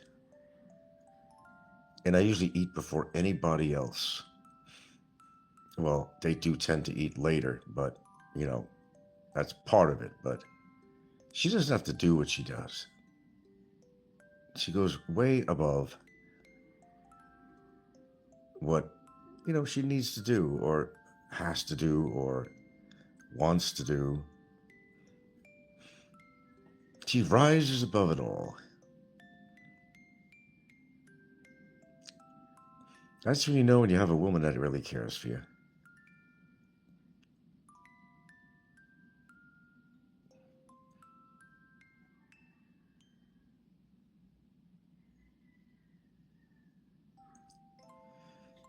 I'm just saying, enjoy the little things in life.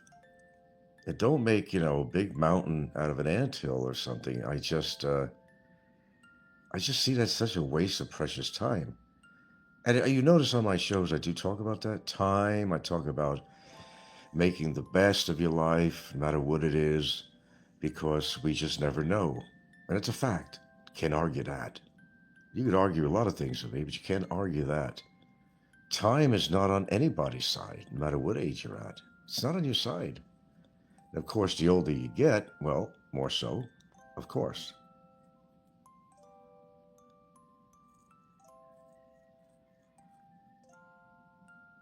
You don't really need all my philosophy to understand certain things. You should. There's certain things in life you should know without having me come on here giving you a philosophy session or something. But I think some of my viewers actually appreciate it because it reminds them that they're human. It reminds them that, you know, we all, as humans, we err. You know, we're not perfect beings. And we make mistakes. And you can either correct them or just continue your mistakes. And that's like the rest of your life. Making constant mistakes instead of correcting them. And if you're wrong about something, you should admit you're wrong. I certainly have.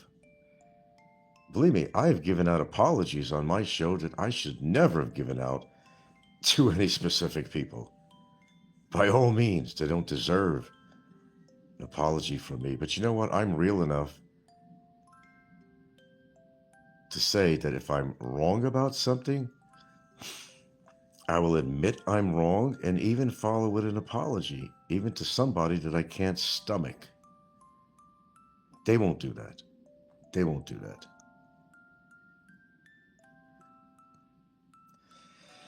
I don't want to get too hot and heavy in the morning here.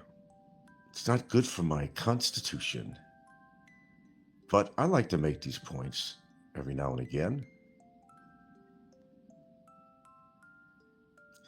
I don't know. It's just that I don't know. As an observer, I see people that take things for granted. Some of the littlest things that you should appreciate. But your mind is like a highway, and you got so much traffic going through it that you can't concentrate on what's good in life and drown out all the fucking bad. And some people choose to live their life like that. You're my traffic is what they're thinking.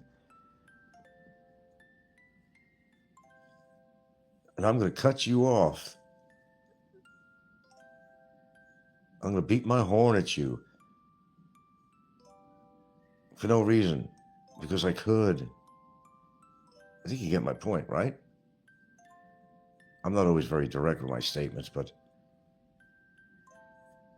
sometimes I'll let people try to figure out what I'm talking about to see if they really get it. And Ed Savino gets it, though.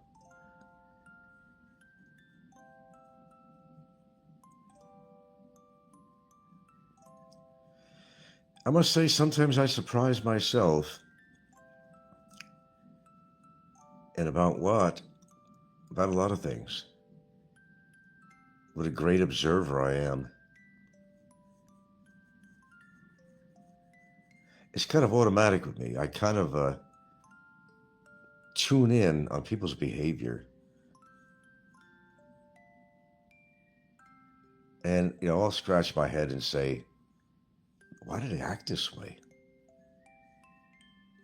But it's really a rinse and repeat thing. It's like if you've heard stuff from people on here over and over and over again, you get to know a little about them, and what drives them, what makes them tick.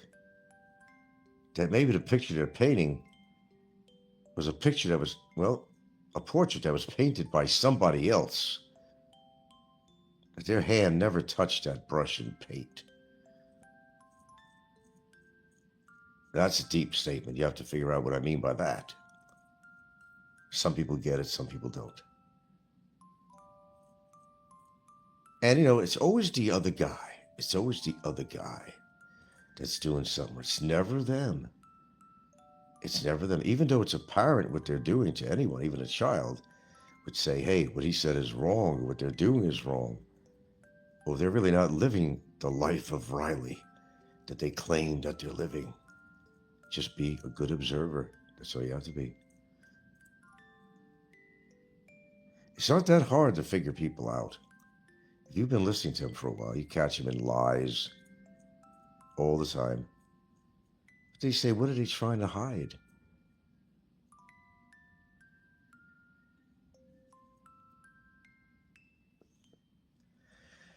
I don't hide anything, really. What do I hide? Am I afraid of the law? I leave my house every day. I go downtown. Should I be afraid of the law? Did I do something wrong? No. If I did, I think I'd be in a jail cell or I'd be deported. Oh, that stuff again. I'm right here, facing another morning in my own home. There's nothing to fear but fear itself. A little cliche, but it's true.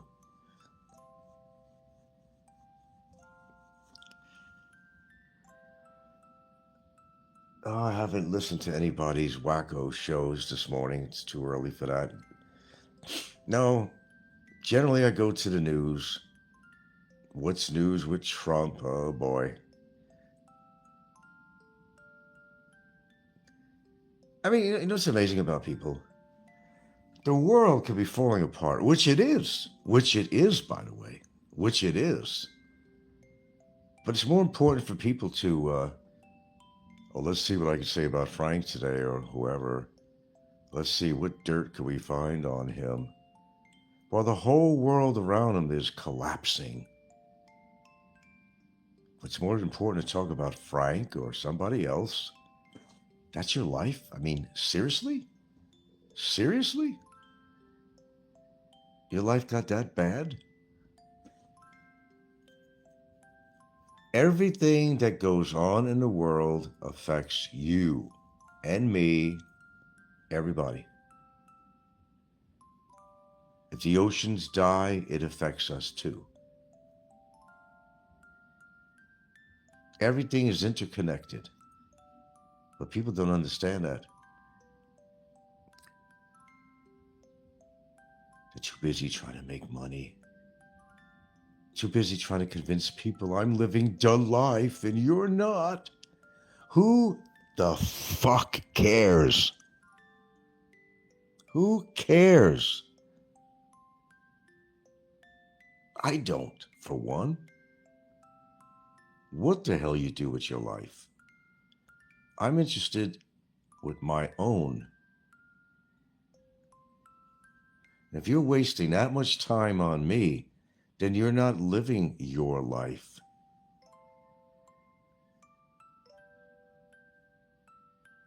Point made, and I'm sure it's been taken.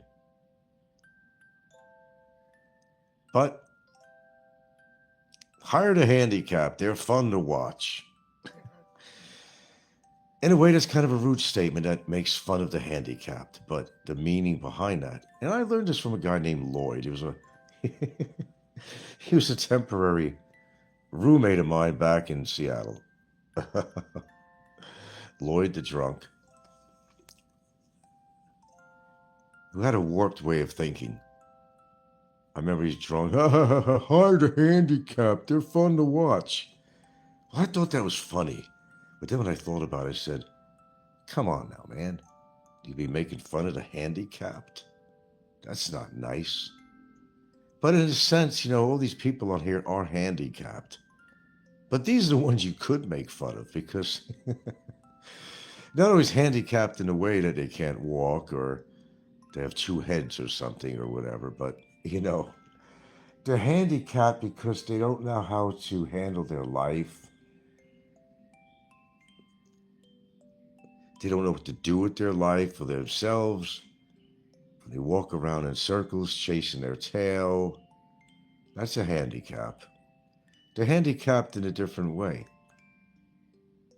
Hello, that is Mr. Mix himself. There's Mr. Mix. I may consider giving you a wrench sometime. Gave one to Arrow. I might consider giving you a wrench, but the thing is, I don't have that many people really coming on my show. I'm not exactly overwhelmed with viewers,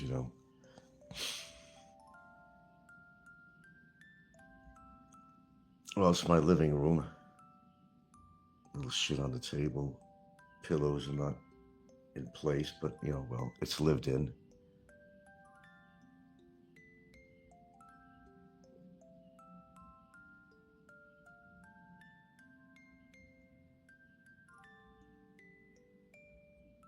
Kind of shows I like is kind of like fireside chats, and I've always done that, or tried to from the beginning when I first started getting involved with YouTube. It's like fireside chats, well, without the real fireplace, but you get the point. And people really appreciated that with me, and that's used to tune in. It's like you're in my living room and you're chatting with me. That's what it should all be. That was what it should be about. Like, welcome into my world, Let's sit down, let's talk. Let's rap a little bit and talk about shit, Let's get into philosophy. Let's get into real life. Let's talk the truth.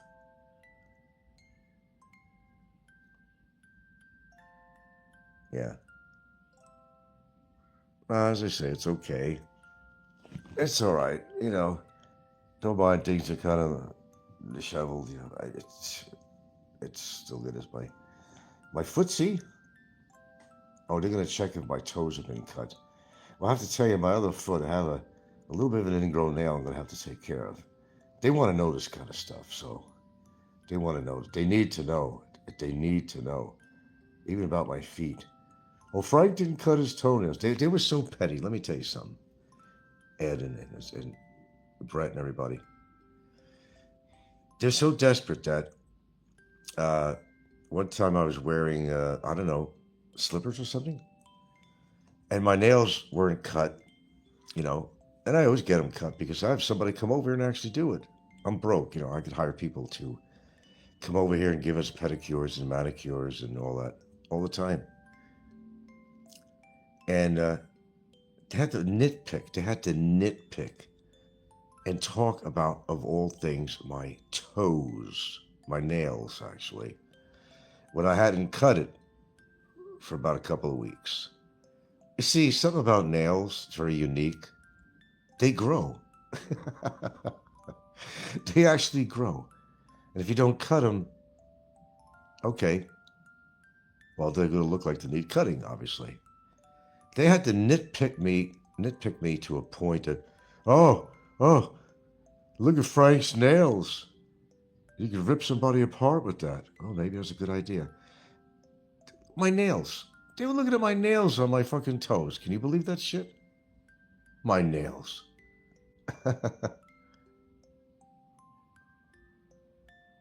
I'd say about 60,000 USA, probably.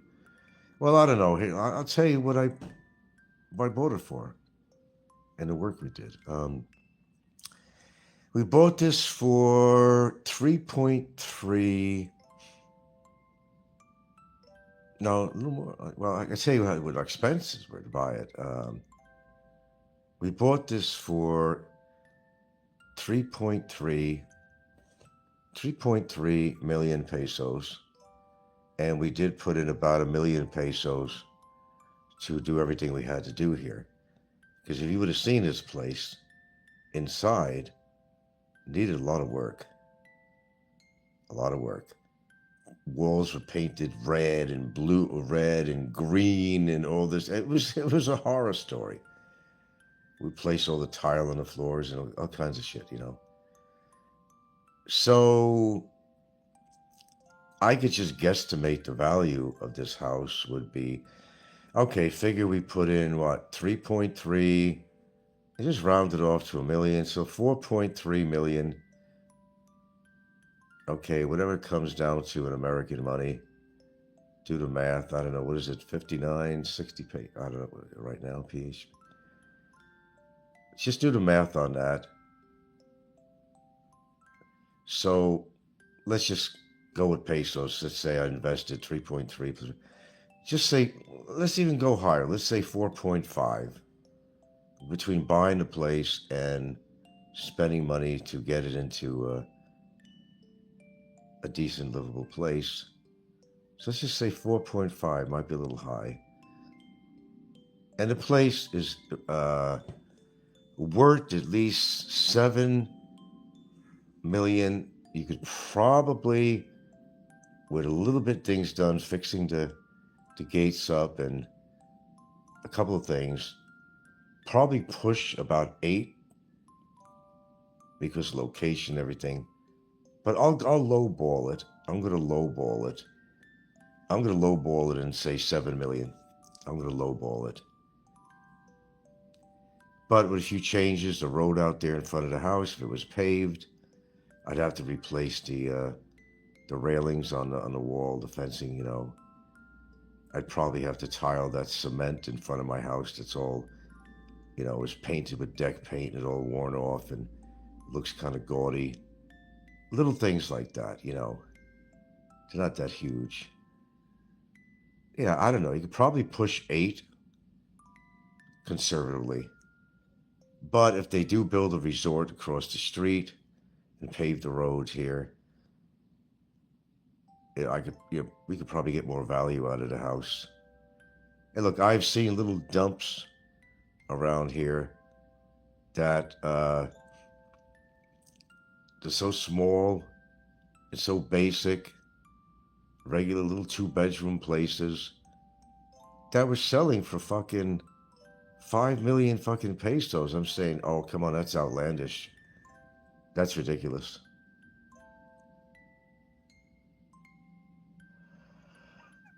Well, I don't know, you figure 78,000 USA. Well, yeah, try to find a place like this in the USA. It's not that it's a mansion or anything. It's not extra special sauce, but it's nice. Find a place like this in America, unless you want to go to some bumfuck place, Nebraska, some crap like that, or bumfuck Egypt. But go ahead and try to get this house for 78,000 in America. It just ain't going to happen. It just ain't going to happen. You ain't going to buy somebody's garage for 78,000 in America. But I mean, it don't matter. It don't matter what it's worth. I mean, you know, it's obviously it's worth more than what we paid for it now. That's important. But not even that important unless you really want to sell. You know, we have no plans to sell the house. It was made for her. And for me while I'm alive. Place to put our head on a pillow, you know. You see, you don't mind doing good things like that when you got a really good partner. You don't mind.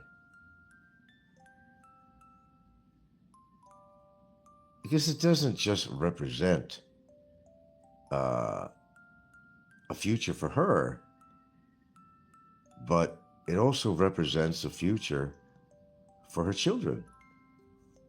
Be passed down in the family. And they could do whatever they want with it. I think more likely they would rent it out or something, you know, if their mom was gone, if my partner was gone, I was gone.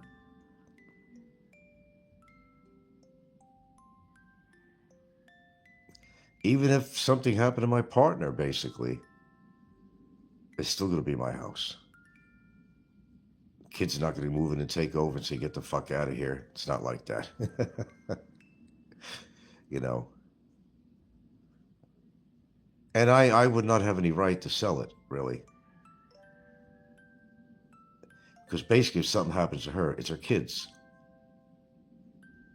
It's her kids' house.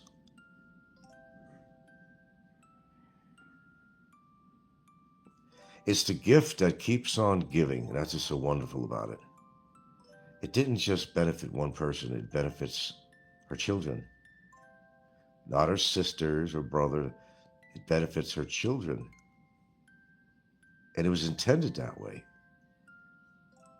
It benefits her and me while we're both alive. And when we're gone, it's a gift that keeps on giving. The children will inherit the house. And they can do whatever the hell they want with it. They could put it up for sale and share the money. Or they could just keep the house going and develop an income. They can do whatever they want with it.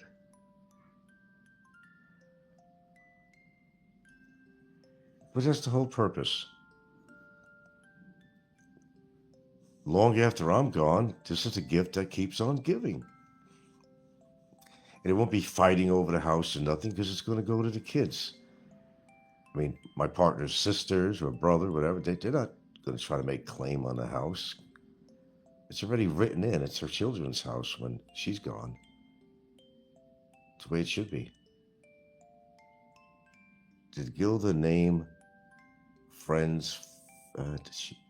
Did she name friends fast when she moved? Make friends fit. Oh, God. Oh, my God. She is a social butterfly. Oh, hell. Jesus, the friends she has here. Not only does she have all kinds of, in her life, cousins, uncles, all kinds of shit, but I don't know who she doesn't know locally here. God, she's even friendly with the mayor's wife. I mean, Jesus Christ. Why? Because she has that personality. She smiles a lot. She's just a good person. You know how, like, you meet somebody and you get your first impression of somebody and you don't get a good impression? She always gets a good impression. All she has to do is be herself and smile, and it's like people take to her. Oh, she does. She even photographs well on camera too, and I don't photograph well. She's ahead of me in so many ways. I mean, oh my goodness. Yeah, well, that's like I said, even on YouTube, you know, if you respect people and, you know, let your personality shine if you got one, and you will attract people. You will attract people. Naturally, they just come to you.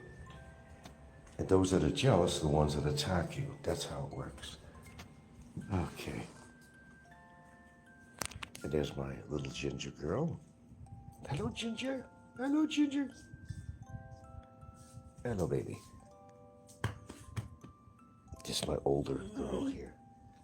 Watch how she moans. Oh, what? Why you always moan? She loves her daddy so much she moans. Why you moan? Why you moan? I should have named you Mona. Mona. And she loves her daddy so much that she just cries. I know. Now the other one's coming in 'cause she wants attention too. They both want attention. Isn't it nice to be loved? I mean, it really is. It really is. It really is. Some people don't have that and they just get upset. Don't get upset. My goodness, don't get upset. Just because shit might be working out for me, it can work out for you too if you play it right. Just be a nice person. Just be nice. Just be nice. Can you try to be nice? No, she does have a great personality. She really does. I don't know, man. I can't say it enough. I lucked out. Hold on a second.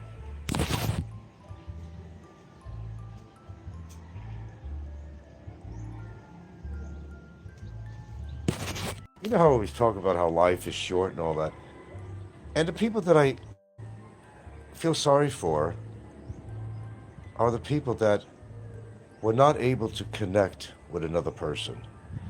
You know, I don't care if I don't have one fucking friend in the world. Because my partner is my friend. My friend, my lover, my confidant, you know. That's all I need. That's all I need.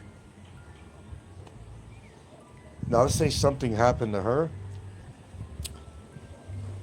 I'm too old to care really about finding another partner. Well, it's really breezy out here. Wow. It's refreshing though. You gotta feel this. So cool. I don't know what it is, the temperature, especially with this breeze.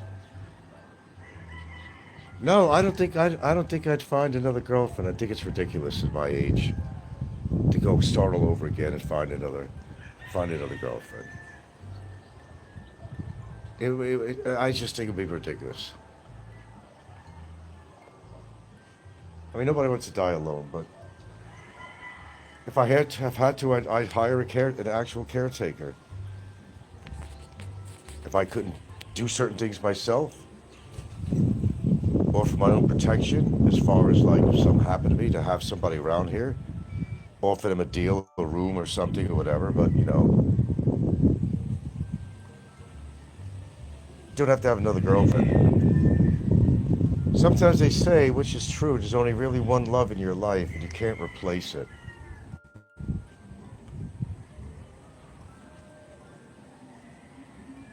There's so much truth to that. Makes a hell of a difference. You're a lucky man to have the level of trust. The characters we mentioned before can only dream of us. I know, and it's sad. And I can feel sad for them, even though they don't deserve it. I can feel sad for certain people on here. I could. I have that capability. I don't live a perfect life at all. Just to let you know, I don't. Then I don't know, how do you define a perfect life anyway? Perfect wife, perfect life, perfect wife? Is that what it is? I don't know. Everything means something different to somebody else, you know.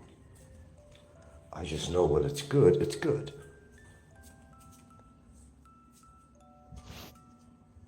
And when it's not, you know it's not. It's nice not to have a care in the world, but You know, there's always something going on, right? Always a battle that you have to fight somewhere. Does it kind of seem that way? It does seem that way, doesn't it? But you don't want to go through life having to fight battles all your life.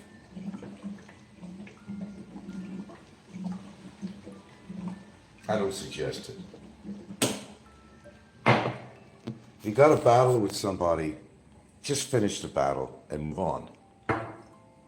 Life's too short and precious to dwell on negative. Do I have any things going on that I find very adversive? Sure I do. So what am I going to do? Sit here and just be miserable? Nah. That's not how I operate. That's not how I operate. I go on my life, whatever that might be. Because you have to. Or you could dwell in all that shit, which probably wouldn't be healthy. Mick says a lot. You hit the nail on the head. Oh, Brett says your haters are a bunch of losers. Well, they've proven to be so, haven't they? And Mick says that a lot of the hatred of you, Frank, stems from pure jealousy. You know what? I wouldn't even call it hatred. I wouldn't even call it hatred. Believe it or not. It's not hatred. They don't have any reason to hate me. I didn't kick their dog. A lot of these people I never even met. I didn't rape their woman. I mean, hate is a pretty heavy word. I don't think it's hatred. It's indifference, it's jealousy, envy. There's a lot of reasons. Hate? No, I don't think I'm hated. Not even by Popeye. It's not hate. It's envy. It's being upset that somebody's actually living the life that they chose to live, that they were not able to. That not everything is perfect in Hooterville, you know, in their life. And they're doing a comparison, that they're comparing their lives to me. And what they're finding out is that all the fault they're trying to find with me doesn't exist. It never did. It's something they made up in their mind that I'm this villain. This villain on here. How am I a villain? What, because I speak my mind? What are they? Oh, they becoming the ICE agents now? They're all becoming the Gestapo. They're the Gestapo. What they are is the Gestapo on YouTube. Nothing more, nothing less. They're becoming the Gestapo. Picking on people that are innocent. Because they could. Because Trump says they could.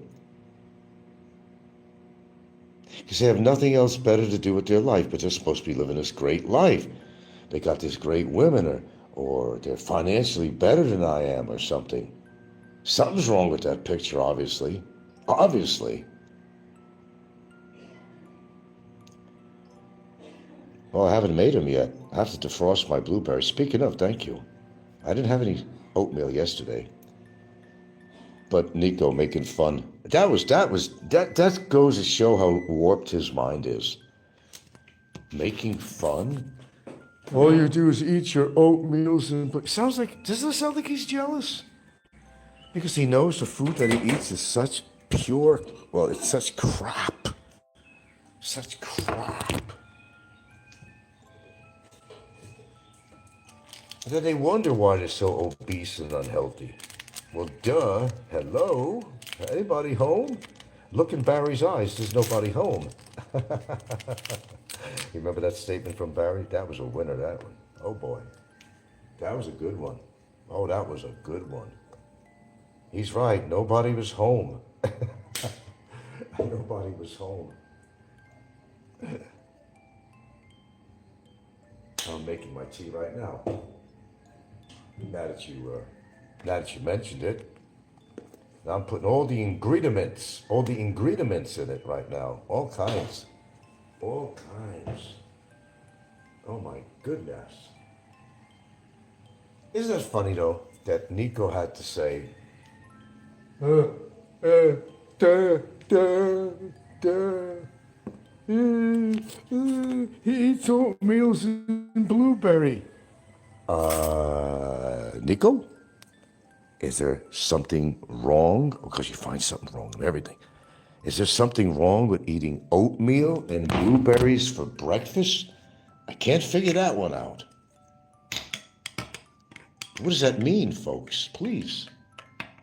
Maybe I'm dense. Maybe I'm a lot of things. But that's supposed to be a rank out on me? An attack? Did I eat oatmeal and blueberries for breakfast? Oh, that's terrible. What a terrible thing I'm doing. What a terrible, horrible thing. You can't eat oatmeals and blueberry, Frank. How dare you?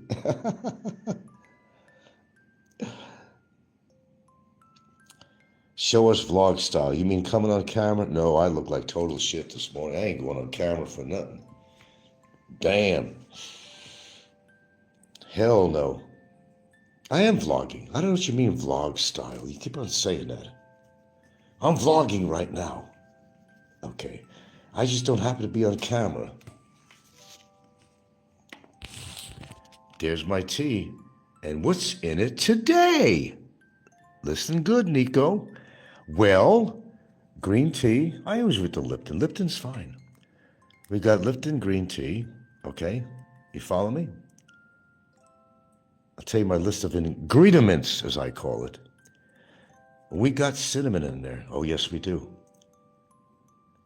We got turmeric in there. Yes, I do. I got ginger in there. Yes, I do. Not my dog. And I got just a shot of black pepper, which synergizes the turmeric. Okay? Follow me? That's my cup of tea. And yes, it's healthy, Snikko. And I don't add any liquor in here, you fucking alcoholic. I don't add any liquor. That's an alcoholic. He admits it, though. Yeah, that's right. I do put liquor in. Yeah, I'm an alcoholic. Well, I'm glad you admitted something. I'll give you credit for that. And you said you're fat. Okay, well, it came out of your mouth. At least you're admitting that. 2 points for you, Snikko. 2 points. Congratulations.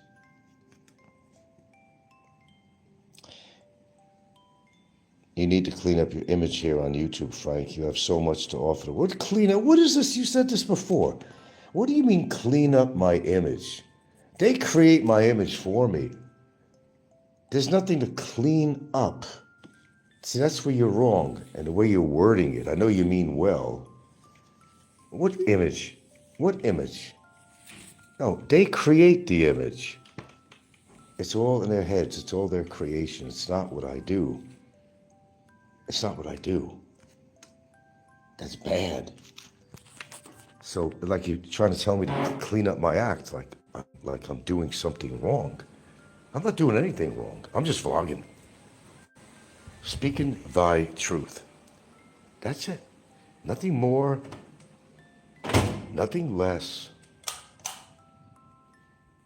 So you're trying to tell me to clean up my act. Well, I don't act on here. I'm not an actor. An actor. I'm a realist.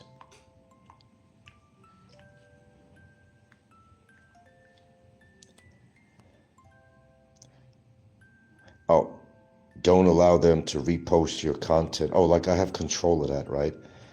You could start vlogging your life and leaving the video up on your own channel. Oh, is Ann back here? Oh, hello, Ann.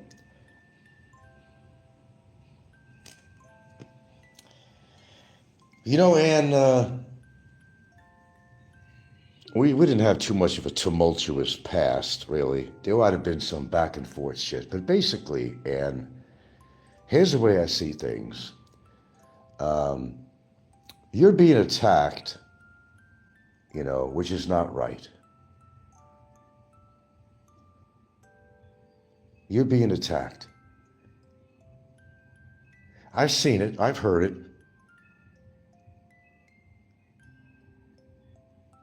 And you're in no financial position like some of these people that are attacking you. and they're really attacking you, whatever their purpose is, which I think is wrong. Now, I could say something about you, but I'm not, but I think people understand what I'm saying. Anne is different, okay? She's different. So they got to attack her for her differences. That's wrong.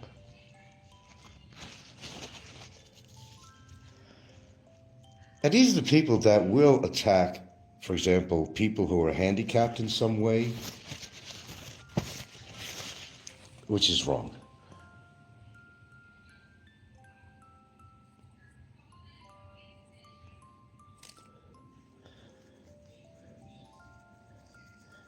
See, they know you're in no position financially to really defend yourself very well. And what they're trying to do is take advantage of that. That's what they're trying to do. Yeah, don't let them take advantage of you. Remember, you're a Filipina. You're a national. Keep that in mind. You got more clout than one of them.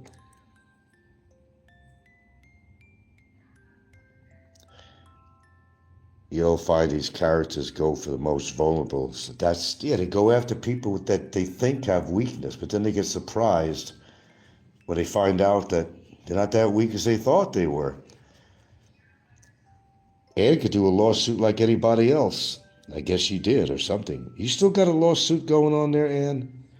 Against, who?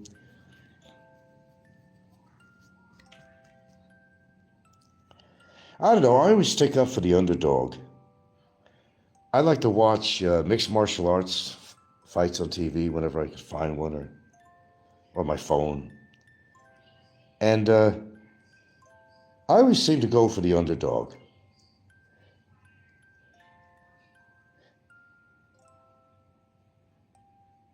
And people like Butterbean. Oh, I loved Butterbean. Because he has such a nice character off camera. He just laughs. He's a really pleasant guy. But you put him in the ring, and they laughed at him, because the guy was big and he's not big and fat anymore, but they laughed at him because he was big and fat, right? Because he was different. But he sure kicked ass in the ring. He sure kicked ass.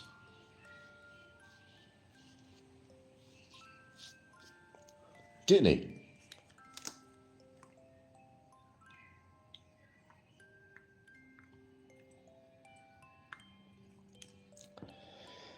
But every battle, and a lot of these fighters, and I think he was having a big problem even walking. His back got so screwed up and he had to get so much physical therapy. But he fought the fight. He fought the fight despite him being very overweight. He fought the fight and he proved that he could be a winner. He proved that he could be a winner. That would be funny, wouldn't it? That would be interesting, wouldn't it? What kind of turnout would that have? Like I said, and I'm going to say something here you never believe I'll even saying. I made an assessment on Barry Jordan despite a, 20-somewhat age difference. I said that I could beat the shit out of Barry. Easily, I made an assessment of him. But who knows? Who knows that Barry ain't got a few tricks up his sleeve? Who knows? Right? We can easily say, oh yeah, I could break that guy in half. Like a fucking breadstick. Probably could.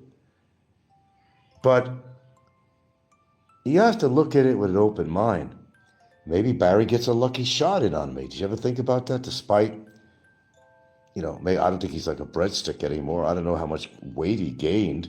That could be an advantage. He could sit on my chest and I can't breathe, right? You don't think of all the details. Barry could sit on my chest. He could win the fight just by doing that if he's overweight.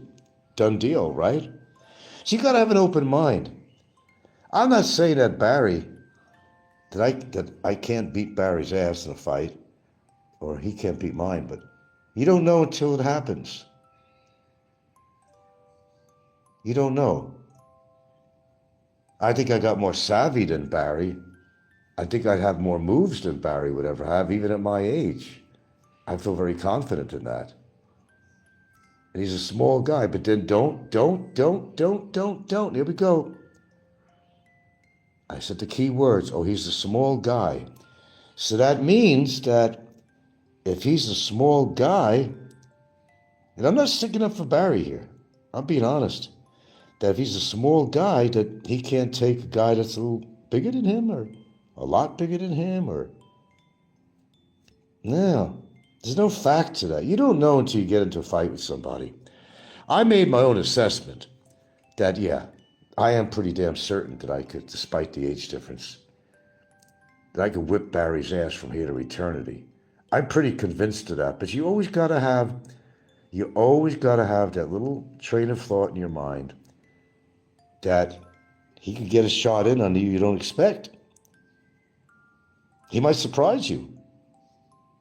No, he would surprise me, really. But you see, you just don't know. You don't know. You don't know until you're actually in battle with somebody. But I hate talking about violence. I really hate that. I don't like fighting. But if I had to really come to a conclusion in my mind, not like it's self-serving to say this, but I'm pretty damn sure I'd be able to take care of Barry with no problem. Because I'm an animal. In a situation like that, I'm a fucking animal. Yeah, I definitely think I'd whip Barry's ass, but you always got to keep that question mark up. You always got to keep that. He might get a lucky kick or punch in on me I don't expect. Something I let slip by. Or he'll do what he normally would like to do, is take out a knife and stab me. Or throw a liquor glass at me or something. I mean, gee, where did that come from? TGIF. Okay.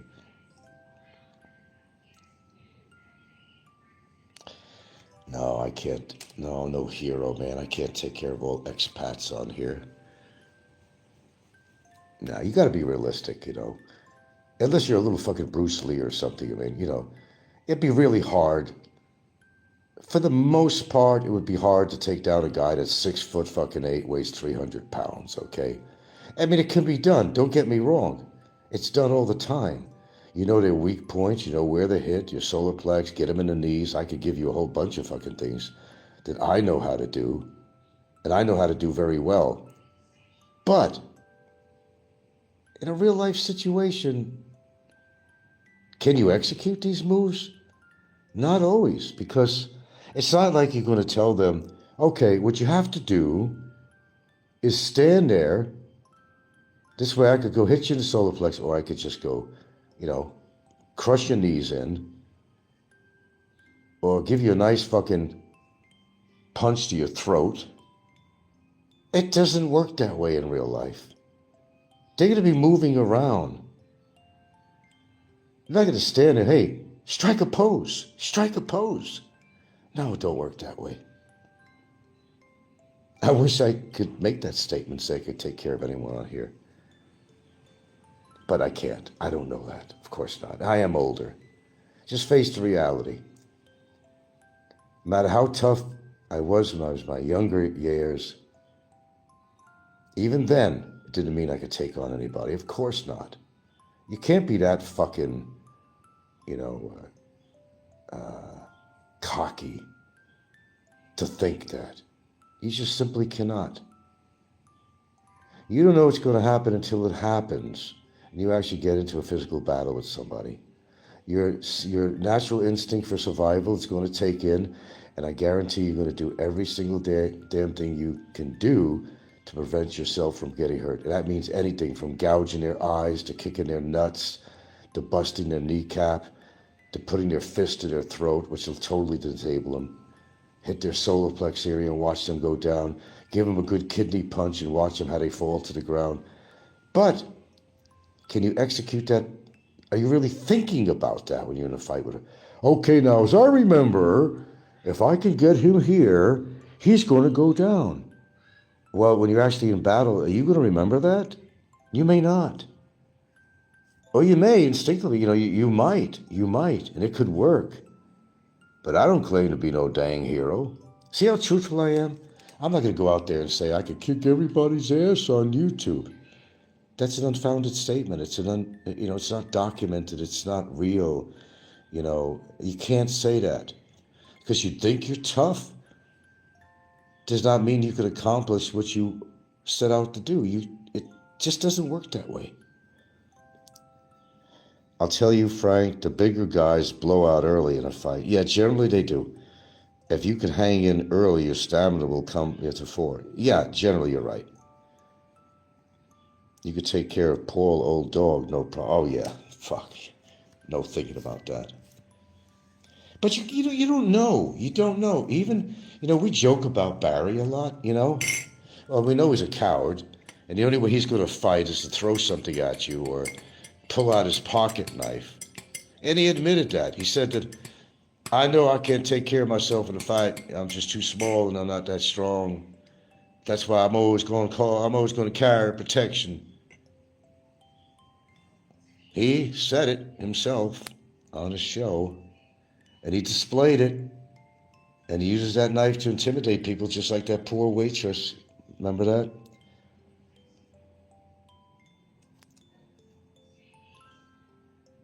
But no, I make no claims to fame in that department. All I know is if I came into a situation, it was pretty ugly, I'd have to do a lot of thinking. Unless it happened suddenly, I would have enough time to think and make a quick assessment of the situation.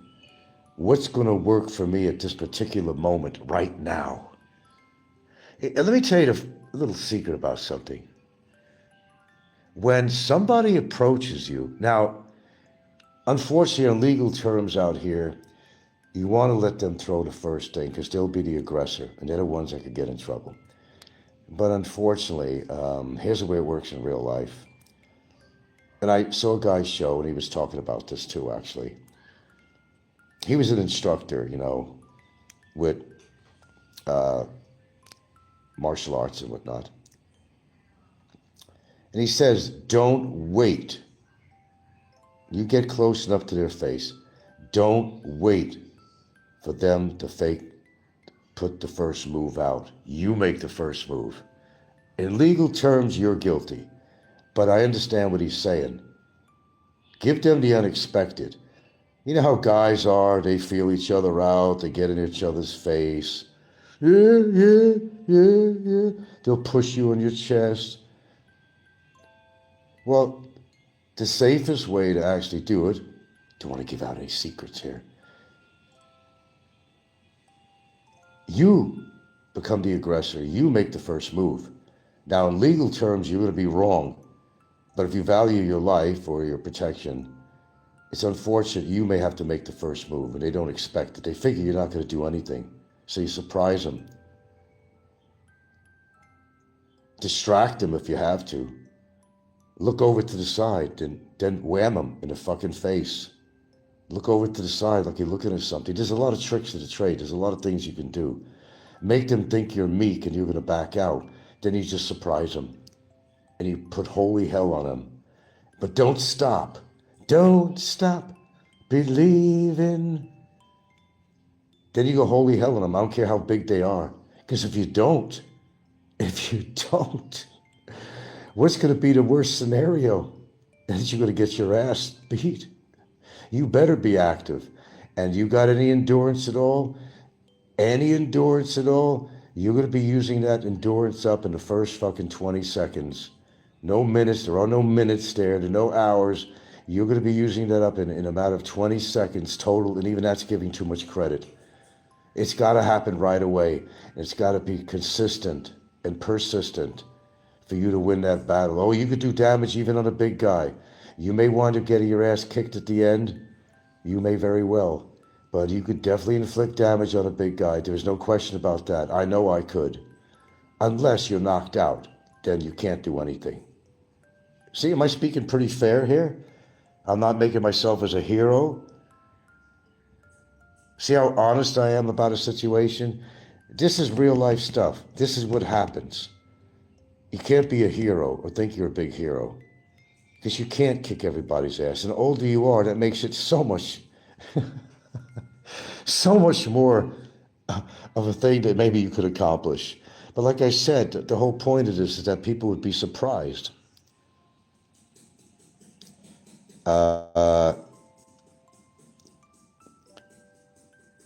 If I'm backed in a corner, I will. Oh, you better I will fight dirty. Mick says, if you can get first jab to face, it will disorient and put you in a favorable position. Well, I'll tell you what, one of the easiest things to do, and it's not easy. When I say easy, put a question mark on that too. Okay. Kick the guy in the fucking nuts. What's going to happen? He's going to react to it. Save yourself a lot of time and toil and energy. Kick him in the fucking nuts. He's going to react to that. He's going to be in pain. So he's going to be bent over in pain. When he bends over, give him a fucking uppercut. It's over. No theatrics, no Bruce Lee shit, no hero shit. Believe me, you get hit in the nuts, you're in pain.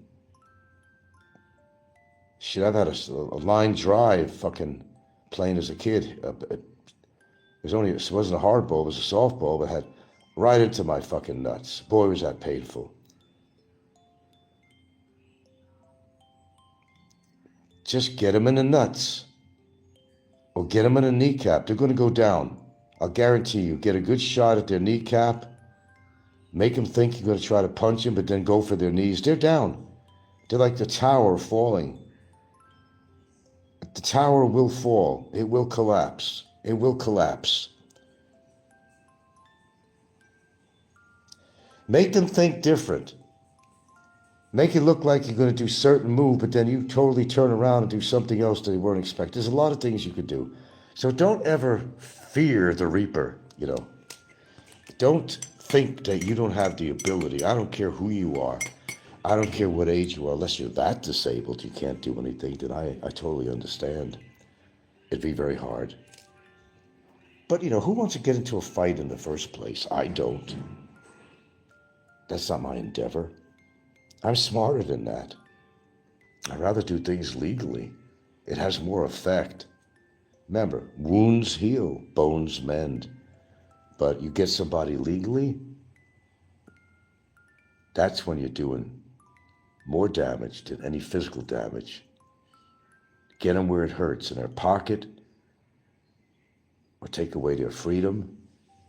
That's lasting hurt. Okay. Let's see. Double Chin. Hello, Double Chin. To beat a bigger opponent, you focus on speed. Yes, without even reading the rest of it. Footwork and intelligence. Using hit and run tactics. Yet never keep yourself too close to the person where they could grab you. It's like hit and run. Hit and run. Hit, pull back. Strike, pull back. Strike, pull back, right? And run tactics. Attacking lower body targets, knees, groin, and avoiding prolonged clinches. Oh, you don't want to be in a clinch. You don't want to be in a, not with a bigger guy. You don't want to be in a clinch. Some of them could crush you like a grape. You don't want to do that. Frank, legally is way to go, Frank. The professional way. There you go. As you can see, I'm not cocky at all. What have I been talking about? Right? Did I say I could be a hero in a fight? No. You don't hear that cockiness from me. I don't say that I could go around and beat anybody up because that's impossible. That's an what do you call a statement? You can't just say that. You can't. Things change. You're not going to stand there for you in a certain position so you can get them. They're going to be moving around or avoiding you. They may have longer arms than you. They could, take one shot at you. That's why you have to keep your distance. Keep your distance. And yes, move around if you have to. Don't be a walking target to somebody. That's the best advice I can give you. And if it got that bad, well, we all possessed a fight or flight syndrome. If you have to walk away from the situation for your own safety, well, you may have to do that. You might have to swallow your pride. You might have to. Because they may not stop going on you. If they inflicted damage already, they can kill you. You're going to stand about a fight. You're not tickling each other. You're not fighting to unhurt somebody. You're fighting to hurt somebody. And in the process, you can get killed or they can get killed. You understand? A fight is very serious. They're out there to hurt you, not to help you and give you a little tickle under the arm and make you laugh. That's not what they're trying to do. They're trying to hurt you. So you have to protect yourself and do anything dirty. I don't care what it is. If you got to pick up a stone or a stick, by all means, pick the fucking thing up. Seriously, it's your own bodily survival. Don't be afraid to poke at their eyes. I don't care what you do. Smash that bone, the cartilage in their nose into their fucking brain if you have to. A fight is for survival. It's not a game. They don't have a ring match. They don't have a referee there. Say that's a bad hold. Break up, guys. Okay, go back to your corners. No. This is a fight. When you get into a fight with somebody, you're fighting for your life. You may not see it that way, but you are fighting for your life. And you have to do anything you possibly can. Scratch your eyes out like a bitch or something. Whatever you have to fucking do. Get their fucking nuts. Find their vulnerable spots. And if they have a big belly, don't go for the belly. Too much fat. Go for the liver. You hit the liver the right way, they're going down. That tower is going to collapse. Without question. You get them in their kidney, you will paralyze. They will fall. They will fall. Pew. Make sure to weight train to build up your muscles. Work on your cardio and endurance by doing drills, running, swimming. Well, I don't do a lot of running. I go on the treadmill and stuff like that. I do light weights, dumbbells and stuff like that.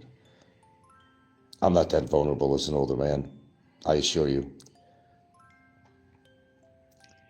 I'm constantly, you don't see what I do. I'm always making moves. I'm always practicing, putting my arms out there, practicing punches and different things. I do katas. It's a movement that if you're in a fight, it's a way of positioning yourself.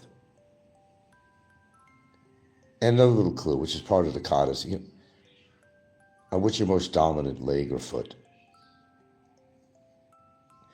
You get into confrontation with somebody, if you're really prominent on your right. Put your left leg in front of you, slightly turned to the side. Okay. And what you can do, if they approach you, and you're in position already, right there. They may not see what you're doing, but you know what you're doing. Left foot out in front of you, turn slightly to the side. And you know what you're getting ready to do. That's why you're doing that. So they come out you could come out there with a punch from your left. Then because your foot and leg is already positioned, you could come out with your leg and attack them with your leg. If you can't lift it very high, go for their groin or whatever it might be, or go for their knee. Now, needless to say, this all sounds good on paper, right? Oh yeah, make sure to wait. This all sounds good on paper, but in a real life situation, would this work? I don't know why I'm even talking, how I even got into this, really. Does this work in a real life situation? It could. It could. Know what you're doing. Think already before you get in the fight. Think, let me assess the situation. What's obvious on this guy that I know I can go after and I can get away with it? Hit, release, move back. Hit, release, move back. If they're bent over for whatever reason, give them an uppercut. Hit them in that jaw. If they got a glass jaw, they're out like a light. Good night, Irene, no matter how fucking big they are. And bigger guys are not as mobile as smaller guys that are more agile. That's where you've got an advantage.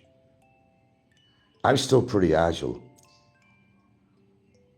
And I've got a lot of energy. Unfortunately, as you get older, your endurance is not as good. It's definitely not with me.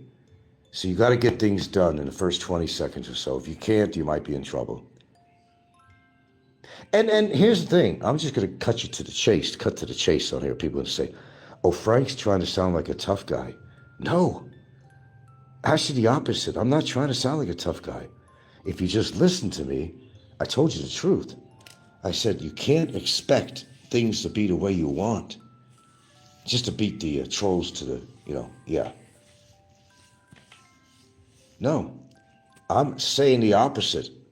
I'm saying that don't think that you're a tough guy, that you could take anybody on. All I'm saying on here, if you were into battle with somebody, simply saying, take action. Don't be a punching bag. You may get hurt, but you have to protect yourself and you do whatever you need to do. That's all I'm saying. I'm not saying I could take on the world. I can't just point to anybody on here, except maybe Barry. I can't just point to anybody and say, yeah, man, I could kick your fucking ass from here to eternity. I can't say that to Nikko. I can't say that to anybody. It's just according to what happens. You could have a lucky shot in there. They could have a lucky shot at you. But the bigger they are, yeah, they do go down a lot. The harder they fall. There is truth to that. That is truth. But don't try to be a hero to anyone. I'm no hero. I'm well aware of my age. I'm very aware of any abilities or disabilities that I have. And I keep that in mind. I'm not going to do anything that's going to get me hurt. But I will avoid physical confrontation at all cost. But if push comes to shove, it's one of these situations they're approaching you for bodily harm, well, that's a different story. You have to do something. That's all I'm saying. I'm not a hero. I'm not Superman. I'm an older dude.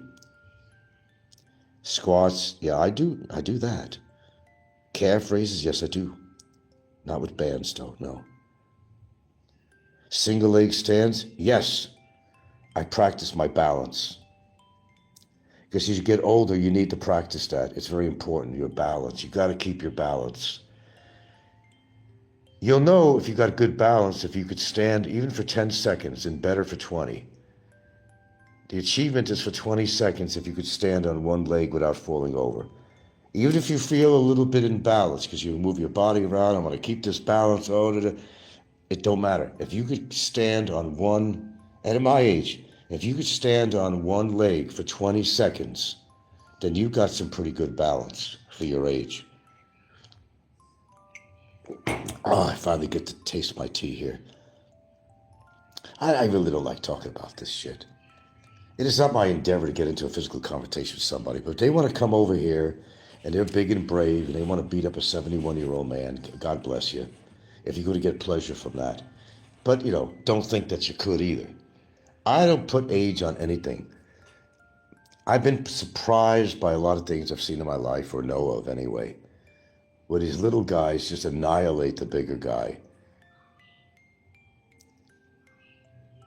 It happens all the time.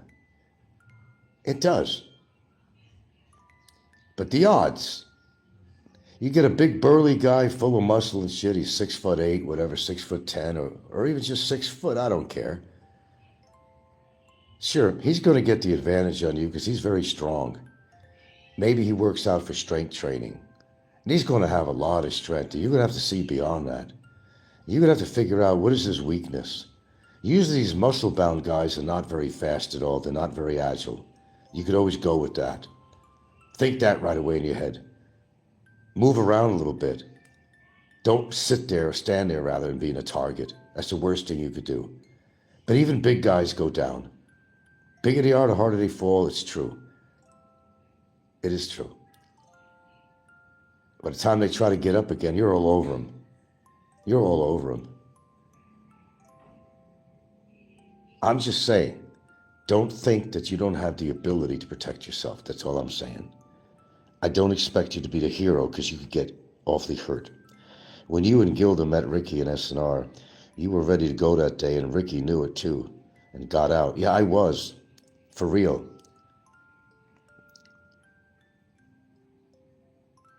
He would whoop Jerry's butt if he came to your house again.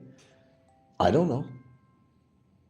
You want me to say that I could whip Jerry's butt? I don't know if I could whip Jerry's butt. He doesn't know if he could whip my butt. You don't know. That's what I'm saying. See, I'm not trying to be a hero here. I'm not trying to say that I'm big and bad. I'm doing exactly the opposite. I'm in a neutral position on this. All I'm saying is that you just don't know. I could get mad and say, I'm going to kick your ass from here to eternity. Will I be able to do that? That's a good question. You don't know. You don't know. That's my point.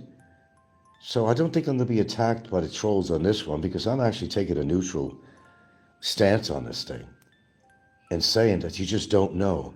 But it's also saying that they don't know either, despite your age. Maybe I practice certain things at home besides getting on a fucking treadmill or lifting up 20-pound dumbbells. Jane Fonda stuff, they call it. Maybe I do know some moves. Maybe some of these moves would actually hurt me in the process of doing them. But I think I do have a few moves that would actually work. But can I put a guarantee on it? See how honest I'm being on here? I can't put a guarantee on anything. I could talk like a tough guy and all that shit. But when shit hits the fan, can you utilize all these things that you learned? Can you? Maybe, but maybe not. See how honest I'm being about this? Another guy would just say, yeah, man, yeah, I have no doubt because I'm bigger than you and I'm quite younger than you and you're old, that you can't do shit to protect yourself. Well, no, don't fall into that. Everybody can do something. Everyone. No, I'm saying that if Jerry got violent with me, he'd come over here unwanted. I'm going to take that as a threat because I already made it known to certain people, you're not welcome here. And because of their history, and I can prove it, I would make that as a threat and take it as a threat. I'd preferably like them to be on my property, inside my property, for my protection, legally. Yeah, come on in, have a cup of coffee with me. Smile for the camera, my friend. Oh, they love it when I say, oh, Frank and his camera. That's right. You get fucking goddamn rootin' tootin' raspberry right. Cameras are important because if it comes to a legal matter, how you gonna prove it? How do you think I did it with Barry? I recorded everything he fucking did and every other fucking troll on here. With somebody, I got proof that'll show that the aggressor is not me. That I am not the aggressor. Trust me, I'm smarter than I look. A lot smarter than I look. But I don't think I look that bad either, do I? Speaking of oatmeal, I think I'm going to get myself a bowl going of oatmeal. How you like that? Snikko, I'm going to have some good old-fashioned rootin' tootin' raspberry or blueberry. I'm going to have some oatmeal, Nikko. And I'm going to defrost some blueberries too, Nikko. Nikko, Nikko, Nikko, Nikko. My grandma and your grandma, Nikko, Nikko today. My grandma gonna burn your house on fire, Nikko, hey, hey. I don't know the words to that. Do not, what's the moral of the story here? The moral of the story is, don't put anything past anybody. Don't make an assumption at all about anybody, be it their age, be it how big they are, how small they are. Because we live in a world of uncertainty, don't we? And you just never know. that little guy could possibly win a battle. And throughout history, a lot of that shit has happened where, look at this guy. He thinks he's going to kick the ass of this guy. Well, there's a chance that that guy is going to kick your ass. You got to keep that in mind. But what are you going to do? You got to protect yourself, right? Right? Am I wrong? You got to protect yourself. What else are you going to do? You going to let somebody pound on you? Let's get real. Let's get very real. If you go do like in the movies they do with these women, oh, a woman's getting attacked by guys, she's just or a monster's getting him. And they, instead of like running away from the monster, they, you know, only on movies, right? They stand there in awe looking at the monster. Well, get the fuck out of there. What are you standing there looking at the monster? He's about to eat you up. But they try to make women look as a weak species. They're not weak. They can fight. But in the movies, they always make them the weaker. They're always weak. The women are always weak. They usually have them stand there and they're taking it. The guy's going to stab her to death or he's going to strangle her or something. She's when there's so much she can do. She could scratch out his eyes. She could get him in the nuts. But that's, you know, on TV. That's on. Good morning, my lovely cauliflower. What are you listening to? Korean stuff? Drama? Isn't enough drama in the world? Hey, who loves you, baby? Who loves you, baby? So. So. You're a wise guy. I love you truly. Truly I do. My whole life is all about you. 'Cause I love you true and true. Yes, I do. Yes, I do. Look, I don't want to whoop anybody's ass, okay? I got enough problems. I don't want to whoop anybody's ass. Why would I want to get physically hurt? I got aches and pains in my joints. Do I really need to get physically damaged from anybody? Hell no. But that don't mean I'm going to run away from a situation. We do have that fight or flight thing, and maybe sometimes you should. Especially if you're outnumbered. I suggest all of your little bodies fight and flight. Natural defense system we have, you know. If you got a couple of people after you, you're no hero. Walk away. If you have to run as fast as you can. That's what I suggest now. You want to be real? Let's be real. You're no comic book superhero. You're not Bruce Lee. You're not any of the above. You're going to be a guy fighting for his fucking life. That's why I like to get real on my show. People can't be real. You'll know when you face a dangerous situation. You can make an instant assessment. Somebody comes over your house, you're making an assessment of them. Automatically, it's natural. You're looking them over. You're looking at their, shall I say, their assets. They got a lot of muscle, they got a lot of weight, they got a lot of height to them. You're making that assessment automatically, right away. It's just natural. And you know in your mind that this could be quite a battle, considering age, physical condition, whatever it might be. Now, you could try to be a hero. You try to be a hero and think that you could whip their ass. You could try. But sometimes you may have to defend yourself. That's all I'm saying. It's either you defend yourself or you're going to be the victim. You're going to be busted up. You're going to see some blood, your own blood. I don't like seeing my own blood. Reminds me of like the Three Stooges. You remember when Curly, and they got him in a boxing, you know, and Curly had this thing about cheese. You know, Limburger. It was Limburger cheese. And when he put that around his nose, he went wild. There was a, how would you call this? A factor. Something that would trigger him. Was something that would trigger him for some reason. Because maybe he hated Limburger so much that it set him off. And he became a wild man in there. Do you remember that one with the Three Stooges?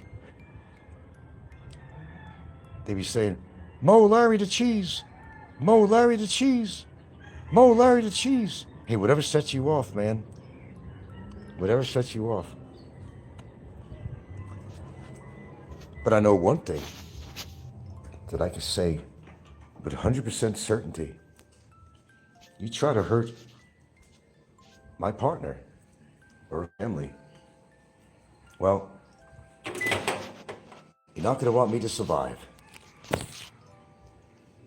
Because I'll be on you like flies on fucking shit. You gotta understand, I'm older. I've lived my life. I'm not gonna sit there and let somebody insult my woman, my partner, the love of my life, my family. That's not gonna happen. That will never happen. I will never allow it to happen. I have a good memory. You come by my house, I run into you, and I know that you said some very unsavory things about my partner. I don't forget that shit. I never forget that shit. It's always in my mind. You were always in my mind. You were always in my mind. And believe me, you are in my mind. If you have insulted Gilda, anything about her family, I don't forget that shit. Fuck my age. Fuck my age. Fuck my age. Fuck my age. I don't give a shit. At my age, I figure I ain't got nothing to fucking lose. Not like I think I'm fucking ancient or something. I'm not ancient, like Popeye. But I will tell you something and mean it. You will see a wild man like you've never seen before. I remember what people say. I don't forget. And if I came in a situation in person with somebody, that's all you got to say to me or her. That's all you got to do. And you made the biggest mistake in your life. You watch how this old man comes alive. Frampton comes alive. Well, Frank will come alive. At every cost to it. Now, I'm not just talking tough talk here. That's not what I'm trying to do. Hold on, I gotta get... Are my toes cut? Oh, don't make a comment. Did Frank manicure? Pedicure? Did he get a pedicure? Come on, find some more fault. Fucking idiots. I talk real talk.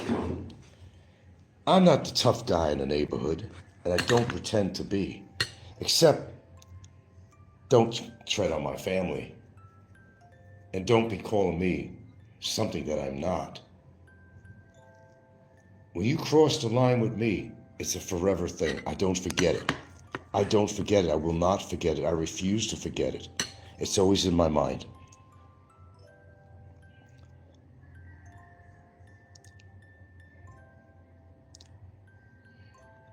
What, oatmeal? Smells like rotten feet. Not my oatmeal. Smells like a rose.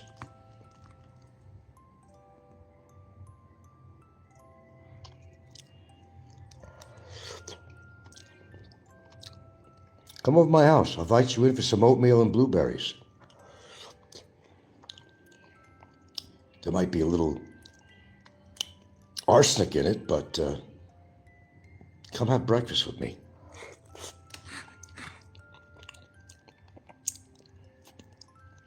There's more than one way to skin a cat. But I'm an advocate for animals. I don't want to skin a cat, but you get my point. They're all big and bad, but mostly with their mouth. You think anybody wants to go to jail? You think anybody wants to get hurt? Of course they don't. Survival of the fittest. Not just physically, but in mind. And freedom.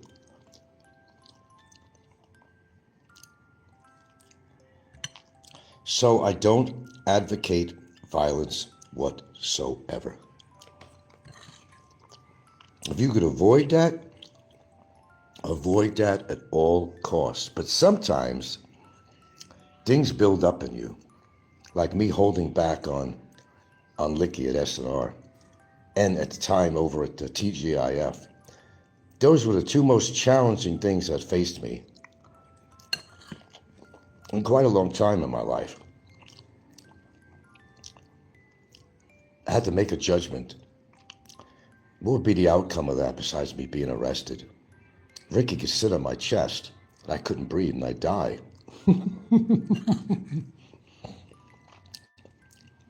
But he already has a police record, so it would not be advantageous for him to go ape on me. He did that with Fazio, now he's got a police record. And I had that in my mind too, that Ricky's never going to strike me. Because he knows he'd be in a world of hurt. Not necessarily physically, although that's a possibility too.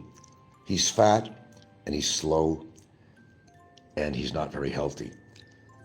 Make an assessment of your enemy.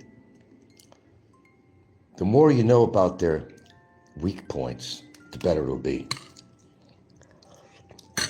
Being obese, they're going to be slow in reaction time. You keep that in mind. You already have an advantage. Past the age differences, past how tall you are, you already have an advantage on them. That if they're obese, they're going to be slow. And speed has to do with a lot of anything. You don't wait. Unfortunately, okay, I'm not advocating any of this, but what I'm saying is that don't wait for them. If you know they want to cause harm on you, don't wait. Legal is another thing, but I'll get to that again. Don't let them make the first move. Surprise them. You make the first move and you go at it. They're not expecting that. They're not expecting that. Now, in a legal perspective, yeah, you're going to be in the wrong. You will. You will be in the wrong. Because the person that goes to jail is going to be the first person who, and if you got it on camera or you have a witness, that's the one that's going to get in trouble. That he was the aggressor. See?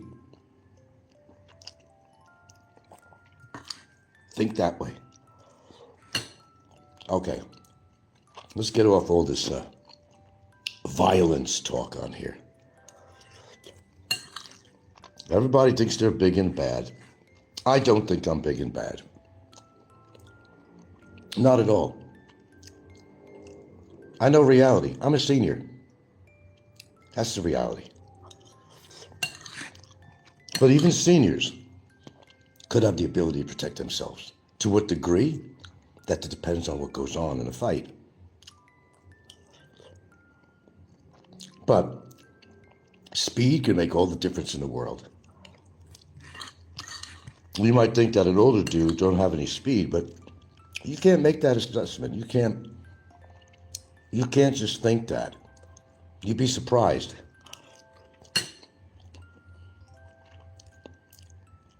You don't know what else I do in my exercises. You don't know. I practice for certain things in the unlikely event it would ever happen. I honestly do. Complete honesty, I do.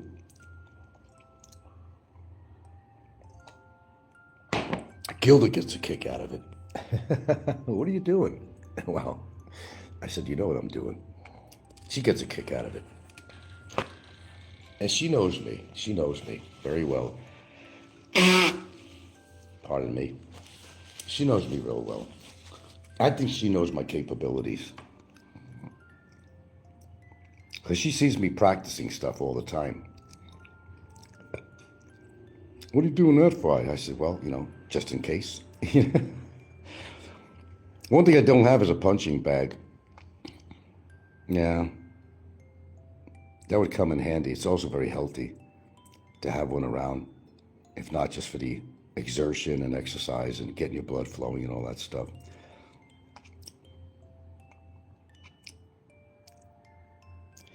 But anyway, let's kind of move on a little bit here. See how honest I am. Call me Honest Abe. Abe. Honest Abe. But good question. How honest is Abe?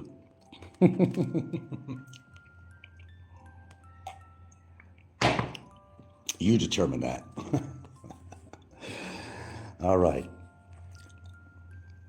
Let it be said, let it be done.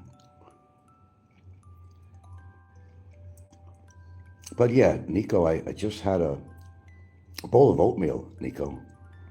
And you know what I'm going to do right now, Nikko? Just for you. Go in my freezer. I'm going to take out my bag of blueberries.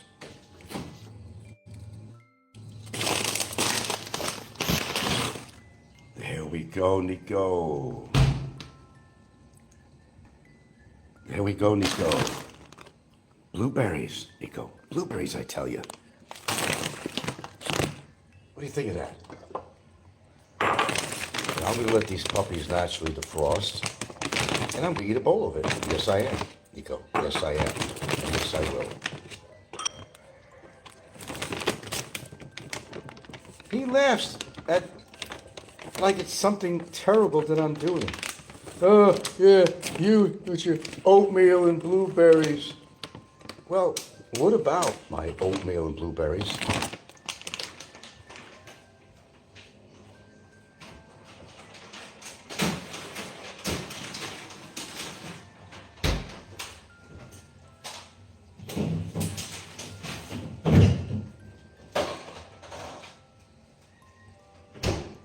Pardon me, I just have to put some of this shit away.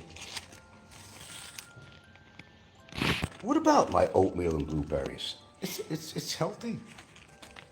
In your mind, Snikko, you think I'm doing something wrong? Because you eat all that fattening, high cholesterol stuff that you can't afford to eat.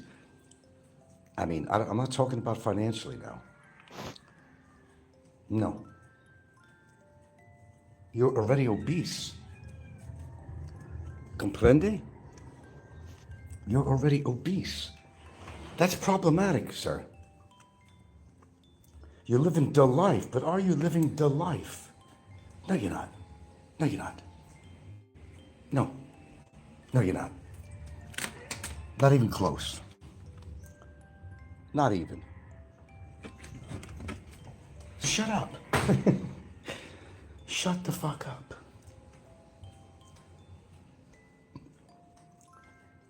Where's a broom when I need it? Pardon? Oh, come on now. Seriously? Need a broom for a minute here. So don't try to be a tough guy because the fact is you just don't know. And I don't know either. Don't be so cocky to say, oh, because I'm big, I could conquer the world. Nah. That's not necessarily true. Come on, be real. If it's all possible, you could be real. Be real. Be real. You can only do what you can. And you don't know the prowess, the ability of somebody else, just like I wouldn't know. For all I know, Jerry could be a kung fu artist, for all I know. Yeah, as funny as that sounds. Everybody was kung fu fighting. Jerry could beat a man. As an example, Jerry the Fairy. You never know. What the hell are you listening to? Damn. He could beat a man. He could beat a man. How do you know he's not? You don't know. I don't know. Maybe even Barry could kick your ass. You don't know. We all make our assessments of people all the time. I do. But I'm more realistic on my assessments. I always keep a little room for doubt. You have to. Because that's when you really get hurt. You gotta keep room for doubt. If you don't, you're kidding yourself and you could get hurt. Maybe Barry picked up a few techniques while he's in prison. You know, how to shank somebody easier than he would normally try to do, carrying that knife around. Maybe they'll teach him actually how to use, you know, and shank somebody. Man, you don't know. You just don't know. Oh yeah, it's an unfair advantage, carrying a fucking knife around. But if that's all you can do, and it means protecting yourself, I guess that's what you have to do, right? Here's my 13. Welcome, boys. All right, so what have we learned so far? That I'm humble. That's what you learned. I'm humble. I make no claims to fame. I make no claims of being a tough guy. Maybe legal terminology, I could be a tough guy. But wouldn't you rather go that route instead of taking a chance with somebody, and unless you have to, for your own self-protection, that you're forced to get into a confrontation physically with somebody. You don't want to go there if you don't have to. Remember, wounds can heal, bones can mend. But you get somebody legally for something they did wrong, that hurts a hell of a lot more, and it's a lot longer lasting. Keep that in mind. Right, never underestimate your opponent. You are so correct, Mix. You think maybe because, like, I don't know, you get into it with a woman or something? Do you honestly think some women can't take care of themselves? See, that's, that's a chauvinistic kind of, or misogynistic, kind of way of thinking that a woman can't protect herself. That's so untrue. There's a lot of women that are streetwise. There are a lot of women that know how to take care of themselves. It's not like in the movies where they're being attacked by an assailant, got her against the wall and he's going to choke her, he's going to do this and that, and she just stands there and takes it all and dies. This is the movies. That's the movies. They always make women the weaker species, They're not. They're not. There are things they can do. They just have to think right away and just do it. You could take down a huge guy, being a very frail woman, for example. You certainly could, if you know what you're doing. It's not the movies. This is real life. This is real life. Normally a woman is not going to let herself in that position. She's going to fight, scratch, bite, go for his nuts. That's real life. Not what you see in the movies. And it's horrible that they try to depict the woman as a weaker of the species. Yeah, men are generally built more solid, their bone structure and all that stuff. But it still doesn't mean that a woman can't take care of herself. You're blind to reality if you think that.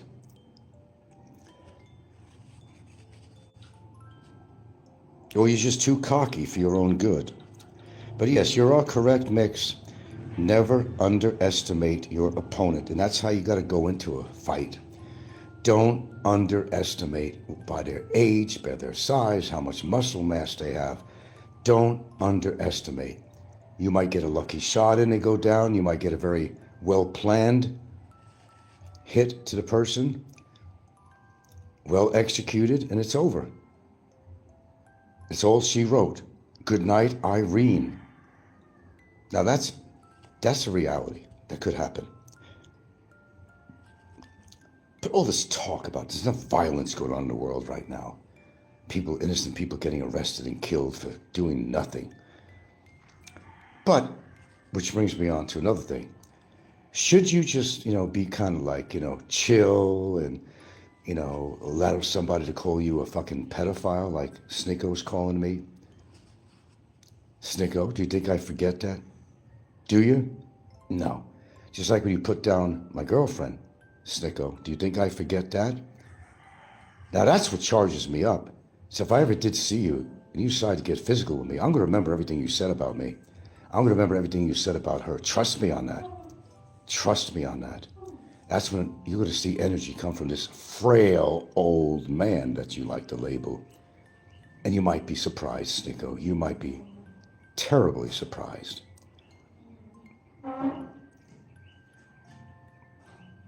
Oh, who? Popeye? Oh, he's very reactive to what I have to say. Oh, you could almost count, on your clock that according to what I say on my show, whether or not he's going to put on a show, you could almost time it. You could almost time it. He's very sensitive. You talking about Popeye? You mean he's not simulcasting me? Oh my goodness.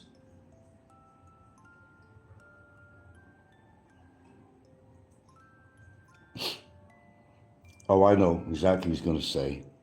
Oh, he probably put a skit together. That's his only defense, putting a skit together. What a coward. Put your money where your mouth is, I say, Papa. That's what I say. But I know, you're 15,000 miles away. That's your excuse. I could say everything I want and get away with it. Well, like I said, Robert, that's not necessarily true. That's all I'm going to tell you. That's not necessarily true. If I got deported, I might decide to live in Florida, motherfucker. I might be your fucking neighbor. You don't know.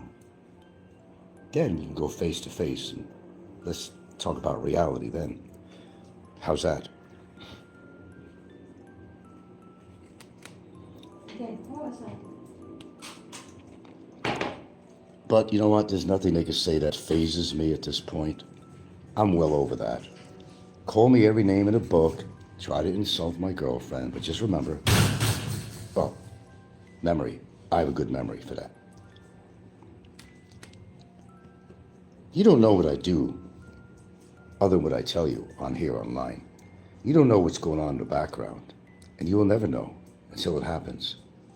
Keep that in mind. As I said, there's nothing wrong with my memory. Certainly my long-term memory. I can tell you that. Nothing wrong at all. I remember every detail, every word. I don't have a photographic memory, but I remember what needs to be remembered.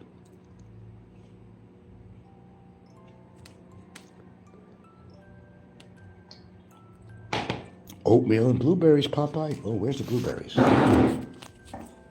Oh, Nikko, meaning. Yeah. Oh, there's still kind of frosting. Look at these little gems, Snikko. Look at these little gems. Loaded with antioxidants, Nikko. You might try it sometime. Yes, you might like it. So he's got something against my oatmeal and blueberries. Imagine that. How low can you go? Scraping at the bottom of the barrel to try to find fault. And he thinks because I eat oatmeal and blueberries was extraordinarily healthy. That's a bad factor for me? I'm doing something wrong? Look, I can't control your diet, but I can control mine. And I'm not obese. You are. Keep that in mind. Keep that in mind. There's still a little bit too. I gotta let this defrost a little bit more. Too cold, too much crystallization in here. Let it kind of defrost at room temperature. But I got blueberries, Snikko. Now, I didn't eat all my oatmeal because I made too much. I had a pretty good amount to it. Fiber, protein, Snikko, good stuff, healthy stuff. Blueberries, oh my God, antioxidants. The good stuff. Rather than me sitting at the table with 7 eggs, a 7-egg omelet. A 7-egg omelet with 5 pieces of toast, 10 strips of fucking bacon. No, that's not my breakfast. Does that taste good though? Oh, hell yeah. It sure does. But should you be eating that? That kind of food on a regular basis? Oh, hell no. But some people don't give a fuck about themselves. They really don't. Are we to care? I don't care. It's their body.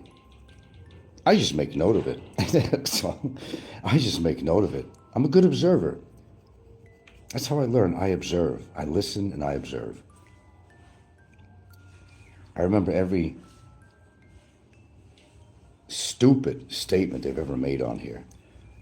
Every supposedly hurtful words that they try to impose upon you on here. I don't forget all that shit. I never will, until the day I die.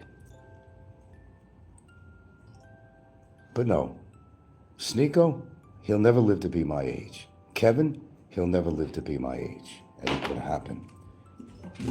It's not gonna happen. Popeye, he's a little under me. But I don't think his longevity is going to be a good key point for him. No. Coffee. It's coffee time. Let's have another cup of coffee. What? No bread? I still fine. Toast. Oh, you're making toast. Okay. I eat a piece of toast now and then. Sometimes with my scrambled eggs. I'll like make a folded sandwich of it or something, you know. I kind of wish you'd eat some of this stuff too, though. Oatmeal. There's some left if you want. There's butter in it, you know. And I got a bowl of blueberries here. But see, you can't force anybody to eat your diet. And that's one thing you can't do. You can make suggestions like I do on my show about a lot of things, but, you know, you can't force anybody to do something they don't want to do. And some people are really set in their ways, too. You can't force anybody. Well, you know, you could say, what you're doing, I think, is probably not the best thing to do, or maybe not the best food to eat, but they're going to do it anyway, you know. They're hell-bound on their diet, and they stick to it, and Filipinos always do. They have their favorite foods to eat all the time, and they're not going to change their eating patterns on what they eat. They're not really, usually the average Filipino is not sitting down thinking, oh, gee, there's too much salt in here, or, you know, too much cholesterol, or too much fat, or too much starch. No, generally they don't. It's unfortunate, but yes. But you also have to understand that in this culture, if you're in a household that don't have much money coming in, you're going to eat what mama or whoever or wife puts on the table. Because you got to eat. You need sustenance. In whatever form it's in. Only a toast, not you. So this is the typical. You got the cup of coffee. And you got the toast. They'll dunk it in the coffee. That's very atypical. Is it necessarily healthy? No. But I'm not going to go take the bread away from her.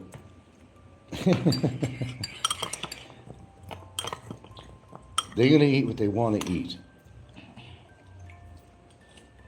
Sometimes people are forced to change their diet, though, because maybe things started to happen. But only when things start to happen, they wake up and say, oh, really? You mean what I've been eating has caused this particular problem? Then they're going to do one of two things. They're either going to change their diet to compensate for the health concern that you develop because of what you eat. You know, they're going to change.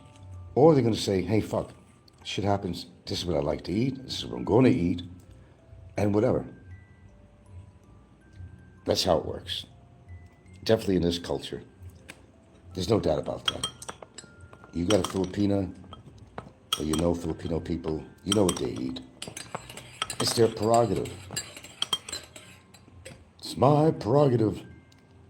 I'm going to eat whatever the hell I want to eat. It's my prerogative. And it is. Let me try one of these tasty morsels. Yeah, okay. It's not totally defrosted like I like it. Snikko, blueberries. Look, Snikko. Look. Num num num num num num num. In comes to the chapel, through the doors. Num num num num num num.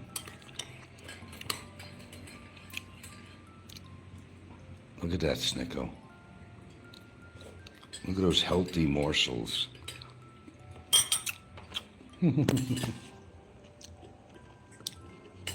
How absurd of a statement was that? Like he's ranking me or something. Like he's knocking me that I eat oatmeal and blueberries. Really? Is that all you got in your arsenal? They eat the bacon every morning. Yeah, just as I was saying earlier, Gilda. You got to hit the nail on the head. Because they're starting their day eating bacon and all that shit. Even what she's doing right now is a lot healthier than what they eat. She's having a coffee. She's dunking her bread in the coffee. This is very traditional with Filipinos. I'm not going to jump on her for that. I try to get her to do some of the things I do, but I like I said, you can't force anybody to do anything they want to do. As much as you love them and you care for them, and you want to see them be healthy. Morning bread and coffee. Yeah, she's morning bread and coffee. And then after, if you're hungry, you eat later. Yeah, then if you're really hungry, what she does, this is how she starts her morning, but if she gets hungry, she will eat something later on, because she doesn't like to have a big, full breakfast in the morning. But a lot of times, I'll make some scrambled eggs, even toast. I'll say, here, I got a plate of food for you this morning. Eat that, please. Let's not waste it. And she'll eat it. I do that for her.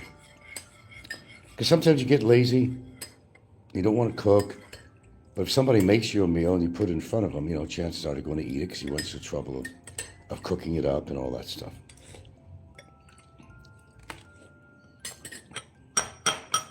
Okay, more blueberries, Snikko, more blueberries. Mmm.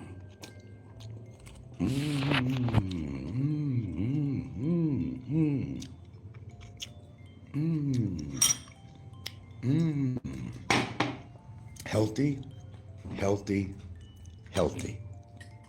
Not helter-skelter in your life. This is healthy. All the ingredients I put in there are purposeful. Not for show. They're purposeful. Healthy, Snikko. Try it. You may like it. You want to be obese all your life? Really? Is that your endeavor?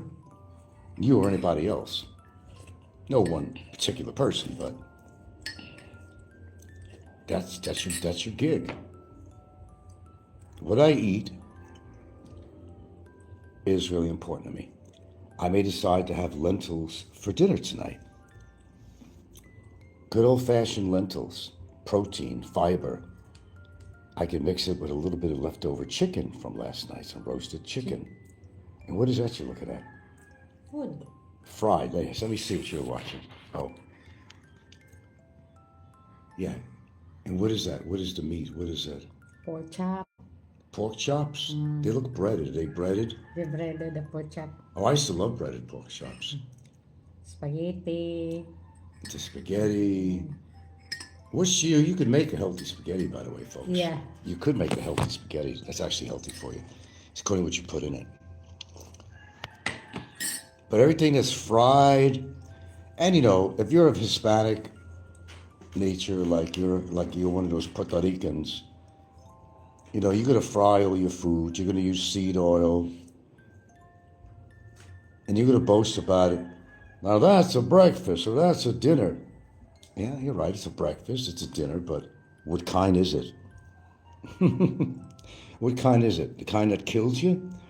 I don't know about you. I run my life the way I want to, but I'm going to try to get every year out of my life I possibly could. And it certainly would help if I get rid of one nasty habit. But even with that being said, I got to give myself a little credit for something here.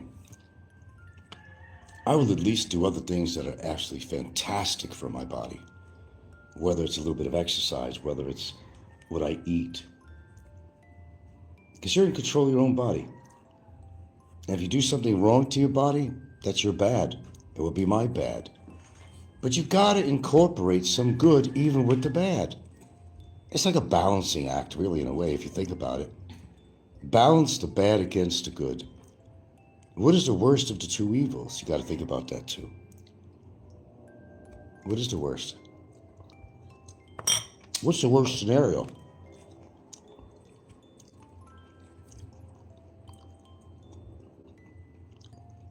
But it just so happens that I choose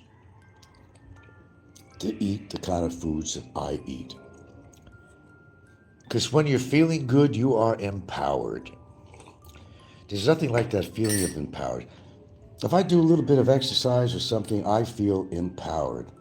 When I eat a power meal of good, healthy fruits, vegetables, and certain proteins, I feel empowered. It's a natural high. And it's not medicine, it's a natural high.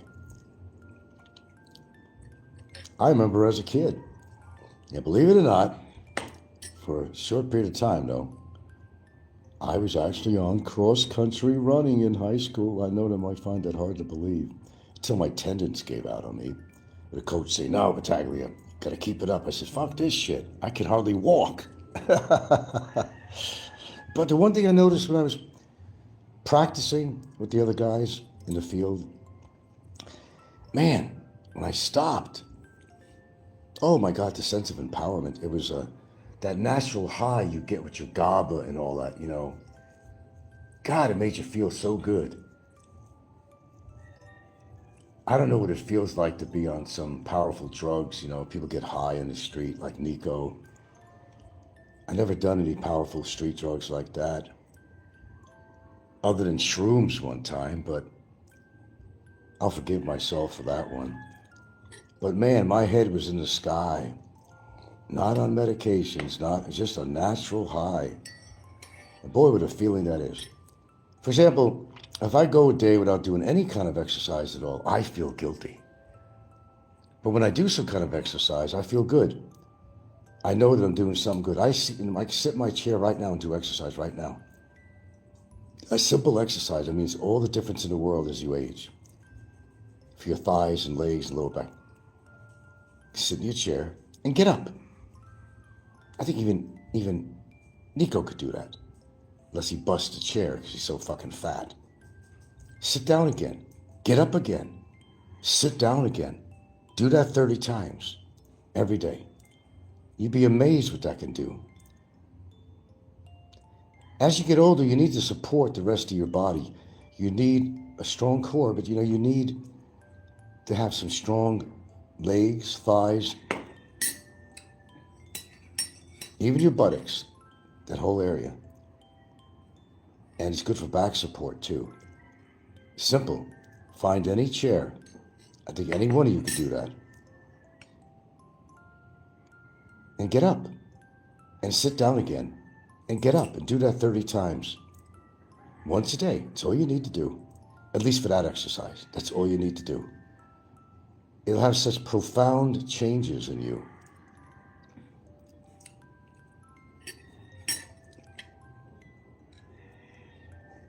And who's putting on a show tomorrow? Popeye? Why don't he do an anniversary show for me? Hint, Popeye. My anniversary with the lovely, did I say lovely Gilda? 10 years, Popeye. Why don't you put on one for that? Save it for the 4th.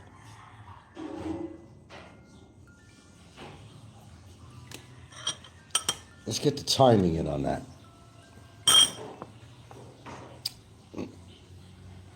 Because I'm going to put a show on the 4th, celebrating my 10 years of bliss with my partner.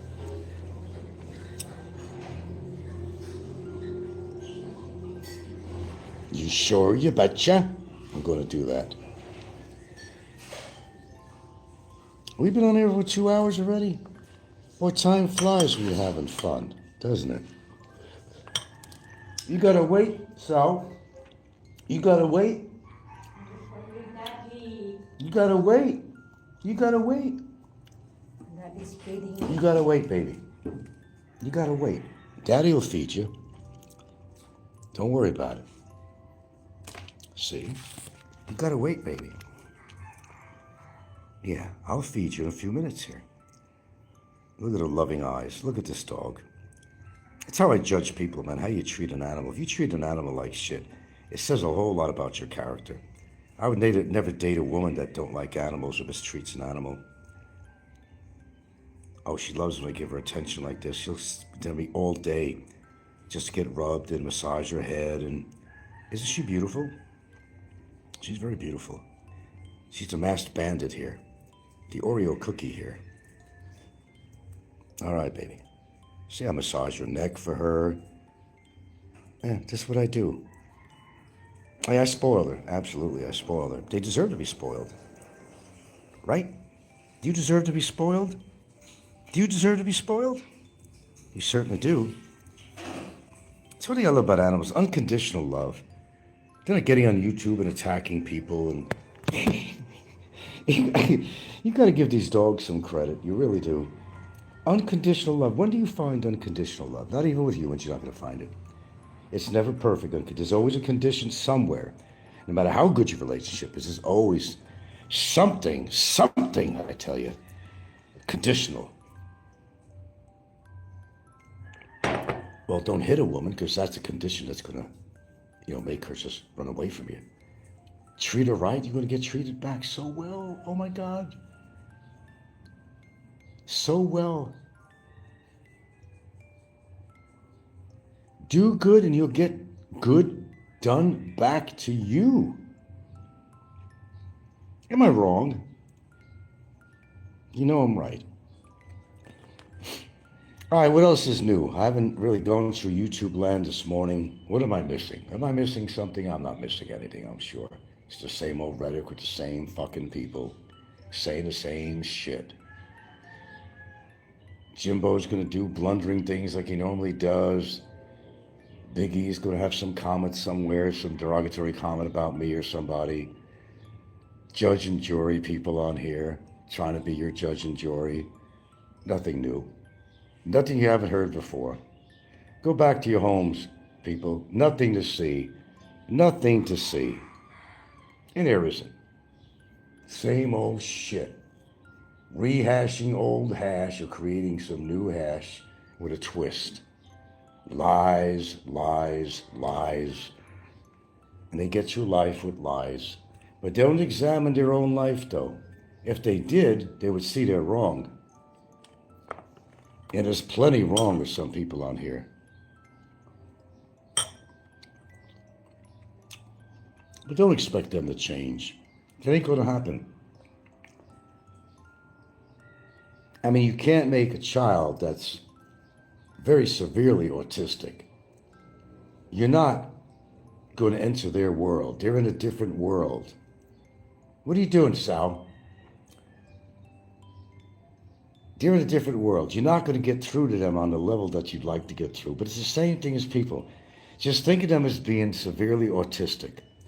So if you're going to say something about them, it's going to go from one ear to the other. Or the total opposite, it's going to be very well absorbed, and they're going to get sensitive, and they're going to come back and say something bad about you. This is what goes on all the time. But there's some people, you can't get through to them. But they do things inadvertently. They'll do shows. Basically, it's like it's an autobiography on themselves that they don't even realize. They don't even realize what they're doing. They're talking about other person, but they're really talking about themselves. Like Breeders. Okay, yeah.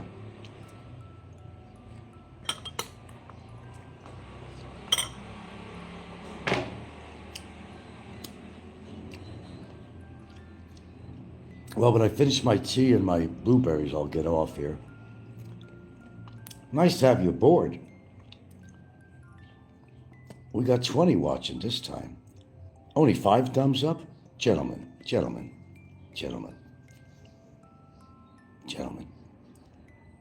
Come on now. You know you enjoy being here listening to me. Show an old frail man on a dusty old island in the swamps some respect.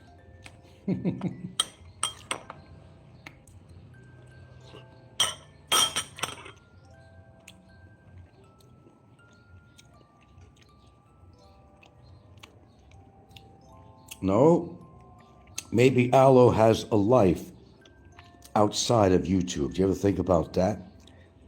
Aloe sometimes will listen and not say anything unless he feels he has to say something.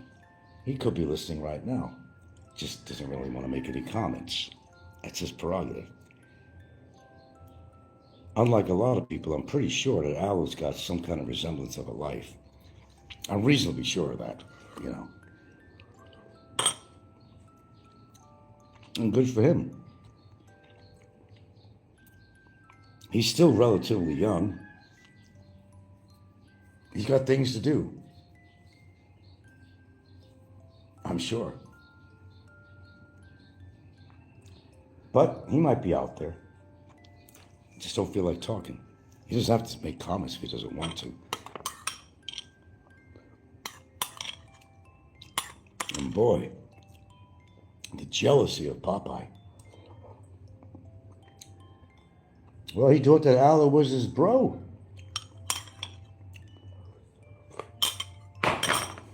Never was. Nah. Aloe is his own independent man and thinker. And sure, he could be pulling the wool over my eyes by being friendly with me. I take that into consideration. But no matter what it is, he comes on my show and he's being respectful. He might be trying to butter me up for all I know. But I don't see that happening. He comes on my show. He acts like a gentleman. That's all that matters. If he was attacking me, I'd say, well, something else, you know. But he hasn't been a problem coming on here. I know that Micko here has had a lot of problems with people, right? I'm not holding that against him. Because I don't really remember Micko really attacking me, as far as my memory goes. I don't really recall that. He might have in the past, I don't know. But I don't recall it. So he's welcome to be on my show. So is anybody else, except certain people. Pardon me, that's a Barry thing. I'll do it again. I even farted the other day. I swear, yesterday. If you didn't catch it, I actually farted. I don't usually do that. I was rude. So I apologize for that. See, I'm very apologetic too. Am I for real? Yeah, I am. I'm actually for real. Imagine a man who will admit he's wrong when he's wrong. Imagine that. You don't get that on YouTube. Imagine a man that will actually apologize to his enemies if he felt he did something that was not righteous. I did that recently. I can't stand Popeye, but I had put pictures of his parents on there, and I had decided that was wrong. I got a strike for it, and guess what? I deserved it. See that? How honest I am with myself and my audience? I deserved a strike without permission, putting pictures of his parents. Well, the house is another thing, but the pictures of his parents, it was all meant in good, because all I had to say was some good things about the parents. I bet they're wonderful and all that. But Popeye is very sensitive with stuff like that. Shit, they put pictures of my girlfriend up all the time, putting her in these compromising situations, like she's a bar girl or something. You know, I'm used to that kind of shit on here. I don't cry about it. Because I know they're going to do that whether I like it or not. I don't pay attention to that anymore. But Popeye is really sensitive with stuff like that. Expose him for who he is. He's going to cry like a baby. He's going to get really sensitive. But imagine being big enough to admit your faults. Not many people on here have the capability of doing that, or the willingness to do that. You know, when I got really sucked up by that little whirlwind in the past, I was becoming as bad as the people that were doing the same shit, doing different shit on there, you know. And I realized what was going on. I said, I got to get out of that. That vortex, I called it the vortex. It's very easy to get sucked up in a vortex on YouTube. One day you wake up and say, I don't want to be part of that. I do not want to be like them. I don't want to be anything like them. Brett, hello Brett. Popeye wants the teacher, but he can't have her. Yeah, he's pretty enamored with her, isn't he? He's I personally think he's got pictures of Gilda up on his wall. It's just a hunch. Just a hunch. Oh man. Gilda? Oh, this seat on here is getting moldy. I just noticed some mold on there. Yeah. Well, that's why we pull this in at night. If it rains to get moist, but there's moisture in the air. I can see the black on it. I can see the mold. I stay away from that shit. And no, I don't drink Coca-Cola, even though it's zero Coke. The kids will buy that shit. It's still bad. It's still not good for you. I don't drink this shit. No, sir, I don't.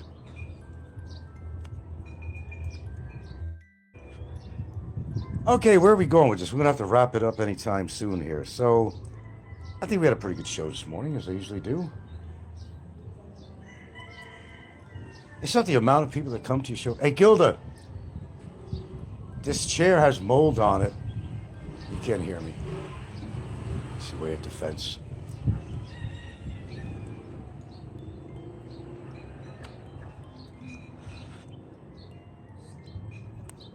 Wig.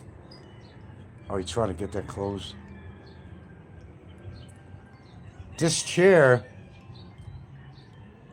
has visible mold on it. We can't keep it out here. That's going to have to be really washed.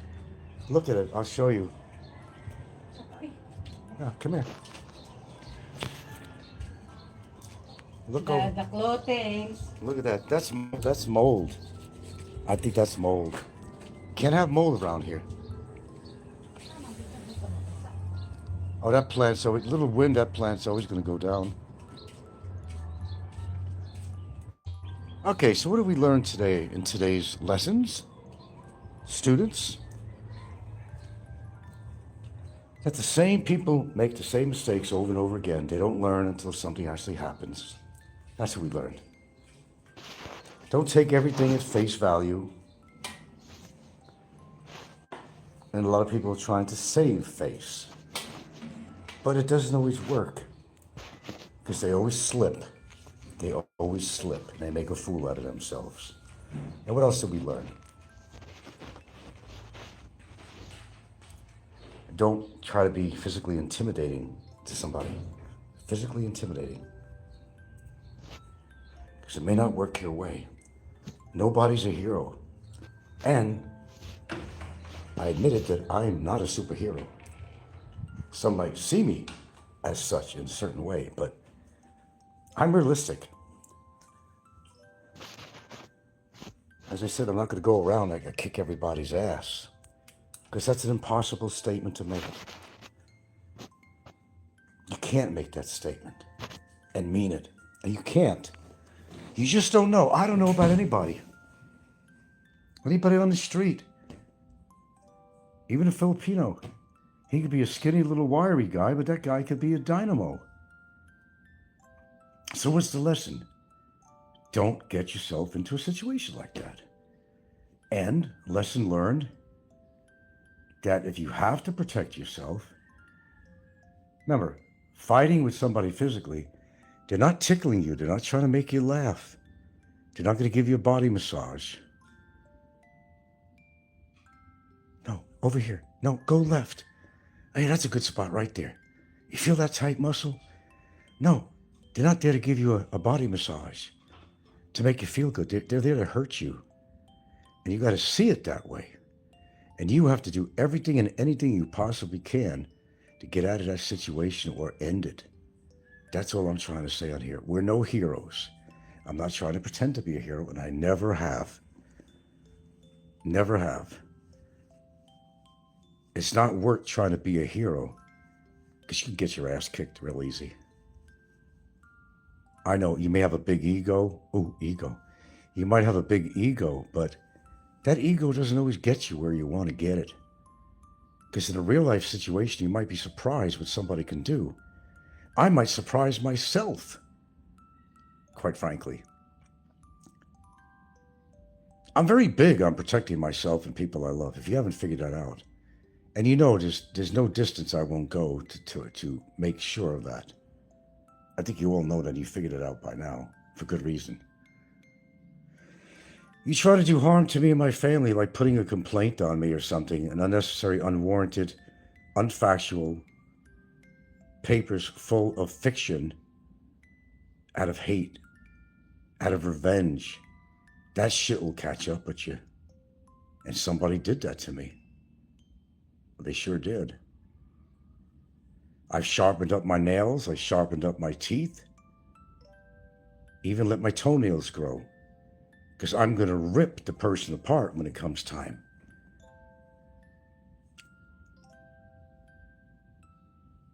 That's the way it works. An eye for an eye. If necessary. If necessary. And you tried all other options and they don't work. You have to do what you feel that you have to do. There's no other ways about it. You do what you feel you need to do for a specific purpose, to make a point, to settle a matter that needs to be settled. You can't take people dumping on you all the time.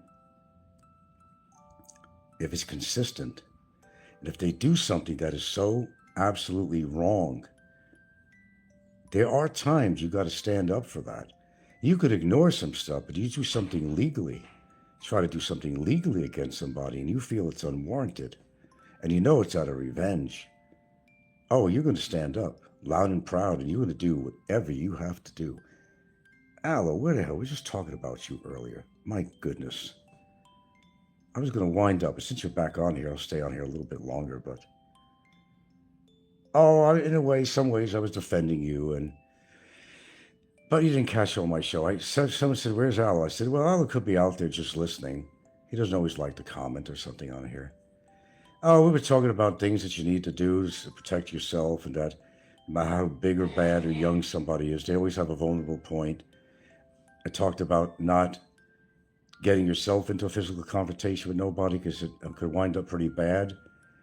That I'm no hero. I know my age, but I also know my good points on defending myself, and I know my weaknesses, age, whatever. But you can't make a judgment on people. Even someone like Jerry, they mentioned about Jerry, if he came over, would you beat his ass? I said, well, I don't know if I could beat Jerry's ass. I don't know if I could beat Aloe's ass. I don't know, Barry may even know a few tricks I don't know about. So you see, I'm not cocky about that. That's what I was kind of talking about on my show. That the things you could do to defend yourself and what situations should you apply anything physical, if it means protecting yourself or whatever. And the whole, denominator of what I was talking about is that I'm no hero. And I don't pretend to be a hero. I'm not a superstar. I'm not a superhero. I know my limitations, but I've also said I know my good points too, what I'm capable of. And I've also said it's not worth getting into a physical confrontation with anybody. Do it legal.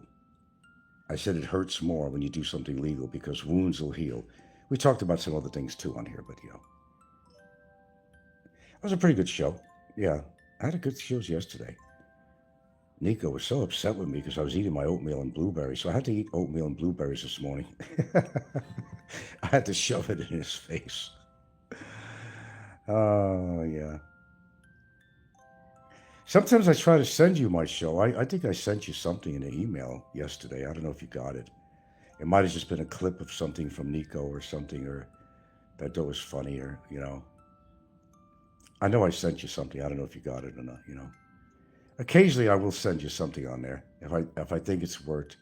I think I sent you something on the big ego. Yeah, I know I sent you something on the big ego on what he was saying on his show. I did a clip of it. I believe I sent you. Oh, you got that? Oh, you just arrived home today. Home from where? Where are you now? Are you still in the Philippines or? Yeah, I don't know. Check your email. There might have been a couple of things in there I might have sent you. I don't know. I don't remember. I know I sent you something with the Big E, one of his speeches, and how he's so judgmental on people, but yet he's always turning the other cheek, saying that, oh, I don't get involved with the affairs of people on here, and I don't mind it. But he's always talking about somebody, especially me. A lot of innuendos was just straight shots at me. Yeah. Oh, you're in Davao. You weren't in Davao. Oh, okay. Do you have a place in Manila that you own or something, or you staying at a hotel or something?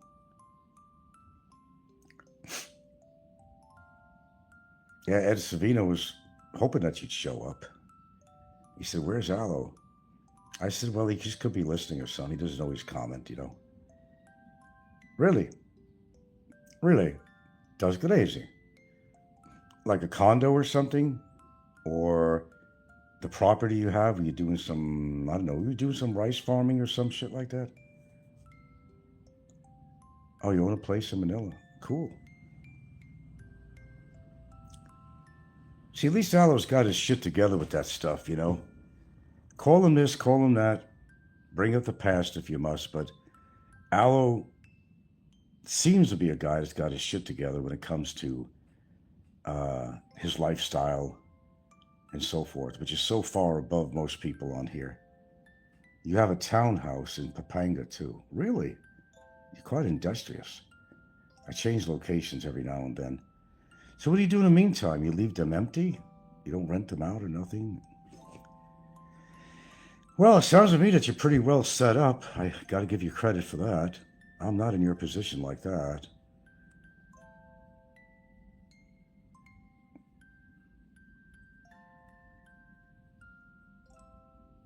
Oh, that's fantastic. I could only claim one house. That's all. Oh, donate to Ben Newton is on here. All that Damien hoopla has gone quiet.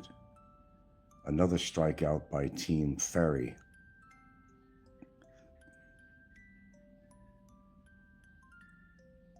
The Ferry, you mean? Yeah. It don't matter who Aloe is. I think he's done a great job of keeping himself anonymous. I probably suggest that to most people that are going to come on here. Don't get too personal in your life and, you know, do like a podcast or radio cast like I do most of the time. Although everybody knows what I look like and where I live and all that. But that was my mistake. But nevertheless, sometimes it's good to be anonymous. You get a lot of work done that way. Donate. Abo fail. Oh, Abo. Yeah. Yeah, I noticed that Abo, and maybe I haven't looked, but ever since I hit him up at the prosecutor's office, he hasn't been on, has he? I haven't seen him. Maybe he has. Maybe I just haven't gone over there. See how that works, folks? See how that works?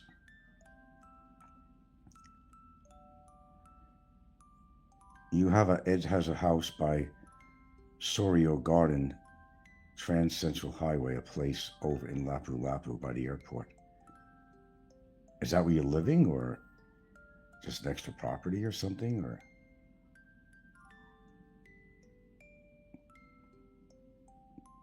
No, one place is enough for me. Today? No, I just had my healthy breakfast. Shove it in Nikko's face. You believe he was making fun of me on his show the other day? You and your oatmeal and blueberries. Well, I did a whole spiel on him, of course. You know I was going to do that. I said, at least I ate healthy. What's wrong with oatmeal and blueberries? I was making that point today on my show. What the hell's wrong with oatmeal and blueberries? Come on, let's dig it at the bottom of the barrel, man. You bounce back and forth, Ed Savino says. Today, let's see. There was nothing particular on my agenda today. I might decide to go to the beach today, bring my camera, phone. I might decide. It's very overcast today, so I don't know if it's going to rain again, but it's very nice and cool. It's very, very nice. I might decide to do that because I might do that instead of using my treadmill. I still got to get my steps in, but there's actually more important exercise I do other than that kind of take the place of it, or, you know. In fact, I'll be doing that right after the show here. Otherwise, I'll find an excuse. Yeah, it's nice and cool here, man. This is the best time of year I've experienced. The air is moving. That's the main thing, that the air is not stagnant. That makes all the difference in the world, whether it's humid out or not. You know, it just makes all the difference. Moving air, but when you got stagnant air, that's horrible. And the other day we were talking about some guy's show who spent a couple of days in Baguio. We were talking about that. I think on one of my shows. And I think it was mostly commenting on his show that I've been there and talking about the good points and bad points of Baguio. I've only spent 3 days there, but that was enough to make an assessment. I like the cooler temperatures, although I wasn't acclimated to that because I've been in such greater temperatures. But what people understand about Baguio, it does warm up during the day. They're thinking that it's totally cool all the time, but that's not true. And I even found that in just 3 days. In just 3 days. He went to Burnham Park and all that stuff. It was kind of nice seeing it again. I see when he passed the shawarma food stand, and they made some fantastic shawarma. I missed the shawarma. They really made it good in Baguio. Oh, I could have had a number of them, but there's a big line, and I should have ordered more than one when I was there. Unusual for Manila, huh? Oh, man, enjoy it while you got it, man. It's pretty tough on most people. A lot of people won't move here because of the intense humidity and the heat. But, you know, you find your way around it, you know? I mean, you can't bury yourself in the house. You have to go out into the sun, and you got to experience it. This is how you acclimate yourself. But like I said, I joke around a lot. And I said I already had training wheels for the tropics because I lived in Hawaii, which I guess is classified as subtropical. And I guess the Philippines is classified as tropical. There's a difference. Very comfortable temperatures for the most part in Hawaii. 82 degrees on an average or something. Shit, that's nothing. That's nothing. But don't get me wrong. There's some kick-ass hot days in Hawaii with humidity on top of it. Now, on my island there that I lived, that volcano is spewing out, what do they call it? Tetra. I think they call it tetra. There's these fucking nuggets, man, that's falling on people's cars, on the roads from the volcano. But the volcano's been acting pretty strange.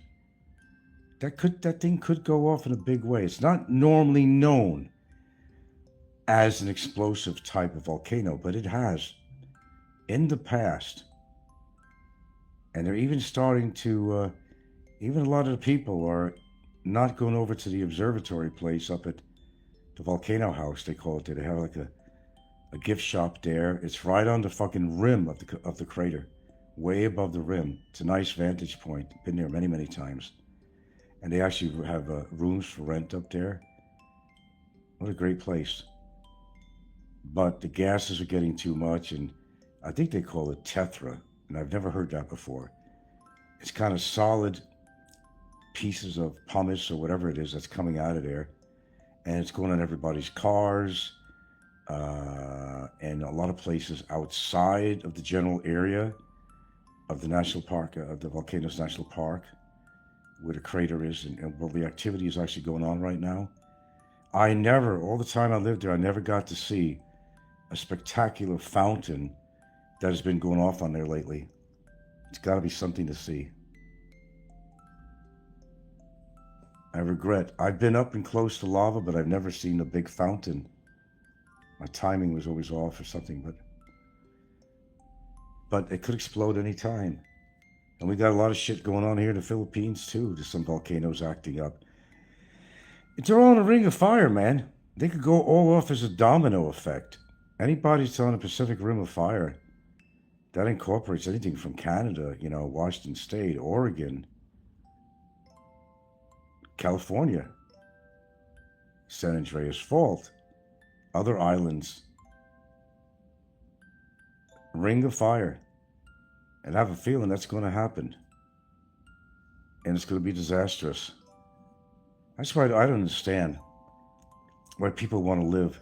Well, actually, to tell you the truth, I was living in the foothills of Kilauea. That's where I was living. I was going to say I don't understand how anybody could want to live close to a volcano that they know has been active or could be active. But actually, I did live in the foothills of Kilauea.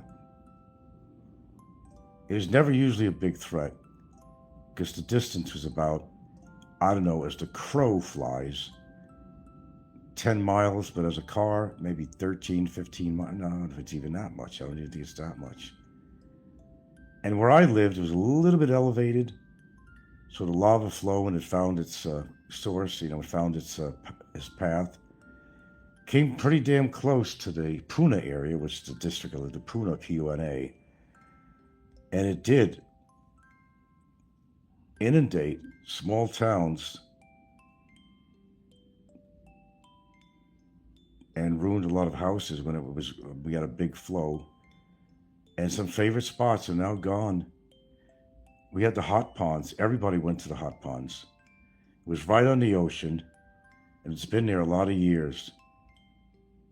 And you get in that water, it's nice and warm, but then you get a lot of people in there too, and it's, you had all kinds of, you could get Legionnaire's disease. I didn't go in it that often, but I did go in it. Well, the lava came in at that time. The hot ponds, very popular for tourists and locals alike. It's not there anymore. It's solid ground. As well as Kalapana, they had the surfer spot there. Everybody went over there. We went there. Me and my brother went there all the time to go out for a ride. It's all land now. A mile out. A mile out. What used to be water you could walk on for, I don't know, maybe a half a mile or so. Maybe more. It's amazing. And there's a park right next door, or down the road, actually, that we used to go to. It was like right off a cliff, and it had all these ironwood trees. Different kind of environment, different atmosphere. The waves would crash against the side of the cliffside. You hear this big It was great to visit. It's not there anymore. I mean, the cliff is still there, but the lava came in on there too. All the ironwood trees are all burned down. There's all lava there now. That park don't exist anymore. Originally from New York, but I've lived several other places, yeah. Anyway, we've been on here for a while. And speaking of exercise, I got to go do something or else I'm never going to do it. I'm not trying to find an excuse not to do it, but if I keep on any longer on here, I'm going to get lazied out. So while I got any energy or anything, and by the way, Allo, keep me updated on a few things. Keep me updated. I think you might know what I'm talking about. I'm not sure, but just kind of keep me updated. Yeah. Oh, it was New York to Seattle, Washington area, to Hawaii, and then to the Philippines. That's where I'm from. Yeah, you know. I guess, what are they saying? That Popeye? God, I'm so dehydrated. I think he has a show coming up, what, tomorrow or so? I don't know. 7:45. Probably another one of his stupid skits or something. Do you realize how powerfully jealous he is and upset the fact that we communicate with each other? I mean, he's really sensitive about this. Of course, he's telling his viewers. That's why he ran a video the other day, and you saw that. And you're the one that I think told me about it or something. He ran a video of an old cliff in the old days with Triple R when you were against me, let's put it that way, big time.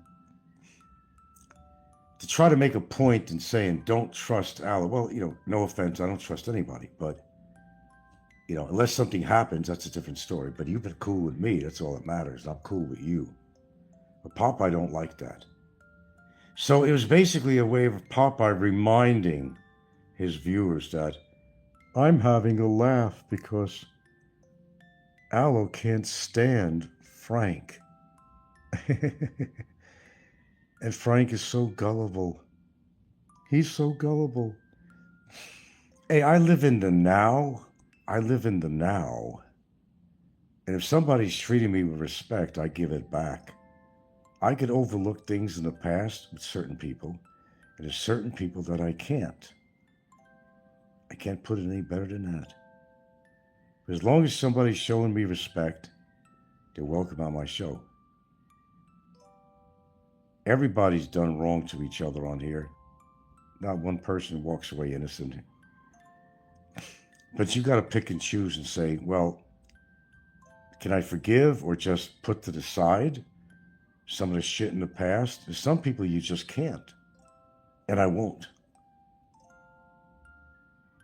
But I get to make that decision. If I'm wrong about something, I'm wrong. That somebody's just appeasing me or something to build me up to think that they're my friend or confidant or whatever. I've been fooled before. This Mario guy, he helped me a lot with the Barry situation, but he was one of the trolls on there all the time. And we used to talk on the phone almost every fucking day. Give me all this information about Barry and this and that, and we're talking about what he heard on his show. But meanwhile, the motherfucker was one of the trolls on here. I fell for that. For a while I did.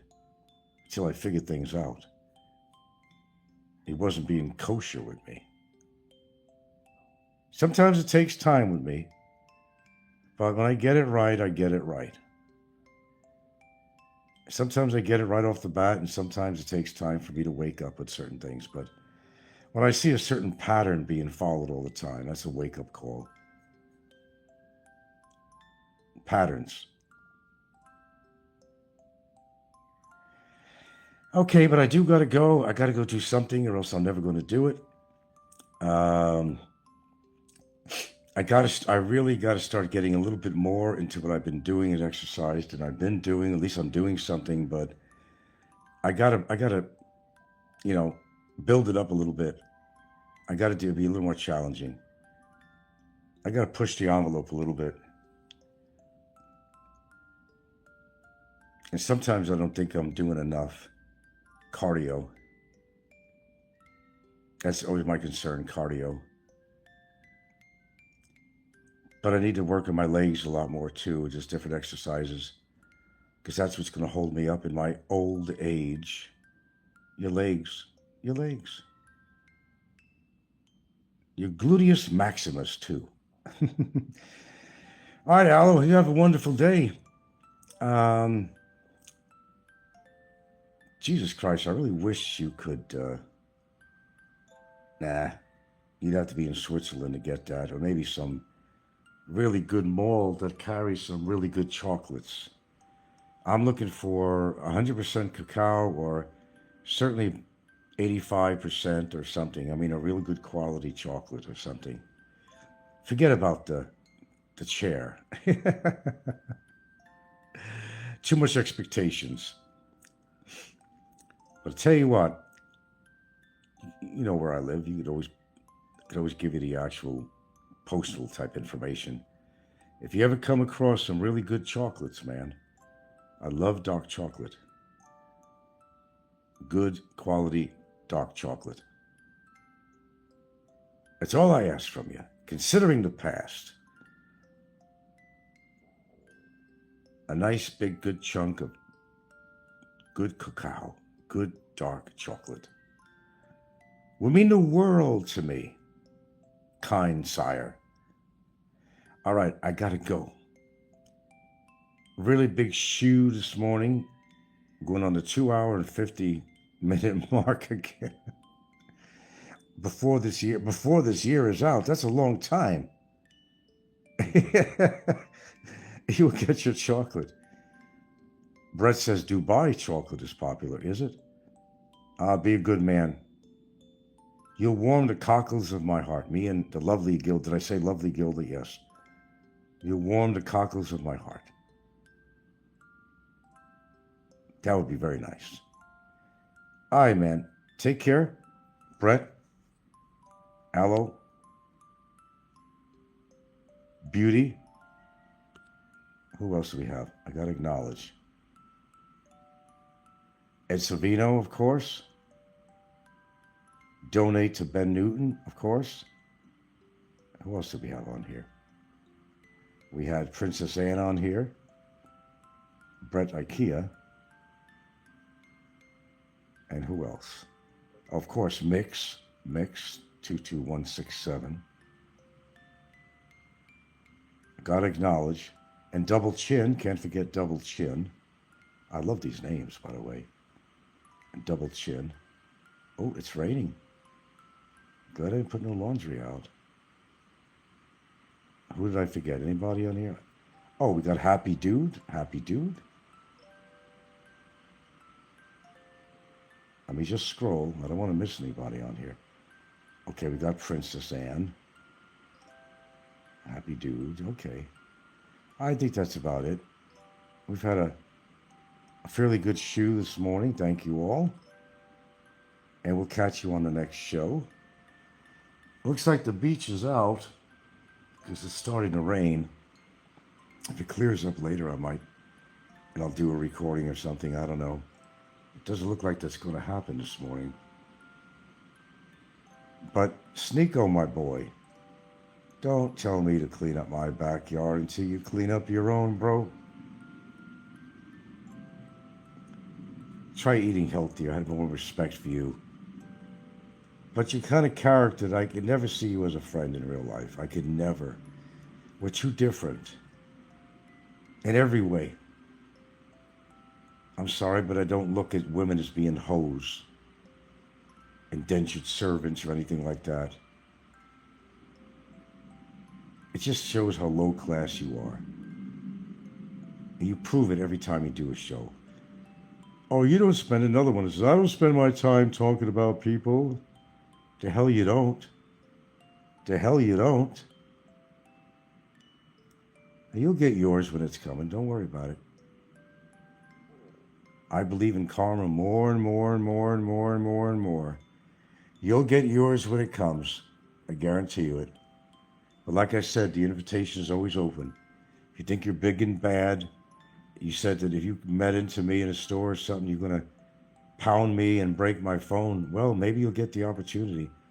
If you stay in the Philippines long enough, I'll let you know when I'm in Cebu, when I'm going to be in one of these two stores. I'll let you know.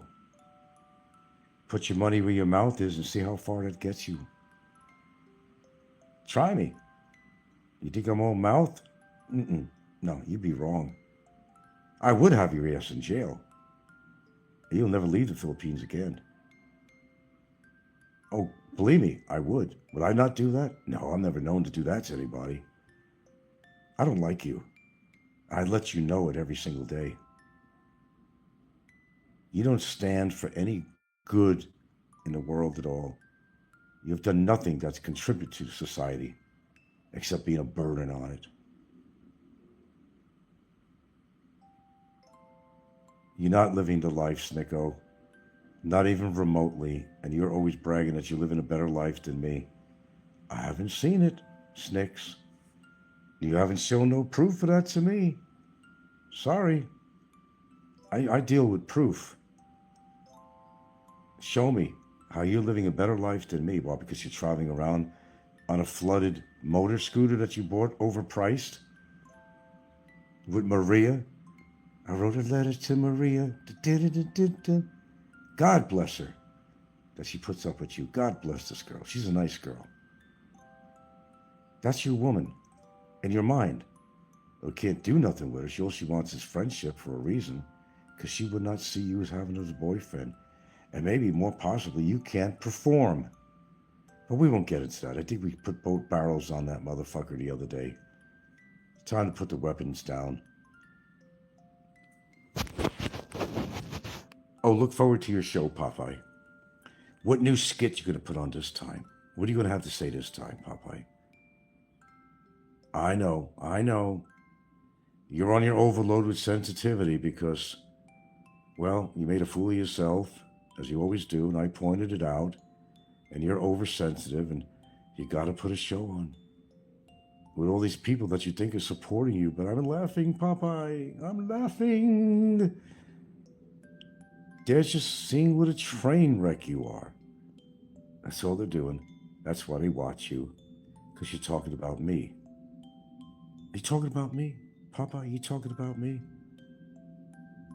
Bring it on, man. Bring it on. There's nothing you say that's going to faze me or surprise me.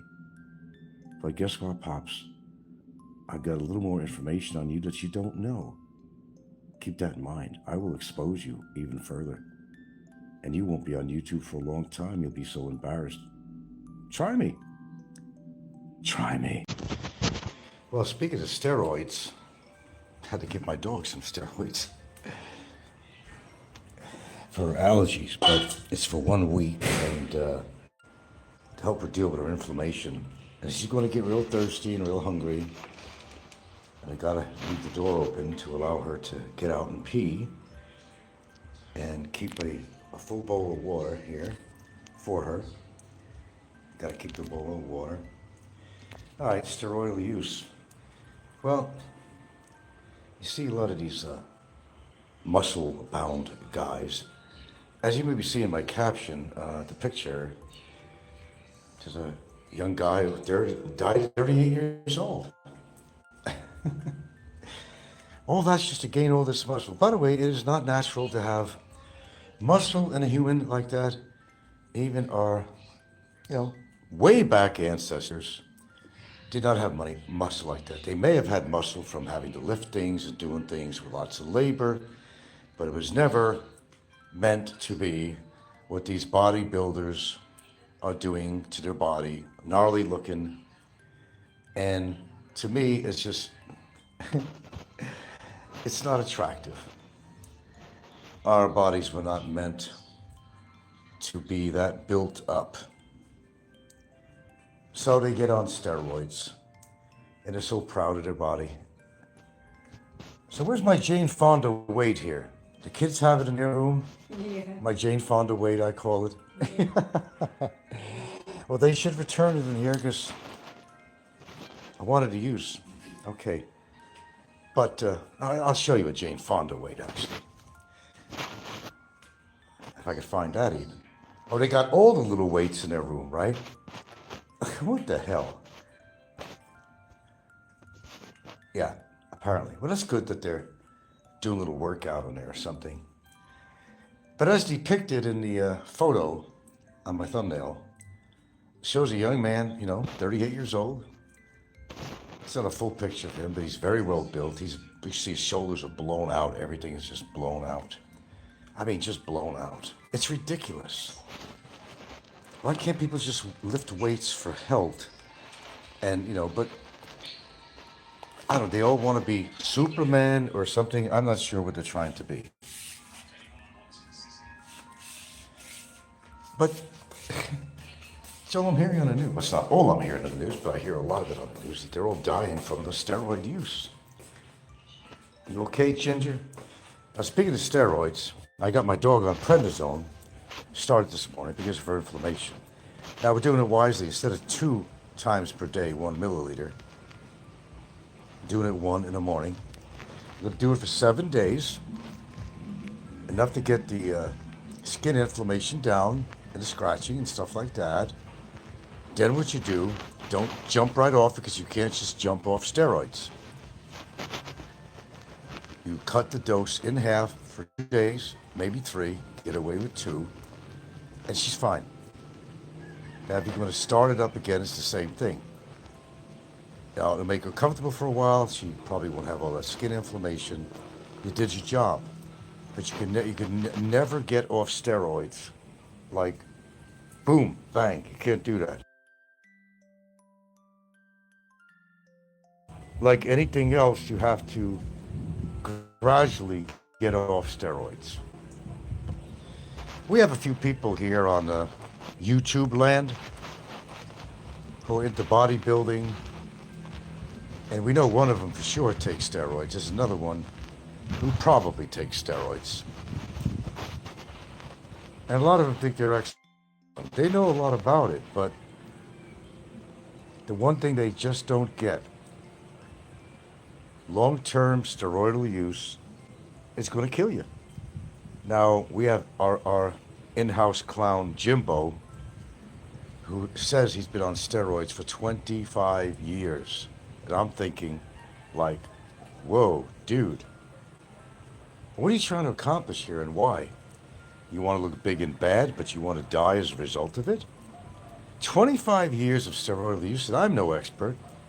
Only time I ever had to take steroids, I had pneumonia once. Not bad, though. But I had pneumonia, made me cough like a crazy. So I had to go on a steroid, prednisone actually, which my dog is on, starting this morning. I'm always reluctant to give medicine because I don't know the reaction. So you do what you normally would do if you have a brain in your head. You research. You want to know how your dog is going to react to it. A dog sometimes, as I tried it once before in her, just once, and she was panting a lot. And I thought it was a bad thing. I said, no, I don't want to continue to the vet. I gave up. But now, a little research and talking to the vet, gave me it free. Gave me a bottle of prednisone 10, which means 10 milligrams, putting her on 1 milliliter. It has to go by pound. How much does your dog weigh? Okay? Has to go by that. She may start panting again, but as I read, that's a normal sign. It's almost like your cortisol levels are raising and all that stuff. As long as she's not agitated on it, and she seems relaxed, she's not pacing around, you don't worry about it. And if she does, she'll go over that. You may decide, if only one dose, don't give it again. You can get away with one dose and just get off it promptly. But if you're going to be on it for a week, which she will, it goes for people too, by the way, but let me finish what I'm saying. After 1 week, if you see the inflammation on her skin, red, she's always scratching, this is giving the dog a chance to heal from all the inflammation. That's why we would even give her this. Otherwise I wouldn't. I don't really believe in that shit, but sometimes if you need something, you need something. And I don't care what that might be. If you have a need for it, you need. So what you do, I keep my door open here in case she has to go pee or those could let some flies in. We got a rainy day today. It's been very wet and kind of nasty and gloomy. How you doing, Ginge? There's Ginge. There's some bowl of water. Always keep a bowl of water handy. She's going to be thirsty. She's going to be extra hungry. Okay. She seems relaxed. It's been in her system long enough to see if there's any reaction, but you'll know after 2 to 4 hours. If she seems a little agitated, keep that in hand. Check it out. Tell the vet she seems a little agitated, but then you could decide if it's too much, then, you can get her off at the first day. No problem. You don't have to wean her. But she's going to be panting at some point. I remember last time we tried it, but only tried it for a day. Thought that, or maybe 2 days, I thought that she was panting too much and I got concerned. But it's a normal reaction. It's a normal reaction. Speaking of that, I need to drink water, that is. Speaking of water, I need to be hydrated.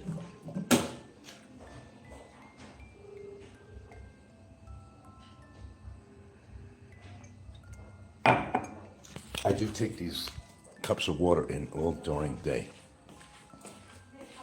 Overnight, I'm talking about this if you have pets. Just some free information. You could use it, throw it out the window, but overnight is your concern because, that's why you want to give her in the morning because maybe that stuff is out of the system by that time. And she may not need to pee. So if she does pee in the house at night, you don't get mad at the dog. You just understand that the prednisone made her have to go and she can't open up the door on her own and go outside. She can't do that. So you keep that in mind.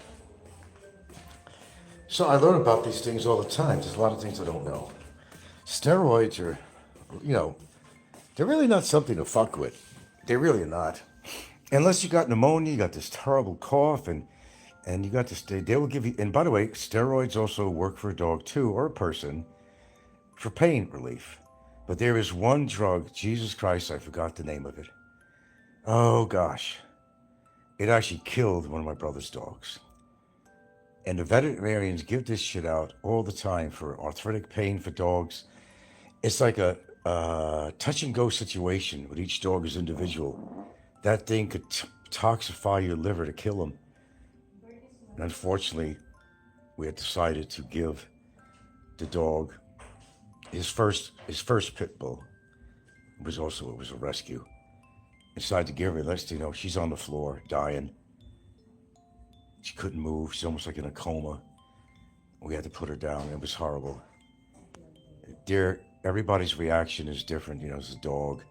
And even in humans, you have to follow the rules and the guidelines. If you're going to take prednisone for anything, inflammation, a heavy cough that won't stop, it works. But there are side effects. There are side effects to all of this stuff. Now, our resident clown, Jimbo, he takes this every week, but the dose he's taken would generally be a safe dose as far as what he was saying he takes. But the problem is cumulative. That's the problem. He's been doing that for 25 years. Now, if you look at that thumbnail on there, it doesn't show the guy's complete face and the rest of his muscles, but you see the entitlement on there. This guy named Jay something, whatever, he dies at age 38. Poor guy, could have lived a long lifetime, but he thought that muscles were more important than his life. Nobody could be that stupid. And nobody should go on steroids, not researching it, and not keeping up with the news, how other wrestlers and martial artists and bodybuilders are dropping like flies. Why is that happening? Prednisone is not really made for long-term use. Like a lot of other medicines, they're not made for long-term use. Imagine Jimbo says he's taking this, whether he's lying or not. I believe him though. 25 years. What, to build up some muscle who nobody really cares about? He needs to fix his brain, not his muscles. But that's another story. But steroidal use is damaging. I tell you, I'm even reluctant to give it to my dog, but I want to see my dog in comfort, and it's not going to be long-term use. Once you do your week regimen of that, that's it. You wean off for 2 days, cut the dose in half. So if it's 1 milliliter, you cut it down to a half a milliliter. And normally he was going to suggest 2 times a day, but I decided, no, I'm just going to give the dog once a day. I don't trust giving it twice a day. And that's a judgment call that I have to make because I care for my dog and her comfort. Cortisone cream, does it always work on inflammation on people and our dogs? On a surface level, it could help a little bit, but not cure. That's where steroids come in. But it's a pretty heavy thing to put into your dog or to put into your own body. You shouldn't fuck with steroids. Or maybe you're trying to impress women or something. Look at my muscles. Look, women are not that impressed by muscles. In fact, a lot of them think you look kind of gnarly. I don't know. You look like a fucking pretzel. You ever see these big-time bodybuilders? They got a waist as thin as a pencil and a chest that's as wide as a fucking highway street. I mean, their muscles are all gnarly and all this shit. And I knew a girl, and I'll tell you what. There's a girl I used to date, Gianna. She was this Italian-American girl in Seattle, blonde hair, and she wasn't waif thin, she wasn't fat, and she certainly wasn't skinny. It's just perfect. I mean, just what I found. Well, that's a lot of years ago. It was many, many, many years ago I found out that long after we broke up, she met some guy that ironically, I'm not kidding, he actually had a face who looked like Arnold Schwarzenegger. And he was a health fitness consultant at, 24-hour fitness. He was into bodybuilding. Well, she married this guy, dated this guy, and married him.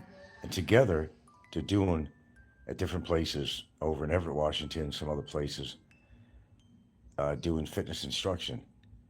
I don't know what she's doing now. She's up in age. She's probably still doing something. But I saw a picture of her. I said, what the hell? That ain't Gianna. It was. I know her face. I know her smile. I know her mouth. That was her.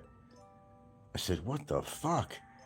She looks like a fucking pretzel. You see, the thing is, overdoing muscles on a woman do not make them look attractive. It's not like men. We kind of associate men with being, having muscles and having large body frame and all that stuff, compared to a female.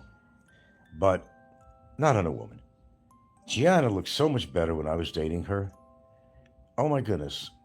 She's the one I fucked up with. It's another Seinfeld episode. I fucked up with her because I tried to make her jealous, and as a result of that. Anyway, just don't do that. I told you I make mistakes in my life. And she was a good gal to be with, too. Her family liked me, too. They were Italian American. Those are the ones that her family were nudists. And were her and her sister Paula, lovely young lady, took me to Snoqualmie Pines, it's called, up in Washington State. And lucky there's not many people. It was kind of a semi-rainy day. And we went into the sauna together. Yeah, all three of us. Yeah, we did. It was kind of embarrassing to me. I didn't normally drink a lot of beer or nothing, but I bought a 6-pack. I thought I was going to drink it up just to not get a reaction, if you know what I'm talking about. I don't have to get, really, graphic here. But anyway, went in there for a while. Then we went out and just jumped in the pool. I just ran out. I didn't feel like being naked around all these people. I was even embarrassed around Gianna and her sister, to be honest with you. But her sister was cute, by the way. Yeah.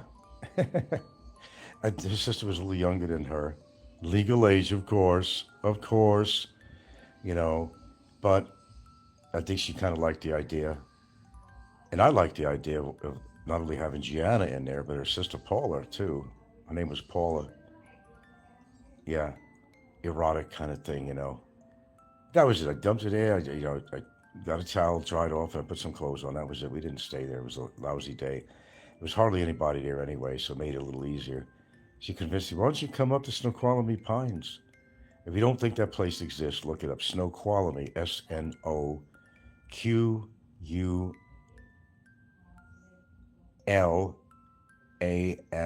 I believe. Snoqualmie Pines, if they still exist. Her whole family did that shit. I was not going to go out with her whole family and do it. I didn't want to see her father naked or her mother, to tell you the truth. No, I didn't even want to see her brothers. Sorry, I'm too shy for that kind of shit. I'm sorry, but that's just me. I'm very private in that way. Girlfriend, different story, but it's kind of interesting having her sister there, though. With that devious laugh. Okay. Those were the days, my friend. I thought they'd never end. We sing and dance. Da-da-da-da-da-da. So I've had some interesting experiences in my life. I can't say that I haven't. But getting back to where we were, prednisone, steroids. Nah, this anabolic shit and all that, it is so bad for your heart. I don't see a big future in Jim's life. To tell you the truth, he's like 54 and he looks more like 64. I mean, take a good look at Jim. And I'm not coming down here to jump on what Jim looks like and to knock him down. I'm coming on here to say that I'm talking about steroids. And one of the people that I know of that openly admits he takes steroids happens to be our good friend, our good clown, Jimbo, who entertains us so often, who makes so many mistakes. Whether the steroids are affecting his brain, he's not thinking. He should never have came back to the Philippines. That was a stupid move, but hey, we're dealing with Jimbo, okay? So that being said, be very, very careful if you decide to go on steroids because some reason you're not satisfied with normal muscles. Oh, please, don't get me wrong. Two things. As you get older, you want to maintain your muscles. You don't have to build them up to look like a junior Arnold Schwarzenegger, okay? No, you don't have to do that. The reason you might be interested in doing a little resistance and a little bit Jane Fonda, as they call it, is to maintain your muscles because it's imperative. You'll live longer if you maintain your muscles. More control on your walking and usage of your legs and arms, and also to help keep your bones strong too, and the muscles that support your bones and all that stuff. Because you have to get up and down, you have to walk, you have to carry things. If you don't maintain your muscle structure, that's when you actually will look frail, okay? And if you don't consume enough protein, which older people need to consume enough protein, but here's the kicker on that. You could load yourself with some whey protein or something and, drink up a storm with that stuff. But the problem is, and there's always a problem, the problem is as such. The problem is that if you're getting too much protein and you're not working some of that off, calories and stuff, well, you're going to gain weight. You're going to gain weight. and you're not using it properly. Not muscle weight in particular, because if you're not working your muscles enough to give you a reason to use that much protein. Just keep your diet with beans, protein, lean meats, stuff like that. You'll be fine. But you need to get more protein as you get older. You ever see these men that are, you may see them as low as 50, 60 years old. And they look so frail. I mean, they actually look frail. It's because they're not getting enough protein in. Then you get your muscle deterioration. That's what's going on. They're not getting enough protein or enough exercise to maintain their muscle structure. Okay? Lesson for the day. Don't get on steroids unless you need to. And don't laugh at the Jane Fonda weights. Shit, go all over YouTube, and there's a guy who does the same thing. He works with 20-pound dumbbells, and you could do every kind of exercise you could do in weightlifting, and work every muscle in your body with a 20-pound weight. All you need is one 20-pound dumbbell, and you could do marvelous things with that. See, I'm no expert in bodybuilding. The hell I'm not. But the one thing I do know is you don't have to add more weight all the time to build any kind of muscle. It's repetition that does it. Now, in between, you want to get, if you're working on your arms, or I don't care what you're working on, but give it a day or two rest. Because the idea is to work your muscles. You don't want to really tear them up horribly and get hurt. But there is a little bit of minute muscle tear that goes on when you lift weights, but that's easily repaired. And when it repairs, the muscle builds up. And that's how you're getting muscles, because you're basically sort of kind of breaking down the muscle a little bit, the muscle fibers and cells. And what happens is when it goes into repair phase, the muscle actually builds upon itself. And that's how you get muscles. Oh, you didn't know that, did you? Well, now you know. Don't go hog wild. And as you're getting older, don't use free weights. If you can go to a gym or something, that has all this elliptical, that all the machines that you need that are not going to put, too much pull on your lower back, or, don't use dead weight lifting and all this shit. There are machines for that are going to save your ass, really. It will. There were guys that were having heart attacks in the middle of deadlifting something, or just doing something that, they shouldn't be doing because they didn't work up to it. Don't do that. Don't do that. Don't try to be a hero. You could use a 20-pound dumbbell. Don't matter what it looks like. You could find one cheap enough somewhere, or buy one cheap enough somewhere. And you don't have to be like totally gung-ho with it. I'm not gung-ho with it. I did a little bit this morning, then the kids took it in their room. I'm going to do a little bit more. It's not much. I'm going to tell you. Take one arm. Kind of keep your arm really outstretched, And you take the 20-pound dumbbell and you do 10 reps, Then go to the other arm, another 10. Then go back to the other one, do another 10. And go back to the other one. So you're doing 20 on each arm. That's good enough. Okay? You could maybe do it again toward the end of the day, but don't overdo it. If you feel too much strain, wait a day, and then make it every other day. There's other resistance exercises, which I do. And even Tai Chi, could believe it or not, build your body up. I never considered that. I thought it was so, I don't know, yuppie is what I used to think it was. But it's not. It's not. Here's something you can do right here. You see this countertop right here, okay? What you're going to do, arms stretched out. Both arms. And you're going to basically be doing 45-degree push-ups. I can't show you because I don't have the camera laying down. You're going to do 45-degree push-ups. I like to do 50. I like to do it every day. But if I'm doing too much with the 20-pound weights, then I'm not going to do but just 150 a day. Just one, not 150, but 50 on this. It's just a counter. It's just a counter. And you can see the distance from floor to there, right? So you're going to 45-degree angle, put your body over like this, and you're gonna do 50 of these, okay? 50. That's all you need. If you feel you could do a little bit more, you want to work it. You want to work it. But if you have any breathing, if you're feeling your breathing is going a little bit too haywire, then you're really out of shape. So you don't want to do more than, say, 50. But if you work yourself up to 50, though I wouldn't suggest you first starting, I suggest you do 25. Then when you feel good about it after a few days or a week or so, then you can work up to 50. And then eventually you could kick it up about 5, every other week or something. Do about 5 more every other week, 5 more every other week. And you condition yourself. You could do anything. You could just do something against the door frame. I'm doing right now, and you can't see what I'm doing. But I'm doing kind of a sidestepping right here against the door frame. That's what I'm doing right now. Okay? You can't see me doing this, but you can see on the muscle, it's working those muscles. Turn around and do it with the other arm against the doorway.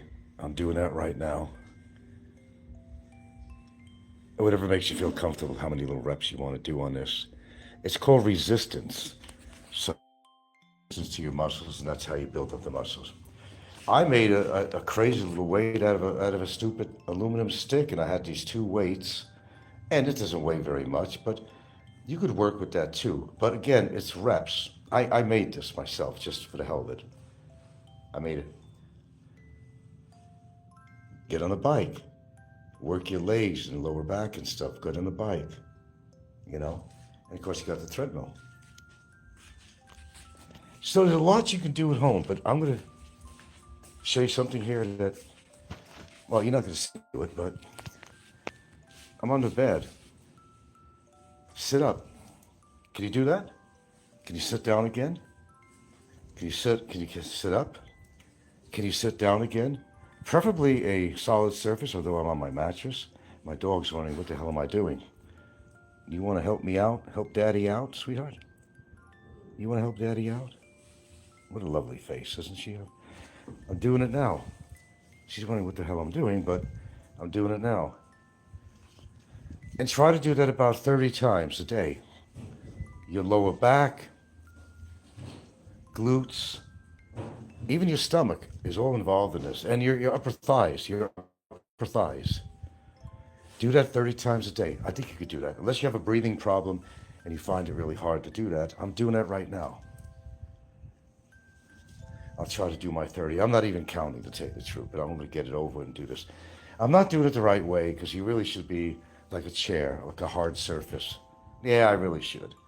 Because actually that puts a little stretch on your back. I could feel it actually. It has to be a hard surface. But anyway, I'm just giving you an idea of what you could actually do at home. Fuck all the steroid shit and all that crap.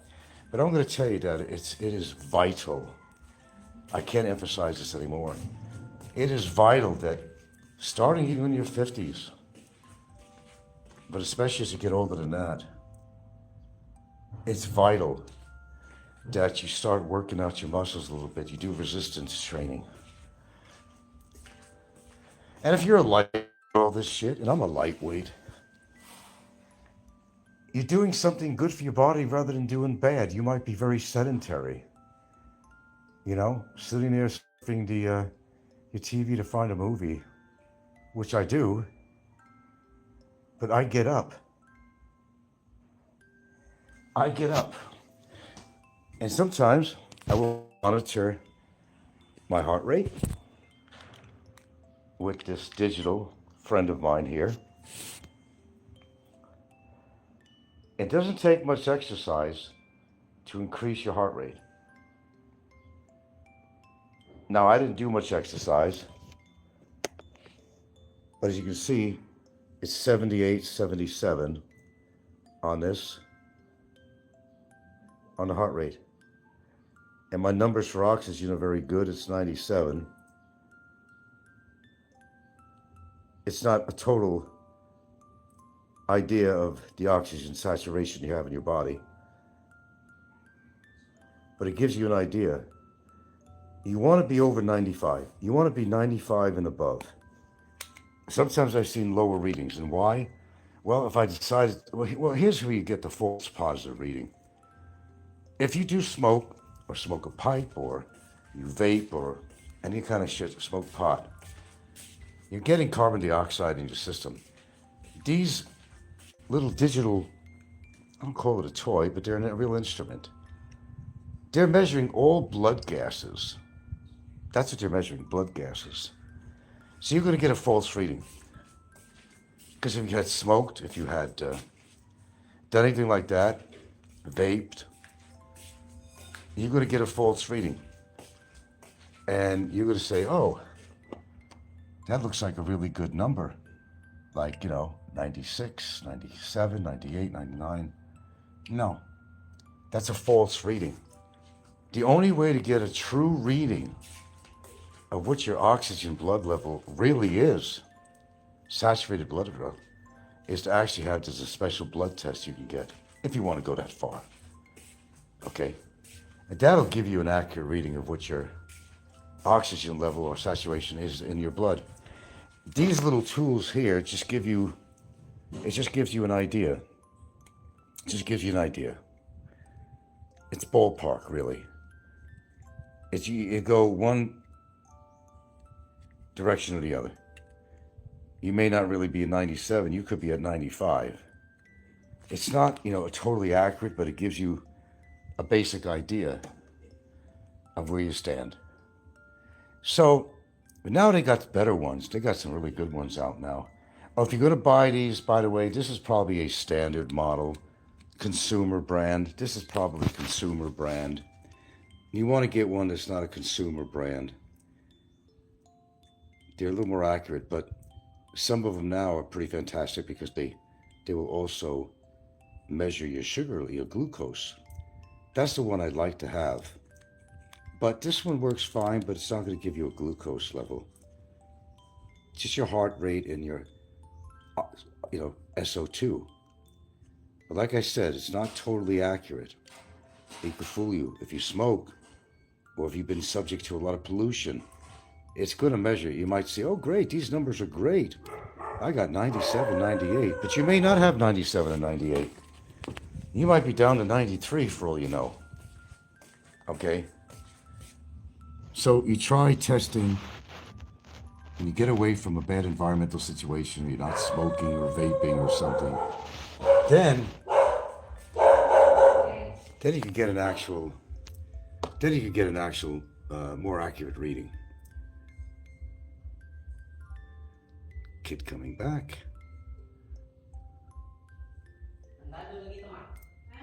Okay, well, hopefully you learned something about that. I'm learning all the time, and you're never too old. You are never too old to learn. You're never too old to learn. And as far as longevity, well, let's be real. There's a lot of factors that will determine how long you're going to live. It's genetics. But, sometimes we all do bad things we shouldn't be doing. Yeah. Including me. But it never hurts to do something that's good for you too at the same time. That's the best I could really say. I'm guilty of something, but some people are a lot more guilty than I am of what they do to their bodies. From diet to lack of exercise to drinking and all that shit. Well, the truth is you kind of sort of control your future. It's you, not anybody else. And you're going to do whatever it is you feel you need to do. You're going to do it anyway. But smart people will at least keep certain things in check. You're still scratching, but hopefully that's going to help you. Oh, I give you another hour and you're going to be drinking a lot of water. I give you another hour. You're going to be drinking a lot of water. Live and learn.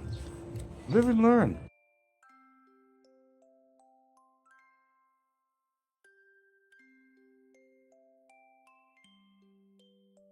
Or you have the choice of status quo. Anyway, that's all I have to say. What is it, lunchtime? What is she making? Okay, I gotta eat. But as usual, I've been doing some reading, and I usually share some of the things I read. But the steroid shit, people go on these kicks with steroids. I don't understand why they want to build their body like that. I just don't understand. Are they like in love with themselves? Are they trying to attract women? Or they just want to be a strong man? Well, there's two different things.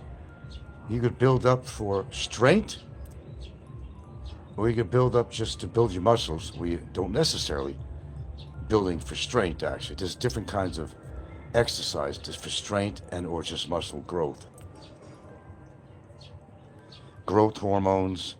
I don't know. Get off all that shit. DEA was DEAH.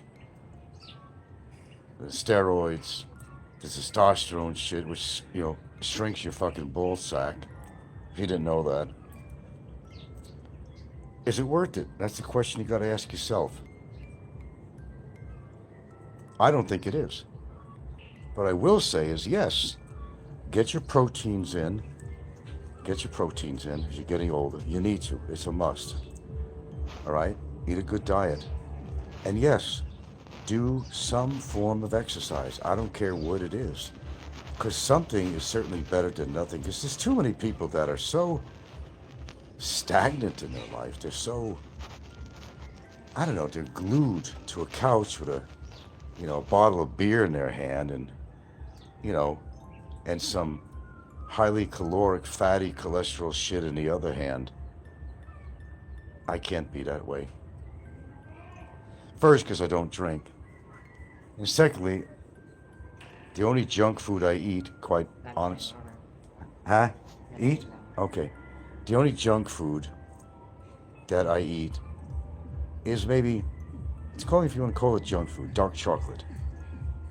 One of the highest things other than broccoli and a few other things in antioxidants. The more percentage of cacao in there, the greater benefit is for you. Does it contain sugar? The higher the percentage of cacao, the less sugar. Stay tuned. We're going to talk about, I think, is the most successful vlogger in the Philippines genre and why.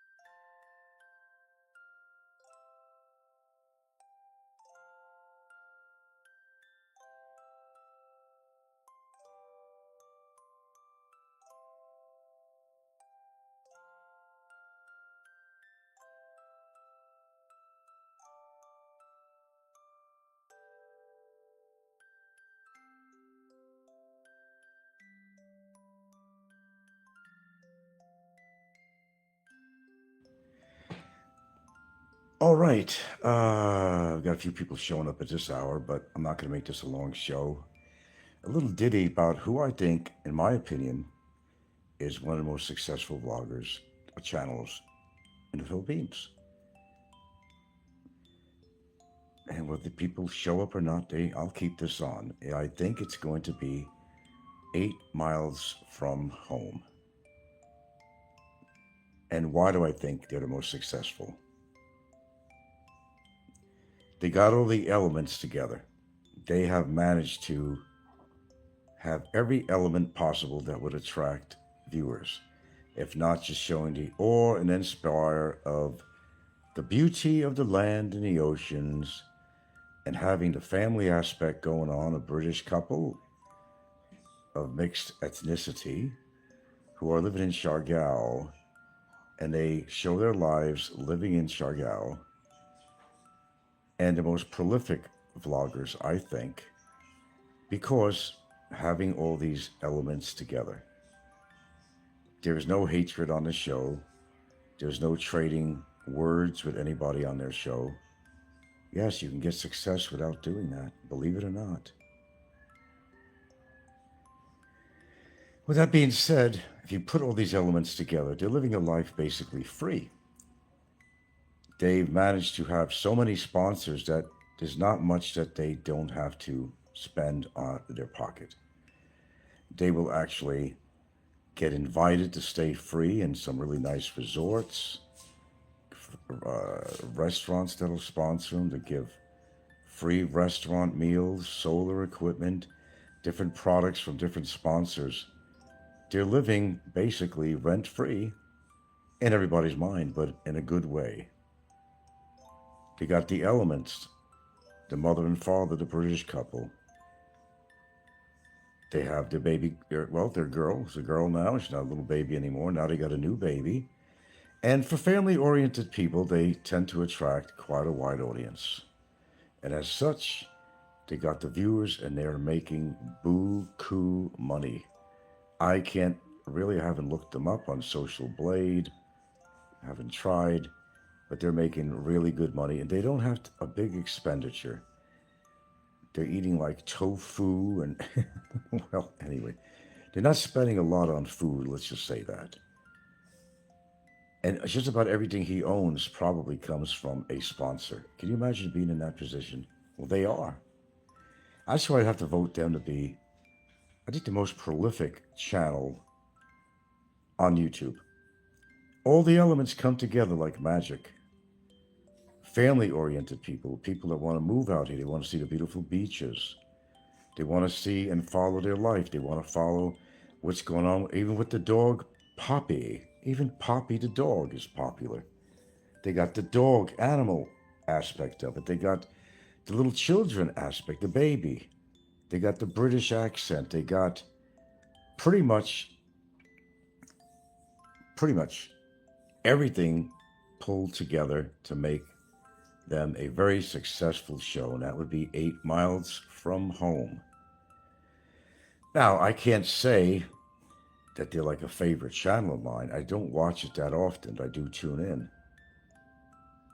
They are sponsored by so many people. They don't literally have to buy anything at all. Zero. From solar, I mean, if you have a really popular channel like that, sponsors will find you. Sponsors will find you. And they're doing damn good. You want to talk about making money? That's a successful channel. Seemingly very docile people, very pleasant natured, the accent, the babies, the dog, the ocean in front of them, the house,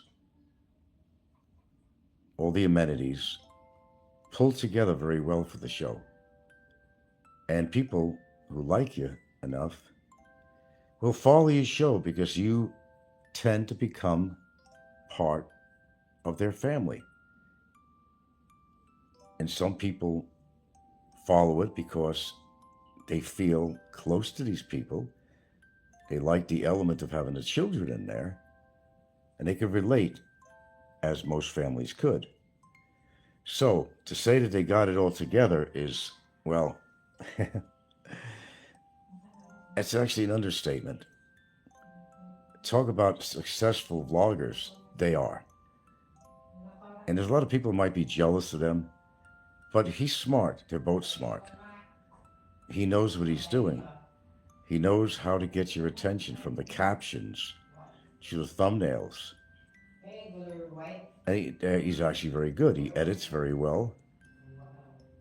So if you're looking for a channel, and I'll promote people when it's due. They're not my favorite channel or nothing. In fact, I don't know. In some ways, I get irritated. I don't know why from them. I haven't placed it yet. It's not because they're making money and I'm not on here. It's nothing to do with that. It's just sometimes something is too good. Do you ever meet somebody that's constantly smiling all the time and you're thinking, what's going on behind that smile? They're hiding something. I don't know. Paranoia will destroy you. I don't know. I find something a little bit disturbing about the show, but yet I could definitely recognize that it is a very successful show. And not many people could pull that off, and they managed to pull that off quite well. Hold on a second.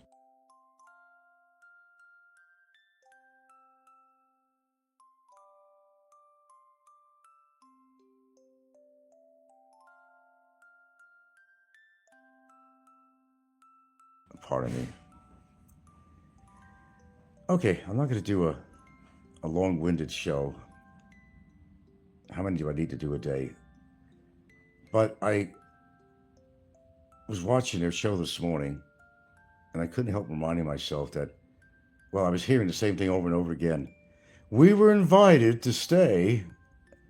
They went north of Surigao, and they went to a place which was a big coffee drinkers.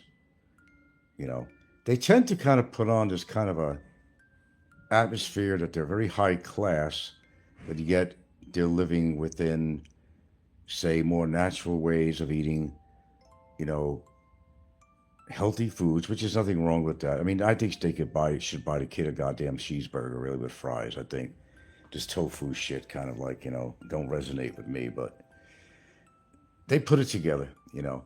They get invited to places, beautiful resorts. They don't have to pay a dime. Restaurant, you know, they're giving them publicity. You got to understand that. They're giving them publicity. That's why they're invited to these resorts. I've never seen a couple on here do as well as they do. I have not seen that. I've not seen that. Hello, happy dude. Frank, I'd love to see you starting doing public vlogs where you film people and share your thoughts on what medical issues they might have. Oh, I don't look. I may talk about medical issues, and I'm not going to go in the streets and put judgment on people on there. I'm not going to do that. And the other thing is, I don't also like, you know, unless special permission, putting cameras in people's faces. A lot of people do that. Even my heyday, when I was doing a lot of photography and stuff, I didn't just walk up to somebody and throw a camera in their face. I got to know them a little bit about their personality. I had to make them feel comfortable with me, because a lens in your face could be horribly intrusive. And that's how I got my best shots of like character shots of people. I wasn't intrusive. I didn't just throw the lens in their face. Because you're not going to get the true character of a person out if they feel, I don't know, a lens could be kind of threatening in a way. It could be obtrusive. I think it can be pressuring. I think it could be, I can find a lot of words. It's uncomfortable to people. And you got to talk to them at least for a while to let them get a feel of you, and that, you know, you mean good, and you're trying to, you know, kind of get inside their character to see what they're like and all that. There's a whole art to photographing people. It's not just shoving a camera in their face, you know. You did it once on the beach with your lemon water, and it was hilarious. I did it on the beach with my lemon water. Oh, is that when we were in a restaurant on the beach and we had some lemon water or something? Was that it? You seem to follow me pretty well. You must be somebody I know under a different name. I'm sure you are.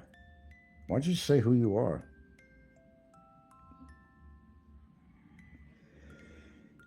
Here's the thing. I'm not that heavily into my channel to do that. This is not a money-producing channel, for one. It's not my endeavor.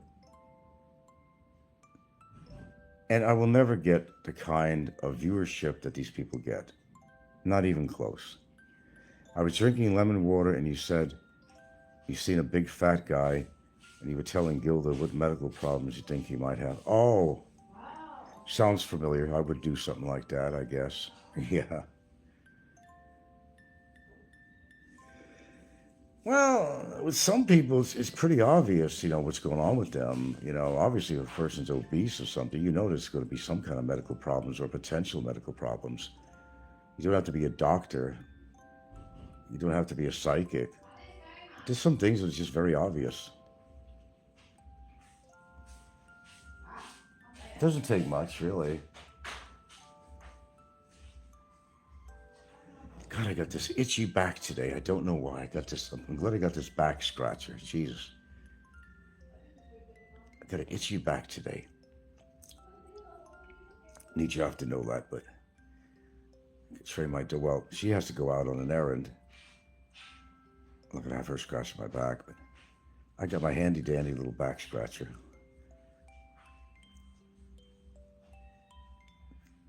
But yeah, I have a lot of ideas for a show, but I don't put any effort into it because I just don't see the purpose. Want me to be honest with you? I'll be honest with you. I don't see the purpose. Yeah, I got potential, that's for sure. I got the potential, but you get scarred. Sometimes your wound heals Your skin comes over it and you got new skin and you don't see a scar. But I got lots of scars. They don't heal very well on YouTube, okay? Kind of analogy that I'm making here. People either like you or they don't, or to convince others that you're not likable. I don't think they're capable of making their own personal analogy or decisions about people on here. They just say, well, if this person don't like him, he must have done something bad, or say, you know, there's a reputation you get, you know, precedes you, really. You're just not going to get... Oh, sure, I would have had a wonderful career. If I didn't start being attacked by Triple R back in the old days, I'd probably be up there. No doubt. But trouble follows sometimes.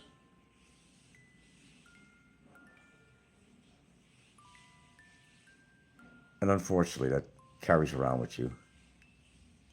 But 8 miles from home, I would have to say, now shows that are fading is shows like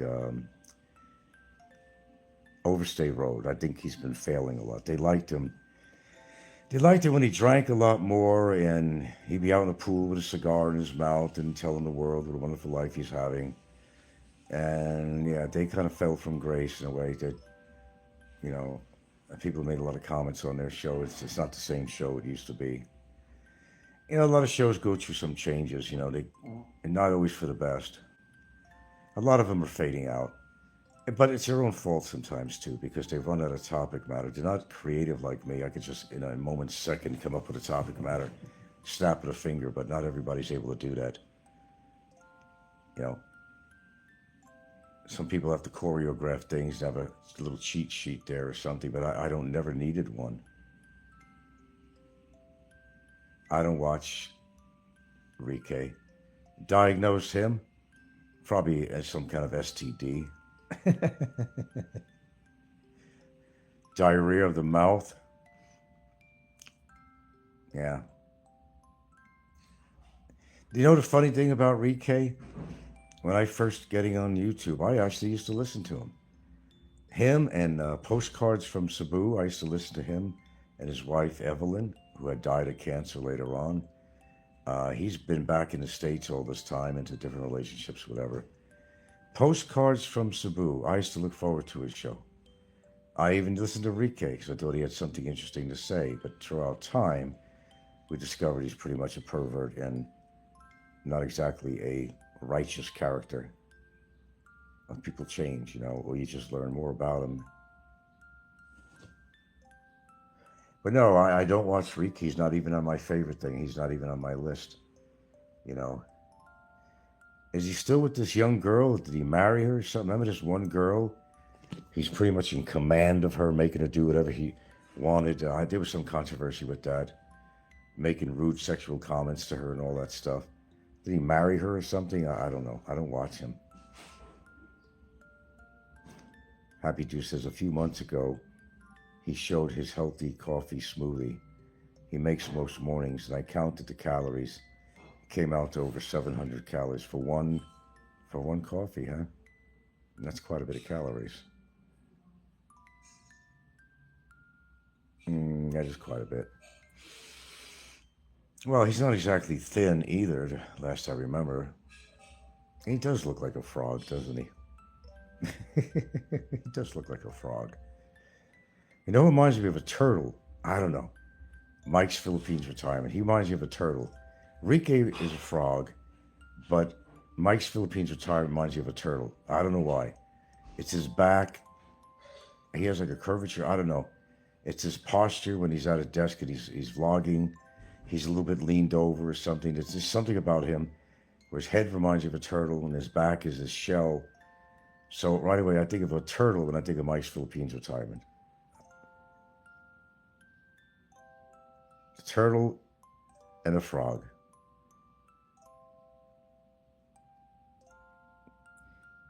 Go figure.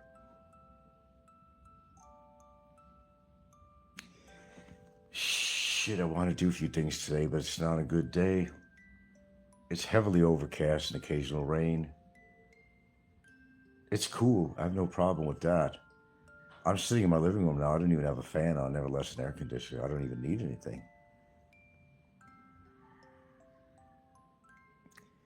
Predictions. How about it's prediction time?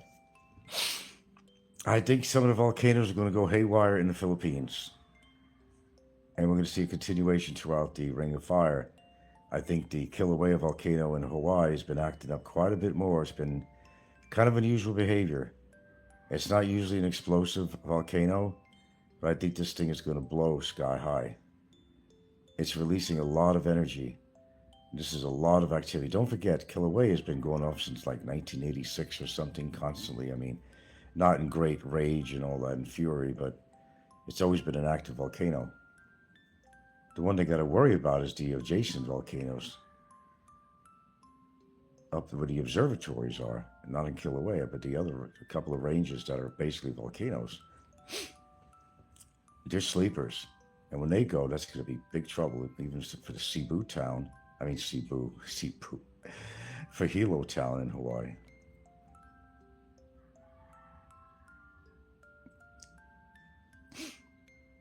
My predictions.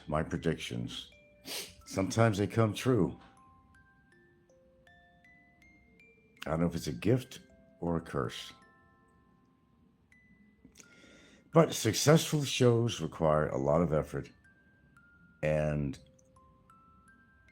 8 miles from home, whether I'm a big fan of that show or not, I'm really not. I don't know. It's something about them disturb me. I just don't know. Their lifestyle, something about them. I don't know. They're too goodsy. You know, when somebody's just too goodsy and try to be too perfect and above everybody else, I always get that feeling for them. They're trying to get that same classification that the other dude got that had actually been named, but the other bandana dude he's actually become a Filipino citizen. They're trying to really push how wonderful the Filipino people are and how beautiful the land is. They're pushing for citizenship, is what they're trying to do. And I would not be surprised if they get it.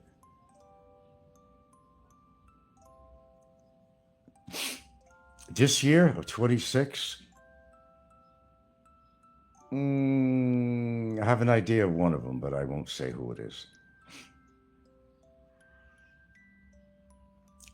Or it is going to be a catastrophic emergent event this year of 26. Yes.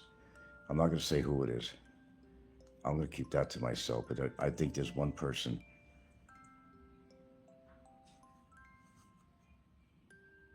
I think so this year. Oh, speaking of the devil, was that editing or did Ricky actually fix his front teeth with the big space in it? Did you see the video of him in there? Was it editing? Or did he actually go and spend his fucking money and finally get those teeth fixed and get rid of that gap? Well, he's in the running. Mike's Philippines retirement, I think he's in the running. Since you mentioned him, yes, he is. I think he is. I think there's going to be at least another heart concern with him. That's what I'm thinking. Hey, any one of us, really. But, well, I'm thinking Licky. And Mike's Philippines retirement. Well, no, excuse me. Pardon me. I'm forgetting somebody here. Philippines antics, Heidi. She's a disaster waiting to happen. I don't think she's going to die this year, but I think she's going to have a medical event. It's inevitable. And I think Ricky's on that list of possibly being in the number one position. I would say Mike's Philippines retirement, okay, give you the list, is a good runner-up.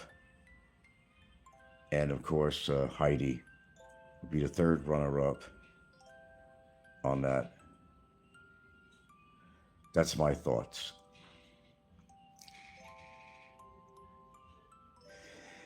Well, I put him in fourth place, but he's still in place, though, because of his steroid use. I just did a little ditty on here about steroidal use. I did an upload, if you didn't catch it. I think it was live. No, it was a short live or something, wasn't it? Yeah. Well, I know I put something on that. How this guy is only 38 years old, a bodybuilder, dies at 38 years old. Steroidal use, of course. I just did something on that.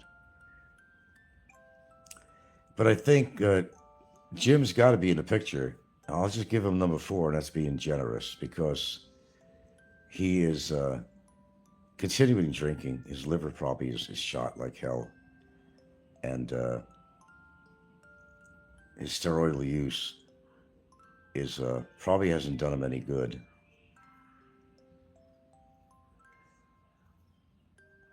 Now, see, you're starting to mention names. They're all on my list, and maybe not in proper order, but they're on my list. Paul is not as healthy as you think he is. He's had a lot of problems.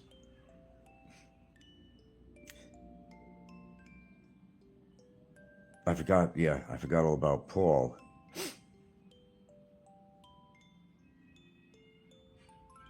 Heidi says she's going home this year. What, to stay?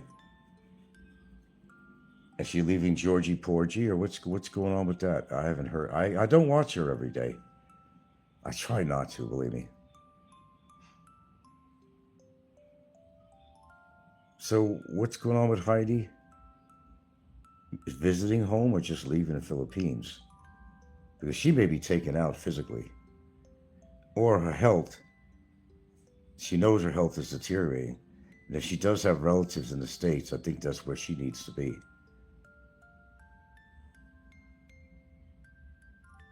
Oh, she's going for medical.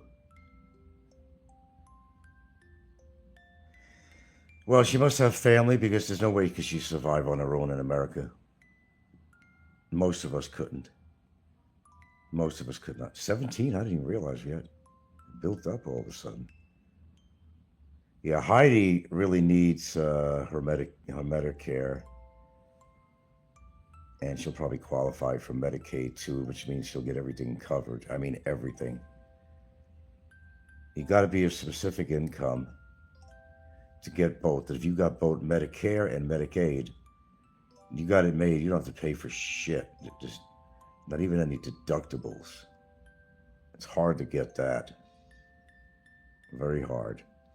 My brother tried getting that, but his Social Security was above the level. And boy, did my brother need a lot of medical help. What they do, they give you a raise every year. It ups your Social Security a little much higher every year. It makes it impossible to get on Medicaid. There's a difference between Medicare and Medicaid. To get on Medicaid, which is state-funded, on top of your Medicare. Well, I don't watch Goldfinger, but heard about him a little. I've seen him, but as a guest on somebody's show or something. Paul's show, yeah, Paul. Look, let's face it, we're all getting old. It could be any one of us. Could be me, could be you, could be whatever. We can't definitively say, but, you know, we don't have that power. It's just deduction. It's just common sense, really. Their lifestyle.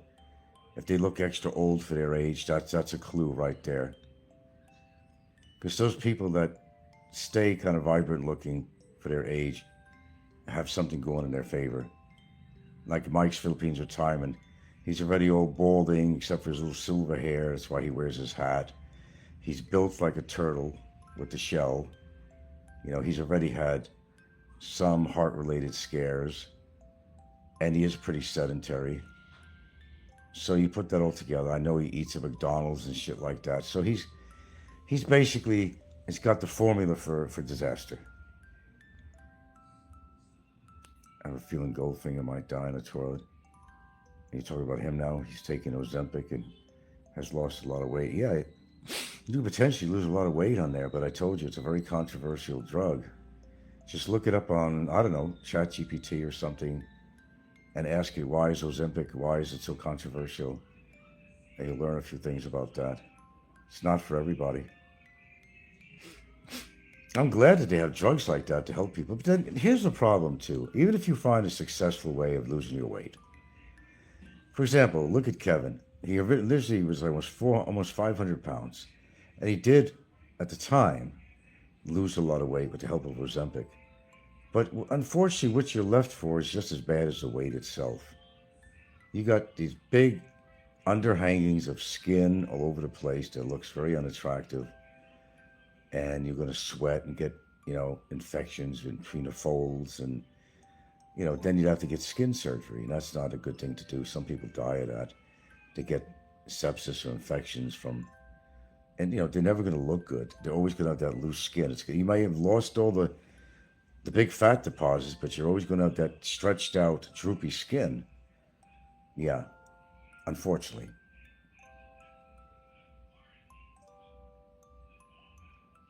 Oh, you're saying that Mike is taking Ozempic now? The shoulder guy? The turtle? Speaking of turtle, has that Tuttle guy, did he die or something? The guy that really hates my fucking guts. Turtle. Kevin Tuttle, where's he been? He hasn't been on for a long time. And he's always talking about me on somebody's show. I haven't seen him on there. I call him Turtle Man. He hates it. He hates it. Kevin Tuttle, who hates my guts. Something must have happened to him because I think he had medical conditions. He wasn't that young either, as I heard. In fact, I'll tell you what, neither is Flying Circus. Flying Circus, I believe, is even taking Ozempic or something, or I think he's diabetic, and he's, I believe, in his early 80s, somewhere around there. He's in his early 80s. They're dropping like flies. You watch. This could be the year. Could be the year. Here's my 13. Hello, boys. This could be the year. And let me just get something perfectly straight for once and for all. I don't wish death on these people, no matter how much I may hate some of them. Don't wish for what you don't want to wish upon yourself, to a certain degree. I just hope that people learn their fucking lessons, that's all. That life has taught them something, and everything they do has a consequence, that's all. Because it happens to be true. Just about everything you do, good or bad, has some kind of consequence, positive or negative. Big believer in that. You put out good to the world, you get it back, generally. You put out a lot of bad shit, you're going to get a lot of bad shit back. Call it what you want, karma, whatever. But, yeah, look, you could look at these people on here, Remember what I said about the height thing? It is true. If you got an extraordinary height, and we would consider extraordinary, I would say over 6'3", 6'4". Really, at the breaking point, I think it's 6.5. If you're 6.5 and over, you got something like a 30%, if the percentage is right that I read, chance of living at least 8 years less if you're above 6'5". Just look it up. Don't listen to me. You're going to hear varied opinions on this when you look it up too, but they seem to be the group of people that has the biggest problems. It's not the smaller people, it's the excessively large people. Why do you think some of these past characters are all dead? Andre the Giant and all kinds of people, These people were over 7 feet. There's some people that were close to 8 foot tall. They never lived a long life. They never did. As proof. I don't know, the adrenal glands go crazy or something, I don't know. They had to stop their growth. Their growth hormones was just out of whack. They had to get them under balance, but even so, it's too late. They've already put stress on their heart from their carrying around that weight and height and all that stuff. No, you know what, man? Serious business. Nah, I wouldn't want to be that tall. And for a lot of reasons, too. It's hard to find clothing, stuff like that. Hard to find good accommodations, small ceilings, you got to lean over when you go into a door side or something in the side of a door. A lot of inconveniences. But that's the least of your worries if you're that tall. It's more of the medical shit that follows it. Stress on your heart and your organs, all that shit. So yeah, if you're over 6'5", there's a better than good chance that you're going to develop all kinds of problems. Skeletal problems, rheumatoid arthritis, joint pain, gout, and conditions with the heart and blood flow. 6'5" and above. Look at all the athletes that were huge. They're all dead. Well, in part, steroidal usage. I mean, that'll do the job. But they generally... Did the lights go out or something? Why I thought my fan was on, and now all of a sudden I heard it. It's too quiet in here. That's why I didn't have the fan on at all. Hey, I'm perfectly happy with my height. I'm perfectly happy with my height. Is there somebody walking by? Is that okay? Just somebody walking by. It's all right. It's okay. Nobody did. Somebody just walking by. Good job, though. Good job. Good job. Good job. Good job. They're doing their job. Hey, I'm happy as a clam with my height. I have no problem with that at all. I have none. Now, if I was like, 5'5" or below that, I mean, that would kind of be a little creepy. I wouldn't want to be that short. They say short people have no reason to live. They got all the reason in the world. I think the guy who sung that song is dead, and I think he was short. Caught protein, peanut butter. Hold on.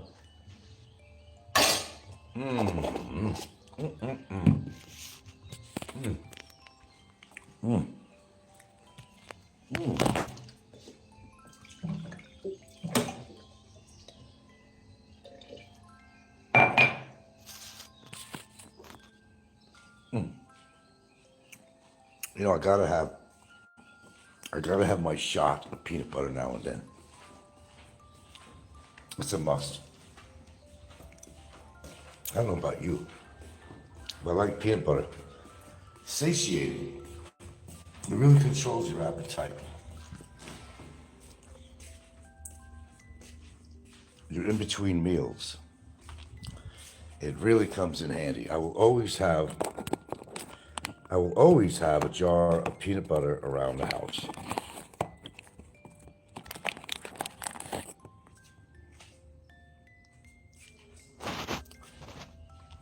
Okay, so where are we going with all this? I just thought I'd hop on again. I realize it's a little bit of overkill with me sometimes. But remember, I'm over here in my dusty island and I'm retired and I'm bored.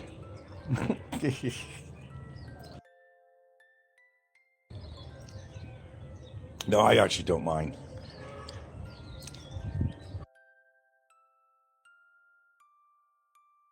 I don't mind putting on shows where I have something to say. I mean, I actually do things between my shows, believe it or not. But it seems to me that you're all out there when I put a show on, so you ain't doing that much more than I am. Let's look at it that way. One big happy family. See what I'm saying?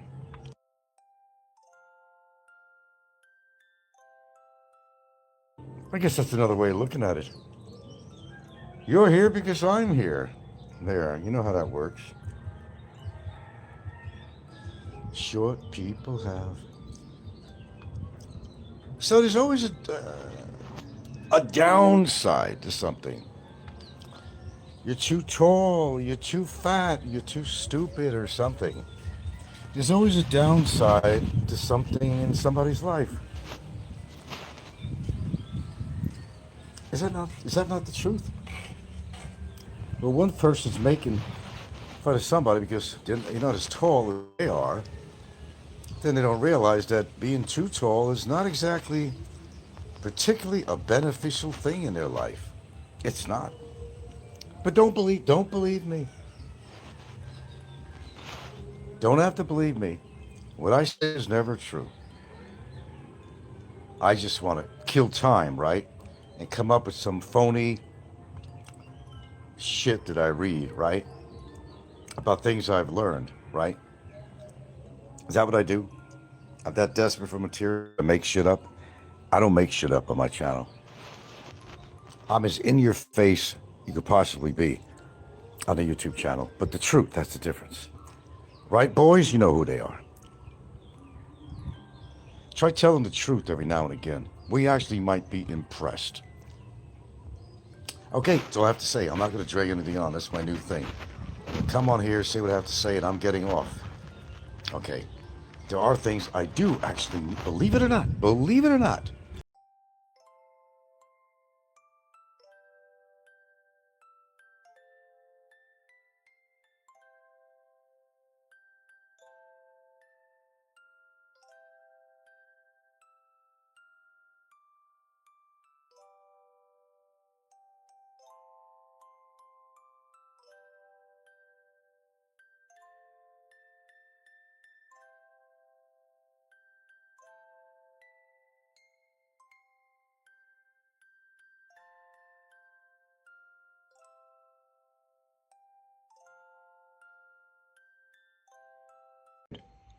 dead. All the people above I mentioned dead or nearly dead or brain dead. Isn't it funny how things work? Robert, you really are getting desperate, I must say that. You got to up your game a little bit, man, because you're just not coming through as somebody who's on the winning side. Popeye gets really sensitive. He's more sensitive lately than I've seen him. What's going on with him? He gets fired for a while. When I took out both barrels and fired him, that's when he gets quiet, but then he comes back with a little fucking skit or some little shit like that. You are a little shit, Popeye. You know that? You really are a little shit. That's who Popeye is. Popeye is an old sailor man who basically falls back on his so-called career of doing pretty much nothing in the Navy. He's a man who used to get his dick sucked under the table in Subic Bay with the other sailors. That was the exciting part of his life. And since he was out of the Navy, he worked a few jobs, one in the Parks Department, now retired, and his daughter, as a caretaker for him, put him on the dole with the government. Remember, this is a guy that's rah-rah government and people on the dole. He hates people on the dole or supposedly fucking with the system, but he puts his own daughter to work as his official caretaker. See what I mean? So now he resurrects this dead guy, Joe in the Philippines, Mr. Joe in the Philippines. He resurrects him from his grave. Because he happened to find it, because he records everything too. That's what he does. He has a lot of time on his hands. But, I record things too. But, Jesus Christ, resurrecting a dead guy to go against me. Well, the guy paid his price for what he said about my girlfriend. He's dead, Poops. He's dead. You cannot resurrect the dead through a video. Oh my God, Popeye, come on, man. You're embarrassing yourself so much. Mr. Joe is dead. Dead. Like a doornail. Pathetic. Absolutely pathetic. Well, you know what? I do got to charge this phone. I want to watch a movie. But I happened to see Popeye had put something on. And I'm thinking. Who's this Mr. Joe? I'm thinking, that's right, he used to have a YouTube show. The guy did die. So he resurrected this guy. He resurrected this guy's video. Look, Robert, I've always known you were desperate when it comes to trying to fight with me and think you're winning some kind of a self-imposed war or something. I don't know what you're trying to do. But that was pathetic, to dig up a dead guy. I never even use the word charity in anything that I do. And invested in my charity and in my mission. Haven't taken in any money. Really, nigga? So there's no money being solicited, and it's not a charity, never has been. We need your support, and we need your support. I need to really raise a minimum of $500 a month. Optimally, it would be $1,000 a month to make a dent with the 125 kids that we take care of. Singing, we will rock you.